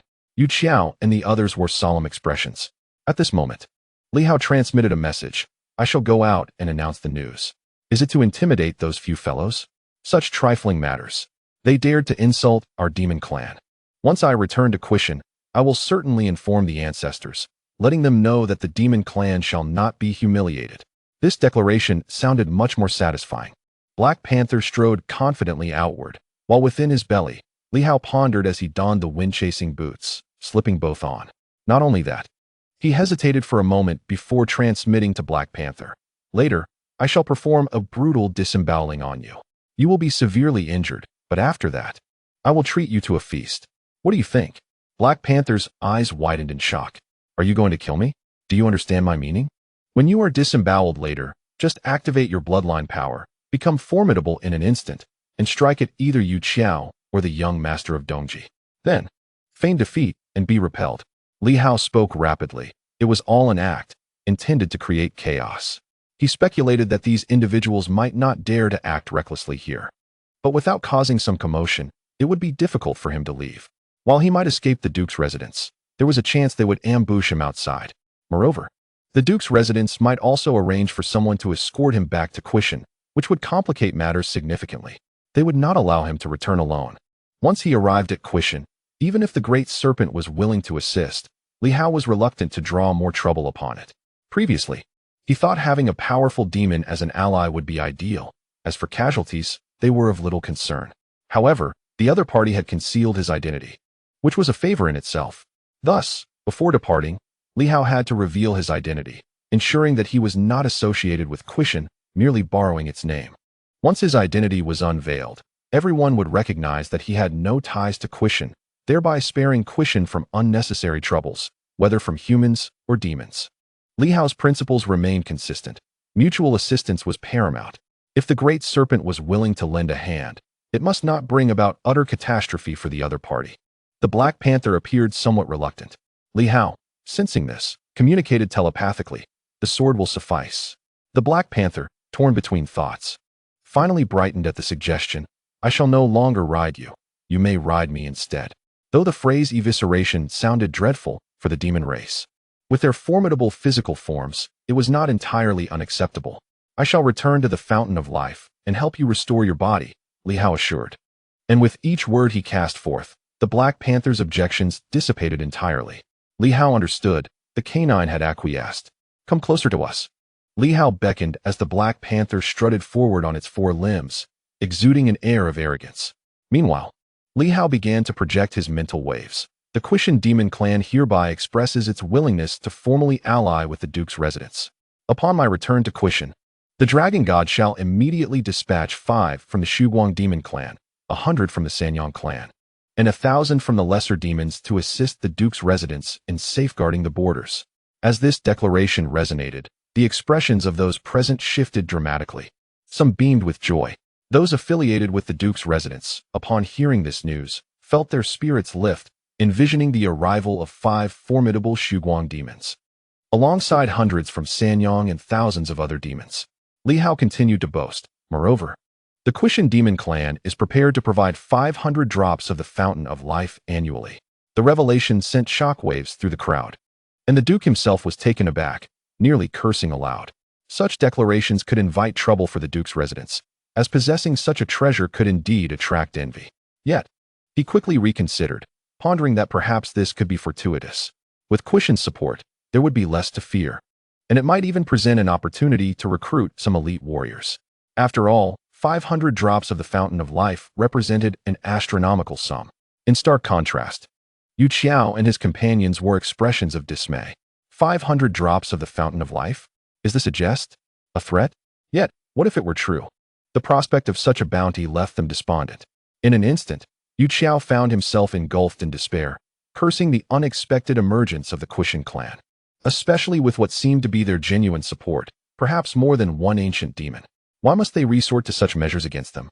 Yu Qiao, though filled with reluctance, resolved to ensure that this great demon would be retained, even if it meant perishing at the borders, so that the Huoming province might retain a glimmer of hope. His determination solidified. The eldest son of the Dongji Marquis wore a grave expression. At that moment, the golden demon, still strutting with an air of superiority, approached their group. Its gaze filled with disdain. Li Hao projected his mental waves once more. You humans should not harbor delusions of undermining the alliance between Quishin and the Duke's residence. It is an impossibility. I am not naive. While some among your kind may wish me harm, soon, powerful allies from Quishin will come to escort me back. In the background, the Duke sensed an unsettling undercurrent. Do not be overly arrogant, he thought, recognizing that such bravado could provoke them into reckless actions. A mere intimidation would suffice. Pushing them into a corner could lead to desperate measures. Even a cornered rabbit may bite. As he pondered, his expression suddenly shifted. In that fleeting moment, before he could discern anything, the golden beast let out a piercing scream, a crimson line appearing instantaneously across its abdomen. An eruption of blood gushed forth. A heart-wrenching roar reverberated through the air, and in the blink of an eye, a formidable creature emerged. Its presence akin to that of an ancient titan. Just as the thought of an ancient demon flickered in Li Hao's mind, he howled in despair. Damn it!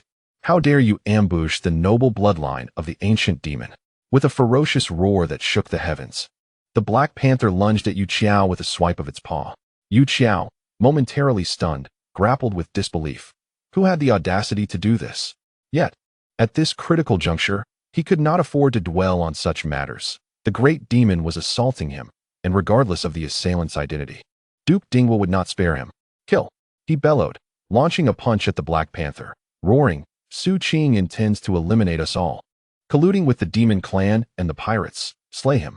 The crowd erupted into chaos. The eldest son of the Eastern Extreme Marquis paled at this moment. But in the next instant, gritting his teeth, he ceased his words and leapt into the air, brandishing a spear aimed at the Black Panther. Several formidable figures from the Divine Sun Society also experienced a shift in expression, quickly arriving at a resolution. They could not allow this alliance to succeed. For at that instant, Li Hao's voice thundered once more. I shall remember you all. Huaming, Eastern Extreme, Divine Sun Society, prepare for annihilation. Kuei Mountain will seek vengeance to the end. We shall not rest until it is fulfilled. Behind him, Duke Dinghua's countenance transformed dramatically. He had yet to ascertain who had attacked the golden beast or if there were other hidden powers at play. However, he could not afford to investigate further at this moment. Scoundrels! He roared, unleashing a fist towards Yu Qiao and his companions, exuding an overwhelming aura as he thundered, boldly. Capture these thieves. At this point, despite his lingering concerns regarding hidden threats, he could not stand idly by and watch the great demon perish. The burden of such failure would be too great to bear. He had not anticipated that Yu Qiao and his companions would possess such daring. Willing to strike at this moment, they may not have initiated the attack, but once the great demon was wounded, they had evidently resolved to seize the opportunity to eliminate the golden beast. Boom! A powerful aura erupted, one after another, shaking the very fabric of the world. Buildings crumbled in all directions, and the mighty figures from various provinces were immediately swept up in the chaos. Some were filled with trepidation, while others wore grave expressions. Whom should they aid? Duke Dinghua or Yu Qiao and his faction? Yu Qiao roared vehemently, Together we fight. If we perish, will Su Qing spare you? The Su family harbors wild ambitions to unify the East. Unless you become their dogs, you will face death. Seize this moment to slay this demon. When the ancient demon arrives, it will spell the end for the Su family. Upon hearing this, the hearts of some powerful figures in the crowd stirred. In an instant, shadows transformed and surged toward the Black Panther, while the next moment, others rose to obstruct them. Su Qing bellowed in fury, You scoundrel, Yu Qiao! Today you shall meet your demise. Cursed be this situation. Everything was proceeding smoothly, yet this old wretch dared to act thus. Retreat with the envoy. Su Qing delivered a powerful punch that sent Yu Qiao staggering back, followed by another that sent the eldest son of the Eastern Duke flying, showcasing sheer ferocity. However, the number of those opposing him was substantial. While many supported him, the elite warriors were few. The higher their rank, the less inclined they were to submit to another. Even the red-bearded one, despite his formidable presence, chose to turn a blind eye, quickly retreating without offering assistance. With a countenance of indifference, he harbored thoughts unknown to outsiders. Yet he understood one thing. As long as the Duke's residence remained intact and Su Qing stood firm, the red-bearded pirates were not his own, but bound to this man, forever subject to his dominion. But should Su Qing perish, the pirate crew would be his to command. Around Li Hao, several figures materialized in an instant. The second steward, Su Xing, and a top-tier warrior, who seemed close to a transformative phase. One of the 3 great generals. The radiant sword had slain 5 generals, leaving only the 3 remaining, the earth, heaven, and yellow generals. This yellow general, judging by his aura, was likely the weakest among them. Uncertain if he had reached the transformative stage, but clearly inferior to the previous Qian Feng and Fan Chong. This youthful yellow general, bearing a serious demeanor, shielded the retreating Black Panther and, with a swift strike, dispatched a lurking foe from the radiant light. In the front line, the Duke of Stability exhibited extraordinary prowess, repelling a formidable adversary with a single blow, commanding General Huang escort them to the rear. At that moment, chaos erupted ahead. In the blink of an eye, over 10 radiant light warriors engaged in fierce combat. Others fled, seeking refuge, while some were swept into the fray, compelled to fight for survival, resulting in utter disarray. Su Xing urgently urged, "To the treasury. It's in turmoil." It seemed someone had ventured toward the treasury, where only 2/3 Sun warriors remained. Now, as the crowd descended into chaos, some sought to exploit the confusion. Should the treasury be plundered, it would be a significant loss. Moreover, it appeared that the Duke of Stability was growing stronger, alongside the Earth and Heaven generals, and with the support of various esteemed guests. Yu Qiao and his ilk were not a match. Defeat was inevitable. Meanwhile, the Black Panther struggled violently, and Li Hao roared in fury, "I shall not flee. How dare they attack me? Cursed be it. Had it not been for my ancient bloodline, granting me the power to erupt in an instant, would I not have been slain? Cursed be it. They shall all perish." The onlookers were equally alarmed. This great beast, previously of mid-third Sun strength, had just unleashed an explosive surge, its bloodline evidently awakened, seemingly achieving the might of radiant light in an instant. No wonder it was so audacious. This only reaffirmed the beast's potent and noble bloodline. Seeing it unwilling to retreat and eager to engage in battle, Su Xing silently lamented, hastily grasping the Black Panther, urging, "Envoy, let us first avoid the brunt of their assault. Once my father has dealt with these petty scoundrels, we shall let the envoy handle the aftermath." The envoy was gravely injured. Caution was paramount, for there might still be lurking threats. Indeed, Su Qing had also conveyed a warning through thought, advising vigilance. For there may yet be hidden enemies. He had not even sensed how the Black Panther had been harmed. At this moment, a crimson wound on the Black Panther's belly continued to bleed profusely. It was no wonder that this formidable beast was filled with rage. The Black Panther itself was in excruciating pain, silently cursing Li Hao for his ruthlessness. However, it was also a time to showcase the might of a great demon. It roared with all its might, and even Su Xing could hardly restrain it. Ultimately, it took the combined efforts of the second steward and Su Xing to barely subdue the Black Panther. General Huang's expression was grave as he swiftly commanded, "Withdraw. Leave this to the Lord." A tremendous roar echoed ahead. The sounds of battle were intense. Yet any discerning eye could see that Yu Qiao and his companions were likely outmatched. In truth, Yu Qiao had not intended to engage at this moment, but circumstances had left him with no choice. At this juncture, he also sensed a troubling unease. Who had inflicted injury upon the great demon? Or was it possible that the Duke's household had orchestrated this scenario to find a pretext to eliminate them? But at this point, retreat was no longer an option. It was akin to being caught in a quagmire. No matter how one viewed it, they were trapped.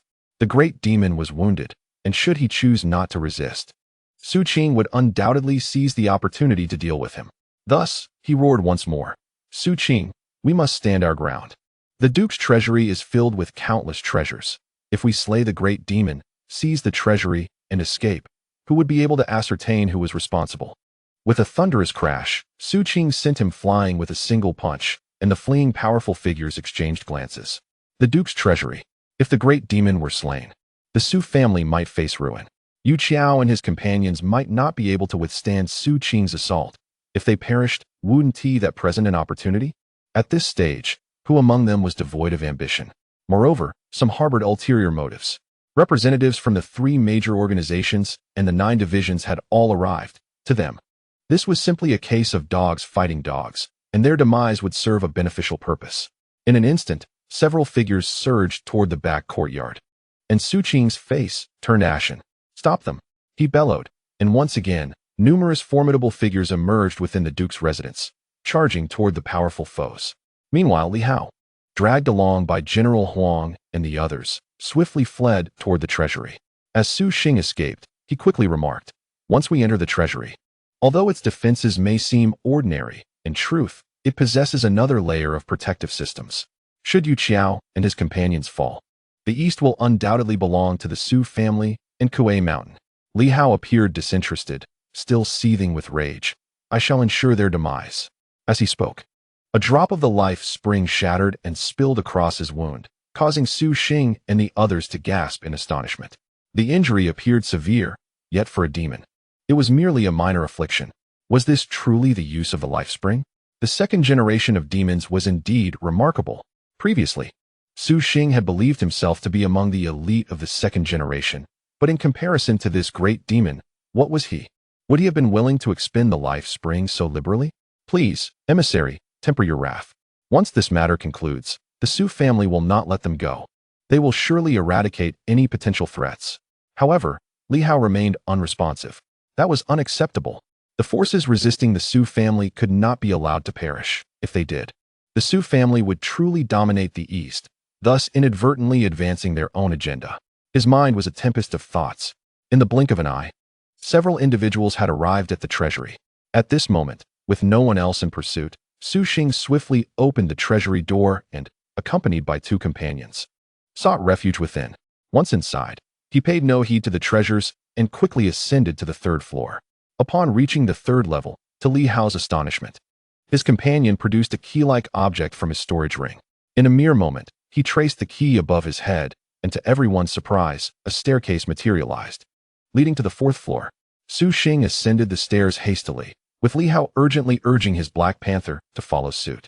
Initially, Su Xing intended to decline the Panther's company, but upon seeing it join, he chose to remain silent.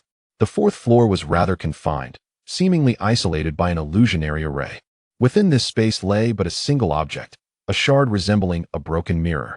Su Xing promptly infused the mirror fragment with his inner energy and inserted a considerable amount of divine energy stones into it. To Li Hao's astonishment, a faint energy emanated forth, and in the blink of an eye, the entire treasury seemed to vanish from the realm, the external sounds fading into oblivion. Noticing the Black Panther gazing intently at the mirror, Su Xing explained, "This is a fragment of a precious artifact unearthed from the ruins.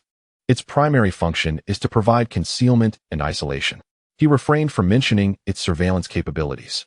"As long as we remain hidden here, even if Xu Guang arrives, it will be a challenge for him to breach the treasury." At that moment, the mirror displayed the ongoing activities within the Duke's residence. Every corner was reflected upon the small surface. Su Qing was seen overpowering Yu Qiao in combat. Although Yu Qiao was a formidable opponent, a transcendent being, he found himself at a disadvantage against Su Qing, who, even in his unsealed state, proved to be a significant threat. Li Hao mused that Su Qing might even rival Hong Yitong in strength.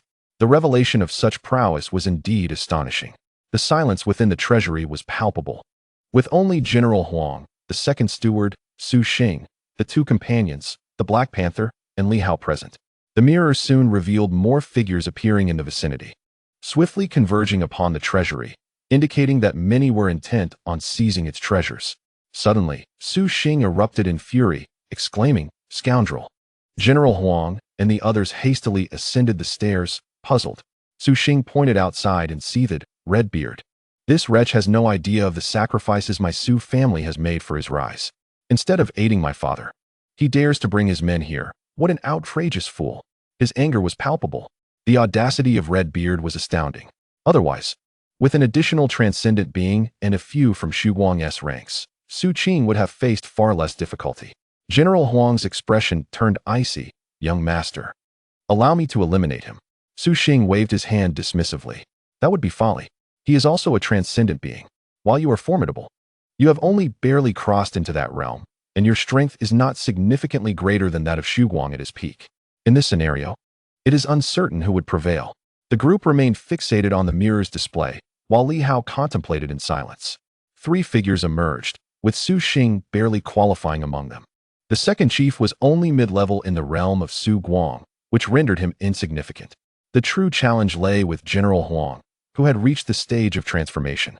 Even if he were weaker than the average practitioner at this stage, Li Hao held no confidence in his ability to eliminate him with a single strike. Now that he had reached this juncture, he wished to cast aside his uncertainties. At this moment, a singular thought consumed him: to eliminate these individuals and seize their treasures. As for the formidable figures outside, particularly the one with the red beard, he recalled the tree root given to him by the little tree, pondering if it could serve as a means against those in the transformative stage.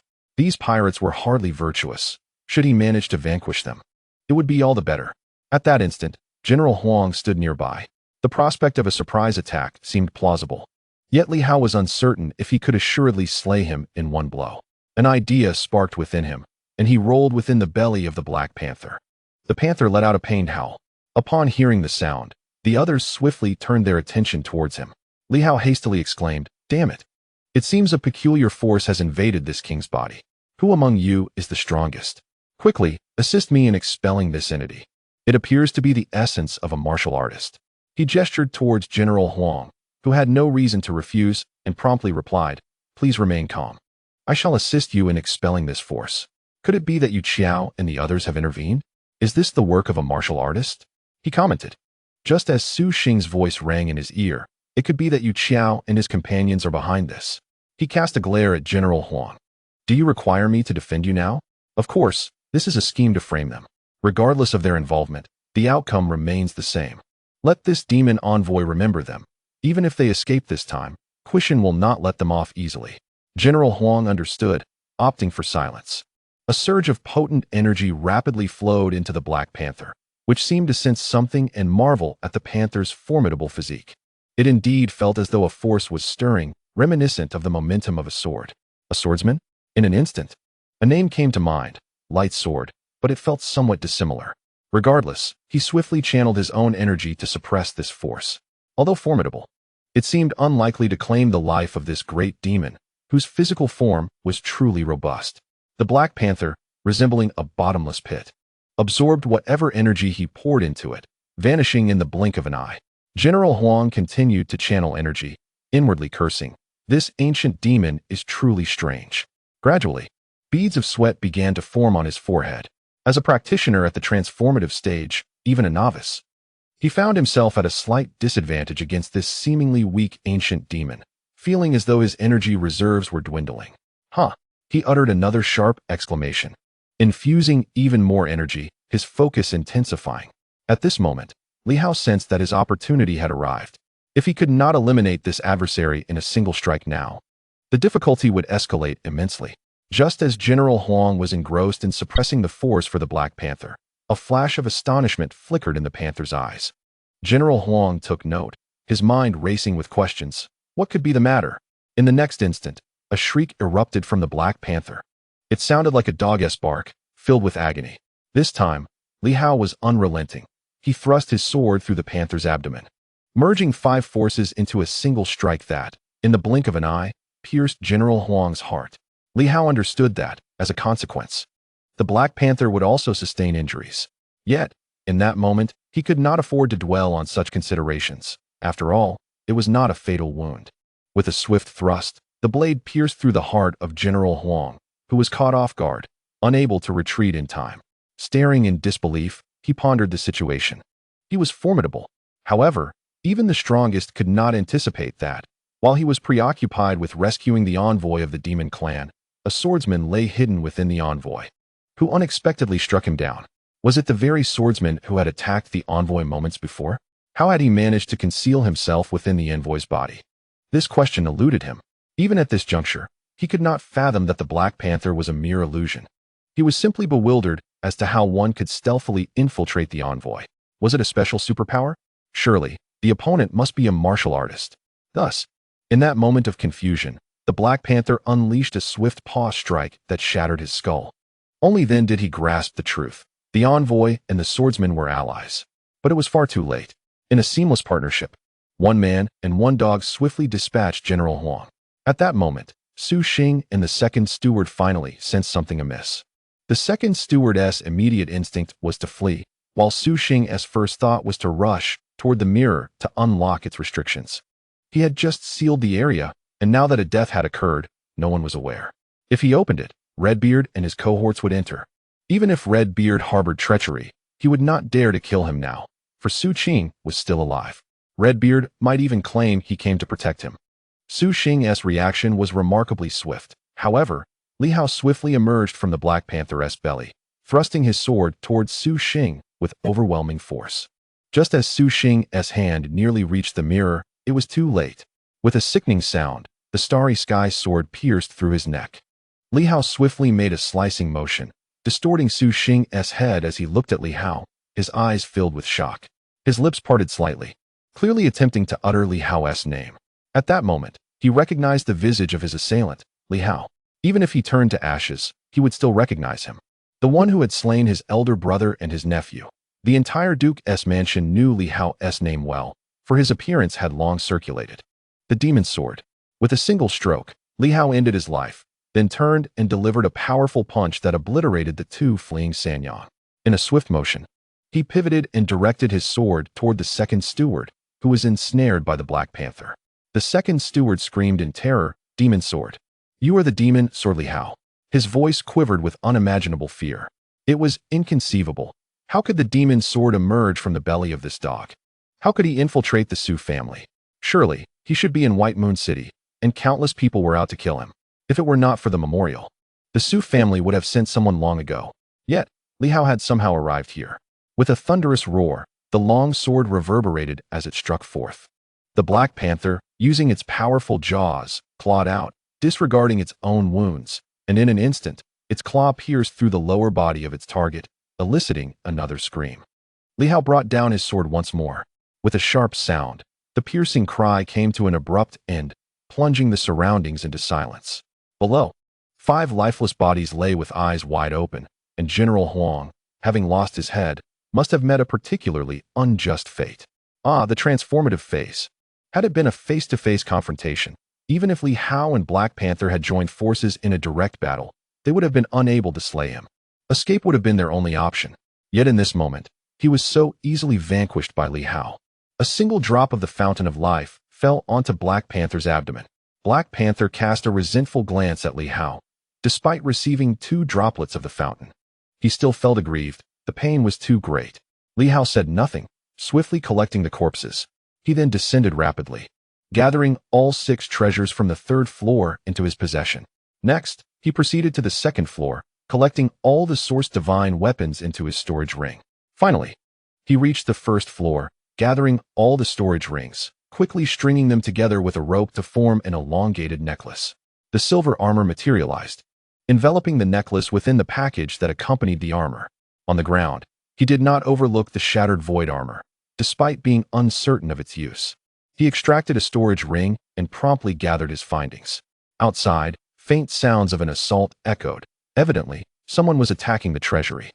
Li Hao took a moment to ensure all the armor was secured before returning to the 4th floor, where only a solitary treasure, a fragment of a mirror, remained. The surface of the mirror displayed the scene outside. There, the Redbeard seemed to have slain a Su Guang, scaring off many and now leading an assault on the treasury, his eyes filled with malice. In another corner, Su Qing was beating Yu Qiao, who was coughing up blood incessantly. All of this transpired swiftly. Li Hao glanced at the mirror fragment. Once it was taken, Redbeard would surely appear. Yet, if he did not take it, would he merely wait for Su Qing to dispatch those individuals before coming to kill him? Would he not then be subjected to 1,000 cuts? Li Hao retrieved a tree root, his eyes glinting with resolve. If Redbeard did not obstruct him, it was one matter, but if he did, he would surely be met with a tree root. The small tree possessed considerable strength. Perhaps it could slay him. If that failed, he and Black Panther could deliver the finishing blow, offering hope to vanquish Redbeard. With determination, Li Hao swiftly placed the mirror fragment into his storage ring. In an instant, the protective barrier seemed to vanish. Outside, a thunderous noise erupted. Redbeard's chilling voice echoed, "Second young master, I have come to protect you." Meanwhile, Su Qing paused momentarily, taken aback. In that instant, the entire Duke's residence appeared to lose something vital. Just as Su Qing was lost in thought, a voice filled with astonishment rang from a distance. "Who are you? Where are the second young masters?" At that moment, Redbeard was indeed astonished. Who was this person? As Li Hao saw him charging towards him, alongside 3 other Su Guang powerhouses, albeit all merely in the early to mid stages, he realized he had no time to engage with them. A transformative phase powerhouse, was it? Gritting his teeth, he activated the tree root. Redbeard intended to slay this individual first, but in the next moment, terror flickered in his eyes as a towering tree seemed to materialize before him. Countless branches shot towards him. An illusion? Redbeard, lost in thought, suddenly roared, wielding his great sword as he struck down upon the mighty tree. In that fleeting moment, a brilliant light illuminated the entirety of East Heart City. Under the astonished gazes of Su Qing and Yu Qiao, it seemed as if the grand tree erupted with countless branches, piercing through Redbeard and his three subordinates in an instant. Their bodies were riddled with holes. Redbeard stood in shock, his head instantly penetrated, blood gushing forth in multiple wounds.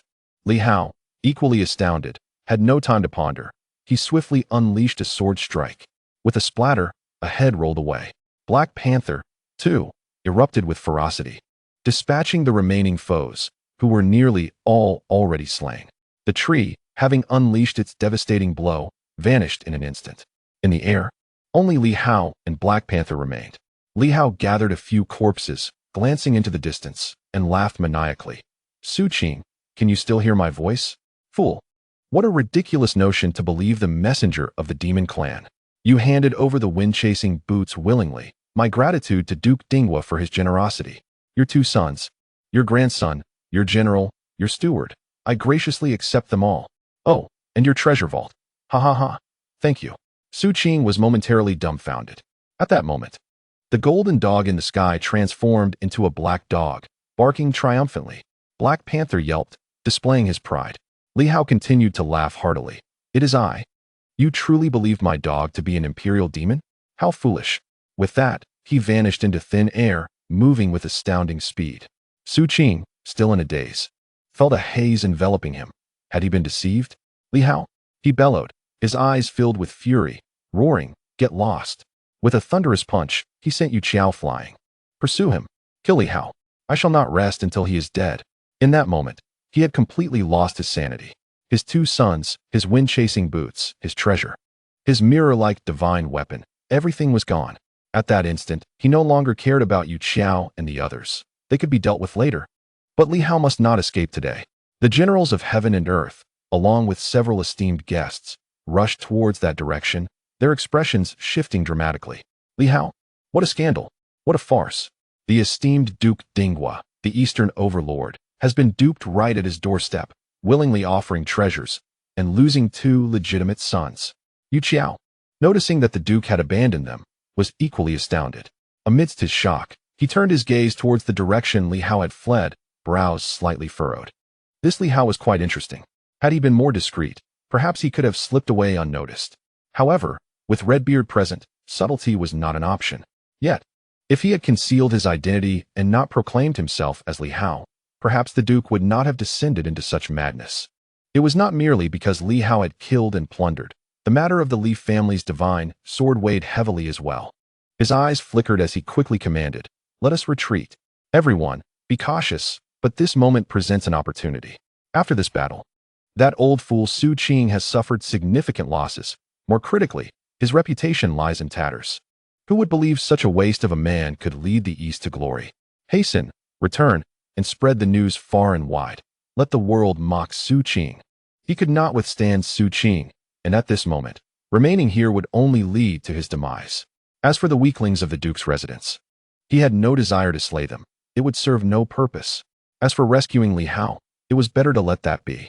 He had no reason to save him. Had it not been for that fellow Li Hao, they would not have nearly met their end. It was fortunate enough that they had not sought trouble with him. With that, Yu Qiao soared into the sky, delivering a powerful punch that ignited flames reaching the heavens. And the entire Duke's residence was instantly engulfed in fire. In an instant, a grand voice reverberated throughout Dongxin City. Duke Su Qing, utterly incompetent and hypocritical, seeks to ambush the administrative leaders of the 21 provinces in the east, only to be slain by the demon sword, Li Hao, who has breached the residence, cutting down the East Sea Redbeard bandits in collusion with Su Qing. At that moment, it was as if they were adding insult to injury. And he bellowed, Su Qing has been slain by Li Hao. The Duke's residence is annihilated. Let the heavens rejoice. With these words, Several powerful figures swiftly fled in all directions. Return. Only by returning to their own territory could they find safety. As for the Duke's survival, it was likely he had no time to refute the rumors, as he was probably consumed with frantically pursuing Li Hao, with little thought for anything else. Upon the emergence of this news, Dongxin City trembled. Within the city, countless lurking spies gaped in disbelief, their mouths agape, wider than eggs. Did we hear incorrectly? Who? The demon Sword Li Hao? My heavens, what a fantastical tale. How could this be? The dominant power of the East for 2 centuries, the Duke's residence, was directly swept away by Li Hao. The world was on the brink of turmoil. This was no trivial matter. It was monumental news that the Eastern continent's sovereign had been toppled. Instantly, countless jade messages began to circulate, and the news spread across the realm in the blink of an eye. Chapter 192. Reinforcements within Dongxin City. One could say the world had been turned upside down. Yu Qiao and his companions, being regional overlords themselves, understood precisely how to effectively undermine the Duke's authority. In this era, half-truths and rumors were the most lethal weapons. At this moment, the Duke's residence was ablaze, the inferno born from a transformative phase. Even though the Duke's servants exerted themselves to extinguish the flames, they could only helplessly watch as the fire spread, swiftly enveloping the entire residence. This act further substantiated a crucial point. Something had indeed befallen the Duke. Otherwise, such a massive fire, though fierce, could surely have been quelled by the Duke. The key was that an ordinary person would not dare to set fire to the Duke's residence. Had the Duke fallen? Would there be war? Surely not. If the Duke were dead, whoever came next, would we not still be reduced to mere commoners? We are not officials. As long as they are not pirates or mountain bandits, we would be fine. At this moment, the Duke's residence was not devoid of life. Soon, several formidable figures leaped into action, swiftly quelling the unrest. The Duke's army outside the city also mobilized rapidly to prevent any surprise attacks. Yet, while fabricating rumors is easy, dispelling them is arduous. Even though the Duke's men proclaimed everywhere that the Duke was unharmed and that it was merely the mischief of lowly rogues that had been quelled, few believed them. Preconceived notions lead many to readily accept the words of Yu Qiao and his associates. Otherwise, what becomes of the Duke's household? Why was the Duke's residence set ablaze? Was the red-bearded one truly slain? If so, for many, the demise of the most notorious pirate of the East Sea would be cause for universal celebration. As for whether the red-bearded one conspired with the Duke, the truth remains elusive, yet rumors abound, and people are inclined to believe them. In this fleeting moment, the news has spread far and wide. In the Linjiang province, various factions continue to deliberate on troop deployments, strategies for advancing southward, and how to draw Li Hao out. A smile graces Fan Chang's face. With the assistance of these individuals, he is confident that Silver Moon must inevitably suffer some losses, thus alleviating his pent-up resentment. The likes of the earth-shattering sword, the radiant sword, and Li Hao all deserve their fates. As the assembly discusses the final matter of the timing for their expedition, suddenly, many communication jade slips vibrate in unison. Instantly, several individuals exchange glances, hastily retrieving their slips. Something significant has transpired. This is no mere occurrence, but rather a multitude has received the same news.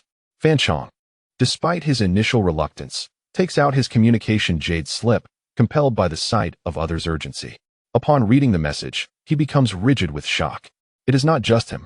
In an instant, the entire hall falls into an eerie silence, devoid of any sound, as if it were a graveyard. After a moment, the sound of inhalation breaks the stillness. Impossible.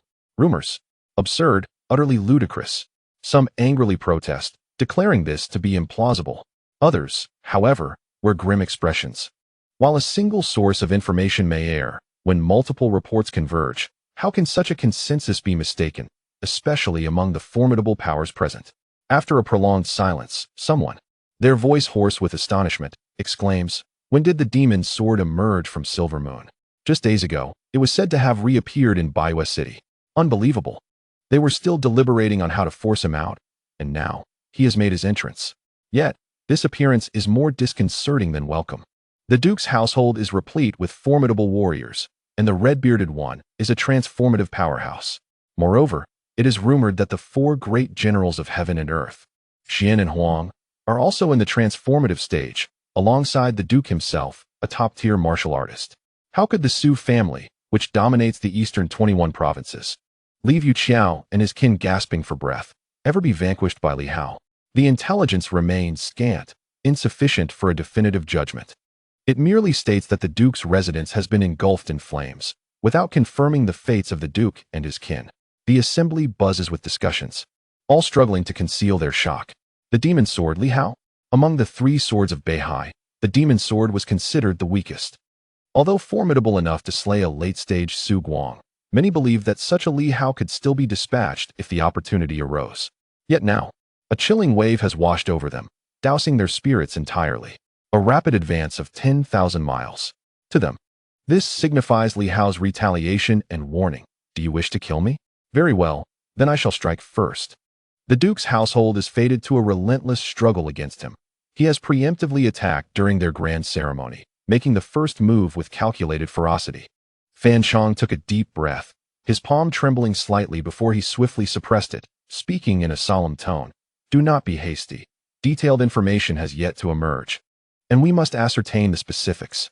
I have witnessed Li Hao's prowess. Just days ago, he effortlessly eliminated a late-stage Su Guang, and it seems inconceivable that he could reach the level of annihilating those in the transformative phase so swiftly. If that were the case, he would no longer be a demonic sword, but rather a divine one. Such a notion is beyond my belief. It is implausible that within mere days, Li Hao has ascended to such heights that he could obliterate a significant force. One must remember that the Duke's estate is far superior to the Linjiang Prefecture. Under the Duke's command, there are numerous in the transformative stage, perhaps even stronger than those under the Plain King. A figure of such dominance in the East, so easily vanquished by Li Hao? I refuse to believe it. At this moment, the crowd managed to regain their composure, and after a while, someone spoke up. What about the attack on the South Crossing? What attack? Someone retorted. Li Hao has fled. Are we to engage in a desperate battle with the Silver Moon warriors? What benefit would that bring? We came to assist Li Hao, not to slay the Silver Moon strong. To eliminate Li Hao with the divine sword would aid us in our breakthroughs. What use is it to vanquish the Silver Moon warriors? For the sake of Li Hao's divine sword, we might take the risk. But to clash with the Silver Moon warriors is not the outcome we desire. Upon hearing this, Fan Chong silently cursed. As a neighbor to Silver Moon, he had hoped these individuals would swiftly invade, but now they were evidently reluctant, for the pivotal figure Li Hao had escaped. To confront Silver Moon now would be sheer folly. Sighing inwardly, Fan Chong felt a weight of seriousness descend upon him. Is Silver Moon truly a demonic realm?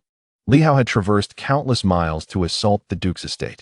Although the assembly remained silent, deep down, they were likely filled with trepidation, should further news fail to arrive. Some may even contemplate retreating. It was utterly terrifying. The Duke's estate, with its numerous individuals in the transformative and Su Guang stages, had been breached. This was indeed shocking. Even the most formidable powers among the 9 courts and the royal family would hesitate to claim they could breach the Duke's estate. Everyone awaited further developments, anticipating more information to unfold. In the hall, a sense of anxiety permeated. Cups of tea and spirits swiftly disappeared, consumed by the gathering. The chilly Linjiang seemed to grow increasingly oppressive. In White Moon City, Kong Jia expelled a mouthful of tea, utterly bewildered. In the next moment, he soared into the air. He was not alone. At that instant, Huang Yu also ascended from the distant military camp. Meanwhile, Director Zhao, though not taking flight, quickly directed his gaze toward the Martial Guard base, his teeth nearly grinding to dust as he muttered, "Find out where Li Hao is." The deputy director said nothing, yet promptly vanished. Where's Li Hao? His divine vessel remained in the square, and his demon-hunting team was still in seclusion, having only been 3 days. No one thought much of it, as Li Hao had always returned in this manner. But now, where was Li Hao? Or could it be that someone was instigating chaos, deliberately impersonating him? As Director Zhao pondered this, he found the notion utterly ludicrous. How could that be possible? The strength of the Duke of Dinggua's household is well understood. The 3 great generals are all at the transformation stage. It is said that even the red-bearded one has arrived today, also at the transformation stage. The Duke himself, even without being unsealed, can be regarded as at the transformation stage. There are 5 formidable beings at this level, along with over a dozen experts at the Dawnlight realm. Such power, even if Silver Moon remains unsealed for now, might not assure victory. Yet now, the news arrives. Duke of Dinggua has been slain. Who would believe it? In the distance, 2 formidable figures emerged. piercing through the air and landing swiftly above the base of the martial guard. "Lu Long, Hao Lianchuan, come forth to meet me," Kong Jie bellowed. In the distant hall, Lu Long was in meditation. Upon hearing the call, he opened his eyes, furrowing his brow, and soon walked out. "Director Kong." He saluted the two figures above and then greeted Huang Yu. "Commander Yu, what brings you here?" "The regiment leader is currently in seclusion. Your disturbance is quite loud and may disrupt his training." On the other side, Hao Lianchuan also stepped out, echoing, "Indeed. Is it not excessive for you two to intrude upon the martial guard's base so brazenly? Though the night patrol has departed, the vigilance remains." "Shut your mouth." Kong Jie cursed vehemently. Hao Lianchuan was taken aback, and Kong Jie continued, "Do you take me for a fool? Is Li Hao still here? Do you genuinely believe I am naive?" Huang Yu remained silent. "Isn't it about time to cease the struggle? Until now, only with the spread of news from the east have we come to know of this matter. What else could it be if not foolishness?" Hao Lianchuan felt somewhat awkward. Clearing his throat, "What a way to speak. Director Kong, this is not appropriate. What is the situation? Has Li Hao's whereabouts been exposed? Everyone has been in seclusion for 3 days, and we all know it is to provide cover for Li Hao. Has he done something?" Kong Jie was on the brink of despair. What else could it be? Li Hao has long since fled, hasn't he? Did this fellow return just to run away? A good fellow. He has gone to the Duke of Dinghua's residence, directly causing chaos, seizing the wind-chasing boots, slaying transformation stage experts.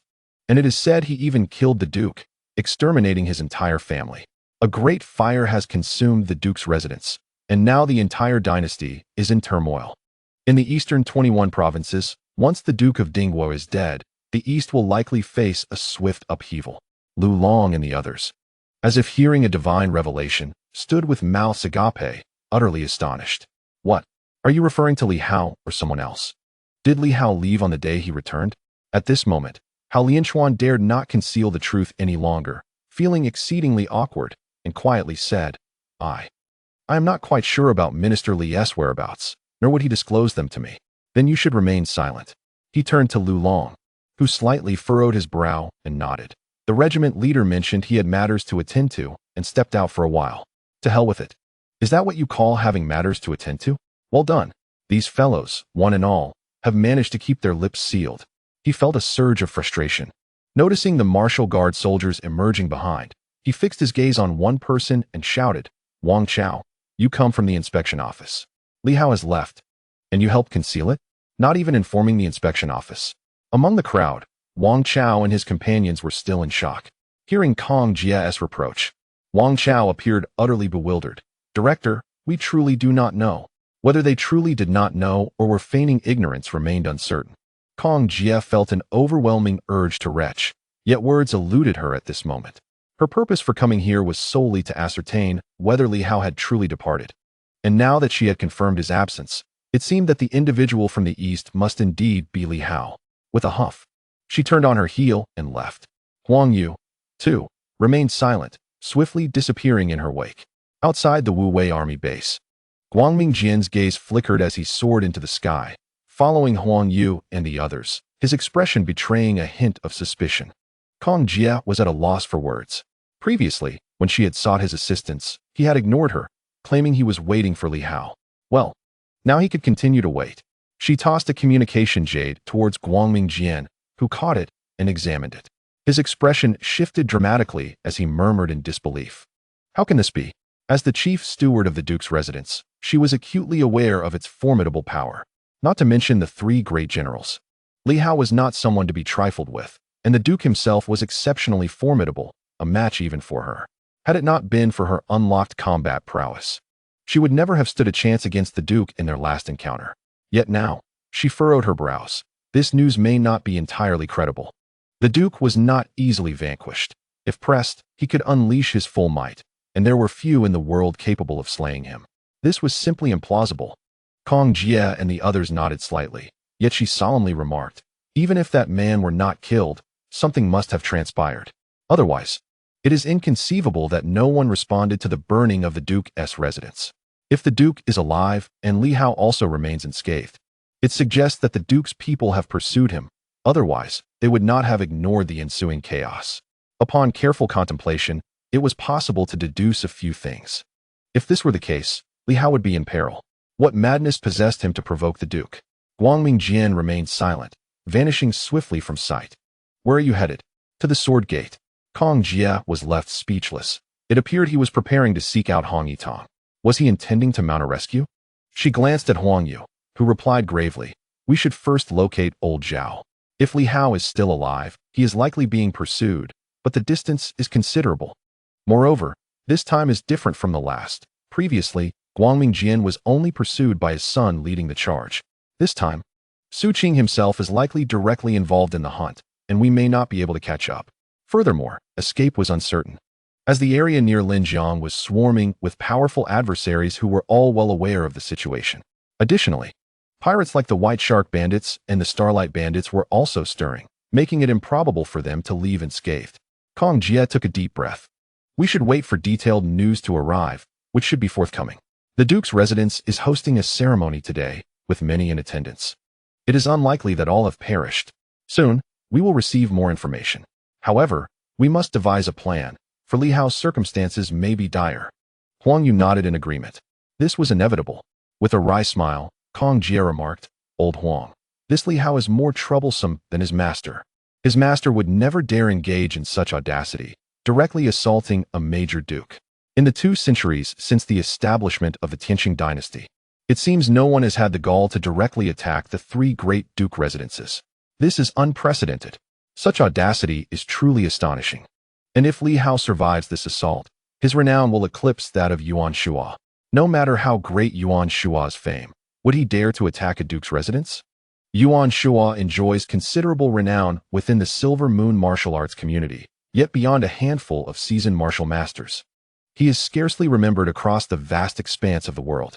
In stark contrast, Li Hao's recent actions are destined to etch his name into the memories of not only the superhuman beings, but also the common populace. He has boldly confronted the Eastern sovereign. At this moment, discussions and tremors reverberate throughout every corner. In the Night Watch headquarters of Tianqing City, Ho Xiaoqing, who had previously been troubled by the thought of the world uniting against Li Hao, now lets out a sigh. Indeed, it is the world that should be concerned now. If Li Hao remains alive, they shall find no peace. Within the confines of a modest office, several formidable individuals from Silver Moon eagerly await further intelligence. Before long, all eyes are drawn to the vibrating communication jade. Ho Xiaoqing swiftly seizes it and examines the contents. After a lengthy pause, he exhales deeply. It appears that a direct assault was not undertaken. This fellow concealed himself within the belly of that dog, masquerading as the great demon of Quishan and, under the guise of an ancient demon descendant, deceived the Duke of Dinghua into willingly surrendering the wind-chasing boots. He even managed to intimidate the powerful figures of the 21st Provincial District using the ancient demon of Quishan. As a result, Li Hao orchestrated a conflict between Yu Qiao and Su Qing, subsequently eliminating Su Xing, General Huang, and others, seizing Su Qing's treasury, and employing some uniquely potent method to eliminate the Redbeard and his 3 formidable allies among the rising sun. At this juncture, the Duke of Dinghua is relentlessly pursuing him alongside the General of Heaven and Earth. Upon hearing this, Yu Luocha initially felt relief, but then her expression grew grave. So it seems he indeed killed a transcendent, regardless of the external means employed? Indeed. Do we have any understanding of such methods he might possess? Ho Xiaoqing chuckled. If I were to know, I would be a deity. You, the steward, replied solemnly. Su Qing is no weakling. He is exceptionally powerful. Ho Xiaoqing's smile faded. Even I would not dare claim victory over him. That individual may well be on par with the King of the Plains, immensely strong. Furthermore, he is accompanied by 2 transcendents and several rising sun warriors in pursuit of Li Hao, driven by vengeance and the desire for the Li family's divine sword, as well as the complete wind-chasing boots. With both divine weapons in hand, even should Su Qing be unsealed, he would still seek to eliminate Li Hao. With a sigh, he instructed, Little Yu, you must go. Be cautious and seek out Li Hao, swiftly. Director, you can unseal, but the golden spear cannot. On hearing this, he frowned. That will not suffice. You must go to Tianjin Mountain. Depart immediately. If the Sword of Heaven is still in seclusion, call him out, stating that I seek his assistance. With the name of the demon Sword Li Hao now known as the 8th Sword of Silver Moon, none shall question it. Let Tianjin himself come to the rescue. Hurry. Understood. Yu Luocha acknowledged, realizing that the director feared he might not be able to save Li Hao himself. Still somewhat anxious, she remarked, but can Li Hao wait that long? Even at an accelerated pace, he cannot arrive in time. Trust in fate. That young man would not act without some assurance. He has seized the wind-chasing boots, which may grant him considerable speed. Thus, the pursuers might not overtake him in the short term. He added gravely, "What terrifies me is that Li Hao, while being hunted, may not remain within Silver Moon, provoking countless powerful beings from all directions. He was already a target. Now, he is even more so. With 2 divine weapons in his possession, who would not wish to slay him?" Without uttering another word, Yu Luocha swiftly departed. Seek the Sword of Heaven for assistance. As Ho Xiaoqing took a deep breath, he turned to the silent Jin Chong and declared, "The task is accomplished." Ho Xiaoqing continued gravely. Li Hao has already gained a formidable reputation throughout the realm. Can we, the older generation, possibly fall short in comparison? Moreover, let us create some chaos in Tianqing City, ensuring that everyone is too preoccupied to stir trouble. Alongside the martial guard, we shall commence the eradication of the 3 major organizations' undercover members within Tianqing City, starting today. And instruct the night watchers to assist. Send a message to those young individuals. As members of the Night Watch, they are now summoned by the governor of Tianqing to take action. To avoid offending anyone, they need not return. Jin Chong's expression shifted as he swiftly nodded. Understanding the directive, the minister was poised to take action. Once Jin Chong departed, Ho Xiaoqing gazed towards the east, his brow furrowing at the thought of Li Hao. That madman. While he was certain that the Duke of Dinghua's residence would not let him off easily, the audacity to directly strike eastward was utterly reckless. Who had exhibited such madness previously? He pondered for quite some time, failing to recall anyone as audacious, not even Yuan Shuo, who had never been so unrestrained. At that moment, the entire world was watching intently. Soon enough, the true intelligence began to circulate. Some mocked, while others were left in shock. Su Qing was a fool. He had been outsmarted by a mere youth. Yet, one must not underestimate that demonic sword. It was audacious beyond belief. In such circumstances, to boldly emerge from Silver Moon and take the initiative was remarkable. Furthermore, no one discerned the method by which he had eliminated the red-bearded man. It could potentially be an ancient civilization's technique. Perhaps this young man had acquired some lethal skill within Zhantian City. Thus caution was still warranted. He was even more capricious than his master and possessed a heart of steel. He had directly murdered Su Qing's 2 legitimate sons. It would be strange if Su Qing did not go mad. However, more crucially, he now wielded 2 divine weapons, along with Su's family treasury. In an instant, many minds began to connect the dots. On this day, various organizations, and even some provincial overlords, discreetly dispatched individuals towards the east. Li Hao was being pursued by Su Qing and his men. Divine weapons, treasures, and whispers of the fountain of life were abound. The name of the demonic sword at this moment was firmly etched in their minds. Everyone realized that this individual was exceedingly reckless, audacious, and resourceful. While they scoffed at Su Qing, their thoughts were occupied with the notion that Su Qing's deception was tied to ancient demons. That beast accompanying Li Hao might indeed possess ancient demon bloodline, allegedly brought forth from Zhantian City. Could it be that the dog demon was a descendant of the ancient demons residing in Zhantian City? Thus, in truth, Li Hao had not deceived them. He had indeed spoken of ancient demons with a substantial background, rooted in Zhantian City. The news spread rapidly. In the central region, within a secluded mountainous area, the ground suddenly shifted, and a head emerged from underground. Shaking it slightly and surveying the sky outside, Yuan Shuo exclaimed with joy, "Finally, I'm out." It took me over 10 days. Having entered the ruins for over 10 days, he had nearly met his demise within. Fortunately, things had gone relatively smoothly. At this moment, Yuan Shuo was in high spirits, feeling particularly elated.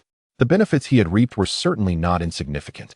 Regrettably, the demonic plant had perished, leaving behind scant amounts of the fountain of life.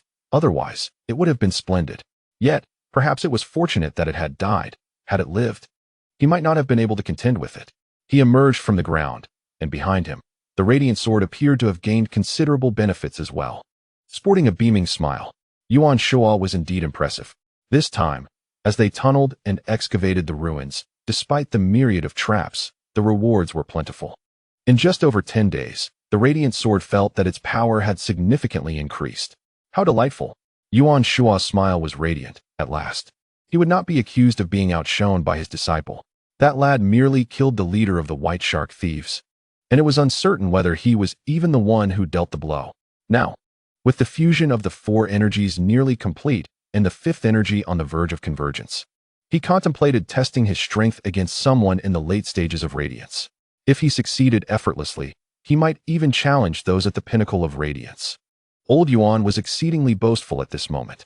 In just over 10 days, not even 20 in total, his disciple, no matter how formidable or well-equipped with swords, could not possibly achieve such immense progress so swiftly. Outshone by a disciple, he was on the brink of a complete fusion of the 5 energies, once successful. Even if he remained in the essence phase and had yet to enter the next level, he would be unmatched by any ordinary radiance practitioner.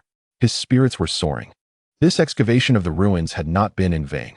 Then, the radiant sword reminded him, "Check the communication jade. Perhaps there is some news." Yuan Shua rolled his eyes, replying, "It's not mine, it's someone else's.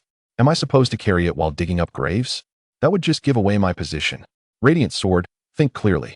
Besides, in such a short time, what could possibly have happened?" Nonetheless, he felt an urge to inquire if there had been any recent developments. "Let us go. I recall there's a stronghold ahead, the Flying Assassins Guild. We should gather some information." As he prepared to set off with the radiant sword, he suddenly glanced skyward and caught a fleeting glimpse of a figure. Just as he was about to scrutinize it further, another shadow soared through the air with remarkable speed. He felt a sense of vigilance. Were they seeking him? Had they located him? He pondered, "But I don't have a communication jade on me." As he thought, another figure rushed past, moving at an astonishing pace, clearly not weak. These individuals seemed to be hastening toward the east, flying through the air with little regard for their energy expenditure, as if driven by urgency. Yuan Shua felt a twinge of suspicion. What was happening? Was there a significant event unfolding? He probed the distance and noticed yet another powerful figure approaching at an incredible speed. Yuan Shua's expression shifted slightly as he sprang into the air, instantly positioning himself before the newcomer. Before him stood a middle-aged man who came to an abrupt halt, a look of wariness crossing his face. Upon recognizing Yuan Shua, his expression changed dramatically. He turned to flee. Yuan Shua delivered a punch, laughing, "An old acquaintance. Ha ha. Are you not that fellow from years ago? Why are you running? I want to harm you. I remember meeting you over 20 years ago. You hailed from that province. Didn't you? Your father was a high-ranking official there, if I recall correctly." The man's complexion paled slightly, and sensing the threat behind him, he quickly stopped. Turning back and hurriedly exclaimed, "Brother Yuan, I was just passing through. I didn't see anything. I'm now a night watchman, the head of the Night Watcher Division. I'm not affiliated with any of the 3 major organizations." Yuan Shua chuckled. "A night watchman, you say? Forget it. I can't be bothered with you. Hand over the communication jade. By the way, I just saw many people flying by, all in a rush. Are they off to collect some treasure? You too. What are you planning to do?" The middle-aged man's expression shifted slightly, revealing unease as he whispered, "Does Brother Yuan not know?" "Of course, if I knew. Why would I ask you?" The middle-aged man took a deep breath. "This matter is somewhat related to Brother Yuan. The demon sword has encountered an issue." "The demon sword?" Yuan Shua was momentarily taken aback. "Is it the demon sword Li Hao?" However, he found it peculiar for anyone to refer to Li Hao as the demon sword. Such a title signified recognition, suggesting that the name had gained acceptance among the masses, a privilege not typically afforded to ordinary martial artists, especially in this era where gaining fame was exceedingly challenging. Is it because Li Hao previously eliminated the White Shark Bandit? Has the White Shark Bandit sought revenge against him? The middle-aged man appeared somewhat stiff, glancing at Yuan Shua. "Your information is rather outdated. The White Shark Bandit is a relic of the past.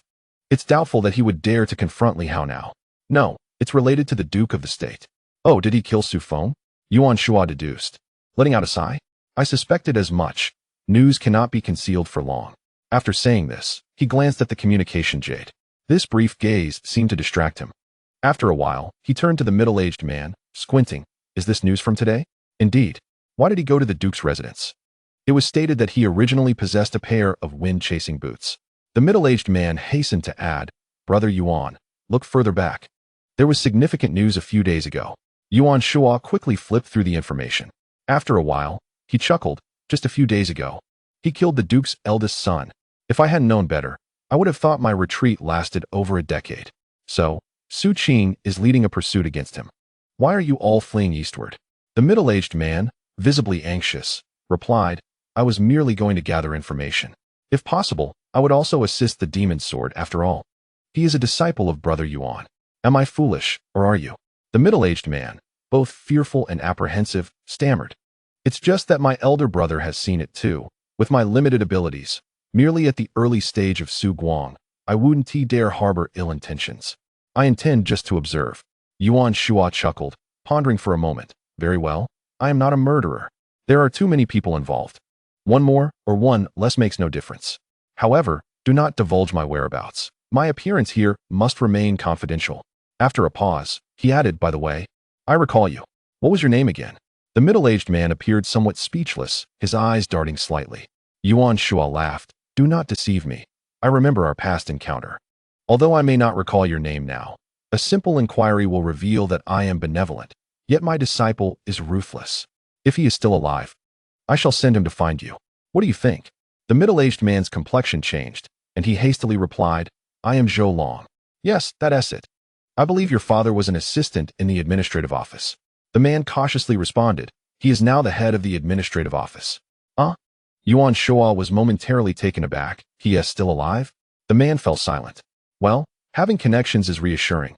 It's worse to have none at all. Very well. You may continue with your affairs. Yuan Shuo cheerfully said, allow me to use the communication jade, but do not report its loss. Otherwise, I won't receive any messages. When time permits, I shall visit your home. The middle-aged man appeared awkward. Yuan Shuo, still smiling, said no more and swiftly vanished. As the middle-aged man observed the situation, he couldn't help but exclaim, Brother Yuan, the east is perilous. It is unwise to venture forth. The troubles stirred by the demon sword are too great. Yuan Shuo seemed to recall something, lifting his gaze with a sudden smile. I've remembered. When we first crossed swords, you were defeated by me. Clinging to my leg and pleading for mercy, were you not? The middle-aged man's face instantly flushed with embarrassment. Now I understand why I have an impression of you. I have vanquished many, and it is impossible to remember them all. You were that cowardly fellow. Now it all makes sense. Yuan Shuo chuckled. You possess a strong will to survive, which is commendable. However, do not let anyone see you. With that, Yuan Shuo descended to the ground. Gazing at the azure light sword. I must make a trip to the east. Entertain yourself here. Wu Hongshan looked at him, her brow slightly furrowed. Is there a problem? Indeed, my unruly disciples are constantly stirring up trouble. I once believed I was the greatest source of calamity. It appears I was mistaken. Yuan Shuo laughed softly, maintaining his composure as he regarded Wu Hongshan. You are far too weak. Though you have made progress and may now contend with an average initial stage of dawnlight, you remain insufficiently strong. Go and engage with the 3 major organizations. Just exercise caution. And you? I shall seek out my unfilial disciple. Yuan Shuo replied cheerfully, otherwise, everyone will think that I, Yuan Shuo, have completely perished. That scoundrel Hong Yitong dares to usurp my position. After all the effort I put into nurturing an exceptional disciple, he wishes to steal him away. If I do not reappear, they will believe that Li Hao lacks a master. As he spoke, he added, hand over all the divine energy stones and the fountain of life you possess. Wu Hongshan said nothing, handing him a storage ring. Previously, Yuan Shuo had shared it with her, claiming there were benefits to be had in sharing. Now, however, he took it all back. Clearly feeling it was insufficient, he needed to grow stronger, faster. Upon receiving the storage ring, Yuan Shuo did not linger on words, but waved his hand, saying, take care of yourself. You may wait for me in Tianqing City or roam freely. When will you return? I do not know. Yuan Shuo smiled brightly. Akin to a bird taking flight, vanishing from sight in an instant, his speed remarkable. Wu Hongshan watched for a moment before turning to disappear as well. I am too weak, she thought, the words piercing her heart. The azure light sword, one of the 7 silver moons, had now been deemed inadequate, dismissed without inquiry, as if it were merely a hindrance. Wu Hongshan swiftly traversed the space, resolving to no longer be so weak. The boundaries had been shattered, thus, she would forge ahead with valor. Meanwhile, in the distance, Yuan Shuo soared faster and faster, his pace intensifying. Suddenly, he gritted his teeth. He consumed all the life essence in his grasp, his blood boiling, and his organs trembling. Do they all think I am dead? They think they can kill or capture me at will. Why is it that I, Yuan Shuo, can no longer wield a blade? Or are their heads merely more resilient? Su Qing. 30 years prior, they had clashed once. Su Qing was indeed formidable, and he was surely stronger now. Yet that year, had he not been a member of the Su family, I would have severed his head. A surge of fury erupted within him. Futuan Mountain, the three major organizations, and the Su family, these adversaries that remained unresolved in bygone days, have now all drifted away. As for the plain king, though I may have fallen behind in the years, I am not as feeble as you presume. My speed accelerates, extending far into the east. I am uncertain if I can catch up, yet it matters little. With Li Hao's demise, I shall exact vengeance upon the Su family, one by one, from the young to the old. It appears my own strength is still insufficient, lacking the deterrence I require. The atmosphere trembles with anticipation. At this moment, Li Hao is gasping, struggling for breath. He swallows a drop of the fountain of life, mending some of his wounds, and his inner strength surges anew. The wind-chasing boots explode with energy, propelling him forward, swiftly outpacing his pursuers once more. Currently, only 3 remain in pursuit: Su Qing and the 2 generals of heaven and earth. They have been trailing him relentlessly, their speed formidable. Su Qing's countenance is frigid, and he chooses silence as he continues the chase. From the Duke's residence to this point, they have pursued for hundreds of miles, long past the confines of Dongxin City. Though Li Hao is swift, the 3 formidable metamorphs are not to be underestimated. The others of Su Guang have been left far behind. At this juncture, Su Qing's legs move like a whirlwind, not soaring like a superhuman, but gliding with precision. Each glide surpasses the 2 metamorphic powerhouses, covering hundreds of meters with each stride. The distance between them remains approximately 4 to 5 kilometers. Yet, every time Li Hao exhausts his inner strength and pauses for breath, his pursuers quickly close the gap, maintaining a steady pace. In terms of sheer speed, Li Hao is considerably slower, relying solely on the wind-chasing boots to create distance repeatedly. Ahead, Li Hao gasps for air. At this moment, he must not only run for himself, but also carry the Black Panther. The Black Panther is swift, yet still somewhat inferior to the metamorphs. It is indeed a case of a dog riding a man. Li Hao has no time to attend to the Black Panther, which clings tightly to his shoulder. Propelled along by Li Hao's momentum, in silence, the 3 men and a dog, move stealthily, avoiding any unnecessary commotion. Why attract so many people during a pursuit? Li Hao fears that an increased crowd would heighten his peril, while Su Qing worries that too many might attempt to intervene. Li Hao must be eliminated. Failing to do so would render the humiliation irreparable. Yet, for a seasoned politician like him, the colossal stakes remain paramount. 2 divine weapons and the Li family's sacred sword may grant him unrestrained power to unleash. Thus, in this moment, the 4 run in unison, maintaining a mutual understanding in their silence. A flicker of urgency flashes in Li Hao's eyes. The speed of his adversary exceeds all expectations. If this continues, I may not outlast him. Although the sword consistently replenishes my strength, activating the wind-chasing boots also depletes my divine essence. Should my divine essence run dry, escape would become exceedingly difficult. Is it wise to head towards Qishan? Li Hao ponders. Perhaps it would present significant trouble for the Great Serpent. Having just cleared his association with the Great Serpent, would it be prudent to venture towards Qishan now? Yet, if no one obstructs these individuals, my chances of fleeing may be grim indeed. The silver moon is distant, and there is no need for Mount Kuei. Thoughts flashed through Li Hao's mind, and he had already made some decisions. In the next moment, he turned and ran westward. That direction leads to the East Sea. Su Qing's expression shifted. Was Li Hao heading to the East Sea? Did he intend to enter the ocean?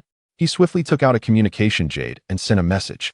Whether it be the East Sea or the mainland, it was all his territory. Li Hao thought he could escape the East. What a fool's dream. Chapter 193. The movement of the 4 directions surrounded by the seas. The central land is encircled by the 4 oceans: southeast, southwest, northeast, and northwest. These bodies of water are interrelated. While there may be tributaries, ultimately, all 4 seas can connect, forming a loop that envelopes the central continent. At this moment, Li Hao was heading towards the East Sea. The North Sea is home to 8 major pirate factions, with the Starlight Pirate Group being the most formidable. The East Sea also has its pirates, though not as rampant as those in the North Sea. Nonetheless, there are plenty, such as Red Beard, one of the most notorious. These pirates are primarily warlords and powerful figures in their own right. Choosing to enter the sea was strategic. The silver armor granted him the ability to navigate the waters with greater ease and stealth compared to land. Even if he were to hide in the mountains, he would be confined to a limited area. The vastness of the ocean, however, offered countless places to submerge, necessitating a thorough search to locate him. As a martial artist, as long as he evaded their sight, they would not be able to pursue him. Li Hao's resolve solidified. Another factor weighed on him. The ocean was home to formidable sea monsters, some possessing significant strength. While martial artists might manage, once superpowers entered the fray, they would be quickly noticed. While Li Hao and Su Qing were relatively safe, the two transformed superpowers could easily find themselves besieged by these great beasts if they ventured into the waters.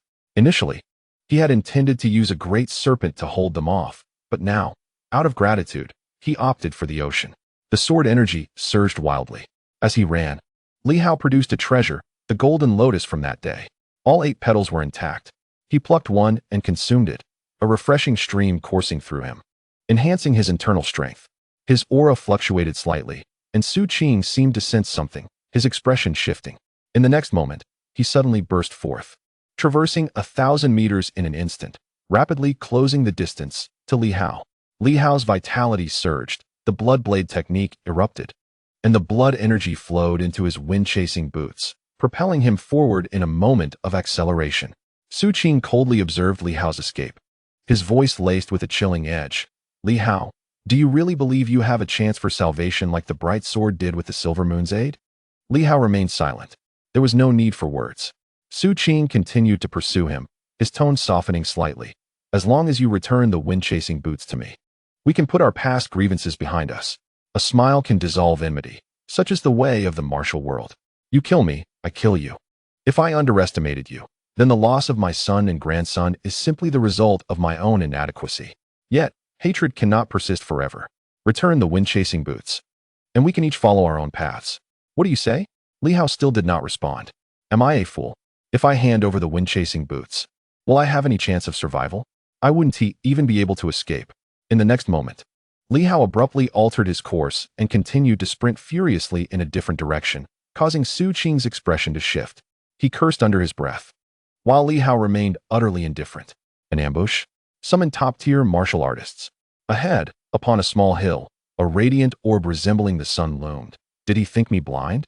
It appeared Su Qing was aware of Li Hao's intent to head towards the East Sea, thus had already arranged for individuals to intercept him.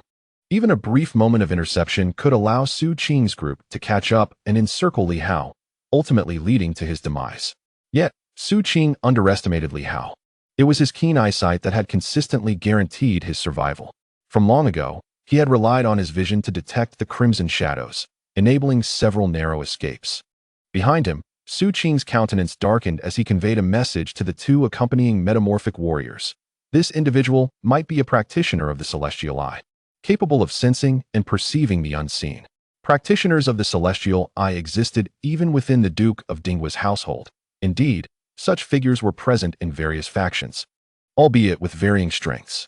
Their hasty arrival had left them without the means to bring adequate support, and given the weakness of their opponent, they might not discern much. Li Hao, being a martial artist, posed an even greater challenge to perceive. Li Hao gasped for breath, glancing back momentarily. He had a sword to replenish his energy, and the 2 metamorphic warriors trailing him possessed mysterious energies and divine stones to restore their consumption, though not as swiftly as he could.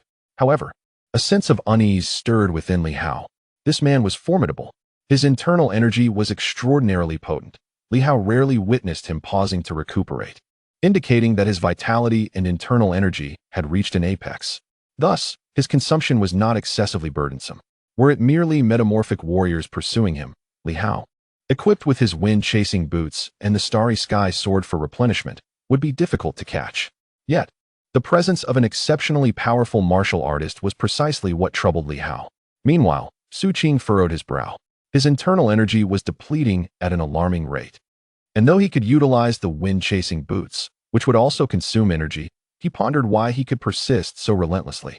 A flicker of insight crossed his mind. The Li family's divine sword. Surely, it played a crucial role. In a brief span, Li Hao had reached this juncture, and the Li family's divine sword was indispensable. Initially, he had even managed to catch up to his opponent and land a punch, yet the opponent's internal organs were remarkably resilient, a sensation he had felt. At this moment, a glimmer of greed surfaced in Su Qing's eyes. If he could acquire the divine sword and thoroughly enhance his internal organs, liberating their full potential without restraint, perhaps he could become the preeminent figure of his time. He was already formidable. How could anyone rival him if others were unable to unleash their potential? He retrieved the communication jade once more and initiated contact. Not only that, but he also relayed a message to two generals, instructing them to wait near the East Sea. Although this fellow seemed to be taking detours, his ultimate destination was either the East Sea or Mount Kuei. He undoubtedly had some connection with the Great Serpent of Kuei Mountain. However, that was not a concern for now. He was desperately attempting to sever ties with the serpent and likely had no intention of heading to Kuei Mountain. You must proceed to the East Sea and swiftly summon the pirates to seal off the waters. My lord, what about you? Do not worry about me. The two generals contemplated briefly before hastily departing. They were well aware of the strength of their lord. Do not be deceived by the current semblance of equality among us. Once the seals are lifted, even the illustrious sword of light at its zenith would find itself vanquished. Yet, Su Qing hesitates to unseal. For each unsealing is a gamble for survival. For him, the moment has not yet arrived. As for capturing Li Hao, he cannot assure that he could wield the divine sword of the Li family immediately. Were he guaranteed its use, he might boldly seal his own vital organs, allowing him to unleash his full might and swiftly close the gap with Li Hao. The two generals departed with haste. Meanwhile, Li Hao observed this and turned his gaze back, his expression shifting. Su Qing proved to be quite formidable. Their departure likely aimed at laying an ambush for him at sea. Although such a trap may fail, should they block the ocean's entry, his passage would be severely hindered. Su Qing, how audacious you are. Li Hao finally spoke amidst the howling winds, laughing heartily. It seems today marks your demise. Should you pursue further? Beware of the combined might of the sword of light and the earth-shattering sword inviting you for tea. Su Qing's demeanor remained impassive, utterly indifferent. Li Hao, if you believe the intelligence network of the Duke's residence to be so inept, if it were inept, how could I have infiltrated it? Su Qing found himself at a loss for words. At this moment, he chose silence. Indeed, it was rather lacking. Li Hao had departed from Silver Moon, and he, astonishingly, was unaware. Under normal circumstances, how could Li Hao possibly leave? If he had, how could he have come to the Duke's residence? This was a thought no one, not even Su Qing, could fathom, save for Black Panther. Seeing Li Hao's obstinacy, Su Qing pondered briefly. As he pursued rapidly, he declared, Li Hao, my desire to kill you now is merely to resolve the troubles concerning my vital organs. Your vendetta against the Su family arises from fear of my retribution. But for me, the loss of 2 sons and a grandson is a trifling matter. I have dozens of descendants, and losing a few is inconsequential. Let us propose this. As a scion of the 8 great families, if you agree to a single condition, I shall spare your life, refrain from retaliation, and even assist you. What do you think? Do you take me for a fool? No, you fail to understand. Su Qing replied softly. You must comprehend that the 8 great families, even in the era of ancient civilization, were not necessarily the most formidable entities. The kings and emperors of antiquity, during the age of ancient civilizations, were numerous and powerful. The rise of the Su family, or any family or power in this era, is intricately linked to relics. Yet, many relics remain beyond our reach, while the 8 great families might possess the means to access them. For the families, seizing your divine sword is merely a means to advance to the next stage. However, if alternative methods exist, why must they pursue you? My Su family controls a relic, which is pivotal to our ascent. The wind-chasing boots, although one of the divine weapons of the 8 families, are not particularly remarkable. In my understanding, the Lu family was not exceptionally distinguished during the era of ancient civilization, while the relic I oversee is the true sanctuary of top-tier power. Su Qing chuckled softly. If you are willing to explore a relic for me, akin to your master, I could even offer you protection akin to that of Ho Xiaoqing. A relic? Li Hao inquired, yet quickened his pace even further. To hell with it. Yes, a relic. The remarkably significant relics are not exclusive to the Silver Moon. During the era of ancient civilizations on the eastern continent, there existed unparalleled forces and power, with the 8 guardian families merely safeguarding a portal to a mysterious realm. which does not necessarily signify that they are the mightiest. The Su family has been exploring their relic for over a century, yet they have not fully harnessed its potential. This city, known as Jinxing, holds immense promise. Should you assist me in uncovering the secrets of this relic, I, Su Qing, assure you that I will not only absolve you of the responsibility for the demise of my descendants, but will also aid you in your quest for vengeance. Su Qing spoke with utmost sincerity. In truth, this was indeed his current sentiment, as Li Hao wielded the wind-chasing boots and the starry sword, and might even be a practitioner of the heavenly eye, accompanied by the descendants of ancient demons. Su Qing found himself contemplating this notion, assisting himself in the exploration of the relic.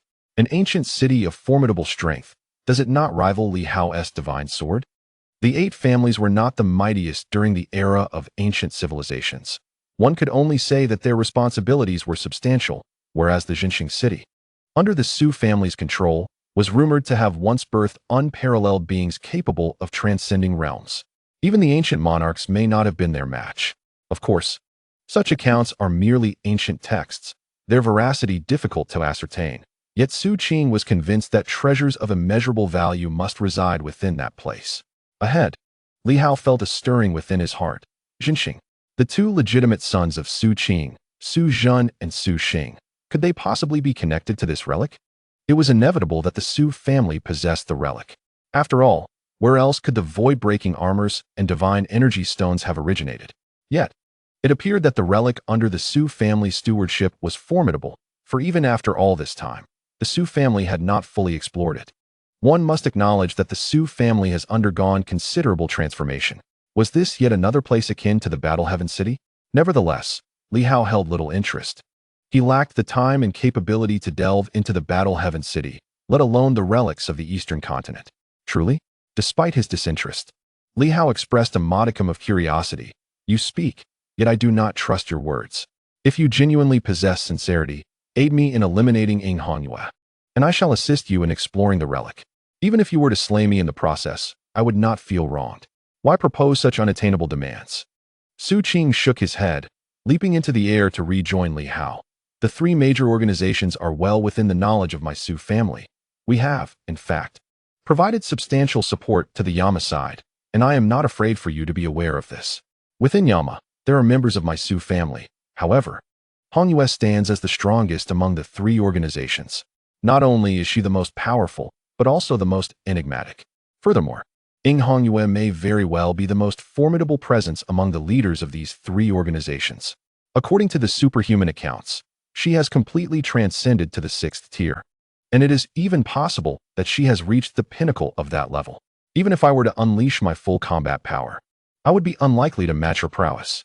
He continued, however, if you are willing to assist me, the outcome may differ. Moreover, if you seek revenge, you are underestimating the situation. Inghongyue's rise is attributed not only to her own genius and strength, but also to a crucial point. She is not a solitary figure. Your master was powerful in his time, yet why could he not seize the opportunity to rise and thus be surpassed? Such is the fate of the solitary. In today's world, whether it be the 3 major organizations, the 9 offices, the imperial family, or the royal houses, who does not wield significant power? Behind the Red Moon, formidable allies lend their support, even delving into matters of utmost secrecy. Much of what you observe is merely what others permit you to see. The reality is far more intricate. Su Qing softly remarked, take my Su family for instance, Li Hao. Do you truly believe that the foundation of the Su family's dominance over the East rests solely upon my shoulders and a few generals? Your abrupt disturbance at the Su residence caught us off guard, a consequence of our prolonged peace leading to a certain sluggishness. However, understand this. Who would treat mere territory as the core of their operations? It is the relics and ancient cities that serve as the strongholds for those of great power over the years. I share this to impress upon you the gravity of your actions, having seized the wind-chasing boots and now causing turmoil at the Duke's residence. Should you refuse to cooperate, even if I do not take your life, escaping death will be exceedingly difficult. Li Hao felt a subtle tremor within. True or false? Su Qing implied that the Su family perhaps harbored more powerful entities than he realized, with many residing within the relics and ancient cities. Such figures and forces seemed to proliferate, like the Red Moon, rumored to be guarded by an ancient divine sentinel. They, too, have been perennially exploring the relics, rarely revealing themselves. Li Hao had explored few relics, yet in the two he visited, he discovered powerful beings from ancient civilizations, those of the War Heaven army. If he could uncover them, could these others not do the same? Was it mere coincidence that he was the one to find them? Su Qing continued. It is not solely you and I who can unite. The forces behind us can also collaborate. The method you used to eliminate the red-bearded man must be the source clone recorded in the texts, correct? You have indeed forged an alliance with an ancient demon plant, have you not? While the Quishan Imperial Palace may be a fabrication, you have certainly encountered the ancient demon plant, perhaps in the War Heaven city. It appears that the prominent families hold greater allure. We have encountered similar entities, yet we have been unable to approach or forge alliances with them. Li Hao remained silent, swiftly traversing the terrain with remarkable speed. Su Qing aimed to both unsettle him and to distract him. This fellow had noticeably quickened his pace, decreasing the distance from several thousand meters to just over 3,000. With a sudden breakthrough, Li Hao covered over 2,000 meters in an instant, re-establishing distance. Of course, this surge consumed a significant portion of his internal energy.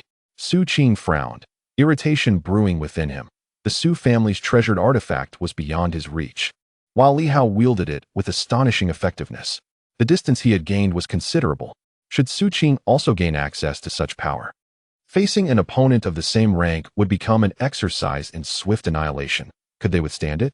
Li Hao utilized it merely for escape, yet to Su Qing, these boots represented a weapon of lethal capability. In the realm of martial arts, speed is unmatched. Su Qing accelerated once more, feeling a tremor within his organs, his vitality surging, compelling him towards a sensation of imminent unsealing. Such velocity had surpassed his limits. If this continued, he might very well unlock his full combat potential. Li Hao, do not force my hand. As a Silver Moon warrior, you must understand that once I unseal my internal organs, your demise is inevitable. Li Hao chuckled. Come, try it. The barefoot fear not the shod. I am but a solitary soul. If I perish, so be it. What of you? The Duke of the Su family, the overlord of the East. Once you unseal, can you seal again? Do you think possessing my sword grants you the power to bind? You have wielded the Wind Chaser boots for years. Can you truly master them? Moreover, this is the foremost divine sword. Are you as foolish as those outsiders? Su Qing remained silent. This was precisely what he feared more than others. Having once possessed it, he understood the immense difficulty outsiders face in mastering the 8 divine armaments. It is not a mere instance endeavor. Even if one could, time for observation and gradual refinement is essential. Li Hao, do not forget that restoring my internal organs does not rely solely on the divine sword. The fountain of life is sufficient, and the blood god seed is equally viable. Do you believe the Su family has hoarded no fountain of life or blood god seed over the years? Then come. Li Hao laughed heartily. Once you unseal, even if you do, how much do you possess? For how long can it sustain you? Will it truly suppress me? The more powerful you are, the harder it is to contain. Are you attempting to intimidate me? I fear not. Indeed, the Su family undoubtedly possesses the fountain of life. But Su Qing currently hesitates to make a decisive move. Li Hao felt a twinge of anxiety. Should this old fool disregard all caution and truly unseal, it would spell trouble. As he noticed the distance increasing, Li Hao felt a headache coming on. The sword energy depletes rapidly. He was nearing a point where he would have insufficient time to replenish it. Fortunately, he had absorbed much energy while healing the radiant sword, allowing him to stockpile a considerable amount. Otherwise, he would have found himself without time to restore his sword energy. In a brief moment, he had covered 200 to 300 miles. Lost in thought, he suddenly reversed his direction. Su Qing furrowed his brow, increasingly convinced that Li Hao possessed the eye of heaven. Such a person is indeed a formidable adversary. A murderous intent glimmered in his eyes. Ahead lay the ambush of the Duke's formidable warriors, but at this moment, that plan was rendered futile. Only a martial master could hope to evade his scrutiny.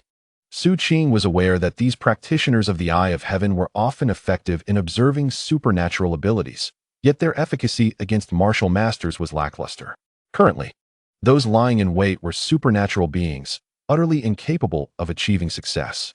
After a moment's contemplation, Su Qing activated the communication jade once more. Confronting Li Hao and obstructing his escape would be exceedingly difficult relying solely on supernatural powers. Shortly after the message was dispatched, Li Hao, who was in flight, suddenly felt a prickling sensation at the nape of his neck. He scanned his surroundings. Aside from Su Qing trailing behind, there were no supernatural entities. Could it be a martial master? He grew wary. Was there still a powerful martial master in the Duke's domain? As he pondered this, the Black Panther upon his back suddenly bristled with tension and barked loudly. Li Hao's expression shifted as, in that instant, 3 objects resembling cannonballs shot through the sky, hurtling directly toward him as if they had locked onto his presence. Behind, Su Qing watched coldly. Li Hao, you underestimate the might of a powerful faction. Furthermore, I have been trailing you all along. The taste of the city-destroying projectile is something you, Li Hao, have likely never experienced. Why do even the most formidable martial artists seldom dare to provoke powerful factions when acting alone? This is the crux of the matter. As he retreated slightly, 3 shells descended from the sky. With his scalp tingling, Li Hao swiftly activated his wind-chasing boots to traverse the area, yet the city-destroying shells were far too swift. Moreover, the 3 projectiles separated into 3 distinct trajectories, seemingly striking with precision, deliberately avoiding the rear where Duke Dingwa stood. If escape were desired, the only route lay behind. In an instant, Li Hao comprehended that it was the Dingwa army launching the assault, with the targeting coordinates provided by Duke Dingwa himself. Break! Li Hao bellowed, his blood surging as his spirit erupted. In a fleeting moment, he traversed thousands of meters once more, but the very next instant, the shells detonated in the air like radiant energy halos. There was no sound, only a ferocious wave of energy sweeping in all directions. Trees, stones, and mountains were reduced to mere powder under the onslaught of the shells. Behind him, Duke Dingwa retreated step by step, murmuring, "Do you think the dynasty has stood unyielding to this day solely due to those superhumans and martial artists? Do you believe the reason everyone refrains from rebellion is due to the fear of being the first to stick their neck out? It is none of these. It is simply because no one capable of withstanding the city-destroying shells without perishing has yet emerged. Even now, there are many strong individuals. Yet, according to Duke Dingwa's assessment, unless superhumans reach the 6th stage and martial artists attain their full potential, no one can endure the impact of a city-destroying shell. However, the city-destroying shell does possess its drawbacks. Its indiscriminate strikes make it challenging to target specific foes. This time, due to his continuous provision of coordinates, such precision was achievable. Against opponents stronger than oneself, it would be utterly futile. Yet, regardless of its numerous shortcomings, the city-destroying shell remains effective and imposing. In that moment, the 3 shells erupted with brilliance, illuminating the world in a dazzling display. Soundless, but the next instant, a colossal wave surged forth, shaking the heavens and the earth. Even at a distance, Duke Dingwa felt a slight stagger from the tremor, his ears ringing as the world fell silent. He closed his eyes, the blinding light threatening to sear his vision. Li Hao, undoubtedly, was enduring far worse. As for the prospect of Li Hao being killed in the explosion, Su Qing found it difficult to believe. With the wind-chasing boots, that reckless fellow would likely escape the core of the explosion, albeit sustaining injuries. He had calculated that even if Li Hao fled, it would not be so easy to evade the entire blast radius. The city-destroying shell truly lived up to its reputation as a devastating weapon from ancient civilizations designed to combat foreign foes. Boom! The tremendous sound of the explosion resonated, reverberating outward only after it had obliterated everything in sight. The ground cracked beneath, fissures spreading out like veins. In the distance, observers witnessed this scene, their faces etched with shock, quickly documenting the occurrence. Duke Dingwa pursued the demon sword, deploying 3 city-destroying shells within the explosion zone. In that moment, Li Hao felt as though he was being lifted from the ground. He had never encountered a city-destroying shell nor experienced its immense power. The Silver Moon had indeed threatened several times, but had never truly dared to act. It was said that it had been used in the central region. Yet Li Hao had never witnessed it until now. 3. It had sealed off 3 directions. He ran forward, barely managing to escape the epicenter of the explosion. But even so, the resulting shockwave assailed him with a ferocity that left him teetering on the brink of life and death. The silver armor manifested, even developing cracks upon its surface. The Black Panther on his back instantaneously abandoned him, transforming into a golden beast, howling in agony as its golden fur vanished in an instant, leaving it a hairless creature. Li Hao's insides were ravaged by the overwhelming energy wave, shaking him violently. Had it not been for the resilience of his organs, he might have perished from the impact. Though he survived, blood streamed from his 7 orifices. The cracks in his silver armor began to heal slowly, yet this signified that the tremendous force had exceeded the armor's capacity to withstand it at that moment. Gouts of fresh blood erupted from his mouth. Grasping the hairless dog, he glanced back, realizing that Su Qing was retreating rapidly, nearly 10,000 meters away from him.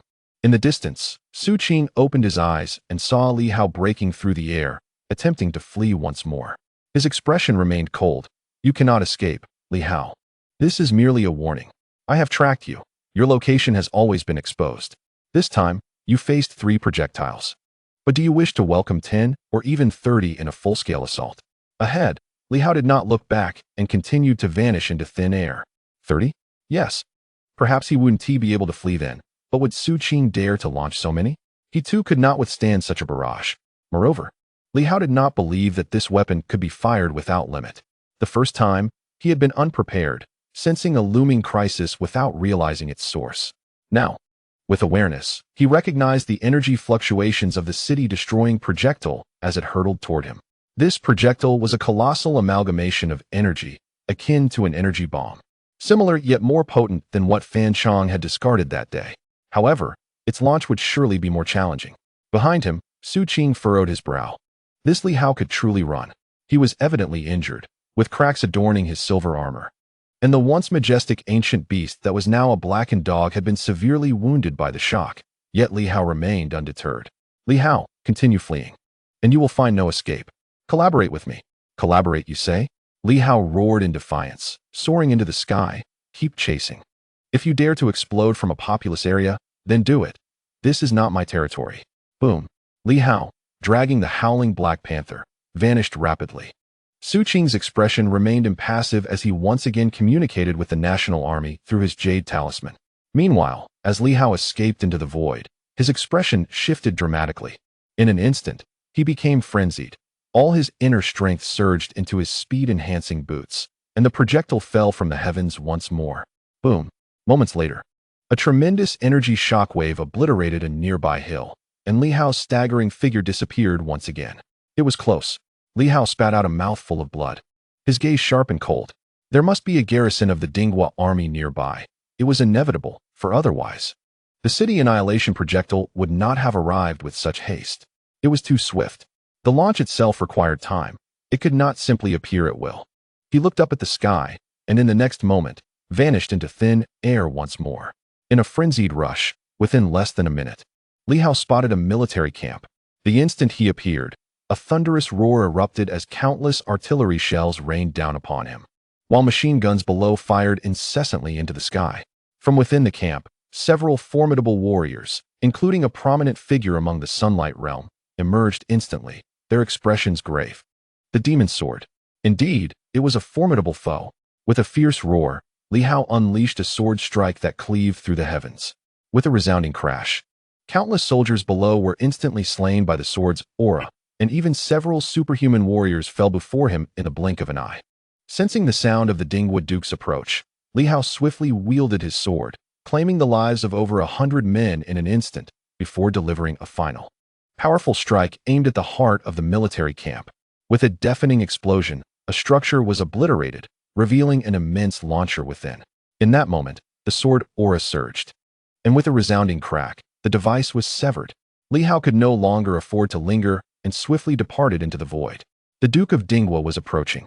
At that moment, Su Qing's expression darkened. This was the inherent flaw of the city annihilation projectile.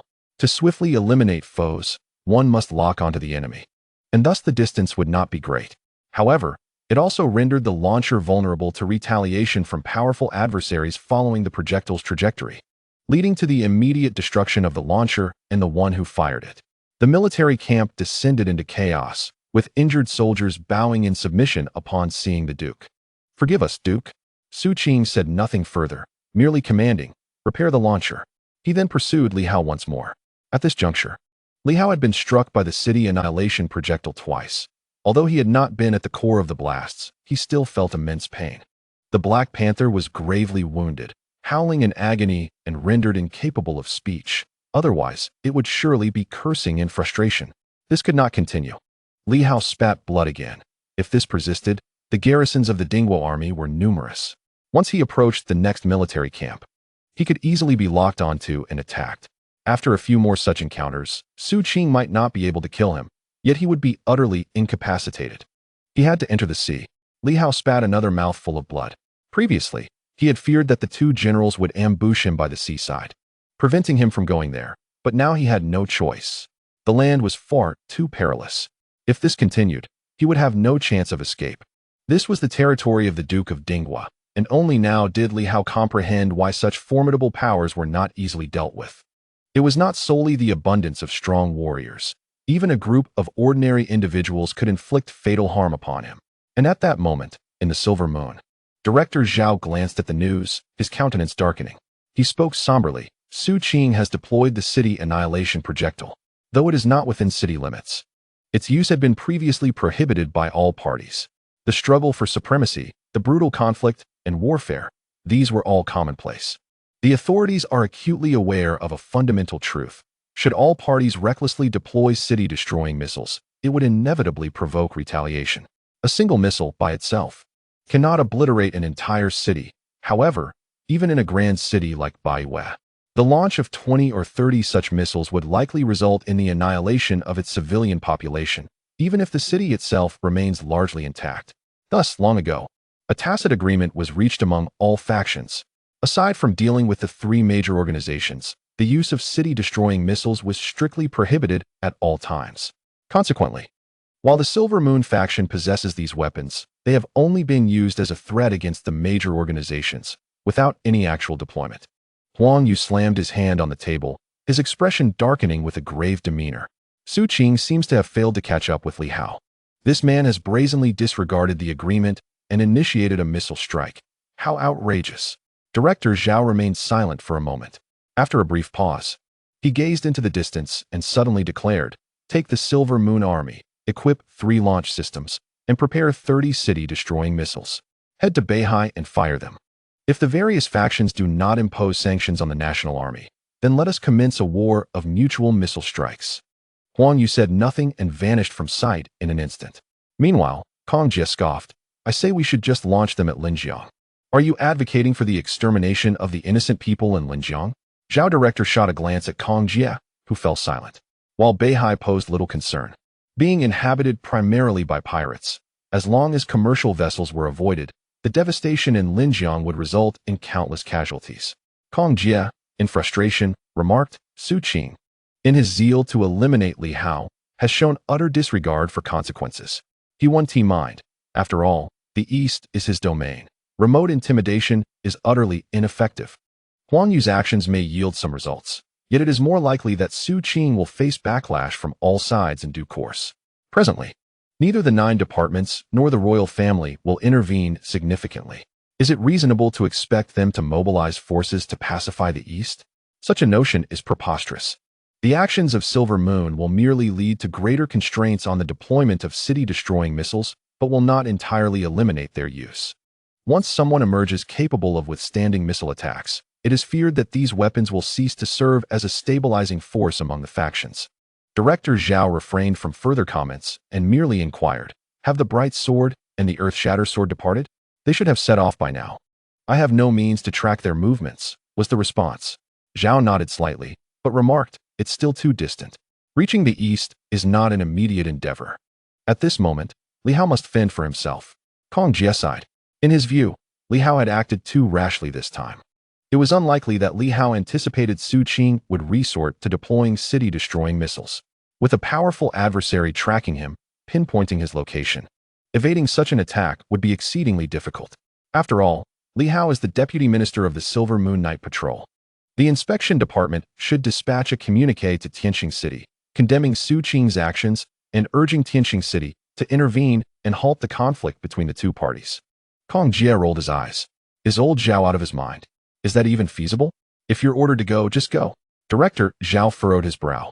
At the very least, we must establish a moral high ground to facilitate subsequent actions. Otherwise, any endeavor will be problematic. As for the feud between Li Hao and the Su family, it shall not be acknowledged nor mentioned. If there is evidence, let it be taken to the night patrol. The Su family lacks enforcement authority, and Su Qing is neither a member of the Night Patrol nor the Inspection Department. Indeed, do not forget to mention that Li Hao is dispatched from Silver Moon to besiege the Redbeard pirates. As for the deaths of Su Xing and his companions, who has linked them to Li Hao? All that was witnessed was his slaying of Redbeard. Su Qing has been relentlessly pursuing Li Hao. Is it truly for revenge against the pirates? Kong Jia pondered. Are you attempting to leverage righteousness to compel Su Qing to desist? He is driven by his ambition for supremacy and is concerned about his reputation. It is futile. Director Zhao shook his head. Su Qing will not easily relent. He simply dares not employ the National Defense Army any longer. With a wave of his hand, he instructed, "Go forth swiftly, disseminate the news thoroughly. And do not forget to apply for a commendation for Li Hao. Having slain a notorious pirate of the East Sea, surely there must be some reward from above? If Li Hao desires promotion, let it be granted." With Ho Xiaoqing departed, the Night Watch is in need of a provincial-level officer to petition on Li Hao's behalf. That is acceptable. Kong Jia was not entirely clear on Zhao's intentions, but this course of action was preferable to inaction. Soon, Kong Jia also took his leave. Once he had gone, Director Zhao contemplated for a moment, hesitated briefly, and then picked up the red communicator on his desk, dialing a number. Moments later, as the connection was established, he spoke in a low voice. Mobilize the Silver Moon's dark guards from the border and the nearby 3 provinces to intercept Li Hao and thwart Su Qing. Granting Li Hao a bit of time. Go forth, my lord. Understood. The communication was swiftly terminated. Director Zhao cast another glance toward the east, his brow slightly furrowed. The distance remained too great. The ancient transmission arrays from the era of civilization had long been lost, otherwise, they could have been utilized.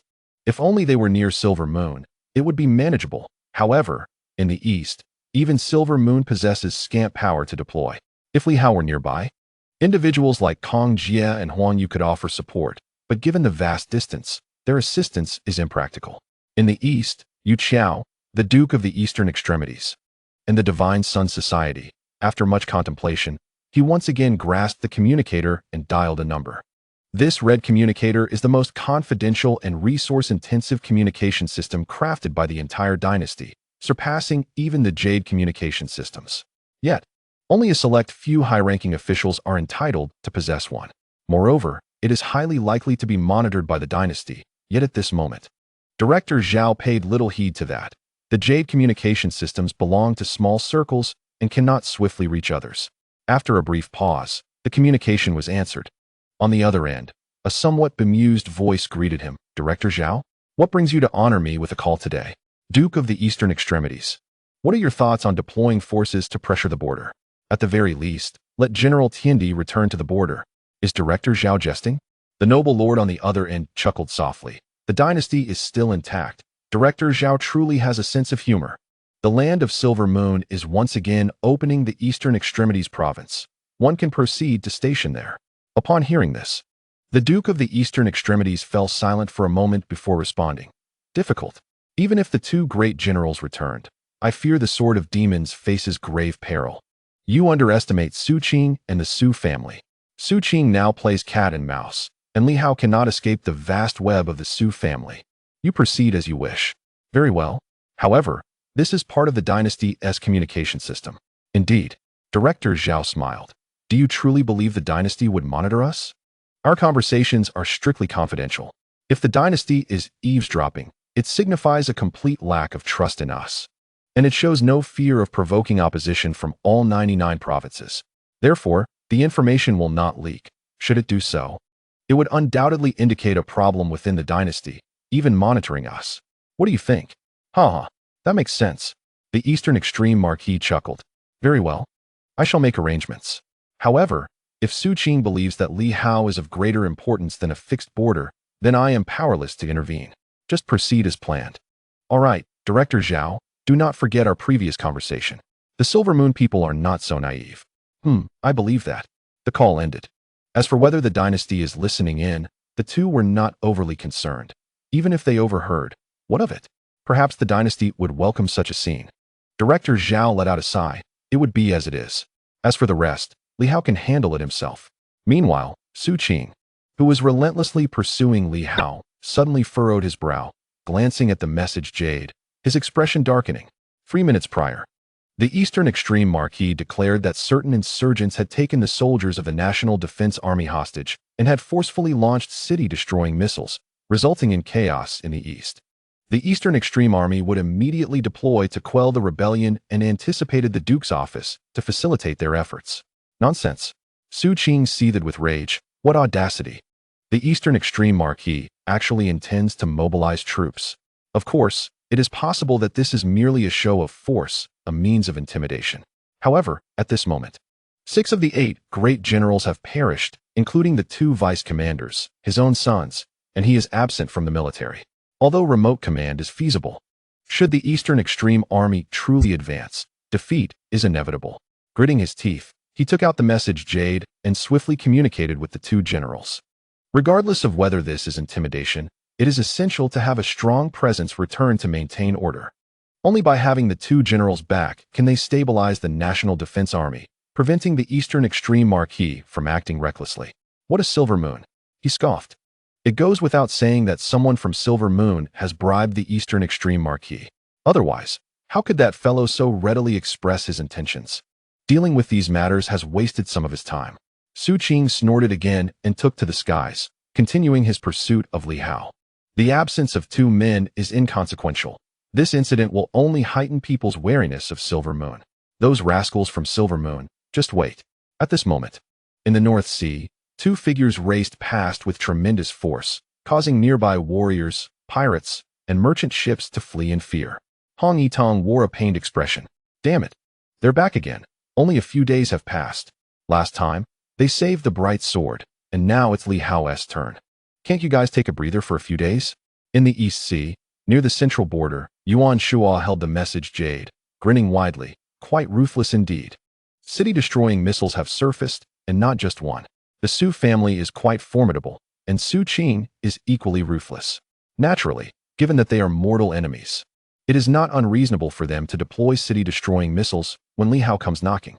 Yuan Shuo was not angered by this. However, the missiles pose little threat to the strong. The true intimidation lies in their impact on ordinary people. The deployment of city-destroying weapons is, in essence, a breach of established norms, whether they be official or those upheld within the martial world. If one disregards these conventions, there is little that can be done. Yuan Shuo chuckled, caught in a moment of ambivalence, unsure whether to feel anger or amusement. Before him lay the vast sea, and across it, the eastern continent awaited. Ahead, a bridge loomed, the East Sea Bridge. This marvel, constructed by the eastern continent, spanned the narrowest part of the East Sea, stretching over 300 miles. In a non-superpowered age, such an endeavor would have been nearly impossible. Yet, in this era of extraordinary abilities, it had become a miraculous achievement. Yuan Shuo, however, was unfazed. What was so remarkable about it? Ancient texts had recounted that in the era of ancient civilizations, walls towering 1,000 meters had encircled entire regions, confining vast subterranean realms. That mischievous little brat truly had a knack for trouble. What compelled him to provoke conflict on another's territory? Muttering to himself, Yuan Shuo produced a short dagger, his stone blade. Now somewhat translucent, belonged to the esteemed 8 great divine weapons. While he did not consider himself a master of weaponry, he was certainly adept enough to wield it effectively, surpassing the average martial artist, though he fell short of the top-tier specialists. Nevertheless, the stone blade was indomitable and served him well. He took a step onto the bridge.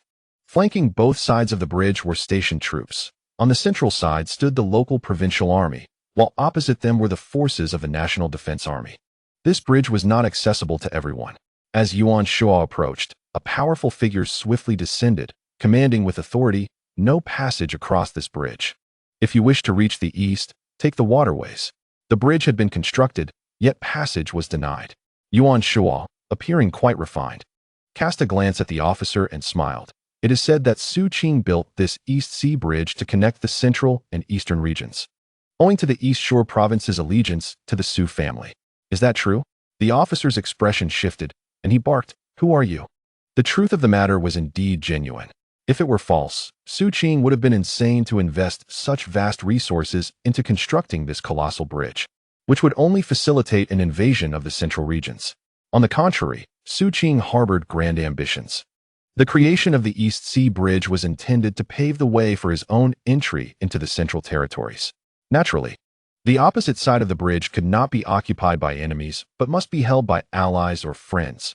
The true overseers of the East Shore Province were descendants of generals under the first Duke of National Defense. Loyal followers from times past, these matters had previously been of little concern to Yuan Shuo, as they bore no relevance to him. Yet at this moment, he beamed brightly, declaring, "Today, I shall cross this bridge. Step aside. You seem unfamiliar with me, perhaps of lowly status. I intend to seek out the Su family on the other side. Move aside, and I shall spare you. Do not compel me to take severe measures." The officer's countenance paled. To utter such words indicated that the speaker was no ordinary individual.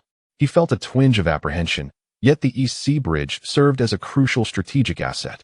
At present, the bridge was beset by numerous pirates congregating in its midst, using the East Sea Bridge as a boundary, rapidly spreading to encircle Li Hao. At this moment, no one was permitted to enter the Grand Bridge. The commander swiftly relayed orders to the surroundings, and in an instant, the distant military camp stirred with a surge of superhuman energy. Yuan Shuo raised an eyebrow, even from across the East Sea. "Are you willing to pledge your loyalty to the Su family?" "I do not comprehend your words." The man retorted sharply. "Leave at once.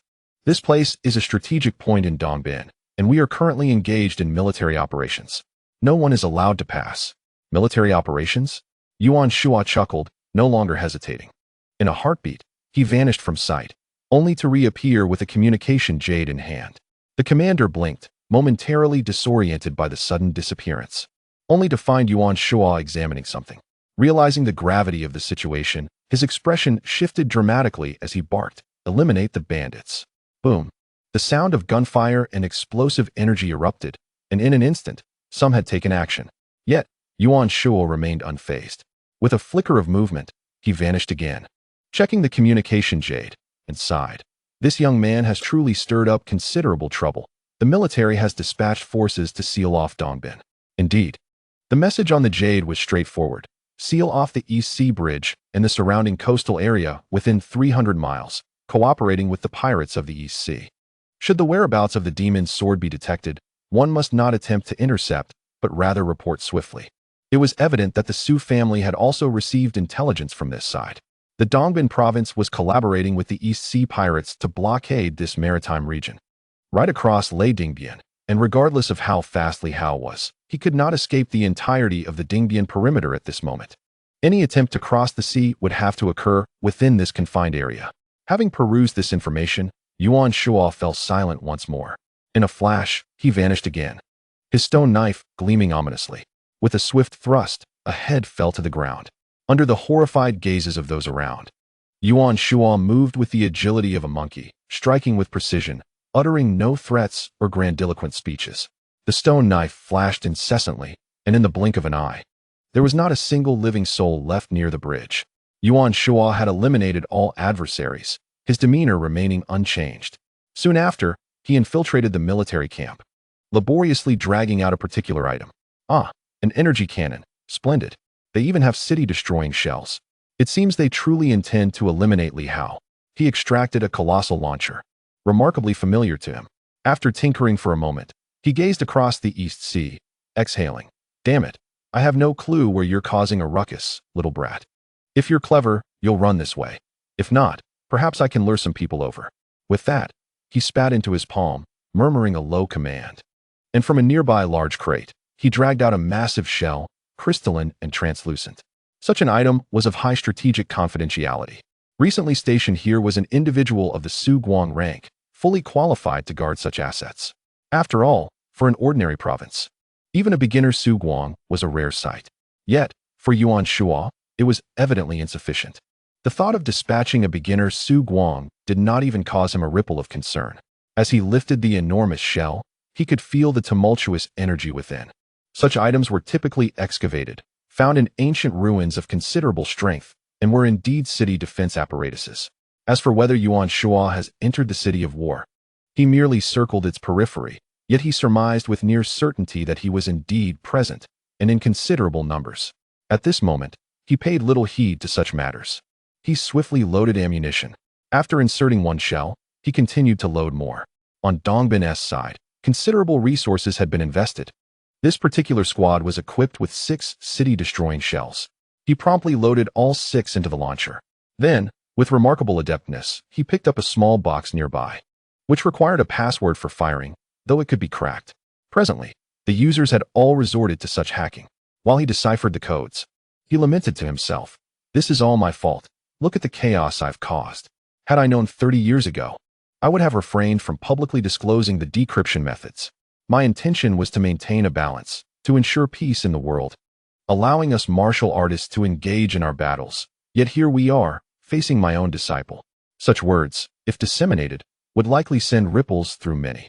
Not everyone is aware that the city-destroying shells had existed long before, yet their usage has been brief. It was only 30 years ago that the various factions learned how to decrypt the codes for firing. Prior to this, there had been instances of use, but they resulted in self-destructive scenarios. To put it simply, martial artists or large groups of soldiers had to carry the shells to their targets and manually detonate them. The launchers were rendered useless. It was not until 30 years ago that Yuan Shua, having unearthed the secrets for many years, felt pity for their plight. Each detonation resulted in the loss of numerous soldiers. Thus, with a wave of his hand, he disseminated the method of decryption, cursing under his breath. Yuan Shua swiftly finished loading the city-destroying shells. He then cracked the code, carefully observed through the sight, but the distance was too great to see clearly. Nevertheless, it mattered not to him. In the next moment, he pressed the launch button. In an instant, 6 shells shot forth with incredible speed. After approximately 5 minutes of continuous firing, suddenly, a thunderous explosion reverberated through the heavens. The sea erupted in monstrous waves, and the bridge trembled violently. At that moment, in a place unseen by Yuan Shua, countless large vessels were annihilated in the middle of the bridge, and innumerable pirates were reduced to nothingness. The once formidable bridge began to collapse rapidly. First, it succumbed over a mile, then swiftly spread to 2, 3 miles, extending for dozens of miles. Almost a quarter of the strategic Donghai Bridge was obliterated in an instant, and further collapses were still ongoing in other sections. Wails of despair echoed as some fortunate pirates who managed to escape began to moan in agony. In that moment, a multitude of pirates were obliterated. Yuan Shua, however, was aware of the messages relayed through the communication jade. Knowing there were pirates present, yet unaware of their precise location, his sole objective was the destruction of the bridge, inadvertently resulting in the demise of countless pirates. In the skies, various pirate leaders were in dire straits. Some were gravely injured and near death, while others had narrowly escaped. Some stood in stunned silence. Others cried out in anguish. Dongbin has unleashed the city-destroying shells. Dongbin has deliberately led us into this trap. The great battle is about to erupt, and the shells can be indiscriminately launched. This world is descending into chaos. At this moment, everyone shared a profound sensation as a tremendous wave surged forth, engulfing the horizon. With a deafening roar, pirates who were still attempting to escape were mercilessly struck by colossal waves reaching heights of hundreds, even thousands of meters, instantly reduced to mere flesh and blood. The East Sea was no longer tranquil. The few remaining pirate leaders swiftly disseminated the news. Dongbin had launched the city-destroying missiles. Perhaps reinforcements had arrived from the central region, signifying impending doom. Moments later, the world seemed to tremble once more. Within the Star City, a formidable figure bellowed with fury. "Damn it! What is happening? Are we truly on the verge of unleashing a cataclysmic war against the dynasty? What is Dongbin scheming?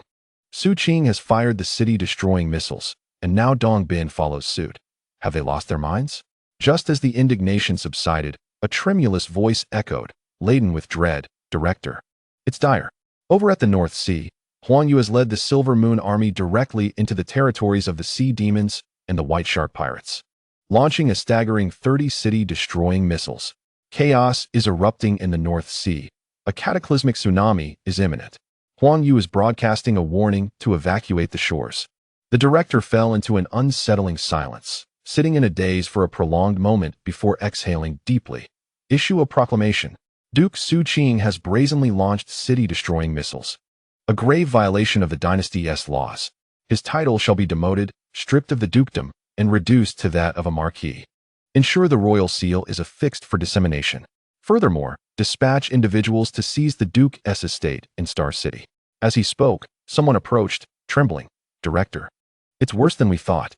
The Star City governor, Ho Xiaoqing, has led the martial guard to suppress the Duke's estate, claiming that 3 powerful factions are lurking within.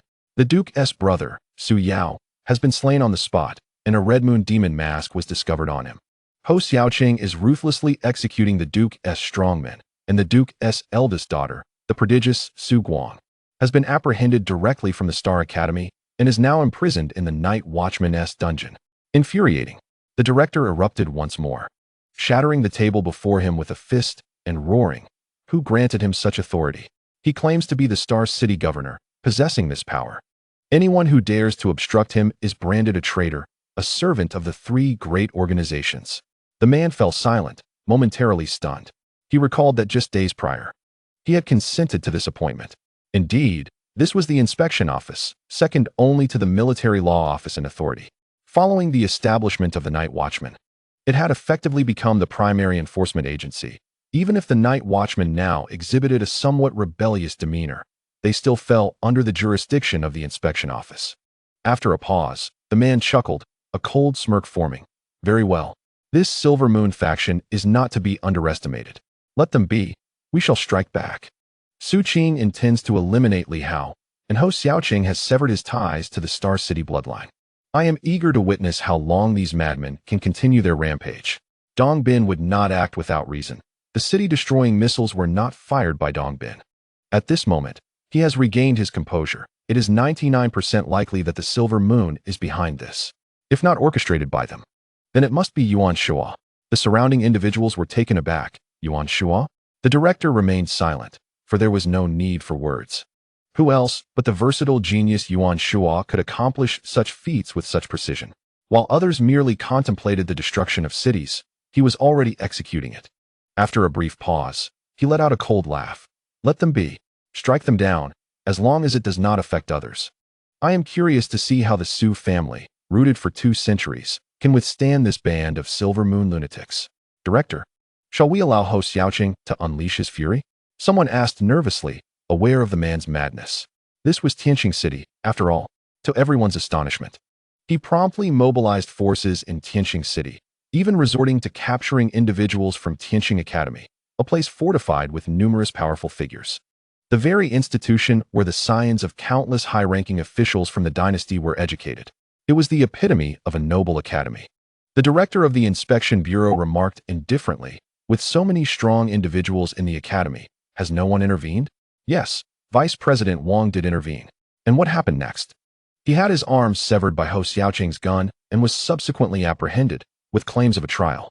If the identities of the 3 major organization members are confirmed, they will face execution on a designated day. The director furrowed his brow slightly. Even Su Guang, at his peak, had his arms severed? It seemed Ho Xiaoqing had grown even stronger. Indeed, then let it be. It's not internal strife. It's merely the Night Watchmen of Tianqing executing their duties. He suddenly smiled. As for the annihilation projectiles from the East Sea and North Sea, let the military law department handle that. He spat disdainfully, a cold chuckle escaping his lips. Let the show continue. I foresee that it won't be long before annihilation projectiles rain down upon Tianqing City. With a flick of his sleeve, he strode away. Unless Li Hao dies, or Su Qing meets his end, do not disturb me. Understood.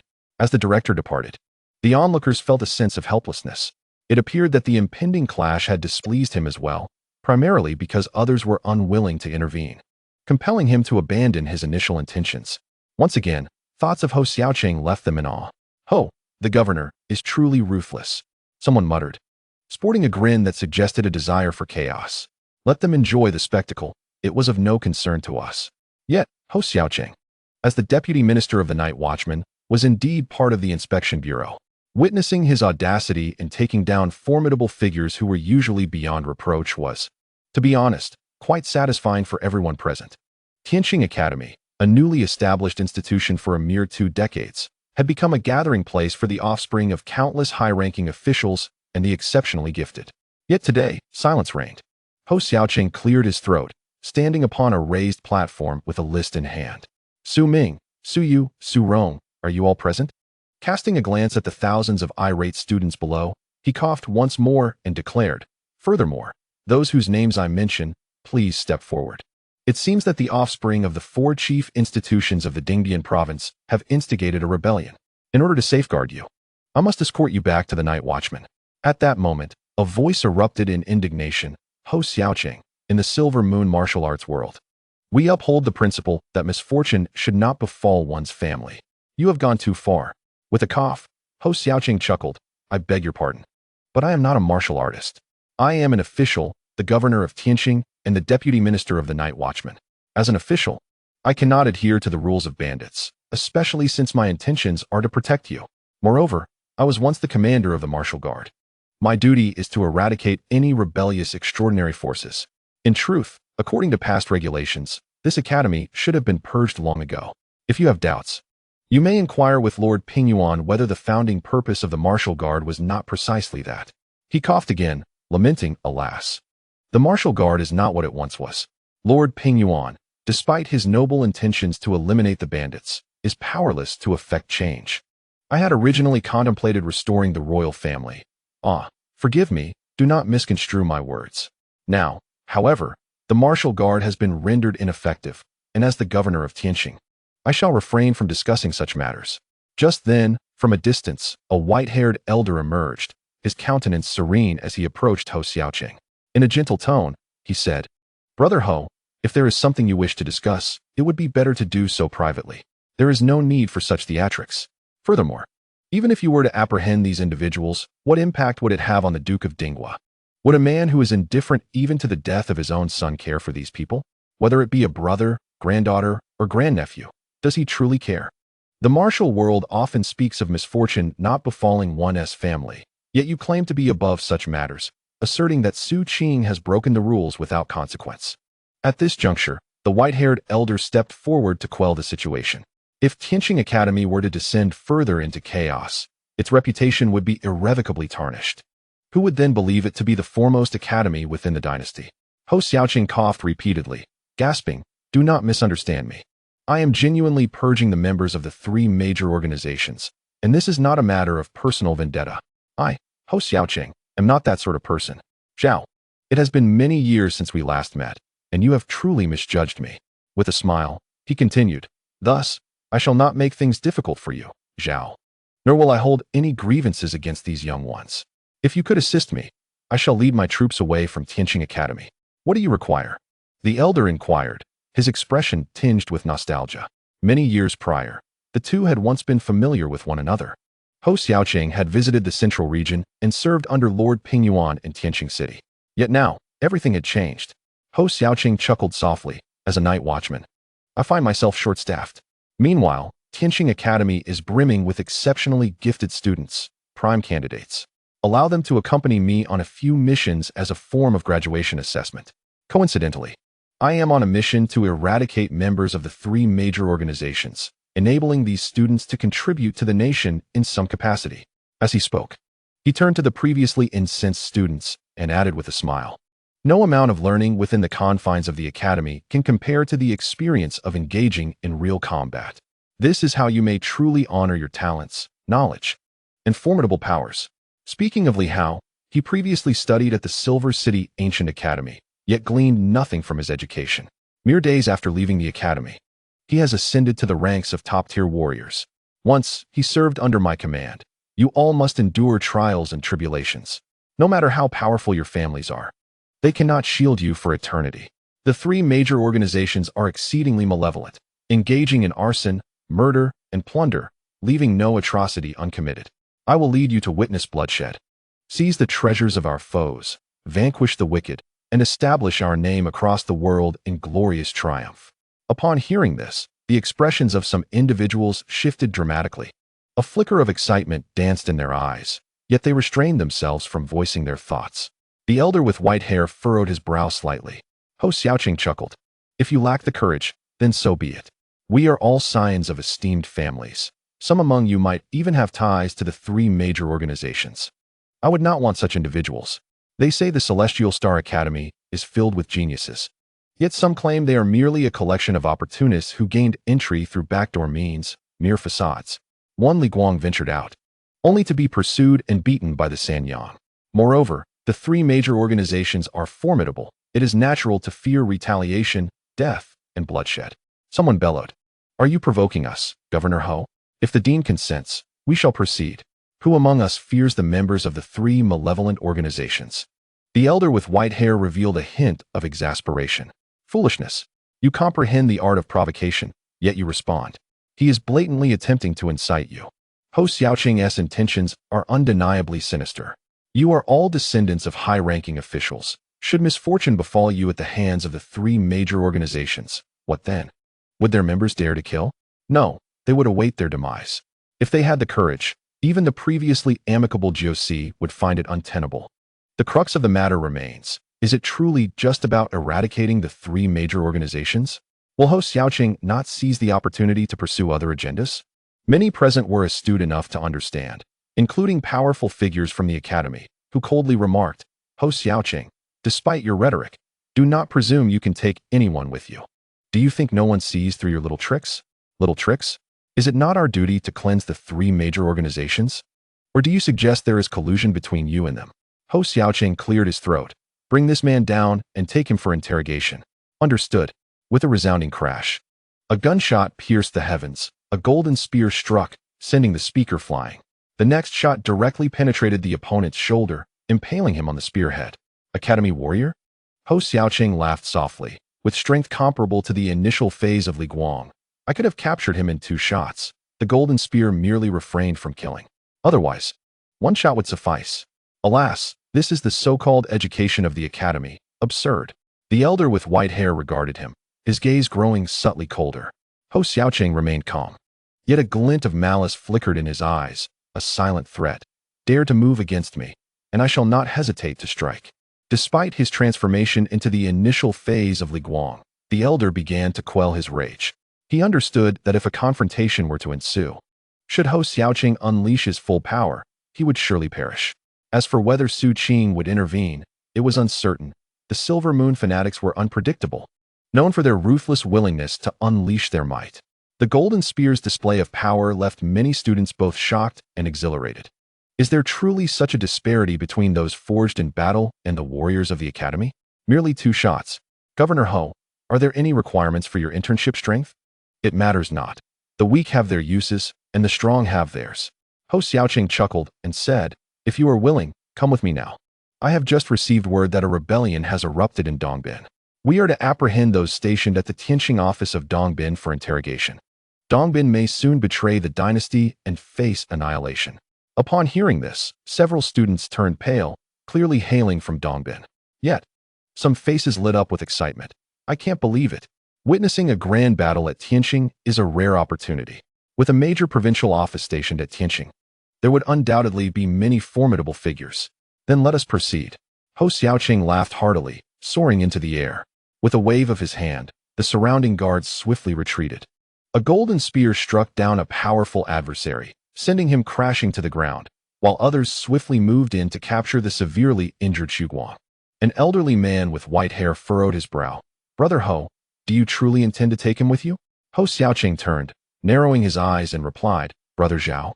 Director Zhao, if you do not wish for him to accompany us, then I shall take you instead. Choose wisely." The elder clenched his fists and, after a moment of contemplation, opted for silence. Ho Xiaoqing let out a sneer, followed by a booming laughter that echoed far and wide, filled with unrestrained arrogance. "Let us go." With that command, hundreds of guards quickly retreated. Among the students, some cast disdainful glances at the silent director, thinking, still in the metamorphosis stage. A top-tier powerhouse, and yet so supremely arrogant. He dares not even resist. In an instant, dozens of students bolted forward, eager to join the fray. Ho Xiaoqing's brazen demeanor resonated with their desires. All were second-generation heirs, bold and audacious. Previously, they had found this place quite satisfactory, but today it seemed utterly beneath them. To witness genuine combat was what they sought. In the next moment, even more students surged forth, following suit. The white-haired elder merely watched, as more people gathered around him. Faces filled with indignation. One whispered to the elder, "Director, he is far too arrogant." The elder regarded Ho Xiaoqing's retreating figure, taking a long while before finally speaking. "The 9 divisions, the royal family, the aristocracy, none have stepped forward to intervene. Do you truly intend to stop him?" A heavy silence fell over the group. though some remained perplexed, brimming with resentment. Why? He has only just arrived from the Silver Moon and dares to act so recklessly. Wasn't it said that he was brought here solely to be dealt with? And now? He has become the powerful governor of Tianqing. Where are those who once boasted of subduing him? Are the people from Silver Moon so brazen? Mo Jian Lihao directly invaded the territory of the Duke of Dinghua, openly slaying his son before his very eyes. Now, Ho Xiaoqing mirrors that audacity. From such a small place as Silver Moon, filled with brutes and wild lands, it seems they all share an unbridled ferocity. Why? The elder remained silent for a moment, then shook his head. There is no reason, save for the fact that these individuals dare to unseal their powers, while others do not. It is that simple. At this stage, the issues of unsealing have yet to be resolved, and the matter of breaking the sixth superpower lock remains unaddressed. No one desires to instigate a higher-level conflict. Yet, Silver Moon dares to. In a realm where even after the lifting of restrictions, the formidable Tianqing could still contend with Ho Xiaoqing, the emergence of another Tianjian, another Beiquan, another Baidu, another Kongjia, and yet another Huangyu raises the question, who shall take the lead? Moreover, the likes of Difu Jian and Guangming Jian add to the intrigue. It must be noted that Ho Xiaoqing merely executed his duties, transgressing not a single law. What right do you possess to confront him? The 9 divisions are hardly united in purpose. In such circumstances, a powerful Ho Xiaoqing naturally may exhibit arrogance. Yin is currently revealing his prowess.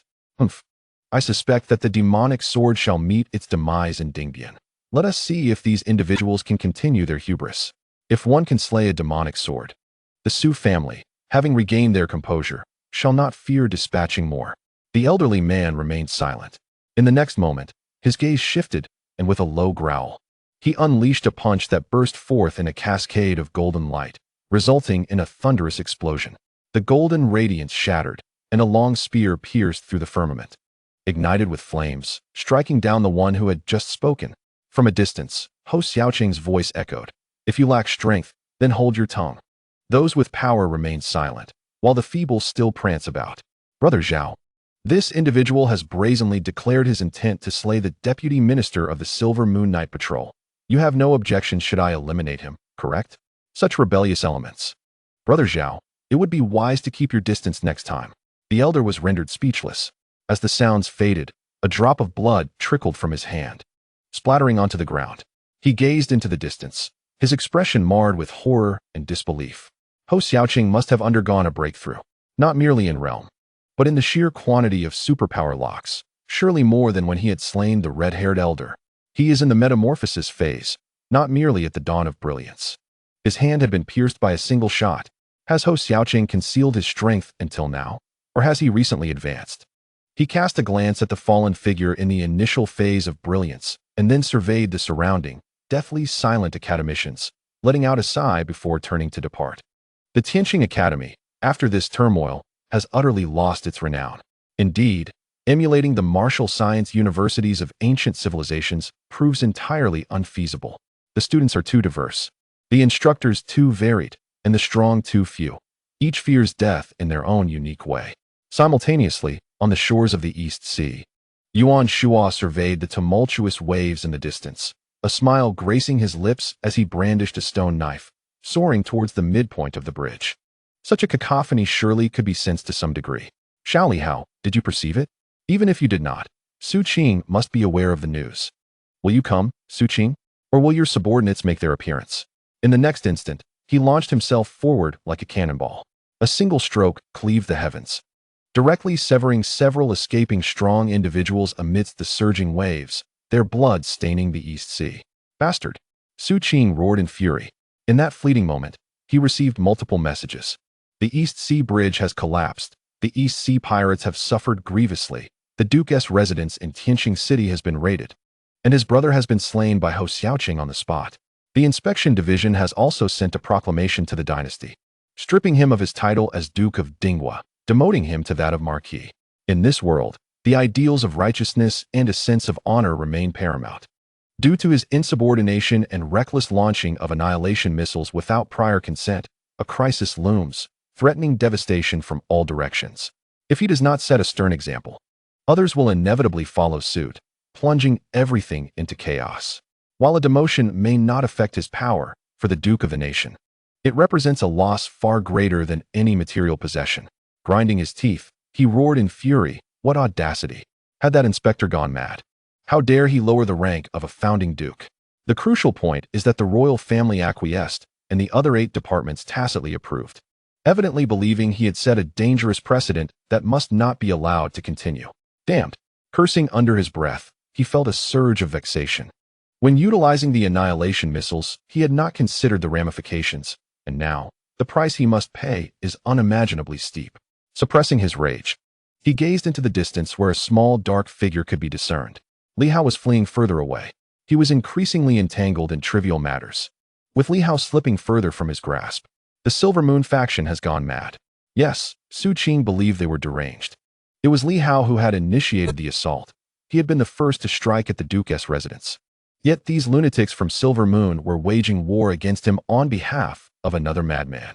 In that moment, he clenched his teeth, realizing that the only way to quell the situation was to swiftly eliminate Li Hao. Once the man is dead, he becomes worthless. Doesn't Silver Moon wish to protect him?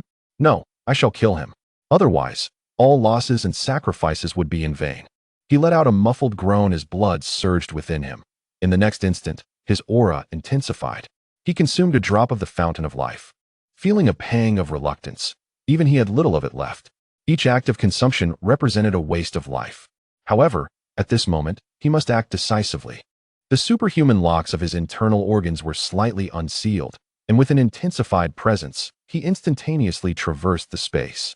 Pursuing Li Hao with fervor, he could not allow him to escape with such impunity. If this continued, he would surely lose him.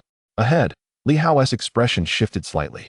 Glancing back, he noticed that the Duke, who had seemed on the verge of being completely shaken off, appeared to accelerate once more. Li Hao, panting heavily, cursed under his breath. This old fool seemed to have indeed unsealed some of his power. Had he gone mad? Caution was paramount. If he exceeded his limits, even the fountain of life could not suppress him, leading to utter ruin. Li Hao deduced that someone was likely pressuring Su Qing into madness. Who could it be? The people of Silver Moon? Surely, it must be them. Those old geezers possessed some skill. From such a distance, they could coerce Su Qing.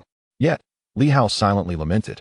If they pressed so hard, this man might truly go mad, and if he delayed just a bit longer, he might have a chance to shake him off entirely.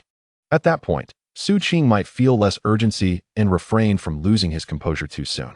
They had truly trapped him. Their timing was utterly flawed. Li Hao lamented in silence.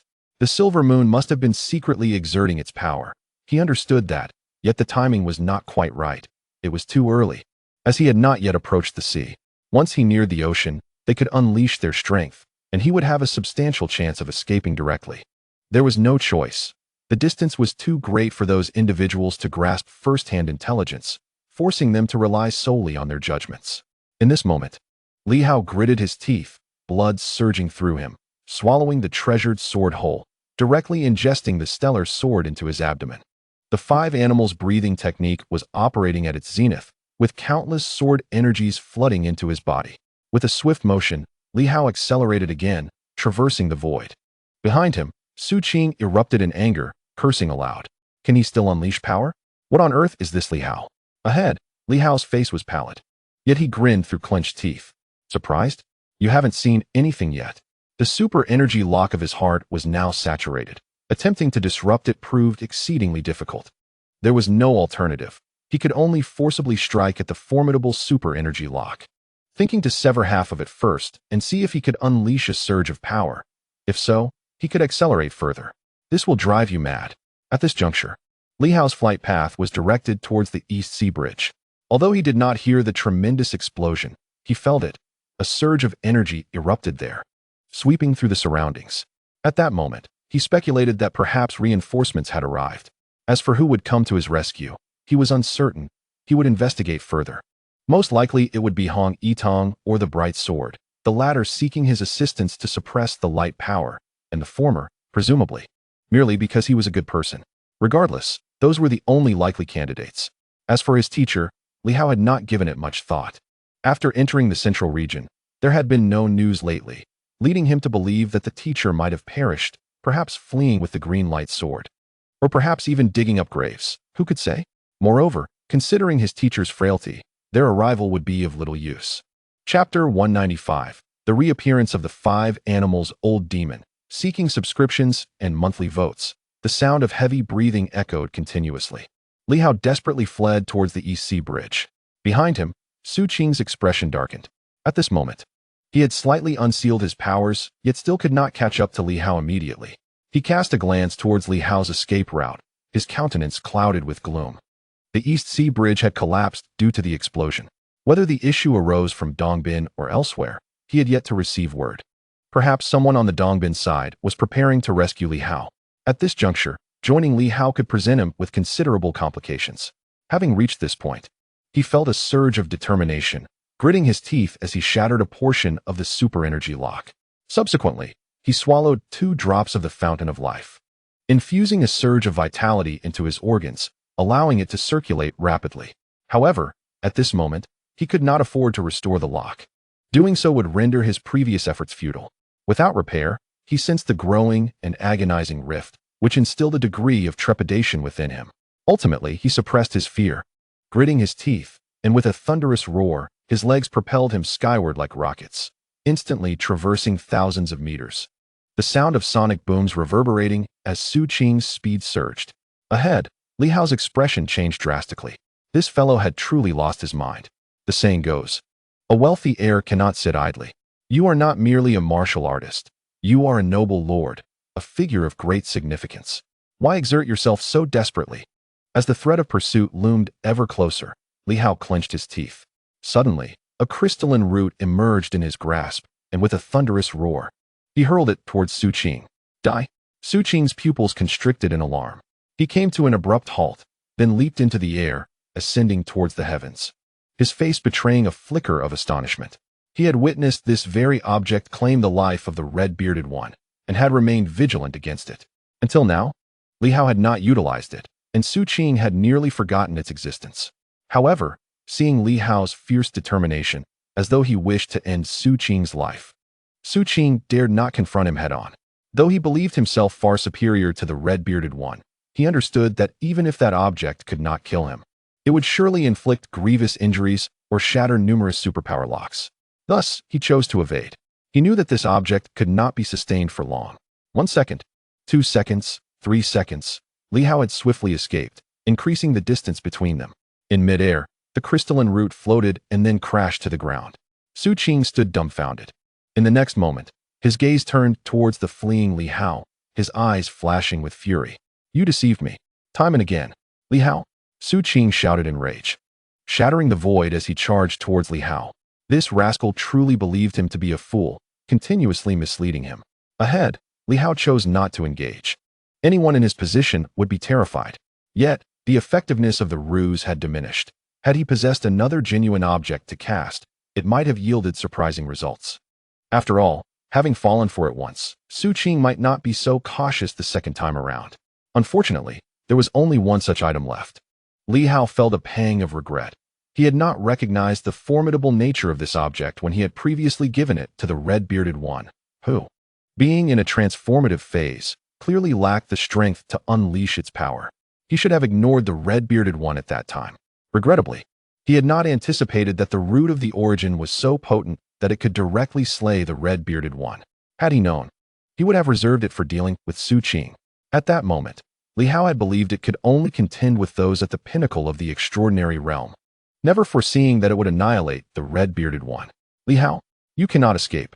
Su Qing's speed intensified, his aura growing ever more formidable, his eyes darkening with resolve. The losses Li Hao had inflicted upon him were unfathomable.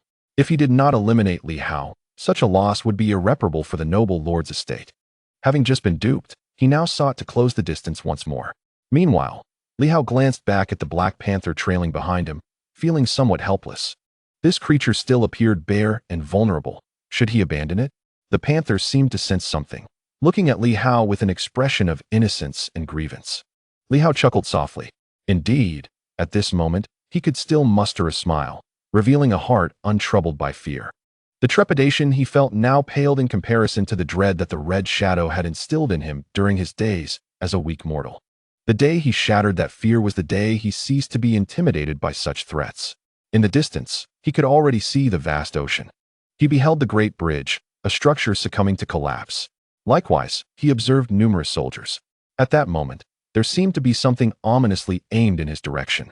Though the threat felt diminished, perhaps it was a city-destroying projectile, yet it appeared that the National Defense Army had no intention of launching it. Su Qing, too, had taken note of this. Despite the presence of troops before the city-destroying missile, he refrained from issuing the command to fire again.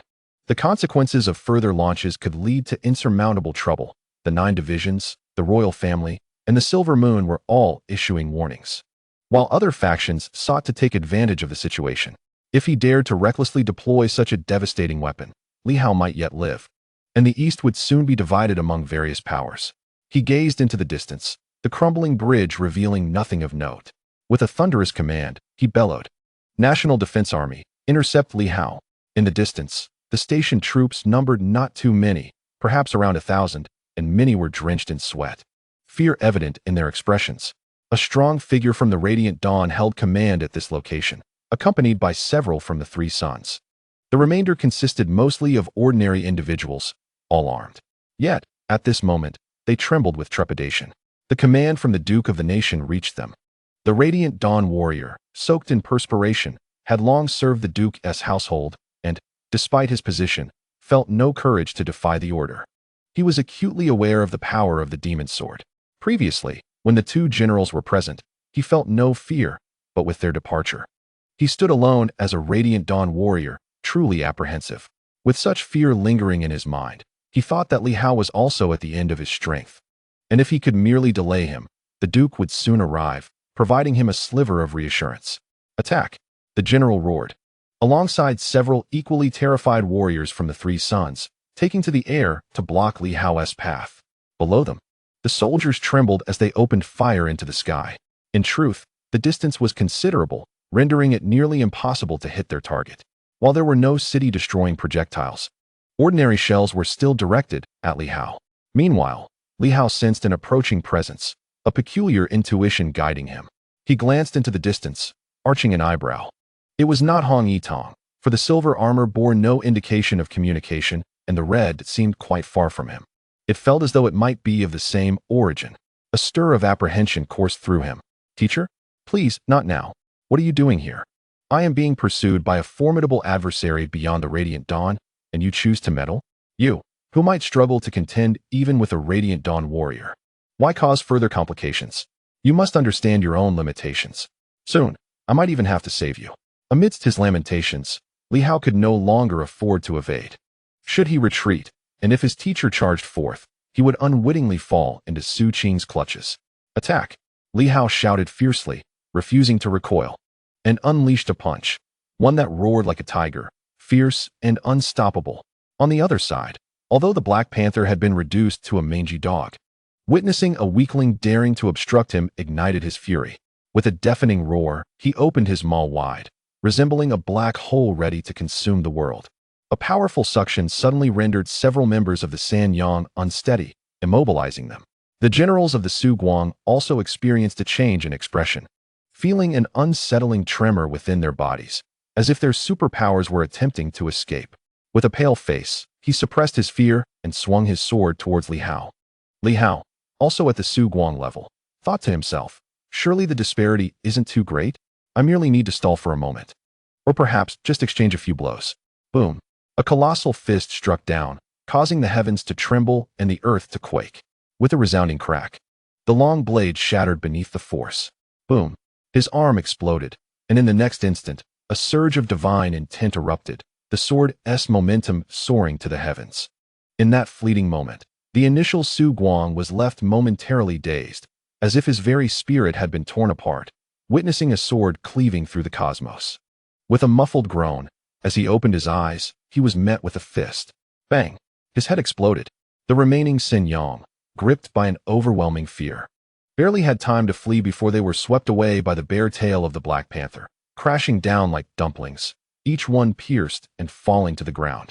In the blink of an eye, 1 Su Guang and 4 Sin Yang lay lifeless. Meanwhile, the troops of the Dingguo army, still firing their weapons, were caught off guard by a thunderous explosion as a shell misfired. In an instant, panic spread among them, causing a frantic stampede. Faces pale, legs trembling.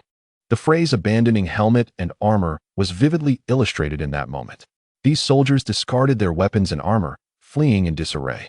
Li Hao cast a glance but paid it no mind. One should not place excessive demands on the armies of today.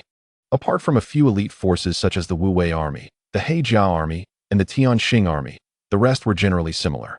Of course, he had yet to encounter the Yin army, thus was unaware of its caliber, but most armies of this era were ill-prepared for adversity. Once faced with setbacks, they swiftly crumbled. Although he had vanquished his foes, these individuals had indeed posed a slight inconvenience. Behind him, Su Qing's presence was becoming palpable. Li Hao swiftly turned. No longer inclined to flee, for he sensed Yuan Shua's might. He had departed. Yuan Shua could not escape. Li Hao exhaled, recognizing that his master still viewed the present as the past, oblivious to the change. This era no longer belonged to him. Su Qing was unimaginably powerful, a force he could not contend with. He held no resentment. His master had traversed great distances to rescue him, not out of folly, but with an understanding of the vast gulf between them and these formidable beings. His mere arrival was sufficient reason for gratitude. However, with his master present, escape was no longer an option. Li Hao gazed at the oncoming Su Qing and growled, "Return." Su Qing had already unsealed his power, transcending the Su Guang, rendering him invincible. He was signaling Yuan Shua to leave. While perhaps he could delay for a moment, the unsealed Su Qing was exceptionally formidable, even before his arrival. Li Hao could feel the overwhelming surge of blood and energy. This time, he was truly on the brink of a fall. Strictly speaking, the pressure from Yin and Yuan Shua's arrival were the true catalysts for disaster. Otherwise, Li Hao might have managed to escape. Could he blame them? No. Gratitude was in order. They had paid a significant price, risking their lives to save him. How could he possibly fault them? However, good intentions can lead to unfortunate outcomes. Li Hao found himself in a state of bemusement, maintaining a composed demeanor, yet he could not help but feel that these individuals sometimes appeared rather unreliable. The next time someone attempts to feign mystery with him, he mused, he would not hesitate to strike them down. But would there even be a next time? As he expelled the starry sky sword from his mouth, Li Hao flicked his wrist, casting the Black Panther aside. The panther, hearing Li Hao's command, responded with a fierce growl, its eyes glinting with ferocity. In the next moment, it turned to flee, intending to carry Yuan Shua away and seek vengeance against Su Qing. Su Qing, observing this, remained indifferent. He cared not for the creature. His sole focus was on Li Hao. A smile crept across his face. Li Hao would not escape. He could not escape. With an unimaginable velocity, Su Qing launched a kick that seemed to shatter the very fabric of the void. In Li Hao's mind, a whirlwind manifested, signifying the strength of his opponent. Su Qing was a martial master, the most formidable adversary Li Hao had encountered thus far. This marked Li Hao's inaugural genuine confrontation with a top-tier martial artist. In an instant, it felt as though his divine will was on the verge of being torn asunder. Perhaps this was the reason why the light swordsmen effortlessly dispatched those of the Dawnlight, severing their divine wills with a single strike, leaving their foes momentarily paralyzed, just as Li Hao had done to that Dawnlight warrior moments before.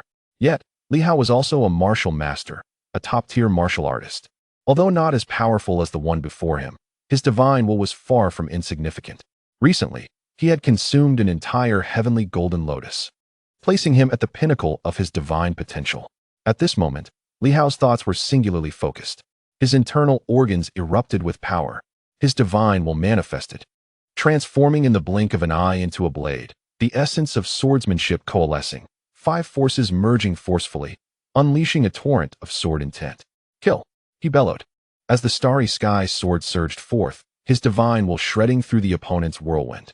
In Li Hao's eyes, the image of his ancestor wielding a sword in shining armor flashed before him, striking with lethal precision. Boom!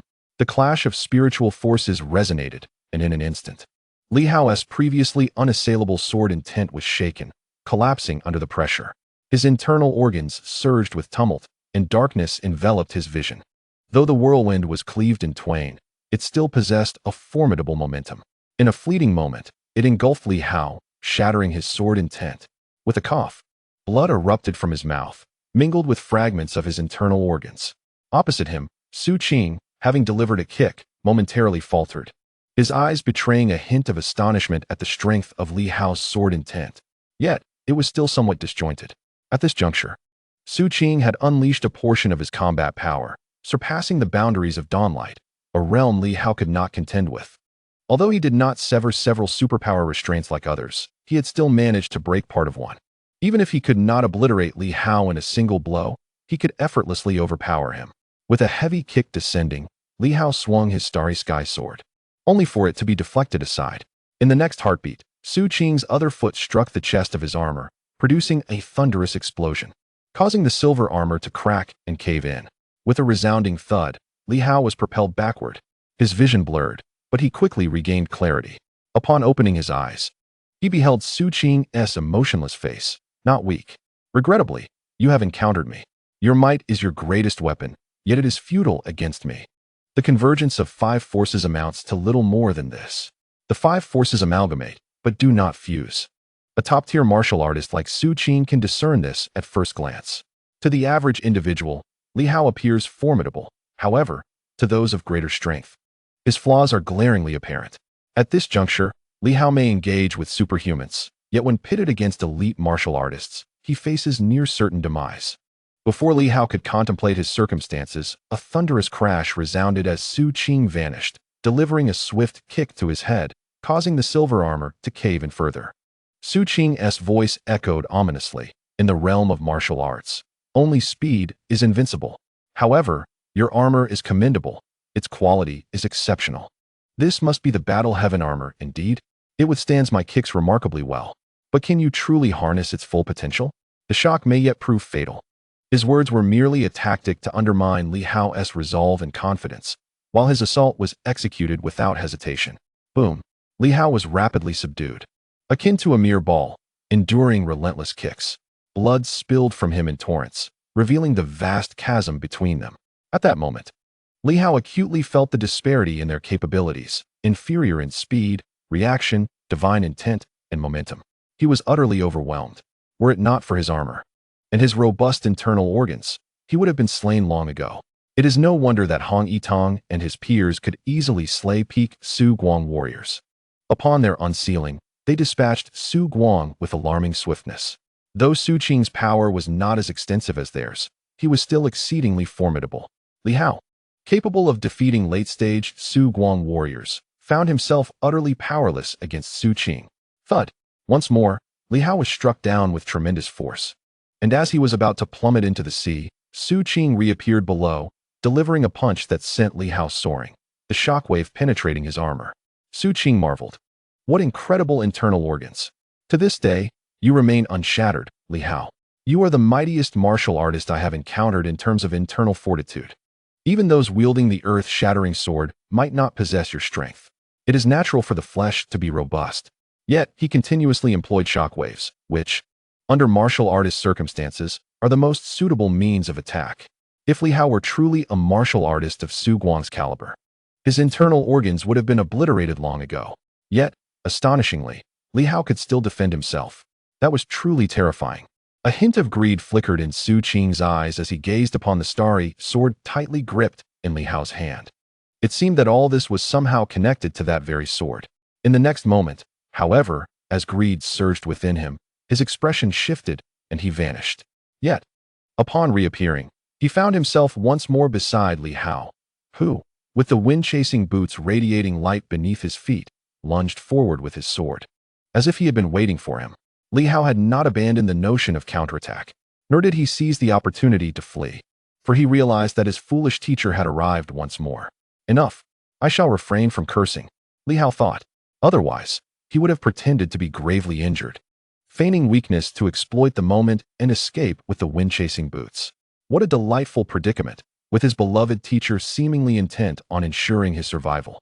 As if rushing to collect his remains, he feared that the two of them might embark on their journey together. With a resounding clash, a sword pierced forth. The sword emitted a sharp metallic clang, and in the next instant, a suit of armor appeared around Su Qing. A flicker of surprise and incredulity danced in Su Qing's eyes. Li Hao actually dared to counterattack. No, he could still retaliate, had it not been for the armor. Even if this sword did not end his life, the sharpness of the stellar sword could very well pierce through his defenses, inflicting injury, a rare occurrence indeed. Among the younger generation of martial artists, To possess such combat awareness and resilience was remarkable. Yet, as a duke, did he lack divine weapons? Certainly not. If he were truly in want, it would be impossible for his treasury to be filled with treasures. Not only did he have plenty, but they were of exceptional quality. This suit of armor, known as the God-locking armor, was classified as a heavenly-grade divine weapon. It was on par with the Fire Phoenix spear. Even the stellar sword would find it challenging to shatter it before the opponent's battle spirit manifested. With a resounding thud, Li Hao was sent reeling backward by the tremendous rebound force, a hint of resignation flickering in his eyes. He had surmised correctly. A duke of Su Qing's stature was no impoverished soul from Silver Moon, nor was he a miser like the earth-shattering sword or a mere laborer like the radiant sword. He was a regional overlord, lacking for nothing, were it not for the absence of other divine weapons in the form of boots. He might have even equipped himself with a pair of divine boots. Even so, Li Hao speculated that this individual possessed more than one divine weapon.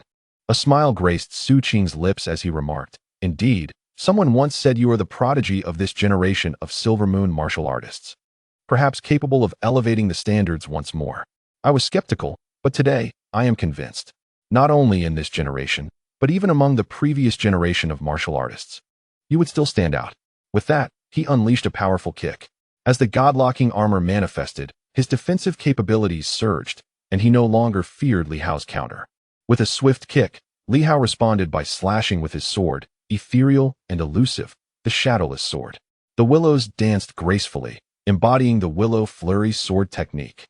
In that moment, Li Hao showcased everything he had learned: the 5-animal grasp, the tiger's roar in the mountains, the deer's grace technique, and the 9 refinements force. Boom! An explosive sound reverberated as Li Hao maintained his composure, executing one sword strike after another, his long sword slicing through the air, relentless and unyielding. The sword light illuminated the heavens, yet it was once again engulfed by a whirlpool. Roar! The tiger's roar in the mountains unleashed a ferocious tiger, unstoppable in its charge, only to be swept away by a tornado conjured by Su Qing's fist, rending flesh and tearing open the belly. The fierce tiger was reduced to a skeletal remnant, still defiant, roaring and striving to retaliate. In my heart resides a fierce tiger, yearning to break free from its cage, yet the foe is too formidable. This marked Li Hao's first experience of being utterly overwhelmed. Despite unleashing all his might, he was still vanquished. His divine intent was torn asunder, his long sword cast aside, and the 9 refinements force shattered, leading to the disintegration of his internal organs. The mountains crumbled, the fierce tiger lay dying, the willow withered, the waves extinguished, and the golden orb erupted. In that moment, even Li Hao's tenacity could not bridge the chasm of disparity in power. With a thunderous crash, he hit the ground, creating a fracture in the earth as he fell heavily. He uttered nothing, only forcing himself to turn his gaze toward the bridge. "My foolish teacher, I have secured you this extensive period of time, and yet here you are. What on earth are you doing? Instead of advancing towards the fusion of the 5 elements and stepping into the divine realm to exact your vengeance, you choose to come here? Have you lost your senses?" At that moment, Su Qing was about to stomp his foot when he suddenly lifted his gaze towards a particular direction. Emerging from the collapsed bridge was Yuan Shuo, gripping the head of the Black Panther tightly, visibly agitated. He glanced at Su Qing and then at Li Hao, who had fallen to the ground, causing the earth to sink beneath him. "My foolish disciple, you allowed this mutt to drag me here. How infuriating, wasting my time. I must first subdue this dog. It is as foolish as you are, and should it persist, I shall stew it." The Black Panther, held by its head, appeared quite innocent. "I am here to save you." Yet this old man, initially fearful, thought he could easily crush me now, only to realize that he was still being suppressed and dragged back. The Black Panther, equally bewildered, cast a glance at Li Hao. "It is not that I do not wish to take him. It is simply that this old man is far more formidable and has forcefully subdued me." "Yuan Shuo." Su Qing narrowed his eyes, initially thinking it was Hong Yitong, who he presumed would not arrive so quickly, only to discover it was you. Yuan Shuo chuckled. "Are you mocking me? Or is there another intention? My disciple, why is it that Hong Yitong has come?" Su Qing replied, 30 years have passed. Yet you remain as foolish as ever. 30 years ago, I ought to have returned you to your mother's womb for a thorough reformation. Your intellect seems rather dim." Su Qing regarded him with a smile. "Times have changed. Yuan Shuo, this is no longer your era. With a swift kick, he sent Li Hao crashing down into the ground. However, the next moment, his expression shifted slightly as Li Hao suddenly spread his arms and seized his leg, fiercely dragging him down while growling, "What nonsense is this? Our teacher has no time for idle chatter. We either flee or fight. Recollections can wait until one of us lies defeated, then we can reminisce together in the netherworld." Boom. Su Qing's right foot trembled as he unleashed a series of kicks, producing cracks upon the silver armor. Yet, Yuan Shuo still refrained from striking back. He merely observed, waves of force rippling from him. Moreover, Yuan Shuo opened his mouth wide and abruptly bit into the Black Panther, his voice resonating in its ears. "Allow me to draw a bit of blood. Later, Li Hao shall return you the blood of the great demon, which possesses formidable effects on your vital organs. You are still a martial artist dog, an ancient demon dog, and the potency of your blood aligns perfectly with my requirements." The Black Panther howled in agony, feeling the sharp bite on its rear end, suffering excruciating pain. "I knew it. I knew this old man had long desired to feast upon me. I once thought myself powerful enough to be immune to his appetite. Yet here he is, mercilessly attacking a drowning dog, now biting my rear end. I can sense this old fiend is siphoning my blood." The Black Panther let out a mournful wail. "Oh, the pain. I have lost too much blood today. It is too tragic." This spectacle left Su Qing and Li Hao in sheer astonishment. What on earth was happening? They witnessed Yuan Shuo sinking his teeth into the Black Panther's rear, seemingly licking it. What madness was this? Su Qing momentarily stood dazed before realizing what was occurring. Was this an extraction of the great demon's blood? At this moment, Yuan Shuo felt a tumult within his vital organs.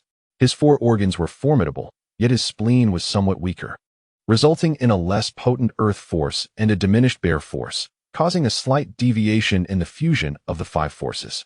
It was not merely a convergence, but a true amalgamation of the 5 forces. The blood of the great demon indeed possessed the power to enhance the 5 organs, as ancient texts have recorded. However, the current great demons suffer from impure bloodlines, rendering even the mightiest among them rather average. In contrast, the Black Panther had its bloodline awakened and remained relatively pure. Moreover, it was a creature that had not consumed much energy. Its diet consisted of premium sustenance, sword energy, the spring of life, primordial power, and even the essence of Li Hao and the ancient tortoise in Battle Heaven City. Its blood was truly remarkable. Unlike the contemporary great demons that feasted on a hodgepodge of energies and diluted mysterious powers, the blood of the Black Panther was even superior to that of some ancient demons. In that fleeting moment, Yuan Shuo felt a sense of realization. Initially apprehensive, he took a sip and suddenly discovered the effect was delightful, the taste surprisingly sweet rather than metallic. Truly, it was an adorable creature. He fleetingly entertained the notion of keeping it around for its blood. The Black Panther seemed to sense this, its eyes brimming with humiliation and rage, vowing revenge against the old man. The 5 organs roared in unison. Yuan Shuo disregarded Li Hao, who seemed capable of retaliating and likely wouldn't perish so swiftly. Patience was prudent. One must sharpen their tools before undertaking a task. However, Su Qing's expression shifted noticeably. With a low growl, he kicked Li Hao into the air once more. In that instant, a significant crack appeared in Li Hao's armor. Blood gushed from him as sword energy surged violently into his body, proving difficult to withstand such onslaught. Yuan Shuo, too, cast aside the Black Panther, which fell weakly to the ground, feeling slightly dazed from blood loss, evoking a desire to weep. "Su Qing, you have provoked my ire." A low chuckle echoed. In the next moment, Su Qing saw a flash before him, akin to a young deer appearing suddenly, followed by the fleeting image of a monkey swinging through the air, culminating in a powerful punch. At that moment, the tiger, bear, deer, monkey, and bird, 5 animals, manifested and fused into a singular entity, Yuan Shuo. Su Qing felt transported back in time. In those days, Yuan Shuo had utilized the 5-animal technique to shatter the future Duke of the National Duke's residence. And had it not been for the presence of the 3rd-generation Duke and the Su family's high status, he would have been left for dead that day. "Do you think it's still the past?" he roared, unleashing a kick. "Do you think I am still the Su Qing of you? Do you believe you remain the old demon Yuan? You will forever be that useless wretch." Yuan Shuo barked fiercely, delivering a punch that revealed a protrusion resembling a stone blade. With a resounding crash, he struck, creating a dent in the heavenly grade armor that had withstood Li Hao's assaults. The impact echoed through the air. Yuan Shuo, like a ferocious tiger, pivoted and swung his fist, akin to a tiger's tail whipping through the air, landing another blow on Su Qing, shattering the armor on his right leg. At this moment, Li Hao was left utterly astounded, while Su Qing's expression underwent a dramatic transformation. A fierce roar erupted, akin to a mighty tiger's cry that echoed through the heavens and the earth. The sound of metal clashing resounded as the golden eagle soared majestically into the sky. In that instant, the 5 beasts manifested as if 5 colossal demons had materialized, a giant bear that seemed to burst through the fabric of reality. Yuan Shuo stomped down, causing the ground to fracture. As Su Qing touched down, a deafening explosion ensued, tearing the earth apart. Yuan Shuo transformed into the embodiment of a colossal bear, unleashing a powerful punch. Su Qing appeared momentarily dazed, his eyes wide with terror. In the next moment, he propelled himself into the air, evading the impending onslaught. The ground was rent asunder. At that moment, Yuan Shuo exuded an unparalleled ferocity, casting a cold glance at the fleeing Su Qing, declaring, "You worthless scum. Will you not unseal your power? If not, I shall beat you to death." Impossible, Su Qing thought, incredulous. How could this be? Even in his peak transformation stage, poised to surpass many, he found himself suppressed by Yuan Shuo. "Your inner strength, your momentum," Yuan Shuo sneered. "If everything hinges solely on realms, momentum, and inner strength, then martial artists need not concern themselves with experience and talent. Let us focus on these alone. What is the point of fighting when you remain so inept?" With that, he swooped down like a bird of prey, exclaiming, "Foolish disciple, behold what true fusion of the 5 forces entails. Under the fusion of the 5 forces, I embody the very essence of momentum. I am the bear, the tiger, and the eagle, moving at will. I can roar like a tiger, engage like a bear, and harmonize like a deer. Why complicate matters with unnecessary transformations that ultimately dilute the quintessence of the 5 forces? Metal, wood, water, fire, earth, 5 forces, 5 elements. With a single punch, I unleash them all simultaneously. Where then is the need for isolated water and fire?" A thunderous explosion erupted, the heavens and earth trembling. The synergy of water and fire unleashed a dazzling and formidable force.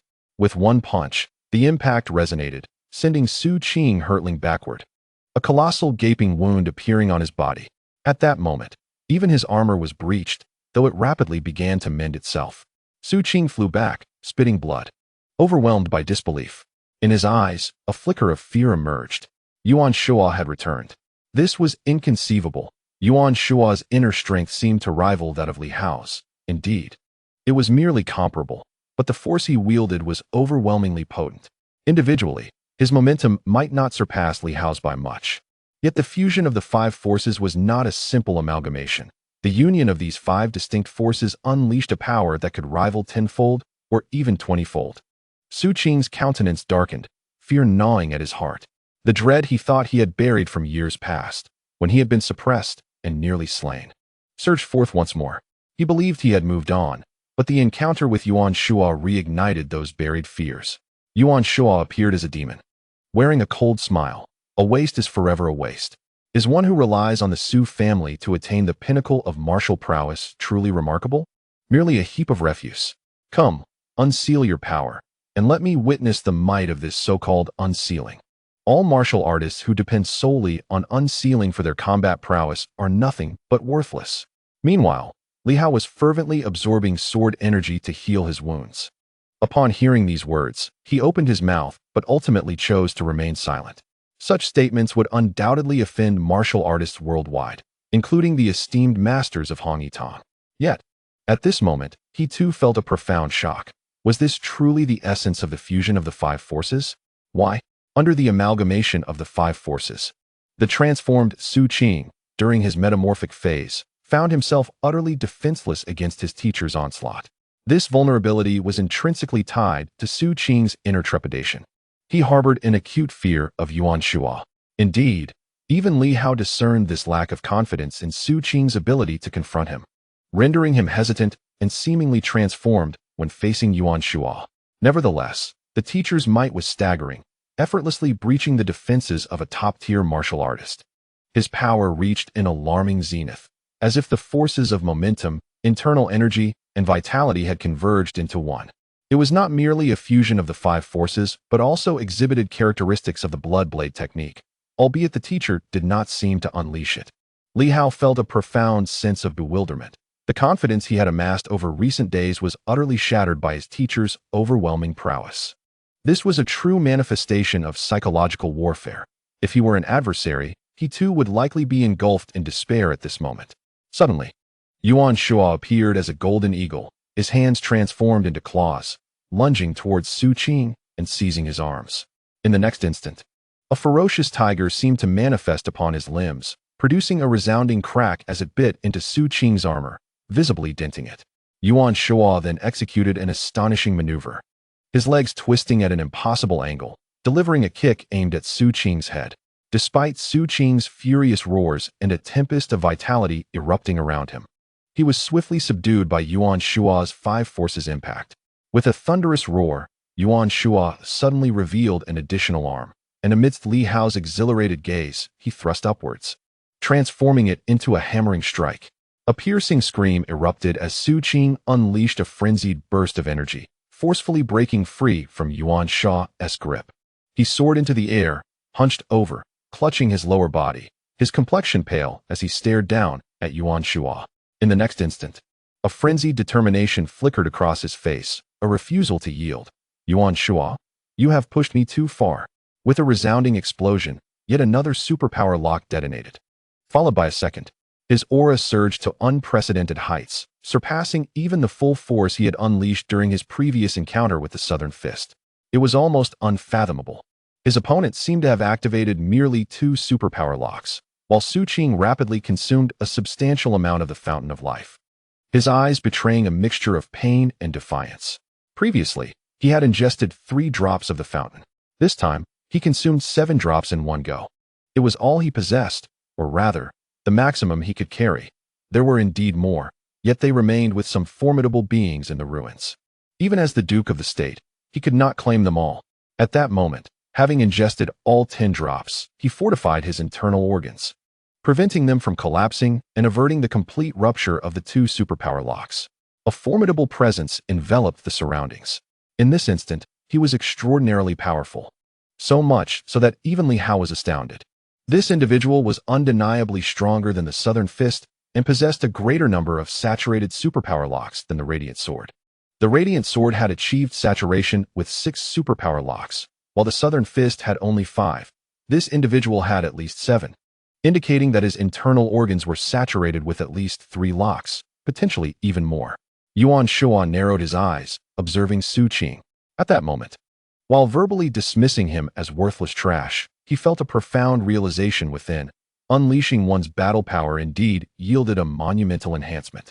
In the moment of convergence of the 5 forces, he experienced a significant enhancement. However, upon witnessing Su Qing's unsealing, he realized that he might not stand a chance against this individual. Yet, what harm could there be in trying? He licked his lips and smiled, proclaiming, I relish the challenge of formidable opponents. Su Qing, you are no longer a mere waste. You are a rather formidable waste. Ha!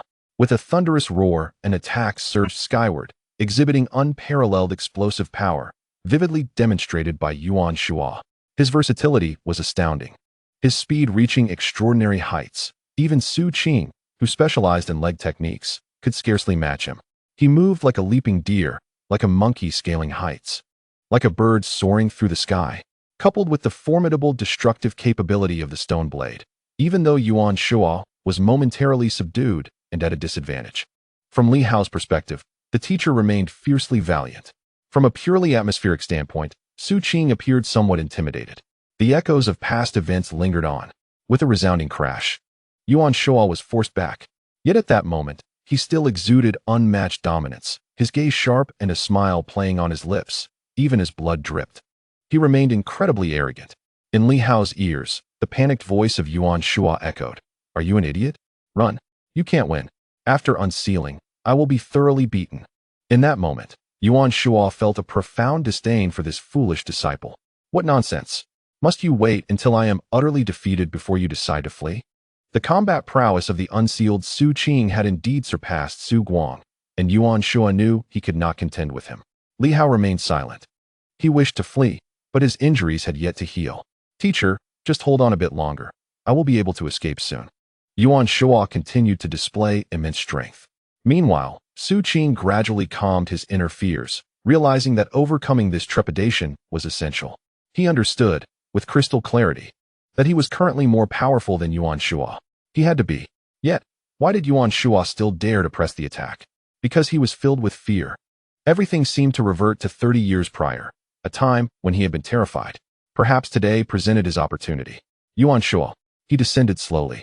Gazing at the proud Yuan Shua, gritting his teeth, he muttered, I am not afraid of you. Today, you have offered me a chance. If I can defeat you and take your life today, I, Su Qing, shall surely ascend to greater heights. Yuan Shua chuckled mockingly. Are you certain you can? Are you sure you are unafraid? Have you forgotten how miserable and pitiful you were back then? Had it not been for your father's intervention, I would have smashed your skull that day. You nearly died. Su Qing, have you forgotten? He did not retreat, but advanced. Taking a step forward, Su Qing's legs trembled slightly, as if contemplating retreat, but in the next moment, he stood firm, refusing to budge. He lifted his head to meet Yuan Shua's gaze. A glint of coldness in his eyes. You said that was the past. For 30 years, I have swept through the East, defeating all who stood before me. Today, I am the Duke of the East, while you are nothing. You can only linger in the shadows of Ho Xiaoqing and Yin, clinging to life. Were it not for certain individuals in the transformation stage attempting to refine the 5 elements technique and the 5 organs technique through you, you would have perished long ago. Do you truly believe that Ing Hongyue cannot bring about your demise? Do you genuinely think that Ho Xiaoqing and his companions can safeguard you? Such notions are mere figments of your imagination. The stark reality is that you are nothing more than a pawn in the eyes of others. Your purpose merely to perfect the 5 organs technique. Even if you refrain from disseminating it, your death and the subsequent examination of your remains would yield the same results. It appears he is rallying his own spirit, invigorating himself. He took a step forward, advancing resolutely. This was, in fact, a transcendence, a breakthrough, a profound psychological awakening. Just as the golden spear could not shatter Yuan Shua's intimidation, today, he finds himself unable to overcome Ho Xiaoqing's dominance. Su Qing, despite having cultivated to this level, had not yet conquered Yuan Shua's imposing presence. Over the years, he chose to forget Yuan Shua, to retreat mentally, thus evading those pivotal moments. He did not confront it head-on. Yet today, he must shatter this mental barrier, otherwise, he would remain paralyzed by fear every time he encountered Yuan Shua. Yuan Shua raised an eyebrow and smiled. Indeed, Su Qing, 30 years in the position of Duke has imbued you with some spirit, allowing you to take this commendable step before me. Gritting his teeth, Su Qing stepped forward once more. I am among the elite martial artists of this world. My vitality is unparalleled, my body invincible. And those of the sword-wielding ilk are but servants in my sight. Yuan Shua, to vanquish you, to slay you, to break the demons within my heart. Surely, I, Su Qing, can ascend to the pinnacle of martial arts. With a fierce roar, he struck forth. Unleashing his combat prowess, he could not afford to delay any longer. He yearned to suppress this fiend of the martial world with his formidable strength. Yuan Shua, you have squandered these past 20 years, missing out on the splendor they held. You cannot remain invincible forever. Die. With a thunderous kick that shattered the earth, the ground cracked, and a resounding roar echoed throughout the realm, as though only his legs existed in the universe. Unmatched in might. At this moment, the Duke of the Nation truly revealed his formidable power. Yuan Shua, the nightmare of this generation of martial artists. Only those who can break Yuan Shua's curse may rightfully be deemed the pinnacle of martial mastery. Roar. The tiger's roar reverberates through the mountains. Yuan Shua transformed into a fierce tiger. As clouds drifted like dragons and winds like tigers, the heavens seemed to manifest with rain. A torrential downpour ensued. The 5 elements and 5 forces, at this moment, manifested in Yuan Shua's hands. Li Hao began to comprehend the essence of divine intent and momentum. This is the way, the martial way. This is the path of martial arts for the contemporary practitioner. The teacher once said that among the thousands of combatants, those on land are immortal, capable of anything. Divine intent and momentum are the keys to this realm. As for the physical body and vitality, when the momentum is strong, these will naturally follow suit. Li Hao, though initially perplexed, began to grasp something profound at this moment. He fixed his gaze intently, as if he truly understood. Witnessing Yuan Shuo summon the winds and rains, the power of the 5 elements wafting from the heavens, seemingly integrating into his own physique, fortifying his organs. This is the cultivation of spirit and momentum. It also nurtures the body. In other words, Yuan Shuo merely lacks time, rather than encountering an insurmountable obstacle. Given sufficient time, he could undoubtedly enhance his internal organs. Astonishingly, he absorbed the essence of the 5 elements and integrated it within himself. For most, strengthening the internal organs is nearly impossible. With a mere gesture, a small stone dagger materialized before him, transforming from a finger claw into a short blade. Despite his apparent inferiority in strength at this moment, Yuan Shuo commanded the 5 elements, striking forth as if the very path of the cosmos had descended to suppress the heavens and the earth. A colossal bear emerged from the clouds, descending with a footfall that felt as though a mountain was crashing down. In the next heartbeat, it morphed into a torrential rain, then into crashing waves, and then into myriad sword techniques that shattered the air. The winds howled. Su Qing roared mightily. The tempest raging, though not as wondrous as Yuan Shuo's display, it was nonetheless ferocious. The howling winds swept across the land, shattering the great bear and dispersing the mist. Su Qing bellowed, "Nothing is as tangible as power. Yuan Shuo, did you not claim that no matter how many tricks one displays, they are all futile? If that is the case, what good are your myriad tricks? You are but a fool." Yuan Shuo retreated, gesturing with a hand as water and fire intertwined, causing the very fabric of the world to fracture, bringing the tempest to a halt. He retreated once more, remaining silent. Tricks? This was no mere trick. Su Qing, the fool, could never comprehend such matters. It was about utilizing minimal expenditure to contend with that adversary. At this stage, he could easily be overwhelmed. And he was not foolish enough to engage in close combat, seeking punishment. At this moment, all he desired was to delay, either until Su Qing could no longer persevere, or until that lad Li Hao could make his move. It appeared Li Hao was still recuperating from his injuries, which were evidently severe. Otherwise, with his astuteness, he would have fled without a word. The battle erupted anew. Yuan Shuo, who had initially dominated, was now thoroughly suppressed, forced into a defensive stance as an array of techniques unfolded. The ground beneath them shattered, the earth fracturing and spreading. The sea surged, flooding back toward the shore. With the coastline crumbling under the pressure, and the monstrous waves in the distance were a consequence of Yuan Shuo's earlier devastation. As the waves approached, Yuan Shuo's spirit seemed to strengthen, a torrent of water erupting forth. At that moment, Li Hao suddenly leapt into action, abandoning his sword to deliver a punch, summoning 9 colossal waves that roared towards Su Qing. Su Qing snorted derisively, kicking out to shatter the surging waves. Yuan Shuo cursed under his breath. "Why aren't you fleeing? You foolish lad." Yet Li Hao remained silent. Flee? Why would he run when old Hong was arriving? Indeed, Hong Yitong and the radiant sword were on their way, having contacted him, and Li Hao's armor responded in kind. They would arrive soon. Why would he consider retreating? He was determined to eliminate this foe. As long as he and his mentor could hold out a little longer, even if gravely injured, once the 2 Silver Moon champions arrived, Su Qing would be utterly unshackled, disregarding everything, yet destined to meet a bitter end. Yuan Shuo seemed to have guessed this, falling silent. The master and disciple, at this moment, unleashed their full potential. You embodying a fierce tiger while I take the form of a mighty gorilla. With a thunderous roar, the gorilla staggered backward, and the tiger dispersed. Su Qing was indeed formidable beyond belief. However, he realized it was arduous to vanquish the two. In the blink of an eye, Li Hao leaned against Yuan Shuo, and a drop of the fountain of life rippled, initiating the healing of their wounds. In the next moment, Li Hao transformed into a willow tree, taking root in the clouds. A surge of sword energy erupted forth, flooding into the sky. Amid Su Qing's momentary disorientation, the master and disciple executed their 5-animal technique to perfection. Sword energy and the fountain of life surged continuously. Not only that, at this moment, Li Hao reached out and seized a stone knife, while the starry sky sword fell into Yuan Shuo's hands. Yuan Shuo swung the sword with a mighty strike. Boom! Su Qing stumbled back, incredulous. You can wield the divine sword too? How is this possible?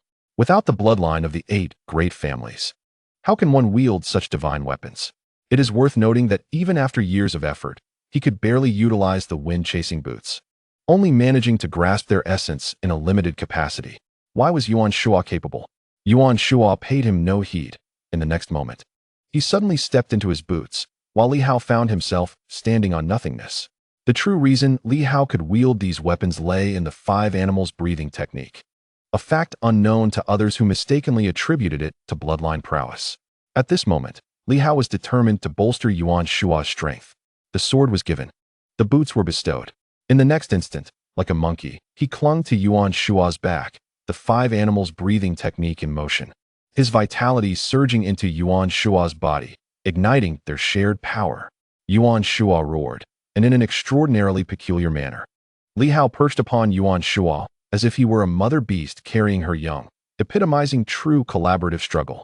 With the monkey above and the wolf below, the monkey directed while the wolf attacked. Yuan Shuo's energy surged. With a roar, he lunged upward, fists and feet unleashed, while behind him, Li Hao pressed one hand against Yuan Shuo's back, the other thrusting forward. Fists like fire, palms like wind. The starry sky sword whirled, the stone knife sliced through. The once formidable Su Qing was, at this moment, once again suppressed, astonished and shaken. With an enraged shout, he delivered a side kick that seemed to shatter the very air.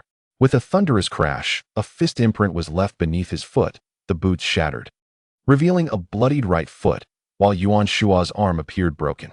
Yet in the next moment, Li Hao extended an arm, and Yuan Shuo seemed unscathed. The master and disciple, one wielding a knife, the other a sword, danced a deadly duet. Su Qing roared once more, unwilling to accept this fate, incredulous. How could it be? While their techniques were indeed of the same origin, the level of their cooperation was astoundingly high. Li Hao had practiced the 5 animals technique for years. Yet their prior disparity in strength should have limited their collaborative opportunities. Why could they synchronize so harmoniously? With a resounding crash, a fissure appeared in his armor as he kicked out again. Yuan Shuo turned his back, exposing Li Hao, and with a single kick, the silver armor shattered. Li Hao grimaced, exclaiming, "Teacher, you truly do not treat me as a person." Evidently, Yuan Shuo perceived that Li Hao's physical strength surpassed his own. With superior internal organs and armor that allowed Li Hao to endure this strike more safely than he could. Yet, the pain was excruciating. In the next moment, Li Hao ascended like a monkey, and Yuan Shuo followed suit. The 2 warriors, akin to twin monkeys, reappeared before their adversary. With a swift stroke of his sword, Yuan Shuo unleashed a deadly attack, and with a sharp crack, a fresh gash appeared on Su Qing's foot, which had not yet retreated, nearly severing his foot. Su Qing staggered back a few steps and fell to the ground, blood staining the shattered earth. He gazed at the 2, his eyes flashing with a menacing light, the 5 animal technique. A glimmer of greed and shock flickered in his eyes. It seemed that the 5 animal technique could integrate martial arts, merge with the essence, and even lead directly to the ultimate path. Yuan Shuo, you are indeed a prodigy.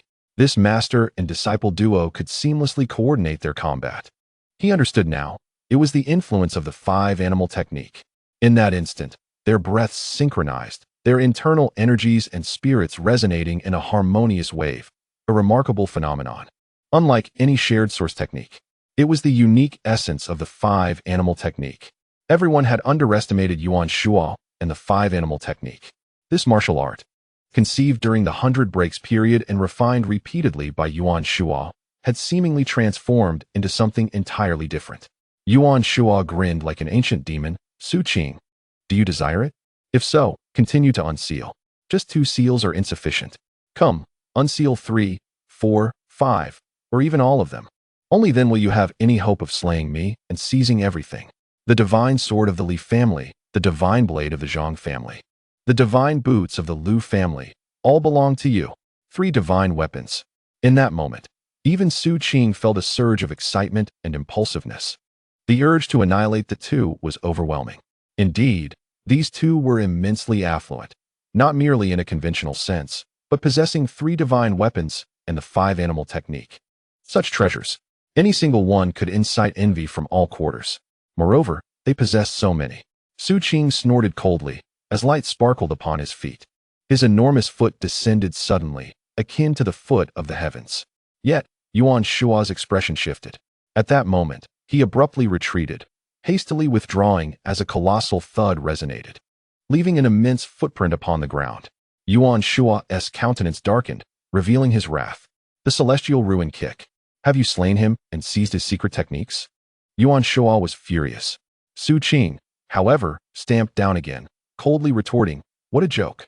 You, Yuan Shua, have killed so many martial masters, among the Silver Moon's 36 strongest. Nearly all have perished at your hands. I have slain one with the celestial ruin kick, and you are outraged. You deserve to die?" Yuan Shua erupted in fury. "You wretched scoundrel. How dare you ambush my Silver Moon martial masters? If one falls in combat or during a duel, there will be news. But you have secretly ambushed him." A roar erupted, the sound of a tiger's growl resonating fiercely, Yuan Shua's anger palpable. He had been responsible for the deaths of countless Silver Moon martial masters. Yet the fact that Su Qing had ambushed the celestial ruin kick among the 36 heroes ignited a fury within him greater than ever before, even surpassing the near-death experience of Li Hao.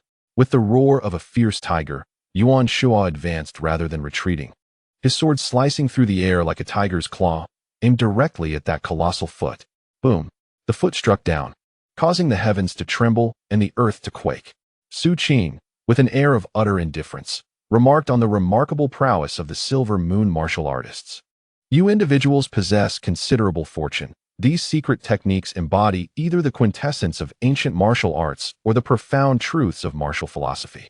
Yuan Shua, the Silver Moon martial artists undoubtedly hold the right to be audacious.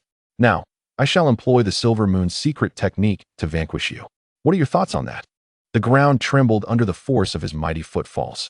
With each step, Yuan Shua retreated, while Li Hao braced himself, enduring several blows that left his internal organs feeling as though they were on the verge of shattering. In that moment, he recognized the futility of his struggle. The celestial annihilation foot was overwhelmingly powerful. Su Qing had refrained from using it earlier, perhaps out of caution or fear of provoking retaliation from Silver Moon. However, at this juncture, he unleashed his full potential. It was evident that the celestial annihilation foot, one of the 36 heroes, had likely fallen victim to his schemes. And the secret technique had been seized. Whether it was overconfidence or a trick that led to the loss of the technique remained unknown. Blood trickled from the corner of Yuan Shua's mouth, and he felt a sense of madness and helpless rage. He was frustrated. Despite his formidable power, having integrated the 5 forces, his first opponent was none other than the formidable Eastern Dominator. What unfortunate luck. He had not experienced a moment of ease. At that moment, he heard Li Hao's voice, frail yet urgent. "Hold on, just a little longer." Yuan Shua executed a swift roll to evade the next strike, feeling utterly disheveled.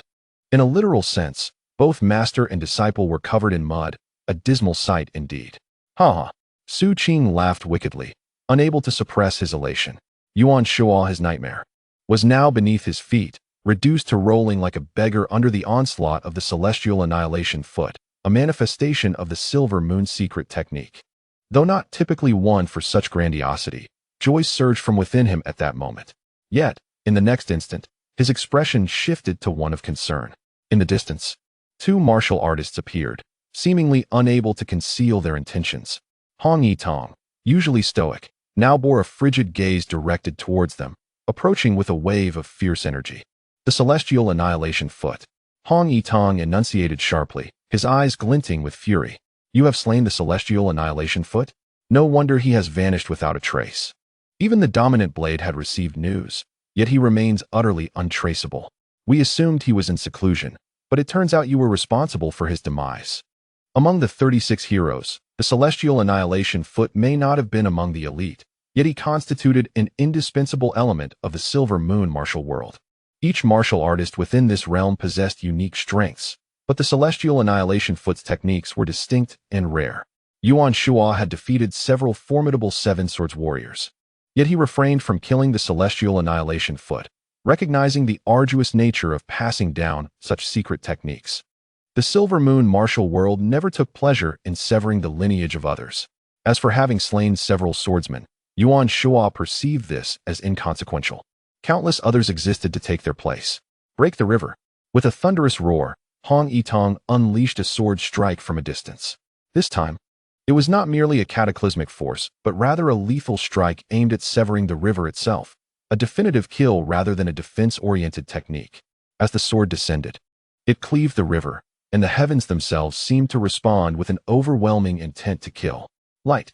A low growl resonated through the air, as if the sun itself were plummeting from the heavens. A radiant sword emerged, and in that moment, both parties shattered their superpower locks, unleashing their formidable prowess. With a single strike from a distance of several thousand meters, they clashed. Divine intent surged, and the swords might cleaved through the very essence of existence. Su Qing, taken aback, suddenly ascended into the air, fleeing in haste, his previous arrogance dissipating in an instant. The twin swords approached.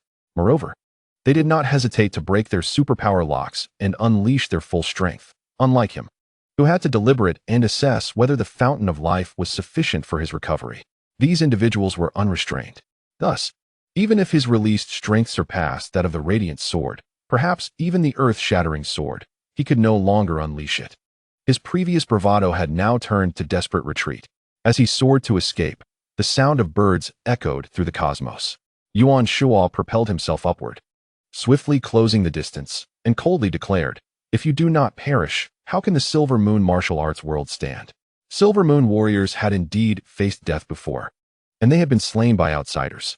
However, those who dared to kill one of the 36 and seize secret techniques, particularly through treacherous ambushes, would find themselves mercilessly hunted down by the Silver Moon martial arts world, regardless of the cost.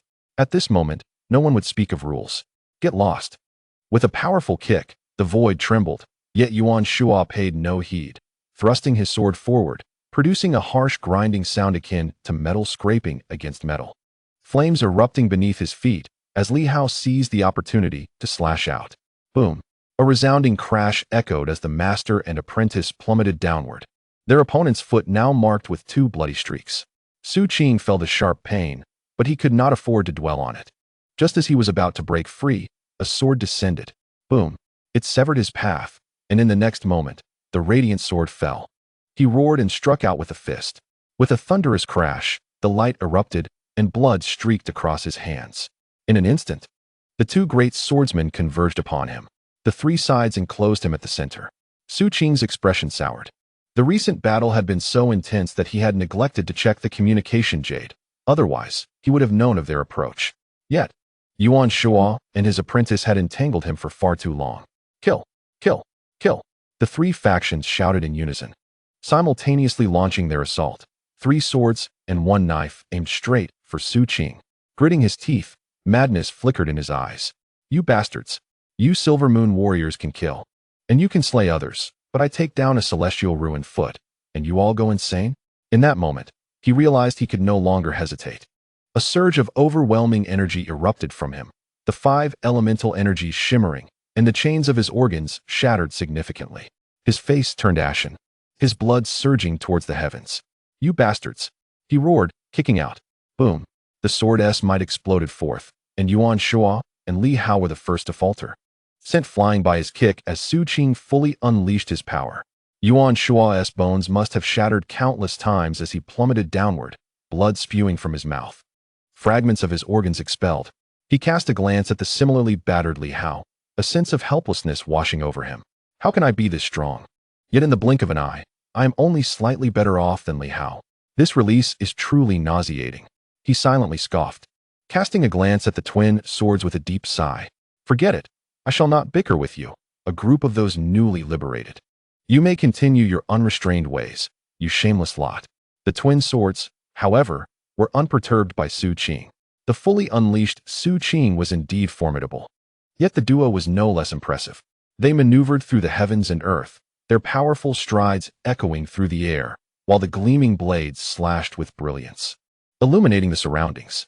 In that moment, Su Qing's expression grew solemn as both sides unleashed their full potential, unwilling to delay further.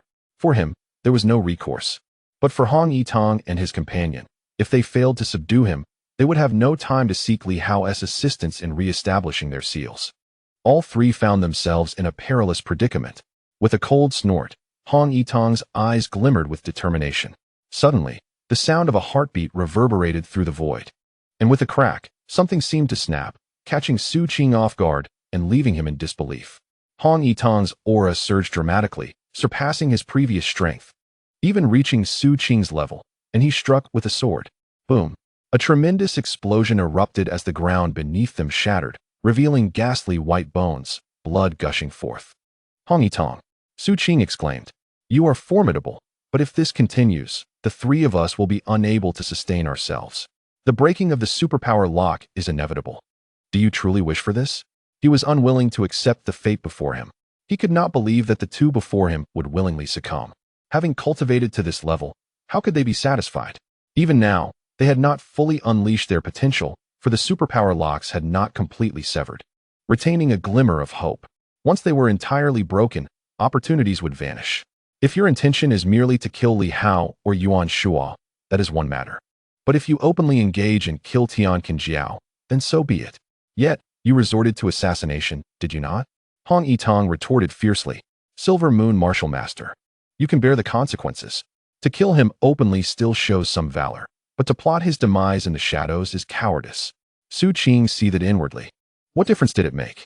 Even in a direct confrontation, Tian Qinjiao might not have been able to contend with him. It was merely a matter of saving time and avoiding unnecessary complications. These individuals seemed to elevate the situation as if they had never taken a life. Boom! The sword aura surged once more, and in an instant, the three engaged in fierce combat.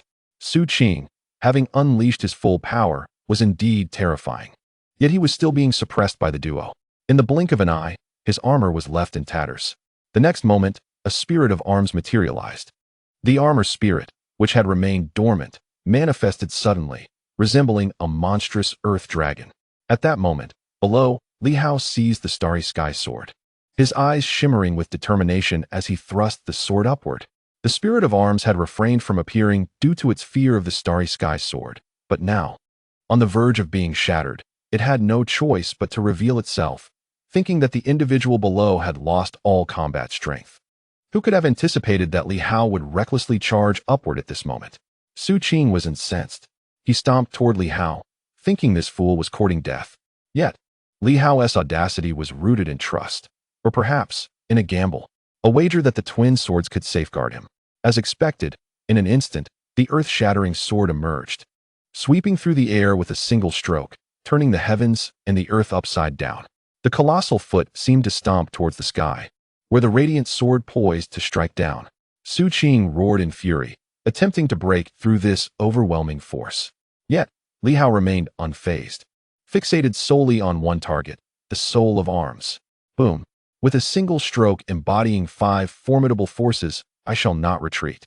A resounding explosion echoed forth, and the dragon-like soul of arms revealed a visage of terror, as if the small sword had caught sight of a delectable dessert. Perhaps this was the greatest soul of arms it had ever consumed. The small sword transformed into a black hole, piercing into the heart of the soul, and in an instant, unleashed an indescribable force of attraction. The next moment, the soul emitted a soul-wrenching shriek. The everlasting sword, bang! The soul of arms shattered. Simultaneously, the earth-shattering sword struck out, cleaving through what was once an impenetrable armor, one that only the stone blade and the celestial sword could harm. Even when two formidable swordsmen joined forces, they had merely managed to chip away at the divine armor. Yet now, under the might of the earth-shattering sword, it crumbled like tofu with a crisp crack. It lay in ruins. This powerful weapon, the heavenly tier armor, which Su Qing had worn throughout the battle, suffering little damage, shattered instantly upon the manifestation of the soul of arms. A flicker of rage, a glint of resentment and indignation appeared in Su Qing's eyes. With a swift motion, the earth-shattering sword cleaved again, and the radiant sword followed suit.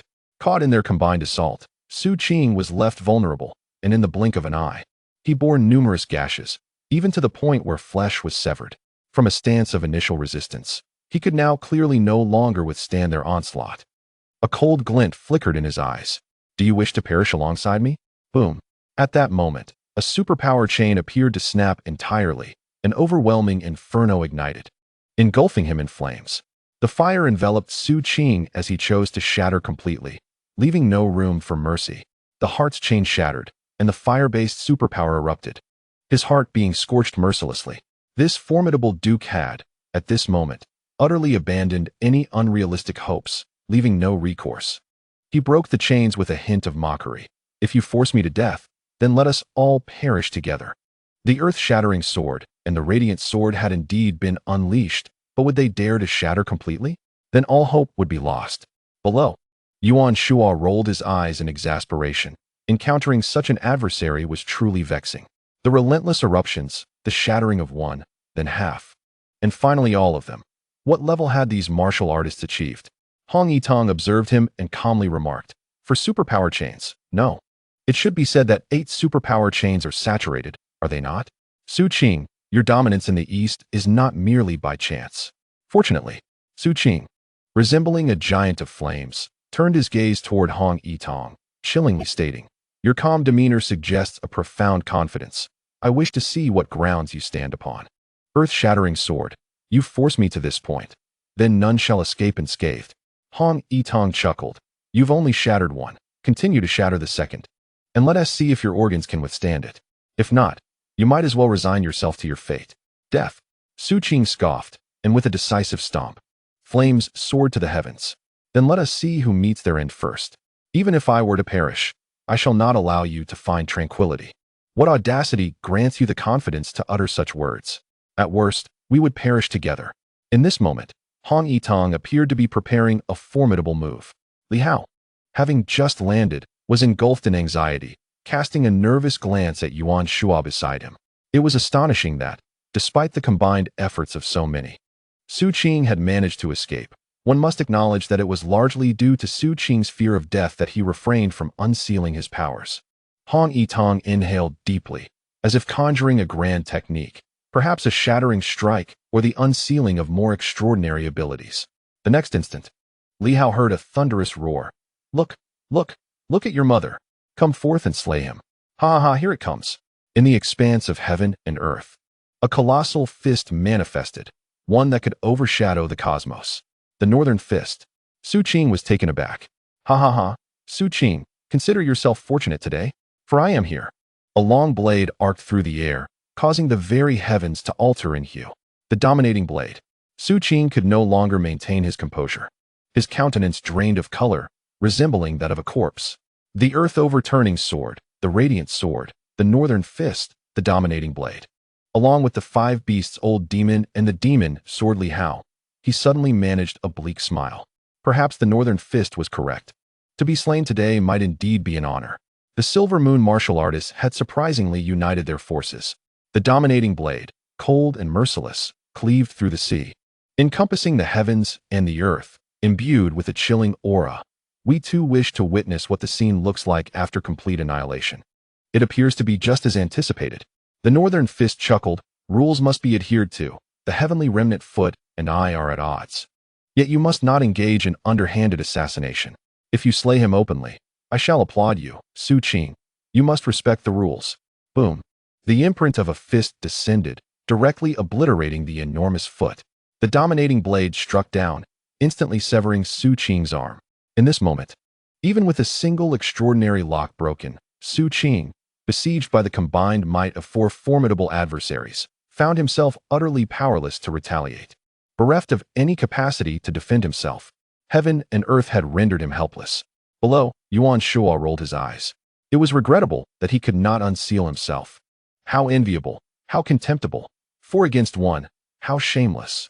In this instant, Su Qing's heart lay in ashes, and at that moment, a disturbance rippled through the air. A cough resounding from the void. "Qing, for the assassination of the heavenly remnant foot and the severing of an arm, you have brought this upon yourself. Might I implore the esteemed Silver Moon martial artists to show mercy?" In an instant, an overwhelming flame manifested between heaven and earth, within which seemed to intertwine some waves of water. The Northern Fist raised an eyebrow. The dominating blade cast a sidelong glance into the distance, wearing a faint smile. The earth-overturning sword also chuckled lightly. The 3rd-generation Duke still lives. It appears he has ascended to the zenith of dawn, completely unsealing his fighting prowess. Harmonizing fire and water. Does he not fear the consequences of life and death? Father Su Qing sighed, gazing toward the figure approaching through the void, feeling somewhat disheartened. Devoid of any joy, the 3rd-generation Duke is a paragon of extraordinary strength. a being capable of severing 6 extraordinary locks. Yet now, a being of such caliber, once fully unleashed, faces near certain demise. Even with the fountain of life, recovery proves exceedingly difficult. In the distance, the venerable elder sighed. I have no desire to emerge. Yet several have arrived. If I do not step forward now, Su Qing may very well meet his demise. He has suffered a severed arm and the loss of his superpower locks, thus rendering him incapable of becoming a martial master. He can only exist as a mere superpower variant. Is this sacrifice sufficient to atone for the grievous error of the heavenly severing leg? I wonder. Li Hao blinked in astonishment. Good heavens! The Su family indeed possesses other formidable warriors.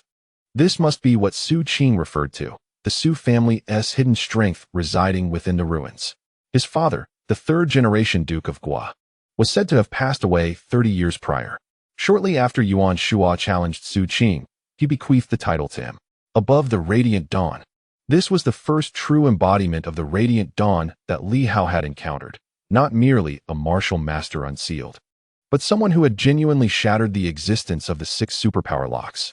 The immense orb of power, which Li Hao had failed to perceive before, became glaringly evident as the individual approached, leaving him momentarily blinded by its brilliance. The elder seemed to sense Li Hao's presence, casting him a subtle nod. A chill ran through Li Hao's heart. How formidable! It appeared that he was the first to be sensed by such a radiant entity. Today, an abundance of powerful figures had gathered at Silver Moon, compelling even this individual to reveal himself. From all directions, distant warriors, lurking in avoidance, felt a surge of alarm. The foundation of the Su family had been unveiled. Various factions were aware that some had surpassed their limits, but dared not reveal themselves. Now, the Su family was the first to showcase a warrior of the Radiant Dawn, the third-generation Duke. Hong Yitong smiled, thinking, having slain a Silver Moon martial master. Do you believe this matter is resolved? Old Duke, your thoughts are too simplistic. If the Su family insists on being the first to expose themselves, then they must face annihilation. In an instant, twin swords were drawn. A fist and a blade simultaneously surged towards one target, Su Qing. Despair washed over Su Qing's visage. While the elder Duke appeared to be well-versed in the tactics of the Silver Moon martial masters. In that moment, the dual forces of water and fire erupted, unleashing a cataclysmic power that engulfed the realm. I always regretted not being able to stop Qinger back then. To eliminate a Silver Moon martial master could be done openly. The aftermath would go unnoticed. Not even Silver Moon itself would intervene. However, to covertly slay an opponent and seize their secret techniques was a grave taboo. Yet, regret offered no remedy. At this moment, he cast aside such considerations. Concealing his strength was no longer necessary. The Radiant Dawn was more than sufficient to confront those martial masters who had yet to fully sever their superpower locks. In an instant, everyone felt the chilling embrace of opposing forces. Yet, none of the 4 great warriors intervened. All were focused on exterminating Su Qing. It was as though they were impervious to the threat, leaving Su Qing bewildered and reluctant. Why do none of you intervene? Are you all intent on perishing alongside me? Even if not all, some should attempt to halt my father. Why must you all seek my demise? In the next moment, understanding dawned upon him. Just then, a colossal sword descended from the sky, embodying an overwhelming surge of gold-type superpower. Its might was immense, grandiose, domineering, and ferocious, infused with an insatiable murderous intent. As the sword descended, a resounding crash echoed through the air. In the next moment, the recently unleashed old Duke spat out blood, his eyes betraying a flicker of terror. You have shattered the 6 paths of superpower seals. Suspended in midair, a figure loomed, his psychic energy swirling around him. Coldly observing the Duke, the old Duke cast a sorrowful glance at his son, a bitter smile gracing his lips, lamenting that the Su family should not have taken this risk. With a sigh, he vanished in an instant. The figure in the sky watched coldly, making no move to intervene, while Su Qing displayed a grim smile. It is an honor for Su to meet his end today. Ha! What a worthy demise. With a swift motion, his head was severed. This supreme powerhouse, a dominant figure of the East, was brutally felled by a single strike of the earth-shattering sword.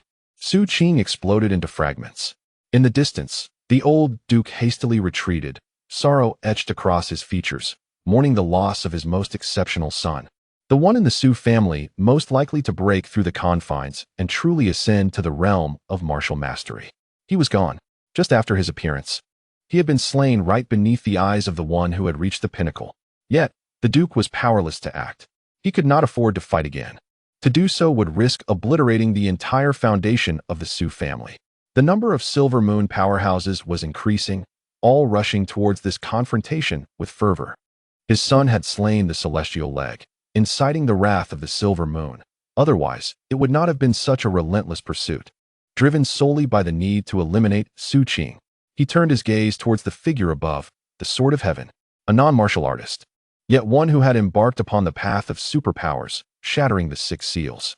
How had he emerged from seclusion, and why did he appear more stable than himself?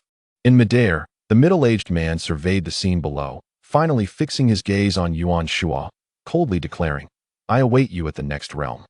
Do not keep me waiting too long." In an instant, he tore through the void and vanished from sight. Yuan Shuo snorted derisively, "Superpowered fool," though he uttered this insult. A hint of dejection lingered within him. Damn it, he had integrated the 5 forces, rendering himself invincible, yet in the blink of an eye. A group of formidable foes had arrived, none weaker than himself. No, perhaps they were all stronger. But what of it? Whether it was unsealing or superpowers, neither was the true path. Indeed, he reassured himself that without unsealing or superpowers, he remained the mightiest of them all. At that moment, Hong Yitong chuckled, glancing at the vanishing Sword of Heaven, suddenly exclaiming, "He fled. If he doesn't escape in every direction, the forces above will soon converge." The others erupted into laughter, and in an instant, they scattered. Yuan Shuo seized Li Hao, dragging the black dog along, hastily fleeing.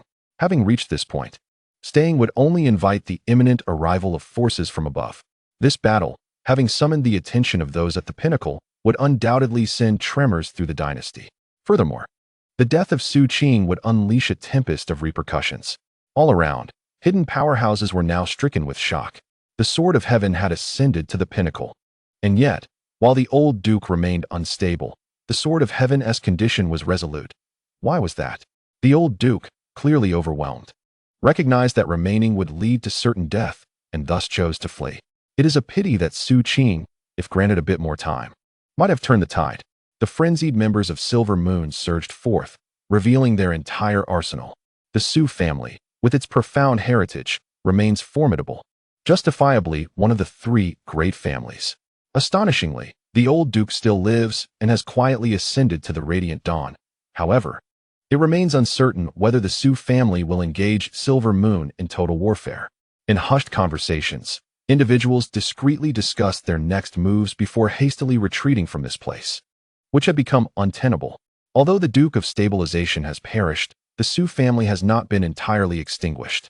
Perhaps the Sioux family will be the first major force to unveil its hidden capabilities. Otherwise, chaos will inevitably ensue in the east, unable to contain the surrounding turmoil. The implications of the Duke's demise are profound, and all are aware that a larger storm is brewing. Boom! The waves crashed down, engulfing the remnants of the recent battle. In the distance, the East Sea Bridge collapsed entirely.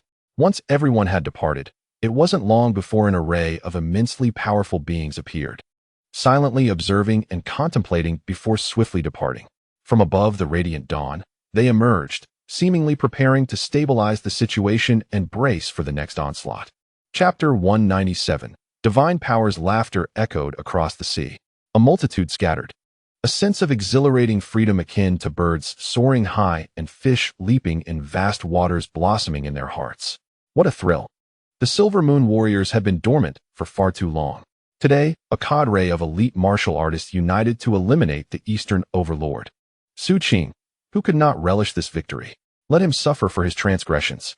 The Silver Moon warriors, portrayed as seekers of freedom, could equally be likened to a band of brigands. Yet, they possess certain moral boundaries, albeit weak ones. Su Qing's assassination of the Heavenly Severing Foot shattered these boundaries. Had Su Qing confronted the Heavenly Severing Foot directly, this group would have undoubtedly mocked him, dismissive of the fallen Silver Moon members, claiming they deserved their fate for losing to foreign martial artists. Such hypocrisy and complexity defined these individuals. Yet today, they all convened. They rallied to rescue Li Hao. The Silver Moon warriors could be slain, but not in such a disgraceful manner. Su Qing's bullying of the weak is intolerable. Even if Li Hao provoked trouble, Su Qing should have sought a peer to engage. The laughter resounded across the sea. The northern fist's mirth echoed from afar. I shall take my leave first, Li Hao.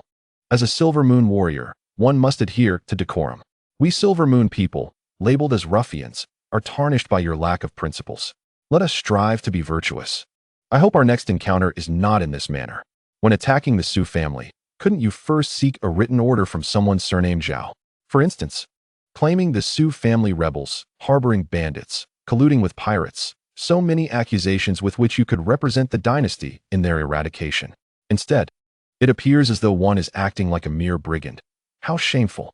With those words, he vanished. The Northern Fist and the Dominator Blade had not revealed much of their potential. Their encounter was brief, and thus there was no need for Li Hao to intervene in any form of suppression. Now that the battle had concluded and the adversaries, who had always regarded each other with disdain, were not inclined to reminisce. They had no such inclination. Moreover, Yuan Shua was present, and they could hardly be bothered to cast a glance at the old man, not even exchanging pleasantries.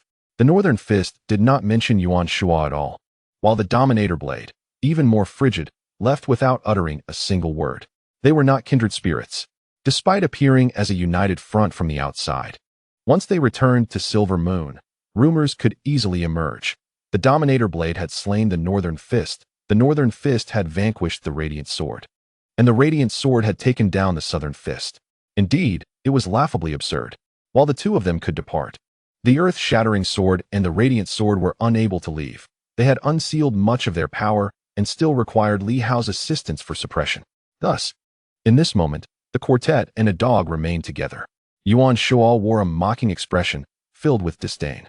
Even if he was outmatched in power, he still held an air of superiority, barely sparing a glance at the two. The two, in turn, reciprocated the sentiment, neither acknowledging Yuan Shua. The earth-shattering sword was somewhat better, while the Radiant Sword completely disregarded him. A mere glance from her elicited a cold smirk from Yuan Shua, as if he were poised to strike her. Clearly, this old man harbored a grudge from earlier rumors. The Radiant Sword had once bullied Li Hao. At this moment, Li Hao sensed the peculiar atmosphere. These individuals had just allied to vanquish a foe with remarkable synergy, yet now, it felt as though they were on the brink of a fierce confrontation. Hong Yitong appeared somewhat better off, though his own master regarded him with a hint of animosity. Hong Yitong, however, remained composed, exuding an air of tranquility as he leisurely roamed the East Sea. Meanwhile, Yuan Shua continued to sneer. Hong Yitong understood the reason behind this laughter. He concealed his awareness, but inwardly he chuckled, relishing the jealousy it provoked. Did Yuan Shua believe his disciple was on the verge of demise? Let him run to the central region, had this situation not arisen. In due time his disciple might well have become mine. Of course, Hong Yitong didn't particularly covet that outcome. He was quite adept at stirring trouble, which had proven overwhelming in recent days. He had engaged in numerous confrontations on behalf of Li Hao, finding this fellow even more combative than Yuan Shua. Perhaps it was best to let Yuan Shua join in the fray. The quartet and a dog, save for the Black Panther, which was groaning in agony, bore their injuries in silence. Li Hao and Yuan Shua were significantly wounded, while the other two, though unsealed, felt their internal organs straining, yet they all endured in silence.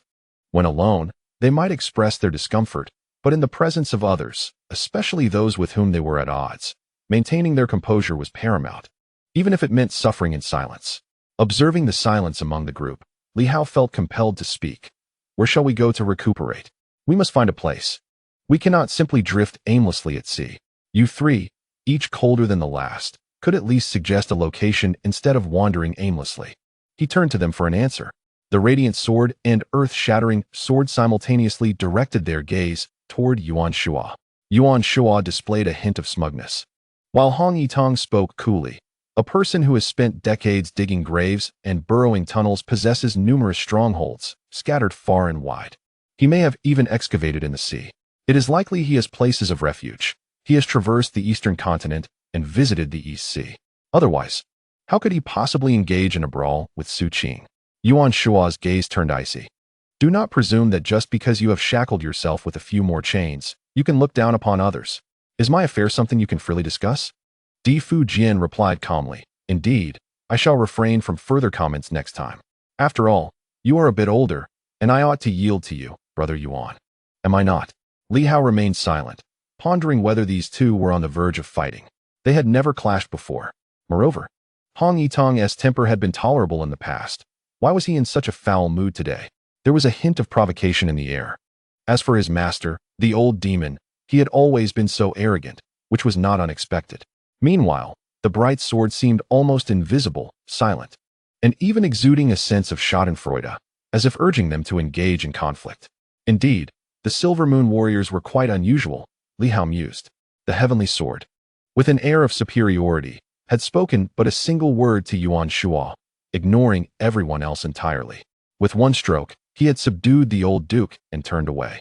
The Northern Fist, who spoke of rules with a hint of hypocrisy, and the coldly arrogant blade of domination, all these individuals appeared quite eccentric in Li Hao's eyes. Yet their arrival was undeniably exhilarating.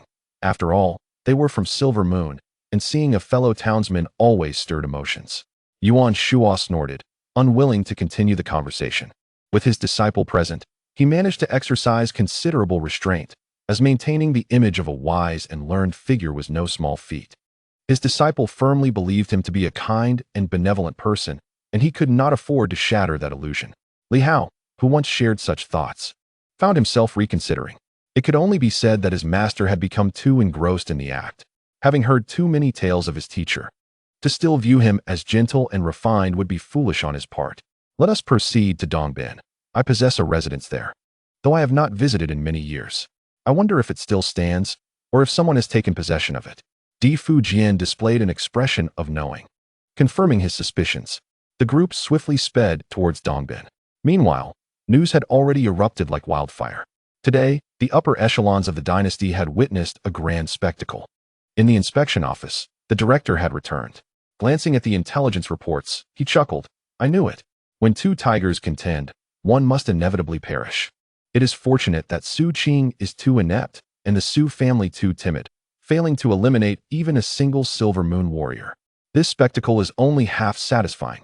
If only several would perish, leading to a grand conflict between Silver Moon and the Su family, with the chaos escalating, both sides revealing their trump cards until, in the end, ancient relics are unearthed, and a battle ensues between the East and the North. That would be truly exhilarating. No one was privy to the director's thoughts. Those surrounding him remained silent. The headquarters of the Night Watch was also present, with Deputy Director Huang Long in attendance. Both were deputy directors of the inspection office, gathered to participate in a high-level meeting to analyze the implications of the situation. After all, a prominent official, a regional governor, and a sovereign of the East has perished. This matter certainly requires attention. Otherwise, the dignity of the dynasty would be utterly diminished. The Su family is undeniably one of the founding three dukes. At this moment, Huang Long took the initiative to speak. Director, let us discuss the subsequent actions. Li Hao and the other notorious bandits of Silver Moon have directly slain the Duke of the State. How shall we proceed? The Duke of the State. The director corrected his terminology, frowning as he stated, do not take this lightly. Do not regard it as a mere formality. Su Qing was the first to initiate the city-destroying missile war, which is a grave error, a fundamental misstep. Whether he acted in self-defense or to eliminate enemies is irrelevant. It is unacceptable. This is the punishment imposed by the dynasty upon him and the Su family. To recklessly misname him in a formal setting will surely bring you some hardship. Huang Long remained silent. He was a night watchman, daring to confront the Minister of Justice. However, here, he did not dare to challenge this individual. The 9 offices have been established for 80 years, and he is the second director of the inspection office. The first being his father, who served for 50 years. This individual has been in power for 30 years, and none of the directors of the 9 offices are easy to deal with. After the director finished speaking, he did not continue, merely surveying the crowd without soliciting their opinions. After a moment of contemplation, he smiled and said, "Thus, let us issue a document to Silver Moon." Did Silver Moon not mention promoting Li Hao? Let it be approved. Li Hao went to eliminate bandits, successfully slaying the notorious Red Beard of the East Sea. He deserves recognition. Huang Long's expression shifted slightly.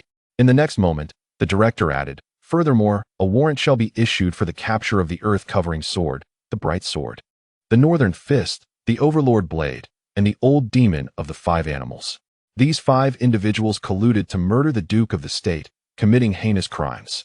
The Military Law Office shall deploy the Celestial Star Army to encircle and exterminate them, and Prince Pingyuan is obliged to assist in resolving this matter with these bandits.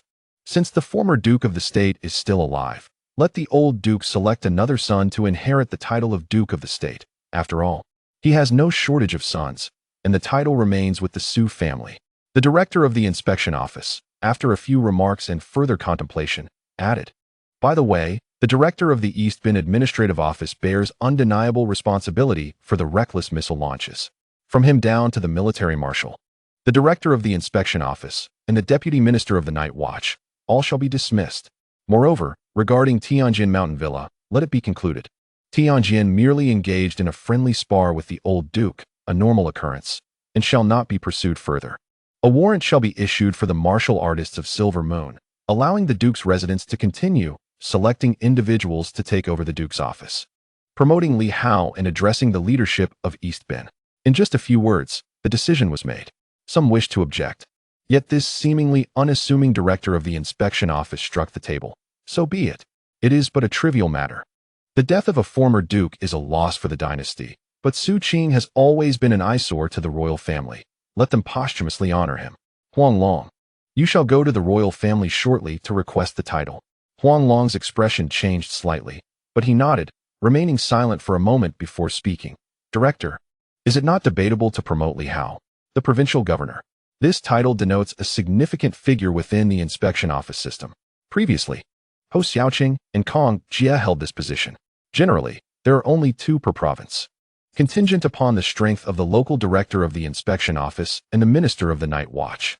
If they are weak, there may be only one, leading to a choice between 2. He, Huang Long, is merely a governor in rank, yet upon arriving in Tianjin City, one tends to overlook such distinctions, focusing instead on actual responsibilities and strength."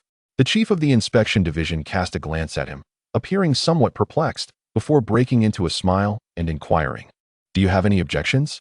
To which he retorted, "If not, then it stands." After concluding his statement, the chief added, "By the way, I almost forgot that you are also the night watch commander of the northern region. Here is a task for you. Apprehend the 5 notorious bandits. You are to take down as many as you can." Huang Long felt as though he had swallowed something distasteful. Nonetheless, the chief's words rang true. This was indeed a responsibility of the northern commander to hunt down the infamous bandits.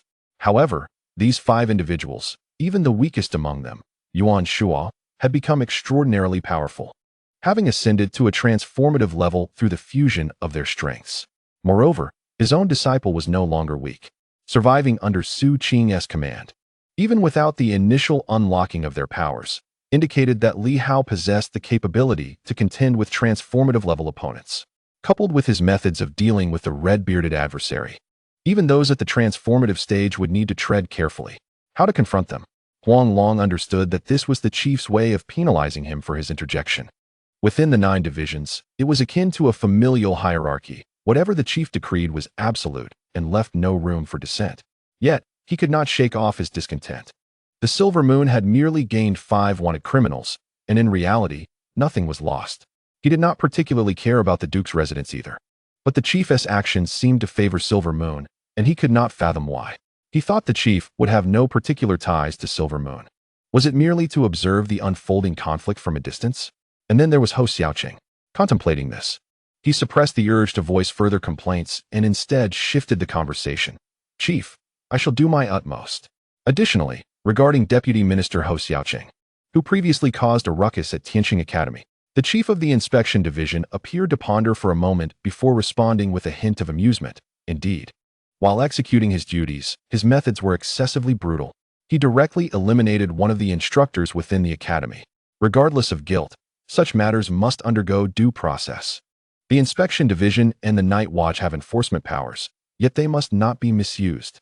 As he spoke, he slammed his hand on the table, displaying evident anger as he coldly declared, "Ho Xiaoqing has grown too accustomed to wielding authority in Silver Moon. He has forgotten that this is Tianjin City. His rank will be demoted to a senior patroller. His salary will be docked for 3 years as a warning to others." Instantly, Huang Long furrowed his brow. He was not alone. Another deputy chief nearby also frowned slightly and remarked, "Chief, is that not too lenient?" Tianqing Academy is a prestigious institution jointly established by the 9 divisions and the royal family, and host Xiaoqing has been excessively reckless. The chief of the inspection division nodded again. You are correct. It is indeed a light punishment, lacking the necessary impact. If he does not learn his lesson. He hesitated for a moment, seemingly waiting for a particular moment. Once the others fell silent, he continued, well, he does hold the title of Tianqing governor, does he not? I hereby command him to capture and eliminate 1,000 members of the 3 major evil organizations within 3 months, no fewer than 100 from Sanyang and no fewer than 10 from Shuguang. Let him redeem himself through merit. Upon hearing this, the expressions of those present shifted dramatically. What did this imply? Was he actively sending host Xiaoqing into battle against the 3 major organizations? Still one of the 9 offices. The inspection office. What exactly does the director of this enforcement agency aspire to achieve? Does it signify a declaration of war against the 3 major organizations? Or is it a cunning ploy to eliminate host Xiaoqing? Their intentions remain unclear, for each possibility holds merit. Is it the death of the Duke of State that has roused this individual from their complacency? Meanwhile, the likes of Huang Long are undeniably distressed. In this scenario, host Xiaoqing has now acquired a formal standing, bolstered by the support of the inspection office's director, empowering him to act against the 3 major organizations.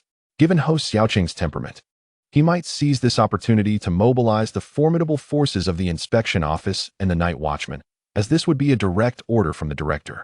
Even though Huang Long and the current minister are merely deputy directors, this inspection office, one of the 9, retains formidable authority and execution capabilities. The clout remains substantial. That will be all. The meeting is adjourned. As he prepared to leave, a deputy director, compelled by urgency, interjected, Director, there is still one matter left unaddressed. Indeed? What is it? The individual, summoning their courage, replied, the administrative office has sent correspondence regarding the consolidation of agencies and the matter of unified execution. The issue is straightforward. The administrative office proposes a reform across the 99 provinces, establishing the position of provincial leader. For instance, Silvermoon should solidify the administrative general's commanding role, clearly delineating the jurisdiction of other agencies under the administrative general's authority. There is even a proposal to create the position of governor as a permanent office. In fact, some provinces, such as Linjiang, have already adopted this model, elevating the administrative general's office to that of a governor's office, with the governor being the head of the administrative general's office. The director of the inspection office chuckled. Do they not think the world is chaotic enough? Must they introduce local hegemons, or do they believe that the majority of decisions lie within their purview at the administrative office? Even if a bit of disorder serves to diminish the power of the other 8 offices? Silence enveloped the room. The implications are too complex to navigate. When the 9 offices were established, the administrative office ranked first. However, the military law office and the inspection office are not to be underestimated. Though the former holds the nominal top rank, the latter 2 wield significant authority. One commands military power, the other governs local law enforcement. In recent years, the administrative office has sought to consolidate power, repeatedly proposing the establishment of a governor's office, only to be rebuffed each time. Now, as this proposal resurfaces, the director of the inspection office pondered briefly before responding with a smile. It is not entirely unfeasible. However, appointing the head of the administrative office as governor would be exceedingly inappropriate. The foundation is crumbling, and we cannot allow the literati to preside over such chaos. Upon hearing this, the crowd shifted uneasily. A seasoned elder quietly cautioned, Director, tread carefully. The foundation is indeed crumbling. The 200-year-old Tianqing dynasty appears stable at present. With the 9 offices robust and the royal family somewhat obscured, aside from the disruptions caused by the 3 major superpowered organizations, all seems peaceful. With the technological advancements unearthed from the ruins, there is a semblance of flourishing prosperity. Yet, the leader of one of the 9 offices has uttered such alarming words, which is profoundly disconcerting. While many may harbor similar thoughts, none dare to voice them. Ha ha. Very well, let us refrain from discussing this matter further. Respond to them accordingly. With that, he turned and departed. As the individuals gradually relaxed after the departure of a certain person, Huang Long seized the opportunity to voice his grievances, lamenting. The director not only refrains from penalizing Li Hao of the Silver Moon, but also promotes him. Is this not merely fostering such a detrimental atmosphere? I perceive Li Hao as the very source of chaos. How long has it been since he has taken countless lives? Today, he dares to invade the Duke's residence. And tomorrow, who knows if he will dare to breach the 9 offices. Among those present, some chuckled in agreement, while others feigned ignorance, and yet others calmly remarked, "If you disagree with the director's decision, you should address it with him. Expressing your discontent to us is futile." Huang Long cursed inwardly. If it were sensible, would I even be conversing with you? Isn't it simply your intention to unite in opposition? At that moment, the figure resembling a Buddhist statue, the minister, leisurely lifted a large teacup and rose to depart, having uttered not a single word throughout, exuding an air of indifference as if everything were unrelated to him. The others, accustomed to this demeanor, began to discuss other matters, such as the audacity and boldness of the Silver Moon warriors, their formidable strength, and the emergence of the 6th-tier powerhouse. While they were still engrossed in their discussions, news swiftly arrived. A senior official hastily entered the venue, exclaiming loudly, "A sudden piece of information has just circulated and is spreading rapidly." The crowd, having been engaged in meetings, turned their ears to listen. What news had emerged? The entering official, feeling the weight of scrutiny, quickly stated, "A 6th-tier powerhouse has appeared in the east, and the City of Supernatural Abilities has promptly disclosed this information, even naming this tier and promoting it." Some were taken aback, while others cursed. The City of Supernatural Abilities? What right do they have to interfere? It is not merely a matter of nomenclature. It pertains to dominance within the realm of superpowers. Even if naming were to occur, it should be the Night Watchers, as they are the officially sanctioned and sole legal authority endowed with superhuman capabilities. The City of Supernatural Abilities, located centrally, is entirely inhabited and crafted by those with superpowers. In the past, there were individuals who had conversed with Li Hao about this, yet he had not paid it much heed at the time. Someone struck their forehead in frustration, exclaiming, "I failed to consider this aspect, and they have outpaced us. These rascals are truly infuriating." What name did they adopt? The realm of divine powers. What? The realm of divine powers. The information was reiterated, leaving some bewildered, others frowning slightly, and some appearing to grasp the implications. Their expressions shifting. Is there an explanation for this nomenclature? Indeed, it is said that the 6th tier signifies the breaking of the 5 internal organs and 2 locks. Merging 2 types of superpowers. Once stabilized, it grants the capacity for divine powers, truly possessing the might to topple cities and nations. In that moment, clarity dawned upon some, who coldly remarked, "It appears that the City of Supernatural Abilities has indeed birthed a powerhouse of divine prowess. No wonder they are so eager to proclaim their strength and attract more superhumans to settle here. The repercussions of the conflict in the East are evidently manifesting." The 6th tier is beginning to stir restlessly, with the emergence of the old Duke from the Duke's residence and the appearance of the Heavenly Sword. If they do not reveal themselves now, whether it be the 9 offices, the royal family, or the 3 major organizations, the overlords will undoubtedly take notice. These individuals and forces, if not for the formidable presence of a 6th realm, would have seen the Duke of State's residence suffer significantly. However, a single 6th realm entity is sufficient to remedy all losses and even attract more powerful beings and factions to their cause. The reason is simple. They possess an existence that transcends the dawn. At this moment, the public declaration of the realm's name by the City of Supernatural Powers is not the crux. What truly matters is that the other party has rather candidly informed everyone that within the City of Supernatural Powers, we have strong practitioners of the Divine Passage realm. Without this, how could we have come to understand it? Without understanding, one cannot ascribe a name to this realm. In an instant, everyone comprehended the underlying intentions, and Huang Long could not suppress a cold snort. The City of Supernatural Powers? No better than the 3 major organizations. A malignant growth that has now stepped into the light. A soft cough interrupted the murmurs, and it was clear that a city brimming with supernatural abilities, positioned in the heart of the region, was not a simple matter, and one should tread carefully to avoid inciting trouble. Behind it, everyone had a sense of who was standing in support, and it was not prudent to say much. It appears that Su Qing's death will continue to resonate for some time. Let us wait and see.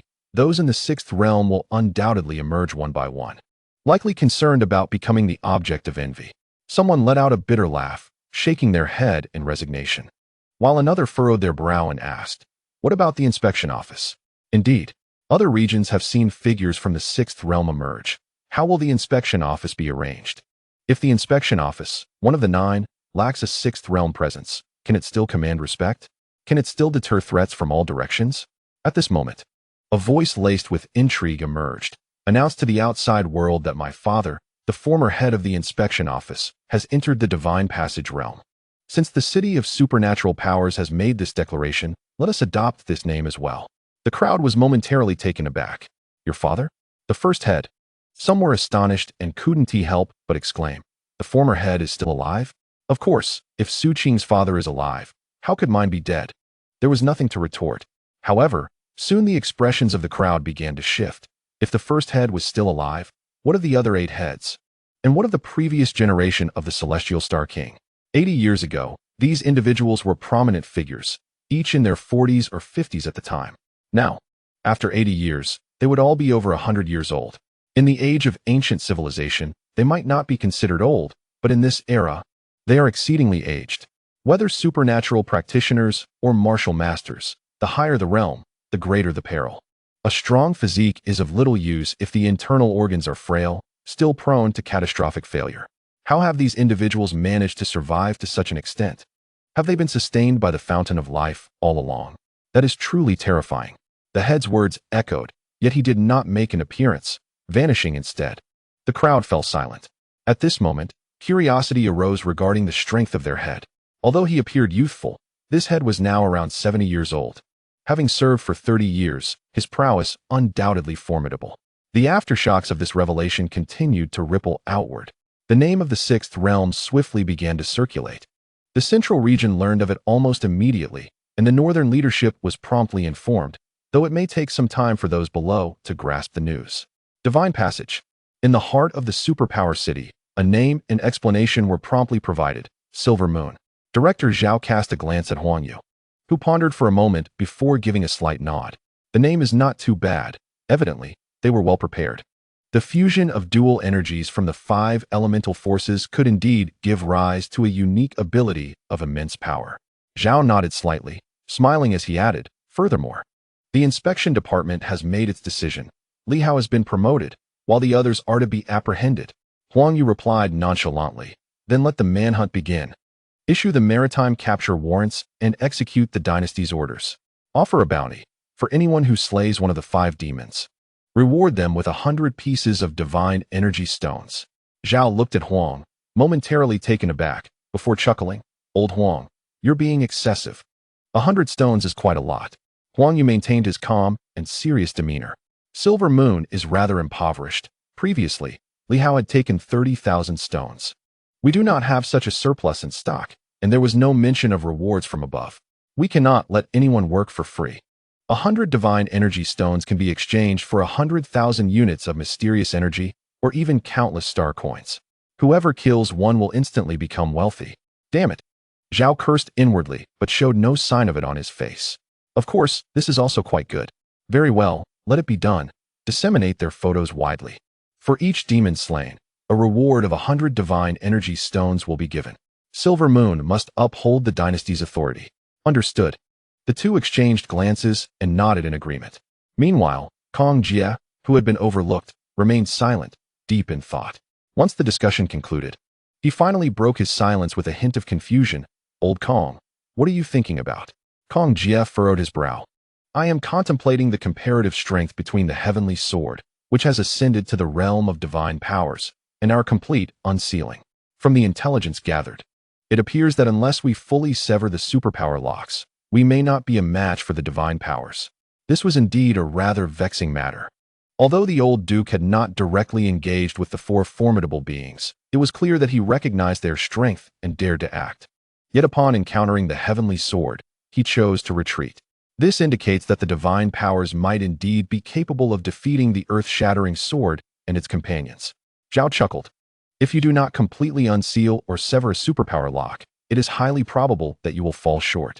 However, severing a single internal superpower lock requires some time for absorption and digestion, which is quite similar to the divine powers. If you doubt it, you may try to sever one now. Perhaps you too could ascend to the so-called realm of divine powers. However, it will require time to absorb. Su Qing is already quite close, having completely severed one superpower lock. Of course, he would not dare to attempt to, as that could lead to a surge in power and ultimately result in his demise due to the overwhelming force of a martial artist's internal energy. Kong Jie was left speechless, retorting, "You go ahead and try severing one." "I certainly won't." He still found the thoughts of the heavenly sword perplexing. After a long while, he shook his head. "Forget it. I shan't dwell on it any longer. What I am now concerned about is whether Li Hao will return. If he does, that would certainly be a headache for me. If he doesn't, I seem to have a headache regardless. A troublemaker indeed. Today, we have made the 5 formidable beings wanted. Tomorrow, it seems Silver Moon itself may also find itself on the wanted list." Upon reflection, he furrowed his brow and remarked, "Soon, various factions will unveil their 6th realm powerhouses. Regardless of their stability, they will inevitably reveal themselves. And what about our Silver Moon Sky Sword?" Director Zhao chuckled. "He is the master of the Sky Sword manner. And is he not also one of Silver Moon's own?" "He is the one." Kong Jie was left utterly speechless. "Is that really a thing?" He rolled his eyes and continued, "By the way, regarding Yuan Shuo, he has reached the pinnacle of his 5 forces this time. Do you think he will directly leap into the next tier? Or must he, like us, traverse this step, saturate his superpower locks, and then seek ways to strengthen his organs before advancing?" When asked, "How could we possibly know?" Director Zhao shook his head. With so many Silver Moon warriors taking action this time, the drawbacks have also become apparent. Unsealing a warrior is exceedingly troublesome. Although martial cultivation emphasizes strengthening oneself more than superpowers, if one cannot break through this barrier, the future of a warrior remains limited. The same goes for superpowers. They have yet to resolve this issue. Kong Jie stated, "At this stage, those with superpowers at the divine realm are likely relying on treasures to sustain themselves, whether it be the Fountain of Life, Blood Godchild, or other artifacts. I see very few who can stably transition into the 6th realm.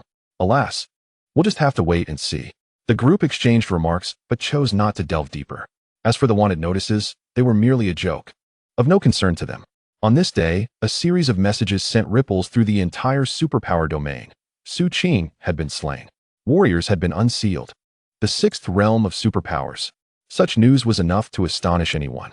Yet amidst this, a seemingly inconspicuous piece of information began circulating among the youth. The Divine Master rankings had been updated. It had been quite some time since the rankings were refreshed. But today they saw changes. Some names had been removed while others had been added, the most prominent being the inclusion of the name of the demon sword, Li Hao. This individual, who was once a mere figure in the north, had now appeared on the central Divine Master rankings.